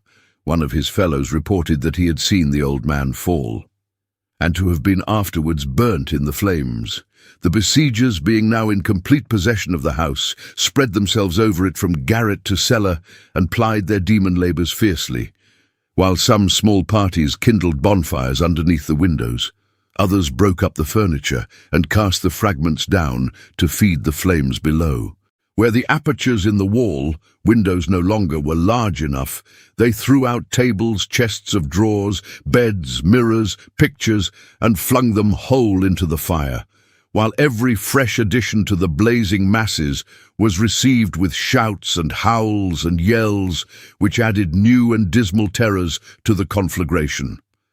Those who had axes and had spent their fury on the movables chopped and tore down the doors and window frames, broke up the flooring, hewed away the rafters, and buried men who lingered in the upper rooms in heaps of ruins. Some searched the drawers, the chests, the boxes, writing desks and closets for jewels, plate and money, while others, less mindful of gain and more mad for destruction, cast their whole contents into the courtyard without examination and called to those below to heap them on the blaze. Men who had been into the cellars and had staved the casks rushed to and fro stark mad, setting fire to all they saw, often to the dresses of their own friends, and kindling the building in so many parts that some had no time for escape, and were seen, with drooping hands and blackened faces, hanging senseless on the window-sills to which they had crawled, until they were sucked and drawn into the burning gulf. The more the fire crackled and raged, the wilder and more cruel the men grew. As though moving in that element, they became fiends, and changed their earthly nature for the qualities that give delight in hell. The burning pile, revealing rooms and passages red-hot, through gaps made in the crumbling walls, the tributary fires that licked the outer bricks and stones with their long forked tongues, and ran up to meet the glowing mass within, the shining of the flames upon the villains who looked on and fed them, the roaring of the angry blaze, so bright and high that it seemed in its rapacity to have swallowed up the very smoke. The living flakes the wind bore rapidly away, and hurried on with like a storm of fiery snow. The noiseless breaking of great beams of wood, which fell like feathers on the heap of ashes, and crumbled in the very act to sparks and powder. The lurid tinge that overspread the sky, and the darkness, very deep by contrast, which prevailed around. The exposure to the coarse common gaze of every little nook which usages of home had made a sacred place, and the destruction by rude hands of every little household favourite which old associations made a dear and precious thing, all this taking place, not among pitying looks and friendly murmurs of compassion, but brutal shouts and exultations which seemed to make the very rats who stood by the old house too long, creatures with some claim upon the pity and regard of those its roof had sheltered, combined to form a scene never to be forgotten by those who saw it and were not actors in the work, so long as life endured. And who were they? The alarm bell rang, and it was pulled by no faint or hesitating hands for a long time, but not a soul was seen. Some of the insurgents said that when it ceased, they heard the shrieks of women, and saw some garments fluttering in the air, as a party of men bore away no unresisting burdens. No one could say that this was true or false in such an uproar. But where was Hugh? Who among them had seen him since the forcing of the doors? The cry spread through the body. Where was Hugh? "Here!" he hoarsely cried, appearing from the darkness, out of breath and blackened with the smoke. "We have done all we can. The fire is burning itself out, and even the corners where it hasn't spread are nothing but heaps of ruins. Disperse, my lads, while the coast's clear. Get back by different ways, and meet as usual." With that, he disappeared again, contrary to his wont, for he was always first to advance and last to go away, leaving them to follow homewards as they would. It was not an easy task to draw off such a throng. If Bedlam gates had been flung wide open, there would not have issued forth such maniacs as the frenzy of that night had made. There were men there who danced and trampled on the beds of flowers as though they trod down human enemies, and wrenched them from the stalks like savages who twisted human necks. There were men who cast their lighted torches in the air and suffered them to fall upon their heads and faces, blistering the skin with deep, unseemly burns. There were men who rushed up to the fire and paddled in it with their hands as if in water, and others who were restrained by force from plunging in to gratify their deadly longing. On the skull of one drunken lad, not 20 by his looks, who lay upon the ground with a bottle to his mouth, the lead from the roof came streaming down in a shower of liquid fire, white hot, melting his head like wax. When the scattered parties were collected, men, living yet but singed as with hot irons, were plucked out of the cellars and carried off upon the shoulders of others, who strove to wake them as they went along with ribald jokes, and left them dead in the passages of hospitals. But of all the howling throng not one learnt mercy from or sickened at these sights, nor was the fierce, besotted, senseless rage of one man glutted. Slowly and in small clusters, with hoarse hurrahs and repetitions of their usual cry, the assembly dropped away. The last few red-eyed stragglers reeled after those who had gone before. The distant noise of men calling to each other and whistling for others whom they missed grew fainter and fainter. At length even these sounds died away, and silence reigned alone. Silence indeed. The glare of the flames had sunk into a fitful flashing light, and the gentle stars, invisible till now, looked down upon the blackening heap. A dull smoke hung upon the ruin, as though to hide it from those eyes of heaven, and the wind forbore to move it. Bare walls, roof open to the sky, chambers where the beloved dead had many and many a fair day, risen to new life and energy, where so many dear ones had been sad and merry, which were connected with so many thoughts and hopes, regrets and changes, all gone. Nothing left but a dull and dreary blank, a smouldering heap of dust and ashes, the silence and solitude of utter desolation. Chapter 56. The Maypole cronies, little dreaming of the change so soon to come upon their favourite haunt, struck through the forest path upon their way to London, and avoiding the main road, which was hot and dusty, kept to the bypaths and the fields. As they drew nearer to their destination, they began to make inquiries of the people whom they passed concerning the riots and the truth or falsehood of the stories they had heard. The answers went far beyond any intelligence that had spread to quiet Chigwell. One man told them that afternoon the guards, conveying to Newgate some rioters who had been re-examined, had been set upon by the mob and compelled to retreat. Another, that the houses of 2 witnesses near Clare Market were about to be pulled down when he came away. Another, that Sir George Savile's house in Leicester Fields was to be burned that night, and that it would go hard with Sir George if he fell into the people's hands, as it was he who had brought in the Catholic Bill. All accounts agreed that the mob were out, in stronger numbers and more numerous parties than had yet appeared, that the streets were unsafe, that no man's house or life was worth an hour's purchase, that the public consternation was increasing every moment, and that many families had already fled the city. One fellow who wore the popular colour damned them for not having cockades in their hats, and bade them set a good watch tomorrow night upon their prison doors, for the locks would have a straining. Another asked if they were fireproof, that they walked abroad without the distinguishing mark of all good and true men. And a third, who rode on horseback and was quite alone, ordered them to throw each man a shilling in his hat towards the support of the rioters. Although they were afraid to refuse compliance with this demand, and were much alarmed by these reports, they agreed, having come so far, to go forward and see the real state of things with their own eyes. So they pushed on quicker, as men do who are excited by portentous news, and ruminating on what they had heard, spoke little to each other. It was now night, and as they came nearer to the city, they had dismal confirmation of this intelligence in 3 great fires, all close together, which burnt fiercely and were gloomily reflected in the sky. Arriving in the immediate suburbs, they found that almost every house had chalked upon its door in large characters, "No Popery," that the shops were shut, and that alarm and anxiety were depicted in every face they passed.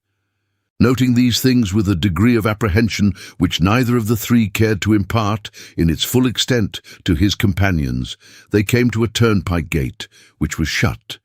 They were passing through the turnstile on the path, when a horseman rode up from London at a hard gallop, and called to the toll-keeper in a voice of great agitation to open quickly in the name of God. The adjuration was so earnest and vehement that the man with a lantern in his hand came running out, toll-keeper though he was, and was about to throw the gate open, when happening to look behind him, he exclaimed, "Good heaven, what's that? Another fire!"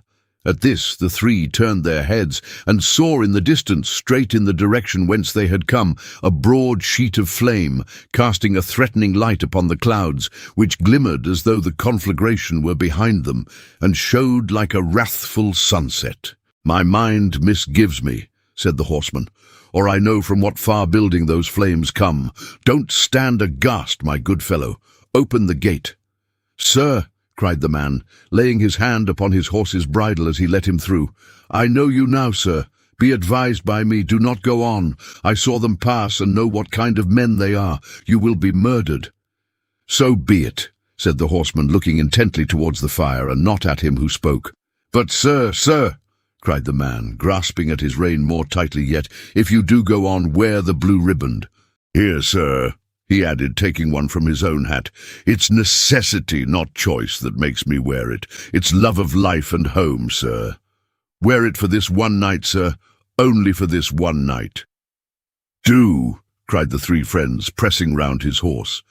"Mr. Haredale, worthy sir, good gentleman, pray be persuaded." "Who's that?" cried Mr. Haredale, stooping down to look. "Did I hear Daisy's voice?" "You did, sir," cried the little man. "Do be persuaded, sir. This gentleman says very true. Your life may hang upon it." "Are you," said Mr. Haredale abruptly, "afraid to come with me?" "I, sir? No." "Put that riband in your hat.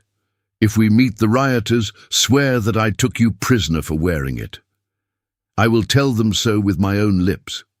For as I hope for mercy when I die, I will take no quarter from them, nor shall they have quarter from me, if we come hand to hand tonight. Up here, behind me, quick, clasp me tight round the body, and fear nothing."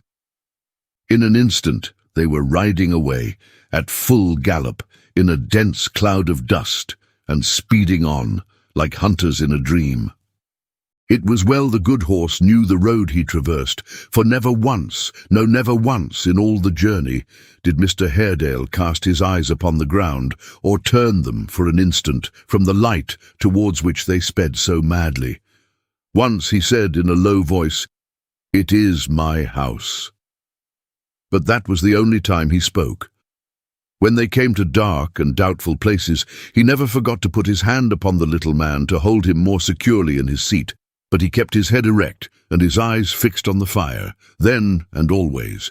The road was dangerous enough, for they went the nearest way, headlong, far from the highway, by lonely lanes and paths, where wagon wheels had worn deep ruts, where hedge and ditch hemmed in the narrow strip of ground, and tall trees, arching overhead, made it profoundly dark, but on, with neither stop nor stumble, till they reached the maypole door, and could plainly see that the fire began to fade, as if for want of fuel.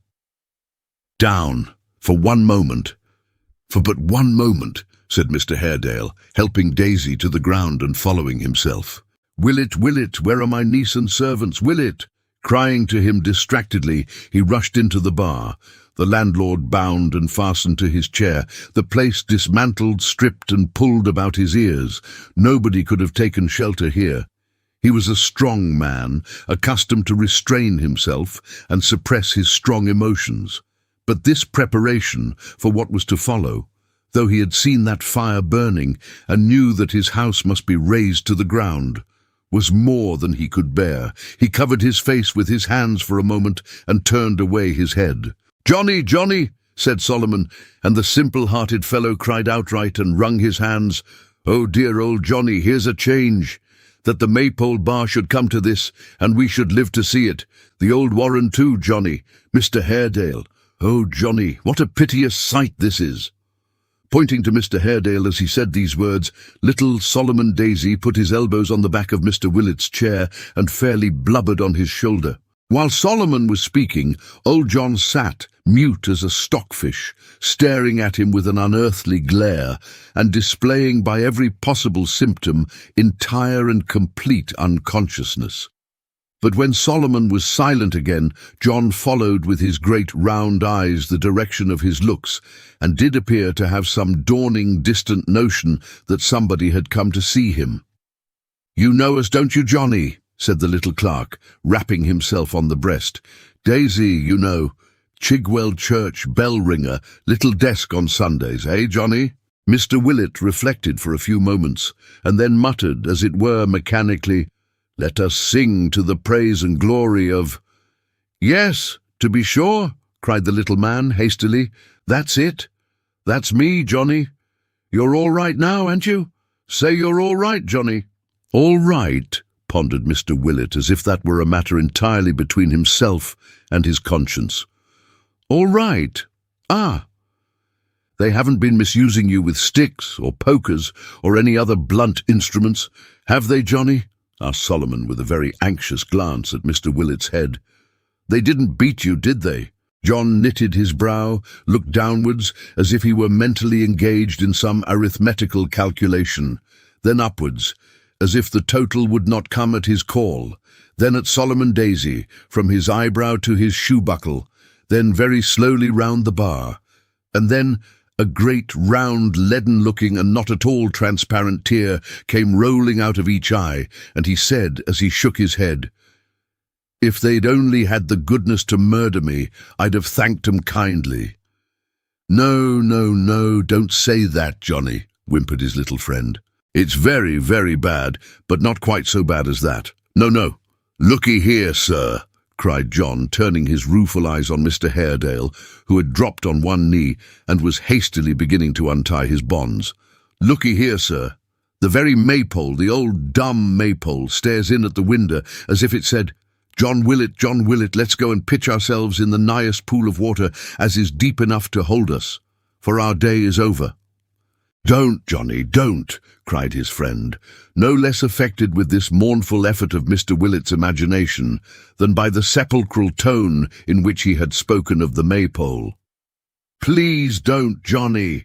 Your loss is great, and your misfortune a heavy one," said Mr. Haredale, looking restlessly towards the door, "and this is not a time to comfort you. If it were, I am in no condition to do so. Before I leave you, tell me one thing, and try to tell me plainly, I implore you. Have you seen or heard of Emma?" "No," said Mr. Willet, "nor anyone but these bloodhounds." "No. They rode away, I trust in heaven, before these dreadful scenes began," said Mr. Haredale, who, between his agitation, his eagerness to mount his horse again, and the dexterity with which the cords were tied, had scarcely yet undone one knot. "A knife, Daisy?" "You didn't," said John, looking about as though he had lost his pocket-handkerchief or some such slight article. "Either of you gentlemen see a coffin anywheres, did you?" "Willet!" cried Mr. Haredale.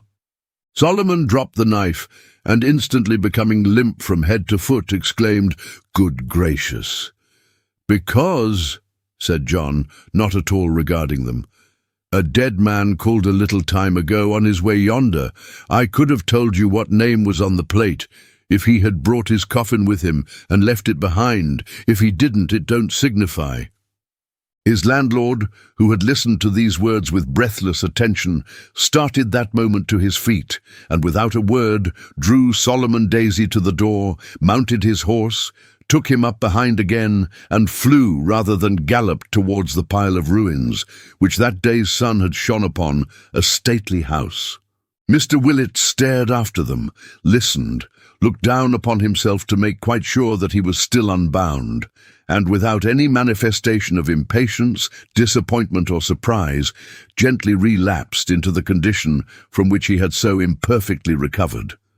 Mr. Haredale tied his horse to the trunk of a tree and, grasping his companion's arm, stole softly along the footpath and into what had been the garden of his house. He stopped for an instant to look upon its smoking walls and at the stars that shone through roof and floor upon the heap of crumbling ashes. Solomon glanced timidly in his face, but his lips were tightly pressed together. A resolute and stern expression sat upon his brow, and not a tear, a look or gesture indicating grief escaped him. He drew his sword, felt for a moment in his breast, as though he carried other arms about him, then grasping Solomon by the wrist again, went with a cautious step all round the house. He looked into every doorway and gap in the wall, retraced his steps at every rustling of the air among the leaves, and searched in every shadowed nook with outstretched hands. Thus they made the circuit of the building, but they returned to the spot from which they had set out, without encountering any human being, or finding the least trace of any concealed straggler. After a short pause, Mr. Haredale shouted twice or thrice, then cried aloud, "Is there anyone in hiding here who knows my voice? There is nothing to fear now. If any of my people are near, I entreat them to answer." He called them all by name. His voice was echoed in many mournful tones. Then all was silent as before. They were standing near the foot of the turret, where the alarm bell hung. The fire had raged there, and the floors had been sawn and hewn and beaten down. Besides, it was open to the night, but a part of the staircase still remained, winding upward from a great mound of dust and cinders. Fragments of the jagged and broken steps offered an insecure and giddy footing here and there, and then were lost again, behind protruding angles of the wall, or in the deep shadows cast upon it by other portions of the ruin, for by this time the moon had risen and shone brightly. As they stood here, listening to the echoes as they died away, and hoping in vain to hear a voice they knew, some of the ashes in this turret slipped and rolled down. Startled by the least noise in that melancholy place, Solomon looked up in his companion's face and saw that he had turned towards the spot, and that he watched and listened keenly. He covered the little man's mouth with his hand and looked again. Instantly, with kindling eyes, he bade him on his life keep still, and neither speak nor move. Then, holding his breath and stooping down, he stole into the turret with his drawn sword in his hand and disappeared. Terrified to be left there by himself under such desolate circumstances, and after all he had seen and heard that night, Solomon would have followed, but there had been something in Mr. Haredale's manner and his look, the recollection of which held him spellbound. He stood rooted to the spot, and scarcely venturing to breathe, looked up with mingled fear and wonder. Again the ashes slipped and rolled, very, very softly again, and then again as though they crumbled underneath the tread of a stealthy foot. And now a figure was dimly visible, climbing very softly and often stopping to look down. Now it pursued its difficult way, and now it was hidden from the view again. It emerged once more into the shadowy and uncertain light. Higher now, but not much, for the way was steep and toilsome, and its progress very slow. What phantom of the brain did he pursue, and why did he look down so constantly? He knew he was alone. Surely his mind was not affected by that night's loss and agony. He was not about to throw himself headlong from the summit of the tottering wall. Solomon turned sick and clasped his hands. His limbs trembled beneath him, and a cold sweat broke out upon his pallid face. If he complied with Mr. Haredale's last injunction now, it was because he had not the power to speak or move. He strained his gaze and fixed it on a patch of moonlight, into which, if he continued to ascend, he must soon emerge. When he appeared there, he would try to call to him. Again the ashes slipped and crumbled. Some stones rolled down and fell with a dull, heavy sound upon the ground below. He kept his eyes upon the piece of moonlight. The figure was coming on, for its shadow was already thrown upon the wall. Now it appeared, and now looked round at him. And now... The horror-stricken clerk uttered a scream that pierced the air, and cried, "The ghost! The ghost!" Long before the echo of his cry had died away, another form rushed out into the light, flung itself upon the foremost one, knelt down upon its breast, and clutched its throat with both hands. "Villain!" cried Mr. Haredale in a terrible voice, for it was he, "dead and buried as all men suppose through your infernal arts, but reserved by heaven for this. At last I have you, you whose hands are red with my brother's blood, and that of his faithful servant, shed to conceal your own atrocious guilt. You, Rudge, double murderer and monster, I arrest you in the name of God, who has delivered you into my hands. And no, though you had the strength of 20 men, he added as the murderer writhed and struggled, you could not escape me or loosen my grasp tonight. Chapter 57. Barnaby, armed as we have seen, continued to pace up and down before the stable door, glad to be alone again and heartily rejoicing in the unaccustomed silence and tranquillity. After the whirl of noise and riot in which the last 2 days had been passed, the pleasures of solitude and peace were enhanced 1,000-fold. He felt quite happy, and as he leaned upon his staff and mused, a bright smile overspread his face, and none but cheerful visions floated into his brain. Had he no thoughts of her, whose sole delight he was, and whom he had unconsciously plunged in such bitter sorrow and such deep affliction? Oh, yes. She was at the heart of all his cheerful hopes and proud reflections. It was she whom all this honour and distinction were to gladden. The joy and profit were for her. What delight it gave her to hear of the bravery of her poor boy. Ah, he would have known that without Hugh's telling him.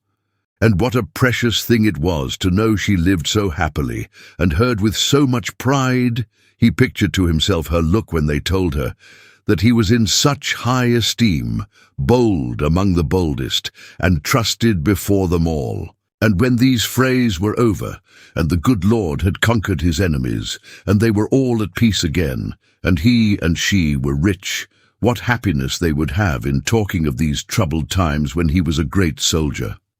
And when they sat alone together in the tranquil twilight, and she had no longer reason to be anxious for the morrow, what pleasure would he have in the reflection that this was his doing, his poor, foolish Barnaby's, and in patting her on the cheek and saying with a merry laugh, "Am I silly now, mother? Am I silly now?" With a lighter heart and step, and eyes the brighter for the happy tear that dimmed them for a moment, Barnaby resumed his walk, and singing gaily to himself, kept guard upon his quiet post. His comrade Grip, the partner of his watch, though fond of basking in the sunshine, preferred today to walk about the stable, having a great deal to do in the way of scattering the straw, hiding under it such small articles as had been casually left about, and haunting Hugh's bed, to which he seemed to have taken a particular attachment. Sometimes Barnaby looked in and called him, and then he came hopping out, but he merely did this as a concession to his master's weakness, and soon returned again to his own grave pursuits, peering into the straw with his bill, and rapidly covering up the place, as if, Midas-like, he were whispering secrets to the earth and burying them, constantly busying himself upon the sly, and affecting, whenever Barnaby came past, to look up in the clouds and have nothing whatever on his mind. In short, conducting himself, in many respects, in a more than usually thoughtful, deep, and mysterious manner. As the day crept on, Barnaby, who had no directions forbidding him to eat and drink upon his post, but had been, on the contrary, supplied with a bottle of beer and a basket of provisions, determined to break his fast, which he had not done since morning. To this end, he sat down on the ground before the door, and putting his staff across his knees, in case of alarm or surprise, summoned Grip to dinner. This call the bird obeyed with great alacrity, crying as he sidled up to his master, "I'm a devil, I'm a Polly, I'm a kettle, I'm a Protestant, no popery," Having learnt this latter sentiment from the gentry among whom he had lived of late, he delivered it with uncommon emphasis. "Well said, Grip," cried his master, as he fed him with the daintiest bits. "Well said, old boy. Never say die, bow wow wow. Keep up your spirits, grip grip grip holloa. We'll all have tea. I'm a Protestant kettle, no popery," cried the Raven. "Gordon forever, Grip," cried Barnaby. The Raven, placing his head upon the ground, looked at his master sideways, as though he would have said, "Say that again." Perfectly understanding his desire, Barnaby repeated the phrase a great many times. The bird listened with profound attention, sometimes repeating the popular cry in a low voice, as if to compare the two and try if it would at all help him to this new accomplishment, sometimes flapping his wings or barking, and sometimes in a kind of desperation, drawing a multitude of corks with extraordinary viciousness. Barnaby was so intent upon his favourite that he was not at first aware of the approach of two persons on horseback, who were riding at a foot-pace and coming straight towards his post. When he perceived them, however, which he did when they were within some 50 yards of him, he jumped hastily up, and ordering Grip within doors, stood with both hands on his staff, waiting until he should know whether they were friends or foes. He had hardly done so when he observed that those who advanced were a gentleman and his servant. Almost at the same moment he recognized Lord George Gordon, before whom he stood uncovered, with his eyes turned towards the ground. "Good day," said Lord George, not reining in his horse until he was close beside him. "Well?" "All quiet, sir, all safe," cried Barnaby. "The rest are away. They went by that path. That one. A grand party." "Aye," said Lord George, looking thoughtfully at him. "And you?" "Oh, they left me here to watch, to mount guard, to keep everything secure till they come back. I'll do it, sir, for your sake. You're a good gentleman. A kind gentleman. Aye, you are. There are many against you, but we'll be a match for them, never fear." "What's that?" said Lord George, pointing to the Raven, who was peeping out of the stable door, but still looking thoughtfully and in some perplexity, it seemed, at Barnaby. "Why, don't you know?" retorted Barnaby with a wondering laugh. "Not know what he is? A bird, to be sure. My bird, my friend, Grip. A devil, a kettle, a Grip, a Polly, a Protestant, no popery," cried the Raven. "Though indeed," added Barnaby, laying his hand upon the neck of Lord George's horse, and speaking softly, "you had good reason to ask me what he is, for sometimes it puzzles me, and I'm used to him, to think he's only a bird. He's my brother, Grip is, always with me, always talking, always merry. Eh, Grip?" The Raven answered by an affectionate croak, and hopping on his master's arm, which he held downward for that purpose, submitted with an air of perfect indifference to be fondled, and turned his restless, curious eye now upon Lord George, and now upon his man. Lord George, biting his nails in a discomfited manner, regarded Barnaby for some time in silence. Then, beckoning to his servant, said, "Come hither, John." John Gruby touched his hat and came. "Have you ever seen this young man before?" his master asked in a low voice. "Twice, my lord," said John. "I saw him in the crowd last night and Saturday. Did it seem to you that his manner was at all wild or strange?" Lord George demanded, faltering. "Mad," said John with emphatic brevity. "And why do you think him mad, sir?" said his master, speaking in a peevish tone. "Don't use that word too freely. Why do you think him mad?" "My lord," John Gruby answered, "look at his dress, look at his eyes, look at his restless way, hear him cry, 'No popery! Mad, my lord!'" "So because one man dresses unlike another," returned his angry master, glancing at himself, "and happens to differ from other men in his carriage and manner, and to advocate a great cause, which the corrupt and irreligious desert, he is to be accounted mad, is he?" "Stark, staring, raving, roaring mad, my lord," returned the unmoved John. "Do you say this to my face?" cried his master, turning sharply upon him. "To any man, my lord, who asks me," answered John. "Mr. Gashford, I find, was right," said Lord George. "I thought him prejudiced, though I ought to have known a man like him better than to have supposed it possible." "I shall never have Mr. Gashford's good word, my lord," replied John, touching his hat respectfully, "and I don't covet it." "You are an ill-conditioned, most ungrateful fellow," said Lord George. "A spy, for anything I know. Mr. Gashford is perfectly correct, as I might have felt convinced he was. I have done wrong to retain you in my service. It is a tacit insult to him as my choice and confidential friend to do so, remembering the cause you sided with on the day he was maligned at Westminster. You will leave me tonight, nay, as soon as we reach home. The sooner the better." "If it comes to that, I say so too, my lord. Let Mr. Gashford have his will. As to my being a spy, my lord, you know me better than to believe it, I am sure. I don't know much about causes. My cause is the cause of one man against 200, and I hope it always will be." "You have said quite enough," returned Lord George, motioning him to go back. "I desire to hear no more." "If you'll let me have another word, my lord," returned John Gruby, "I'd give this silly fellow a caution not to stay here by himself. The proclamation is in a good many hands already, and it's well known that he was concerned in the business it relates to.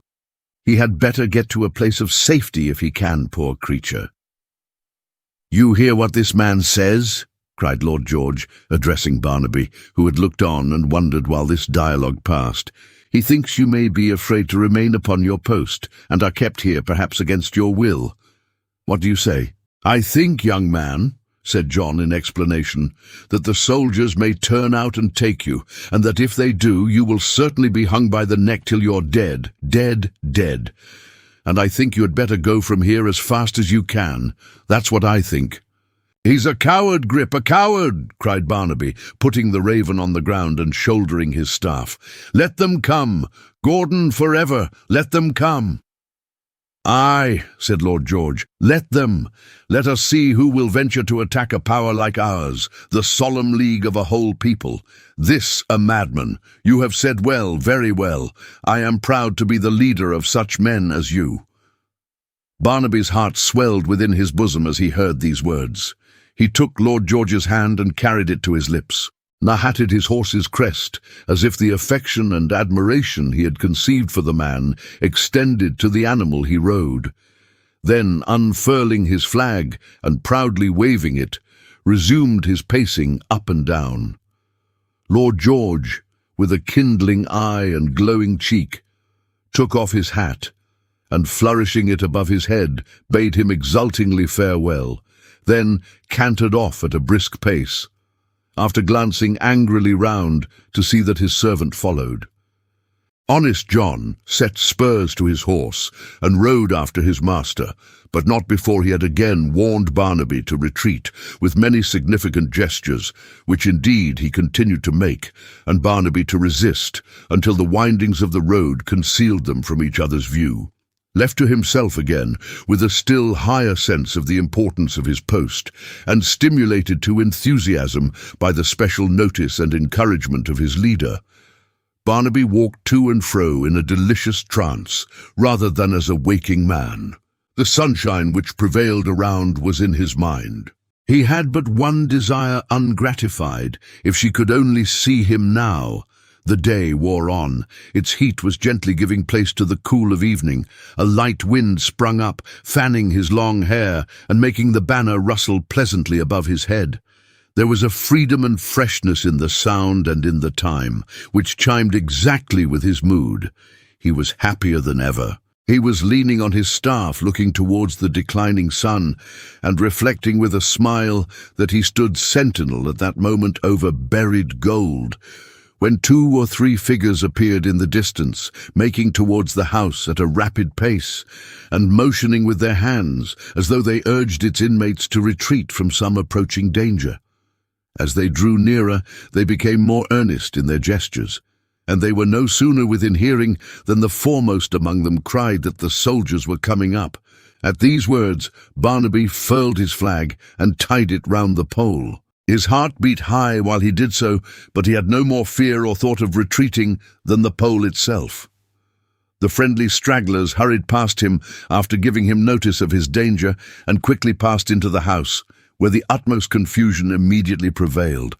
As those within hastily closed the windows and the doors, they urged him by looks and signs to fly without loss of time, and called to him many times to do so, but he only shook his head indignantly in answer, and stood the firmer on his post.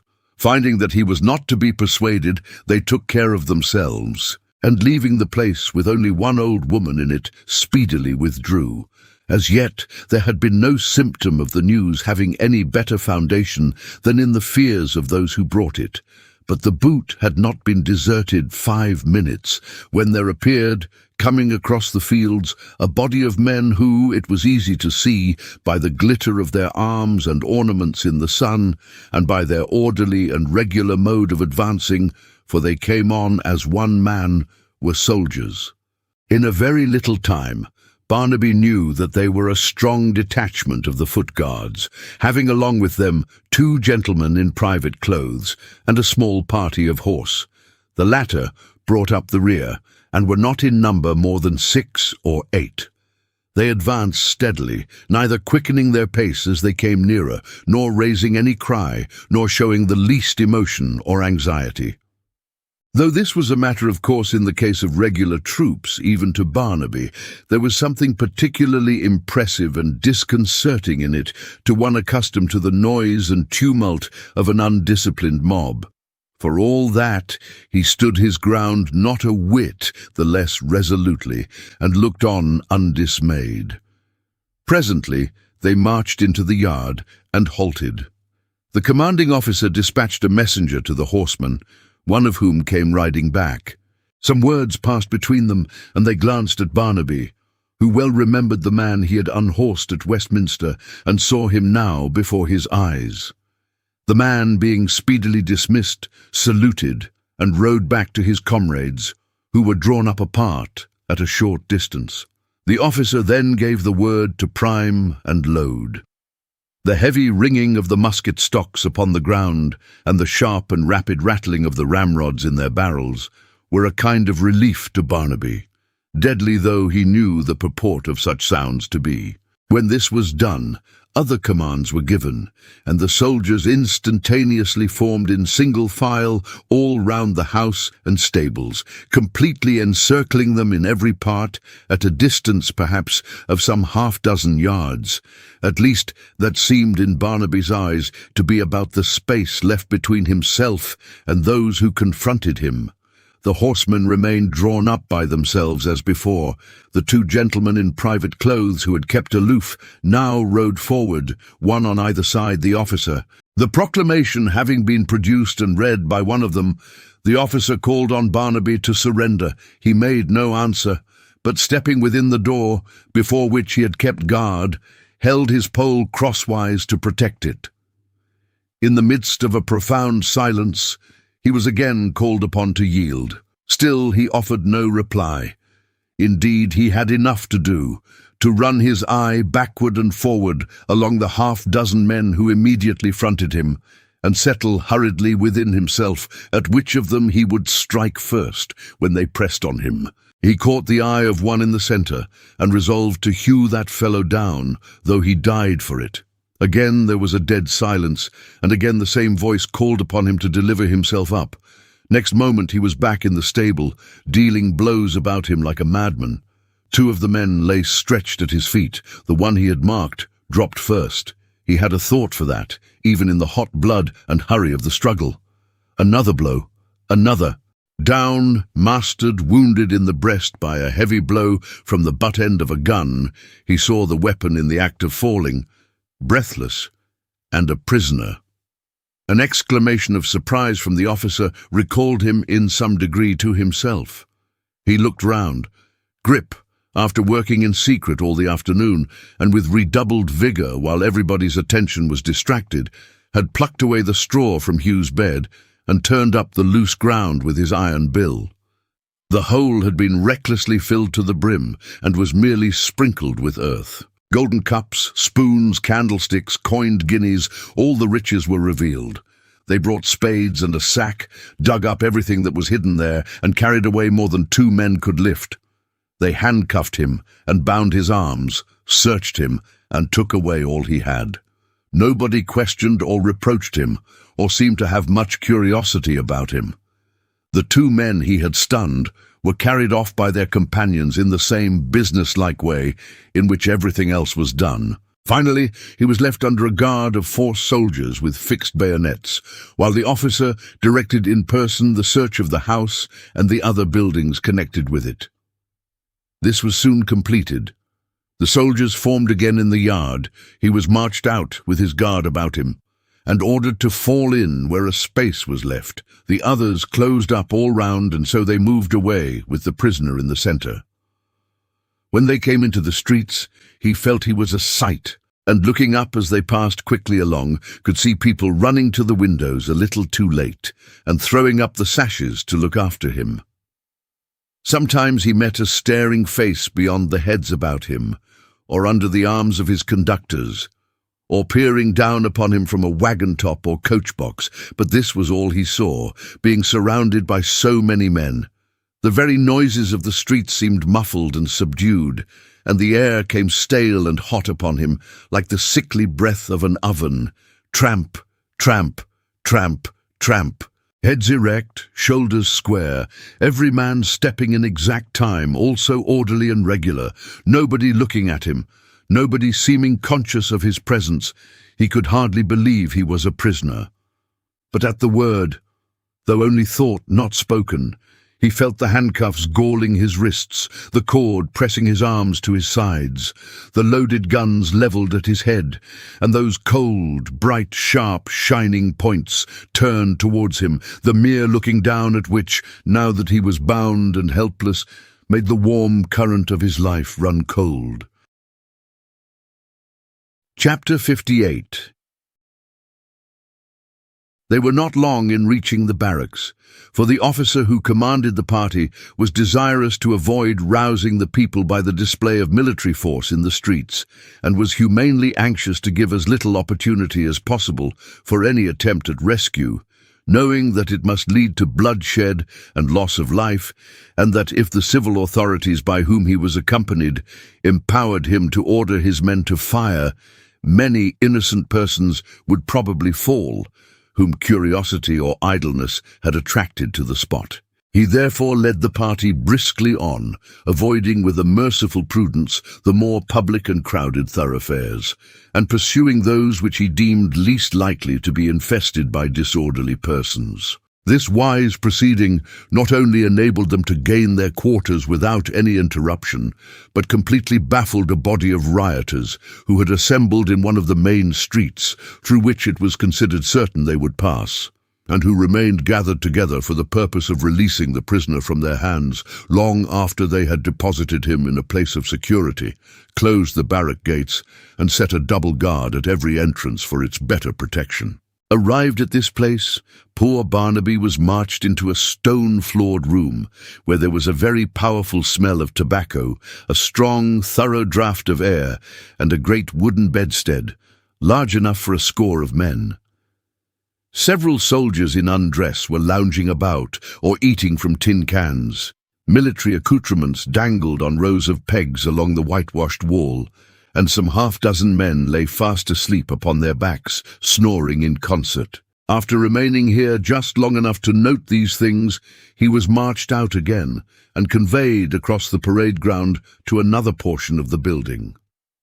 Perhaps a man never sees so much at a glance as when he is in a situation of extremity. The chances are 100 to 1 that if Barnaby had lounged in at the gate to look about him, he would have lounged out again with a very imperfect idea of the place, and would have remembered very little about it.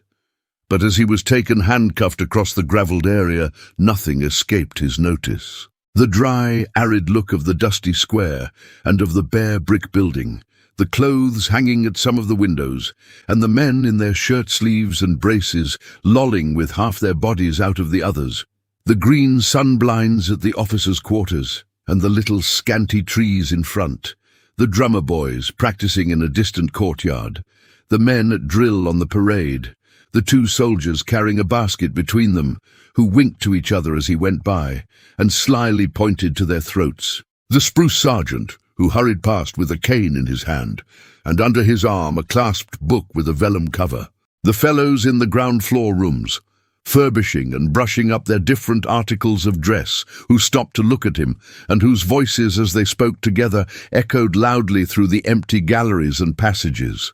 Everything, down to the stand of muskets before the guardhouse and the drum with a pipe-clayed belt attached in one corner, impressed itself upon his observation, as though he had noticed them in the same place 100 times, or had been a whole day among them, in place of one brief, hurried minute. He was taken into a small paved backyard, and there they opened a great door, plated with iron and pierced some 5 feet above the ground, with a few holes to let in air and light.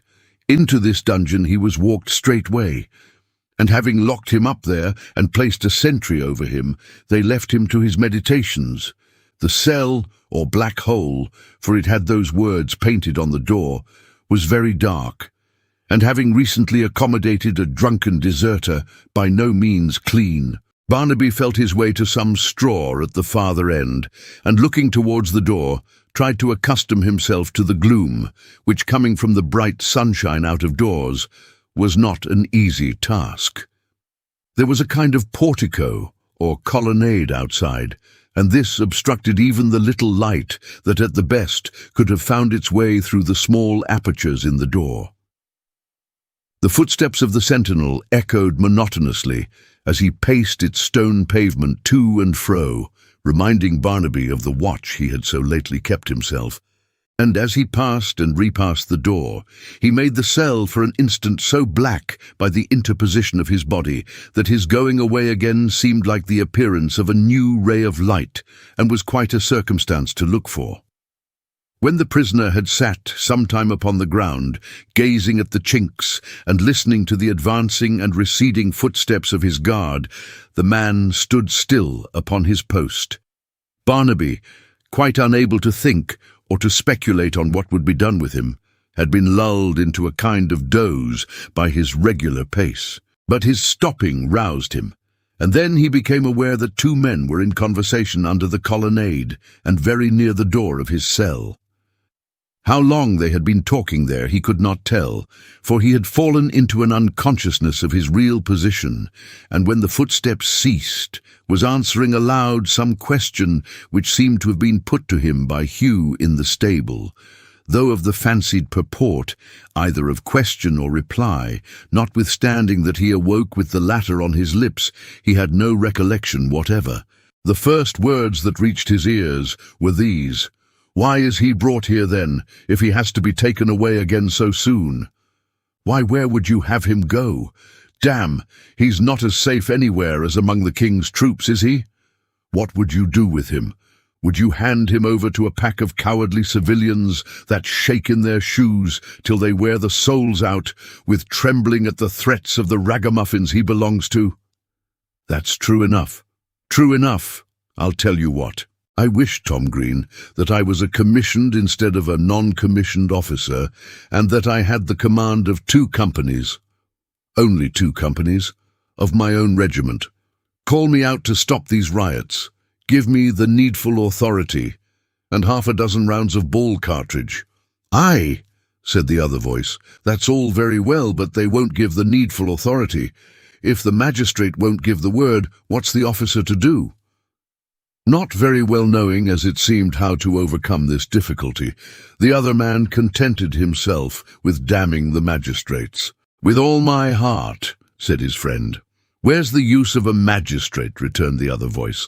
"What's a magistrate in this case but an impertinent, unnecessary, unconstitutional sort of interference? Here's a proclamation. Here's a man referred to in that proclamation. Here's proof against him, and a witness on the spot. Damn, take him out and shoot him, sir. Who wants a magistrate?" "When does he go before Sir John Fielding?" asked the man who had spoken first. "Tonight at 8 o'clock, returned the other. Mark what follows. The magistrate commits him to Newgate. Our people take him to Newgate. The rioters pelt our people. Our people retire before the rioters. Stones are thrown. Insults are offered. Not a shot's fired. Why? Because of the magistrates. Damn the magistrates. When he had in some degree relieved his mind by cursing the magistrates in various other forms of speech, the man was silent, save for a low growling, still having reference to those authorities, which from time to time escaped him. Barnaby, who had wit enough to know that this conversation concerned, and very nearly concerned himself, remained perfectly quiet until they ceased to speak, when he groped his way to the door, and peeping through the air-holes, tried to make out what kind of men they were, to whom he had been listening. The one who condemned the civil power in such strong terms was a sergeant, engaged just then, as the streaming ribands in his cap announced, on the recruiting service. He stood, leaning sideways against a pillar nearly opposite the door, and as he growled to himself, drew figures on the pavement with his cane. The other man had his back towards the dungeon, and Barnaby could only see his form. To judge from that, he was a gallant, manly, handsome fellow, but he had lost his left arm. It had been taken off between the elbow and the shoulder, and his empty coat sleeve hung across his breast. It was probably this circumstance which gave him an interest beyond any that his companion could boast of, and attracted Barnaby's attention. There was something soldierly in his bearing, and he wore a jaunty cap and jacket. Perhaps he had been in the service at one time or other. If he had, it could not have been very long ago, for he was but a young fellow now. "Well, well," he said thoughtfully, "let the fault be where it may, it makes a man sorrowful to come back to old England and see her in this condition." "I suppose the pigs will join 'em next," said the sergeant, with an imprecation on the rioters, "now that the birds have set 'em the example." "The birds," repeated Tom Green. "Ah, birds," said the sergeant testily. "That's English, ain't it?" "I don't know what you mean. Go to the guardhouse and see. You'll find a bird there that's got their cry as pat as any of 'em and bawls no popery, like a man or like a devil as he says he is. I shouldn't wonder. The devil's loose in London somewhere. Damn if I wouldn't twist his neck round on the chance if I had my way." The young man had taken 2 or 3 steps away, as if to go and see this creature, when he was arrested by the voice of Barnaby. "It's mine," he called out, half laughing and half weeping. "My pet, my friend Grip. Ha ha ha! Don't hurt him. He has done no harm. I taught him. It's my fault. Let me have him, if you please. He's the only friend I have left now. He'll not dance or talk or whistle for you, I know, but he will for me, because he knows me and loves me, though you wouldn't think it very well. You wouldn't hurt a bird, I'm sure. You're a brave soldier, sir, and wouldn't harm a woman or a child, no, nor a poor bird, I'm certain." This latter adjuration was addressed to the sergeant, whom Barnaby judged from his red coat to be high in office and able to seal Grip's destiny by a word.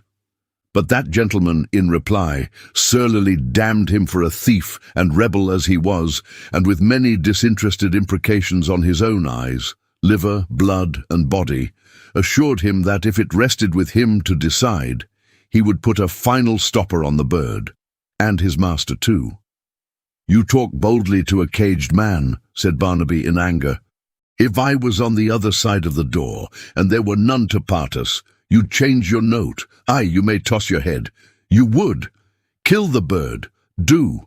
Kill anything you can, and so revenge yourself on those who with their bare hands untied could do as much to you." Having vented his defiance, he flung himself into the furthest corner of his prison, and muttering, "Goodbye, Grip.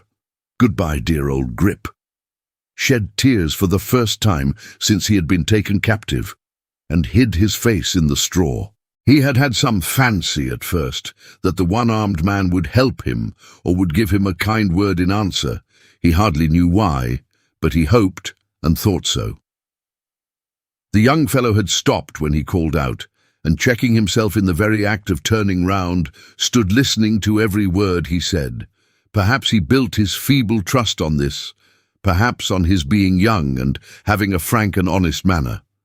However that might be, he built on sand. The other went away directly he had finished speaking, and neither answered him nor returned. No matter, they were all against him here. He might have known as much. Goodbye, old Grip, goodbye. After some time they came and unlocked the door and called to him to come out. He rose directly and complied, for he would not have them think he was subdued or frightened. He walked out like a man and looked from face to face. None of them returned his gaze or seemed to notice it. They marched him back to the parade by the way they had brought him, and there they halted, among a body of soldiers, at least twice as numerous as that which had taken him prisoner in the afternoon. The officer he had seen before bade him in a few brief words take notice that if he attempted to escape, no matter how favourable a chance he might suppose he had, certain of the men had orders to fire upon him that moment. They then closed round him as before and marched him off again. In the same unbroken order, they arrived at Bow Street, followed and beset on all sides by a crowd which was continually increasing. Here he was placed before a blind gentleman and asked if he wished to say anything. Not he. What had he got to tell them? After a very little talking, which he was careless of and quite indifferent to, they told him he was to go to Newgate, and took him away. He went out into the street, so surrounded and hemmed in on every side by soldiers that he could see nothing. But he knew there was a great crowd of people by the murmur, and that they were not friendly to the soldiers was soon rendered evident by their yells and hisses. How often and how eagerly he listened for the voice of Hugh. There was not a voice he knew among them all. Was Hugh a prisoner too? Was there no hope? As they came nearer and nearer to the prison, the hootings of the people grew more violent. Stones were thrown, and every now and then a rush was made against the soldiers, which they staggered under. One of them, close before him, smarting under a blow upon the temple, levelled his musket, but the officer struck it upwards with his sword and ordered him on peril of his life to desist. This was the last thing he saw with any distinctness, for directly afterwards he was tossed about and beaten to and fro, as though in a tempestuous sea. But go where he would, there were the same guards about him. Twice or thrice he was thrown down, and so were they. But even then he could not elude their vigilance for a moment. They were up again, and had closed about him, before he, with his wrists so tightly bound, could scramble to his feet. Fenced in thus, he felt himself hoisted to the top of a low flight of steps, and then for a moment he caught a glimpse of the fighting in the crowd, and of a few red coats sprinkled together here and there, struggling to rejoin their fellows. Next moment everything was dark and gloomy, and he was standing in the prison lobby, the centre of a group of men. A smith was speedily in attendance, who riveted upon him a set of heavy irons. Stumbling on as well as he could, beneath the unusual burden of these fetters, he was conducted to a strong stone cell, where, fastening the door with locks and bolts and chains, they left him well secured. Having first, unseen by him, thrust in Grip, who, with his head drooping and his deep black plumes rough and rumpled, appeared to comprehend and to partake his master's fallen fortunes. Chapter 59. It is necessary at this juncture to return to Hugh, who, having, as we have seen, called to the rioters to disperse from about the warren and meet again as usual, glided back into the darkness from which he had emerged and reappeared no more that night. He paused in the copse which sheltered him from the observation of his mad companions, and waited to ascertain whether they drew off at his bidding or still lingered and called to him to join them. Some few, he saw, were indisposed to go away without him, and made towards the spot where he stood concealed, as though they were about to follow in his footsteps and urge him to come back.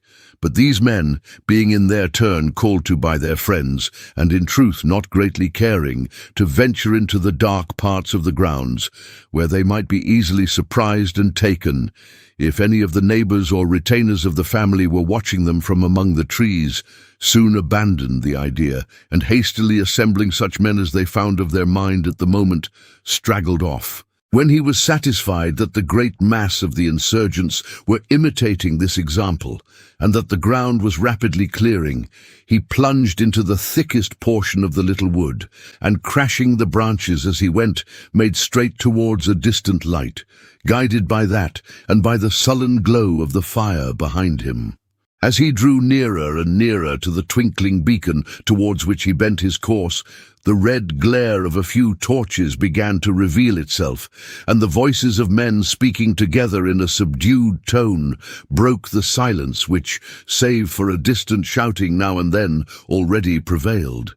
At length he cleared the wood, and springing across a ditch, stood in a dark lane, where a small body of ill-looking vagabonds, whom he had left there some 20 minutes before, waited his coming with impatience. They were gathered round an old post-chaise or chariot, driven by one of themselves, who sat postillion-wise upon the near horse. The blinds were drawn up, and Mr. Tappertit and Dennis kept guard at the two windows. The former assumed the command of the party, for he challenged Hugh as he advanced towards them, and when he did so, those who were resting on the ground about the carriage rose to their feet and clustered round him. "Well," said Simon in a low voice, "is all right?" "Right enough," replied Hugh in the same tone. "They're dispersing now, had begun before I came away." "And is the coast clear?" "Clear enough before our men, I take it," said Hugh. "There are not many who, knowing of their work over yonder, will want to meddle with them tonight. Who's got some drink here?" Everybody had some plunder from the cellar. 6 flasks and bottles were offered directly. He selected the largest, and putting it to his mouth, sent the wine gurgling down his throat. Having emptied it, he threw it down and stretched out his hand for another, which he emptied likewise at a draught. Another was given him, and this he half emptied too. Reserving what remained to finish with, he asked, "Have you got anything to eat, any of you? I'm as ravenous as a hungry wolf. Which of you was in the larder? Come." "I was, brother," said Dennis, pulling off his hat and fumbling in the crown. "There's a matter of cold venison pasty somewhere or another here, if that'll do." "Do!" cried Hugh, seating himself on the pathway. "Bring it out, quick! Show a light here, and gather round. Let me sup in state, my lads. Ha ha ha!" Entering into his boisterous humour, for they all had drunk deeply and were as wild as he, they crowded about him, while 2 of their number who had torches held them up, one on either side of him, that his banquet might not be dispatched in the dark. Mr. Dennis, having by this time succeeded in extricating from his hat a great mass of pasty, which had been wedged in so tightly that it was not easily got out, put it before him, and Hugh, having borrowed a notched and jagged knife from one of the company, fell to work upon it vigorously. "I should recommend you to swallow a little fire every day, about an hour afore dinner, brother," said Dennis after a pause. "It seems to agree with you, and to stimulate your appetite." Hugh looked at him, and at the blackened faces by which he was surrounded, and stopping for a moment to flourish his knife above his head, answered with a roar of laughter. "Keep order there, will you?" said Simon Tappertit. "Why, isn't a man allowed to regale himself, noble captain?" retorted his lieutenant, parting the men who stood between them with his knife that he might see him. "To regale himself a little bit after such work as mine.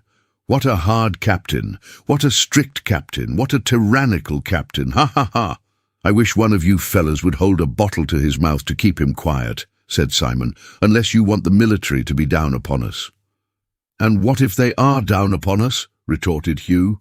"Who cares? Who's afraid? Let 'em come, I say, let 'em come. The more the merrier. Give me bold Barnaby at my side, and we two will settle the military, without troubling any of you.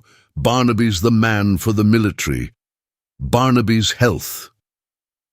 But as the majority of those present were by no means anxious for a second engagement that night, being already weary and exhausted, they sided with Mr. Tappertit, and pressed him to make haste with his supper, for they had already delayed too long. Knowing, even in the height of his frenzy, that they incurred great danger by lingering so near the scene of the late outrages, Hugh made an end of his meal without more remonstrance, and rising, stepped up to Mr. Tappertit, and smote him on the back. "Now then," he cried, "I'm ready. There are brave birds inside this cage, eh? Delicate birds, tender, loving little doves. I caged 'em, I caged 'em. One more peep." He thrust the little man aside as he spoke, and mounting on the steps, which were half let down, pulled down the blind by force, and stared into the chaise like an ogre into his larder. "Ha, ha, ha! And did you scratch and pinch and struggle, pretty mistress?" he cried, as he grasped a little hand that sought in vain to free itself from his grip. "You, so bright-eyed and cherry-lipped and daintily made. But I love you better for it, mistress. Aye, I do. You should stab me and welcome, so that it pleased you, and you had to cure me afterwards. I love to see you proud and scornful. It makes you handsomer than ever, and who's so handsome as you at any time, my pretty one?" "Come," said Mr. Tappertit, who had waited during this speech with considerable impatience. "There's enough of that. Come down." The little hand seconded this admonition by thrusting Hugh's great head away with all its force, and drawing up the blind, amidst his noisy laughter and vows that he must have another look, for the last glimpse of that sweet face had provoked him past all bearing. However, as the suppressed impatience of the party now broke out into open murmurs, he abandoned this design, and taking his seat upon the bar, contented himself with tapping at the front windows of the carriage and trying to steal a glance inside. Mr. Tappertit, mounting the steps and hanging on by the door, issued his directions to the driver with a commanding voice and attitude. The rest got up behind or ran by the side of the carriage as they could. Some, in imitation of Hugh, endeavoured to see the face he had praised so highly, and were reminded of their impertinence by hints from the cudgel of Mr. Tappertit.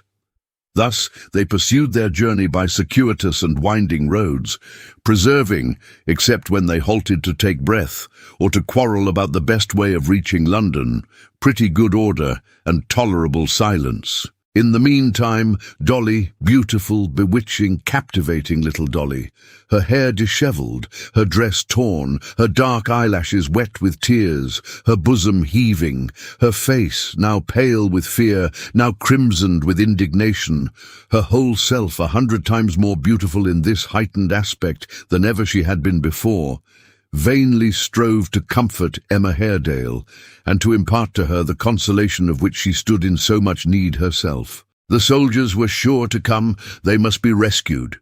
It would be impossible to convey them through the streets of London when they set the threats of their guards at defiance and shrieked to the passengers for help. If they did this when they came into the more frequented ways, she was quite certain, they must be released. So poor Dolly said, and so poor Dolly tried to think. But the invariable conclusion of all such arguments was that Dolly burst into tears, cried as she wrung her hands, what would they do or think, or who would comfort them, at home at the Golden Key, and sobbed most piteously. Miss Haredale, whose feelings were usually of a quieter kind than Dolly's, and not so much upon the surface, was dreadfully alarmed, and indeed had only just recovered from a swoon. She was very pale, and the hand which Dolly held was quite cold, but she bade her nevertheless remember that, under Providence, much must depend upon their own discretion, that if they remained quiet and lulled the vigilance of the ruffians into whose hands they had fallen, the chances of their being able to procure assistance when they reached the town were very much increased. That unless society were quite unhinged, a hot pursuit must be immediately commenced, and that her uncle, she might be sure, would never rest until he had found them out and rescued them. But as she said these latter words, the idea that he had fallen in a general massacre of the Catholics that night, no very wild or improbable supposition after what they had seen and undergone, struck her dumb, and lost in the horrors they had witnessed, and those they might be yet reserved for, she sat incapable of thought or speech or outward show of grief, as rigid and almost as white and cold as marble. Oh, how many, many times in that long ride did Dolly think of her old lover, poor, fond, slighted Joe. How many times did she recall that night when she ran into his arms from the very man now projecting his hateful gaze into the darkness where she sat and leering through the glass in monstrous admiration.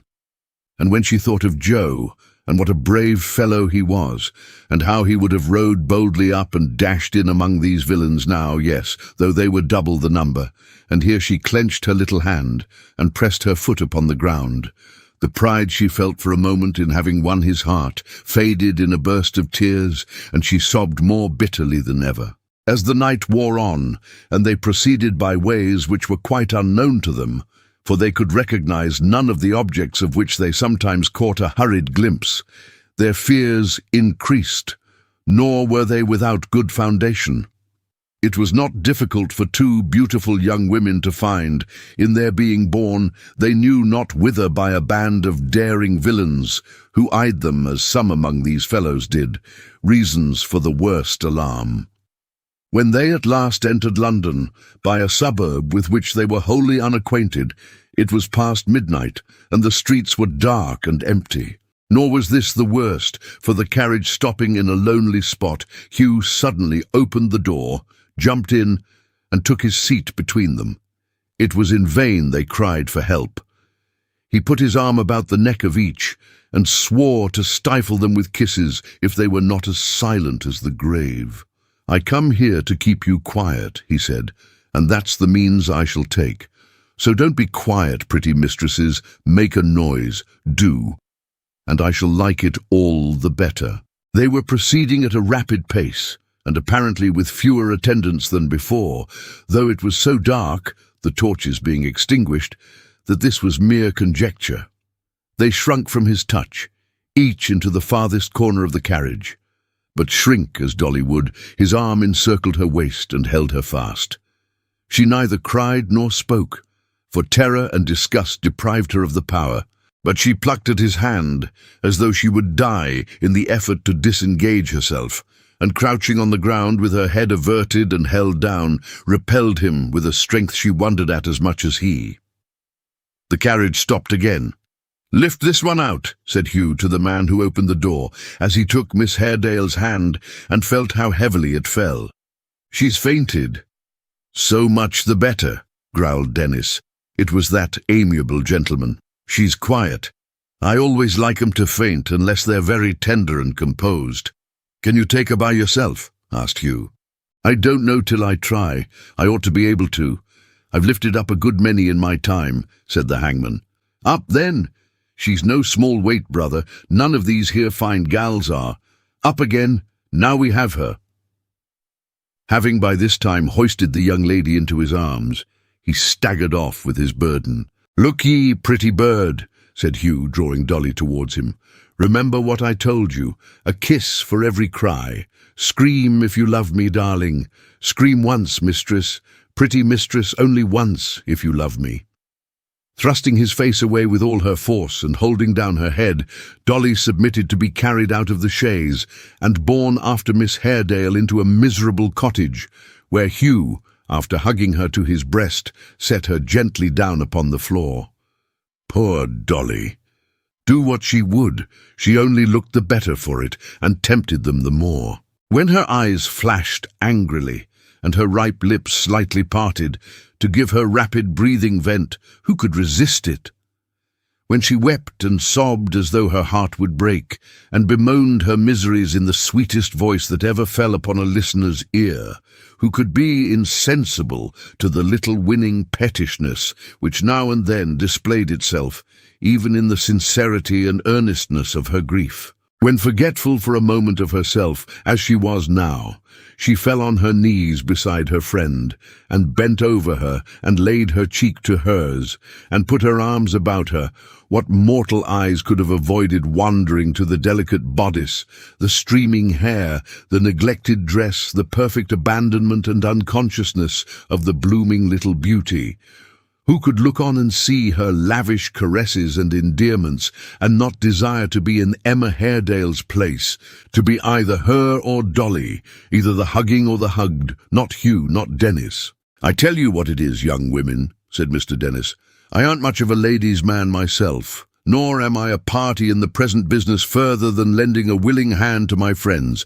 But if I see much more of this here sort of thing, I shall become a principal instead of a accessory, I tell you candid." "Why have you brought us here?" said Emma. "Are we to be murdered?" "Murdered!" cried Dennis, sitting down upon a stool and regarding her with great favour. "Why, my dear, who'd murder six chickabiddies as you? If you was to ask me now whether you was brought here to be married, there might be something in it." And here he exchanged a grin with Hugh, who removed his eyes from Dolly for the purpose.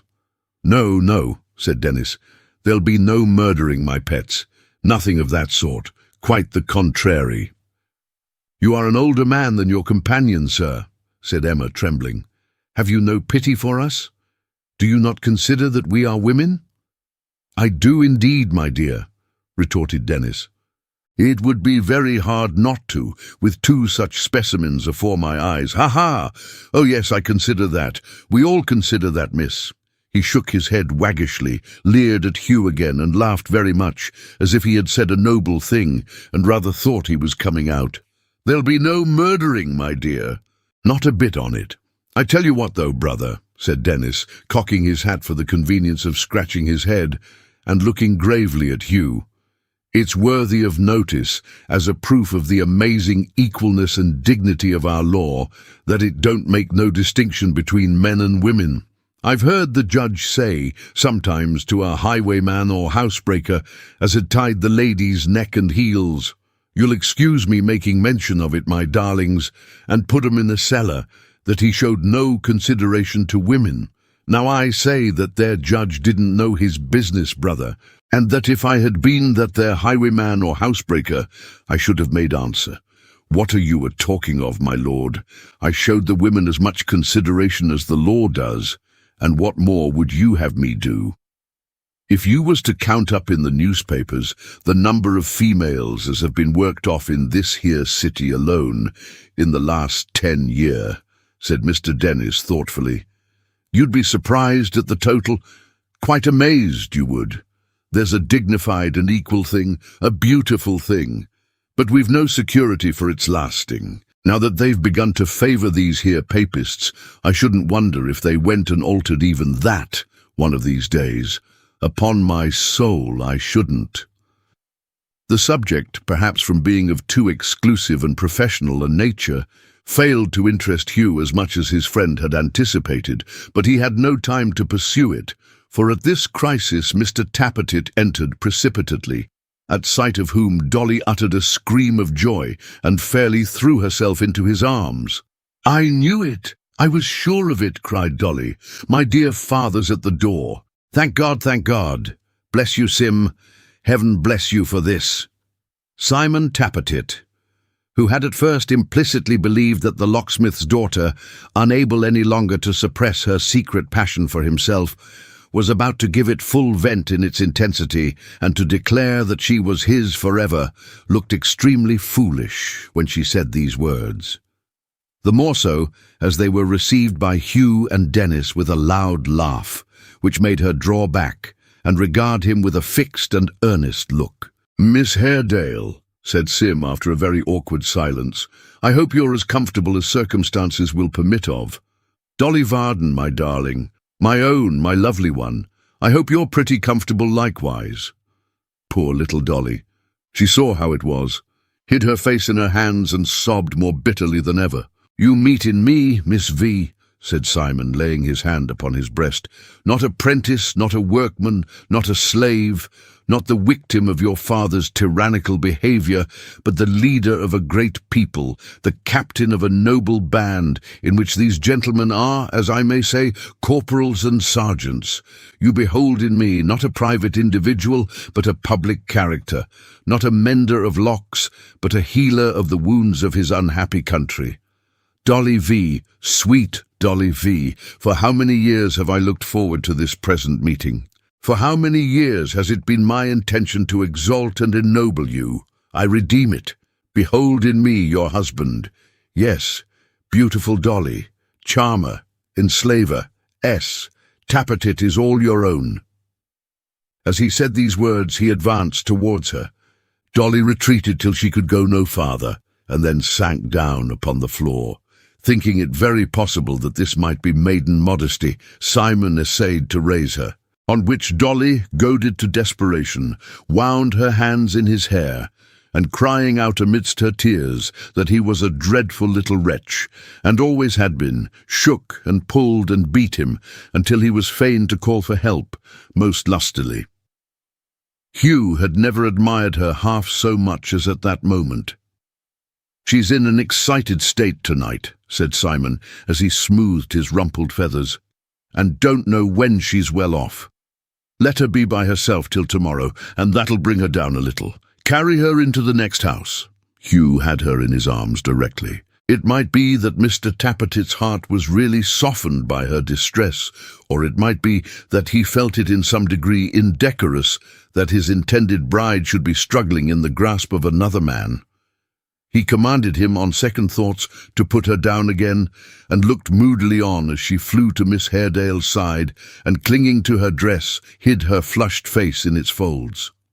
"They shall remain here together till tomorrow," said Simon, who had now quite recovered his dignity. "Till tomorrow, come away." "Aye," cried Hugh, "come away, Captain, ha ha ha." "What are you laughing at?" demanded Simon sternly. "Nothing, Captain, nothing," Hugh rejoined, and as he spoke and clapped his hand upon the shoulder of the little man, he laughed again, for some unknown reason, with tenfold violence.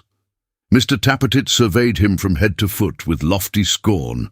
This only made him laugh the more, and turning to the prisoners said, "You'll take notice, ladies, that this place is well watched on every side, and that the least noise is certain to be attended with unpleasant consequences. You'll hear, both of you, more of our intentions tomorrow. In the meantime, don't show yourselves at the window or appeal to any of the people you may see pass it, for if you do, it'll be known directly that you come from a Catholic house, and all the exertions our men can make may not be able to save your lives." With this last caution, which was true enough, he turned to the door, followed by Hugh and Dennis. They paused for a moment, going out, to look at them clasped in each other's arms, and then left the cottage, fastening the door and setting a good watch upon it, and indeed all round the house. "I say," growled Dennis as they walked away in company, "that's a dainty pair. Muster Gashford's one is as handsome as the other, eh?" "Hush," said Hugh hastily. "Don't you mention names, it's a bad habit." "I wouldn't like to be him then, as you don't like names, when he breaks it out to her, that's all," said Dennis. "She's one of them fine, black-eyed, proud gals, as I wouldn't trust at such times with a knife too near 'em. I've seen some of that sort afore now. I recollect one that was worked off many year ago, and there was a gentleman in that case too, that says to me, with her lip a-trembling, but her hand as steady as ever, I see one. Dennis, I'm near my end, but if I had a dagger in these fingers, and he was within my reach, I'd strike him dead afore me." "Ah, she did, and she'd have done it too." "Strike who dead?" demanded Hugh. "How should I know, brother?" answered Dennis. "She never said. Not she." Hugh looked for a moment as though he would have made some further inquiry into this incoherent recollection, but Simon Tappertit, who'd been meditating deeply, gave his thoughts a new direction. "Hugh," said Sim, "you have done well today. You shall be rewarded. So have you, Dennis. There's no young woman you want to carry off, is there?" "No," returned that gentleman, stroking his grisly beard, which was some 2 inches long. "None in particular, I think." "Very good," said Sim. "Then we'll find some other way of making it up to you. As to you, old boy," he turned to Hugh, "you shall have Miggs, her that I promised you, you know, within 3 days. Mind, I pass my word for it." Hugh thanked him heartily, and as he did so, his laughing fit returned with such violence that he was obliged to hold his side with one hand and to lean with the other on the shoulder of his small captain, without whose support he would certainly have rolled upon the ground. Chapter 60. The three worthies turned their faces towards the Boot, with the intention of passing the night in that place of rendezvous, and of seeking the repose they so much needed in the shelter of their old den.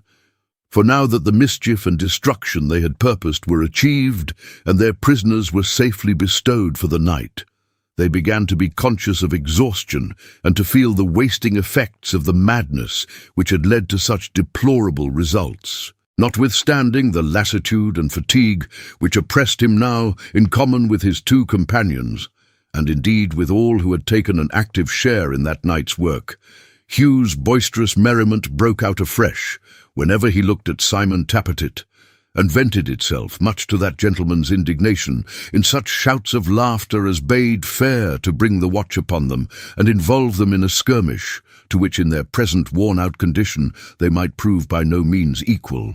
Even Mr. Dennis, who was not at all particular on the score of gravity or dignity, and who had a great relish for his young friend's eccentric humours, took occasion to remonstrate with him on this imprudent behaviour, which he held to be a species of suicide, tantamount to a man's working himself off without being overtaken by the law, than which he could imagine nothing more ridiculous or impertinent.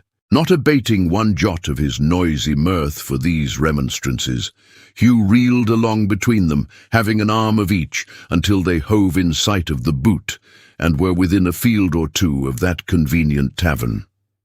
He happened by great good luck to have roared and shouted himself into silence by this time.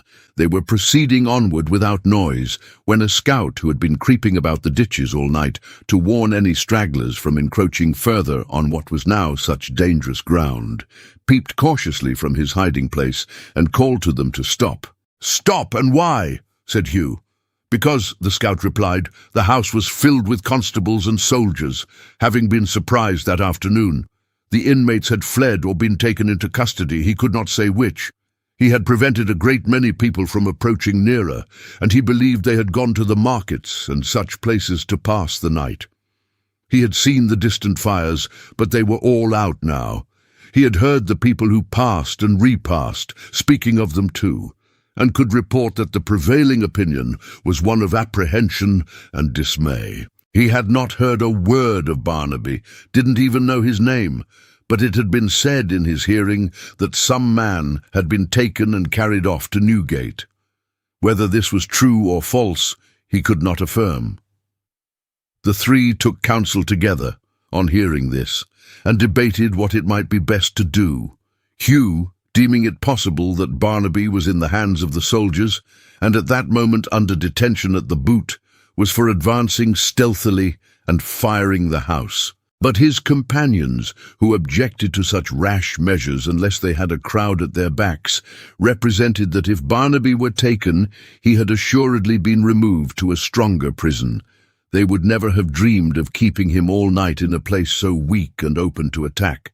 Yielding to this reasoning and to their persuasions, Hugh consented to turn back and to repair to Fleet Market, for which place it seemed a few of their boldest associates had shaped their course on receiving the same intelligence.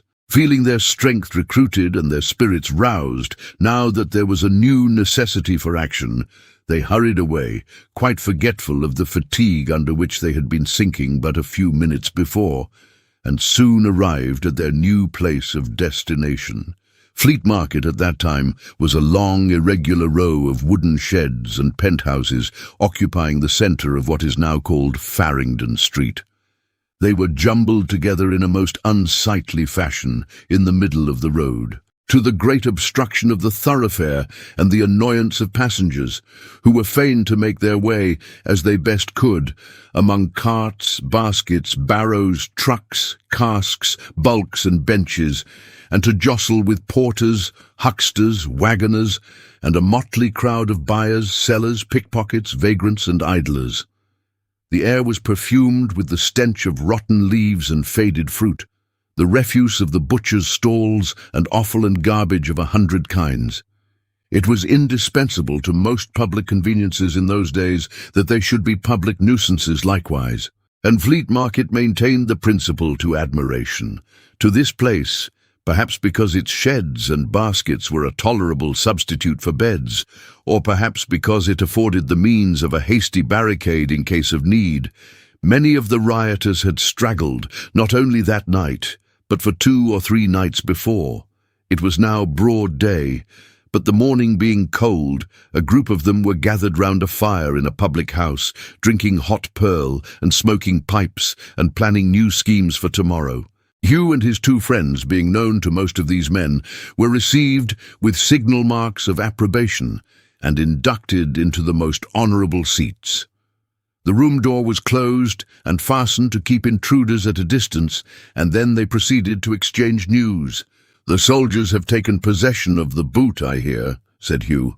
"Who knows anything about it?" Several cried that they did, but the majority of the company, having been engaged in the assault upon the warren, and all present having been concerned in one or other of the night's expeditions, it proved that they knew no more than Hugh himself, having been merely warned by each other or by the scout, and knowing nothing of their own knowledge. "We left a man on guard there today," said Hugh, looking round him, "who is not here. You know who it is, Barnaby, who brought the soldier down at Westminster. Has any man seen or heard of him?" They shook their heads and murmured an answer in the negative, as each man looked round and appealed to his fellow, when a noise was heard without, and a man was heard to say that he wanted Hugh, that he must see Hugh. "He is but one man," cried Hugh to those who kept the door. "Let him come in." "Aye, aye," muttered the others. "Let him come in. Let him come in." The door was accordingly unlocked and opened. A one-armed man, with his head and face tied up with a bloody cloth, as though he had been severely beaten, his clothes torn, and his remaining hand grasping a thick stick, rushed in among them, and panting for breath, demanded which was Hugh. "Here he is," replied the person he inquired for. "I am Hugh. What do you want with me?" "I have a message for you," said the man. "You know one Barnaby." "What of him? Did he send the message?" "Yes, he's taken. He's in one of the strong cells in Newgate. He defended himself as well as he could, but was overpowered by numbers. That's his message." "When did you see him?" asked Hugh hastily. "On his way to prison, where he was taken by a party of soldiers. They took a by-road, and not the one we expected. I was one of the few who tried to rescue him, and he called to me and told me to tell Hugh where he was. We made a good struggle, though it failed. Look here." He pointed to his dress and to his bandaged head, and still panting for breath, glanced round the room, then faced towards Hugh again. "I know you by sight," he said, "for I was in the crowd on Friday and on Saturday and yesterday, but I didn't know your name. You're a bold fellow, I know. So is he. He fought like a lion tonight, but it was of no use. I did my best, considering that I want this limb." Again he glanced inquisitively round the room, or seemed to do so, for his face was nearly hidden by the bandage, and again, facing sharply towards Hugh, grasped his stick as if he half expected to be set upon, and stood on the defensive. If he had any such apprehension, however, he was speedily reassured by the demeanour of all present. None thought of the bearer of the tidings. He was lost in the news he brought. Oaths, threats, and execrations were vented on all sides. Some cried that if they bore this tamely, another day would see them all in jail. Some that they should have rescued the other prisoners, and this would not have happened. One man cried in a loud voice, "Who'll follow me to Newgate?" And there was a loud shout and general rush towards the door. But Hugh and Dennis stood with their backs against it and kept them back, until the clamour had so far subsided that their voices could be heard, when they called to them together that to go now in broad day would be madness, and that if they waited until night and arranged a plan of attack, they might release not only their own companions, but all the prisoners, and burn down the jail. "Not that jail alone," cried Hugh, "but every jail in London. They shall have no place to put their prisoners in. We'll burn them all down, make bonfires of them, everyone. Here," he cried, catching at the hangman's hand, "let all who are men here join with us. Shake hands upon it. Barnaby out of jail, and not a jail left standing. Who joins? Every man there. And they swore a great oath to release their friends from Newgate next night, to force the doors and burn the jail, or perish in the fire themselves. Thanks for watching. Please like the video and subscribe to the channel for more excellent content.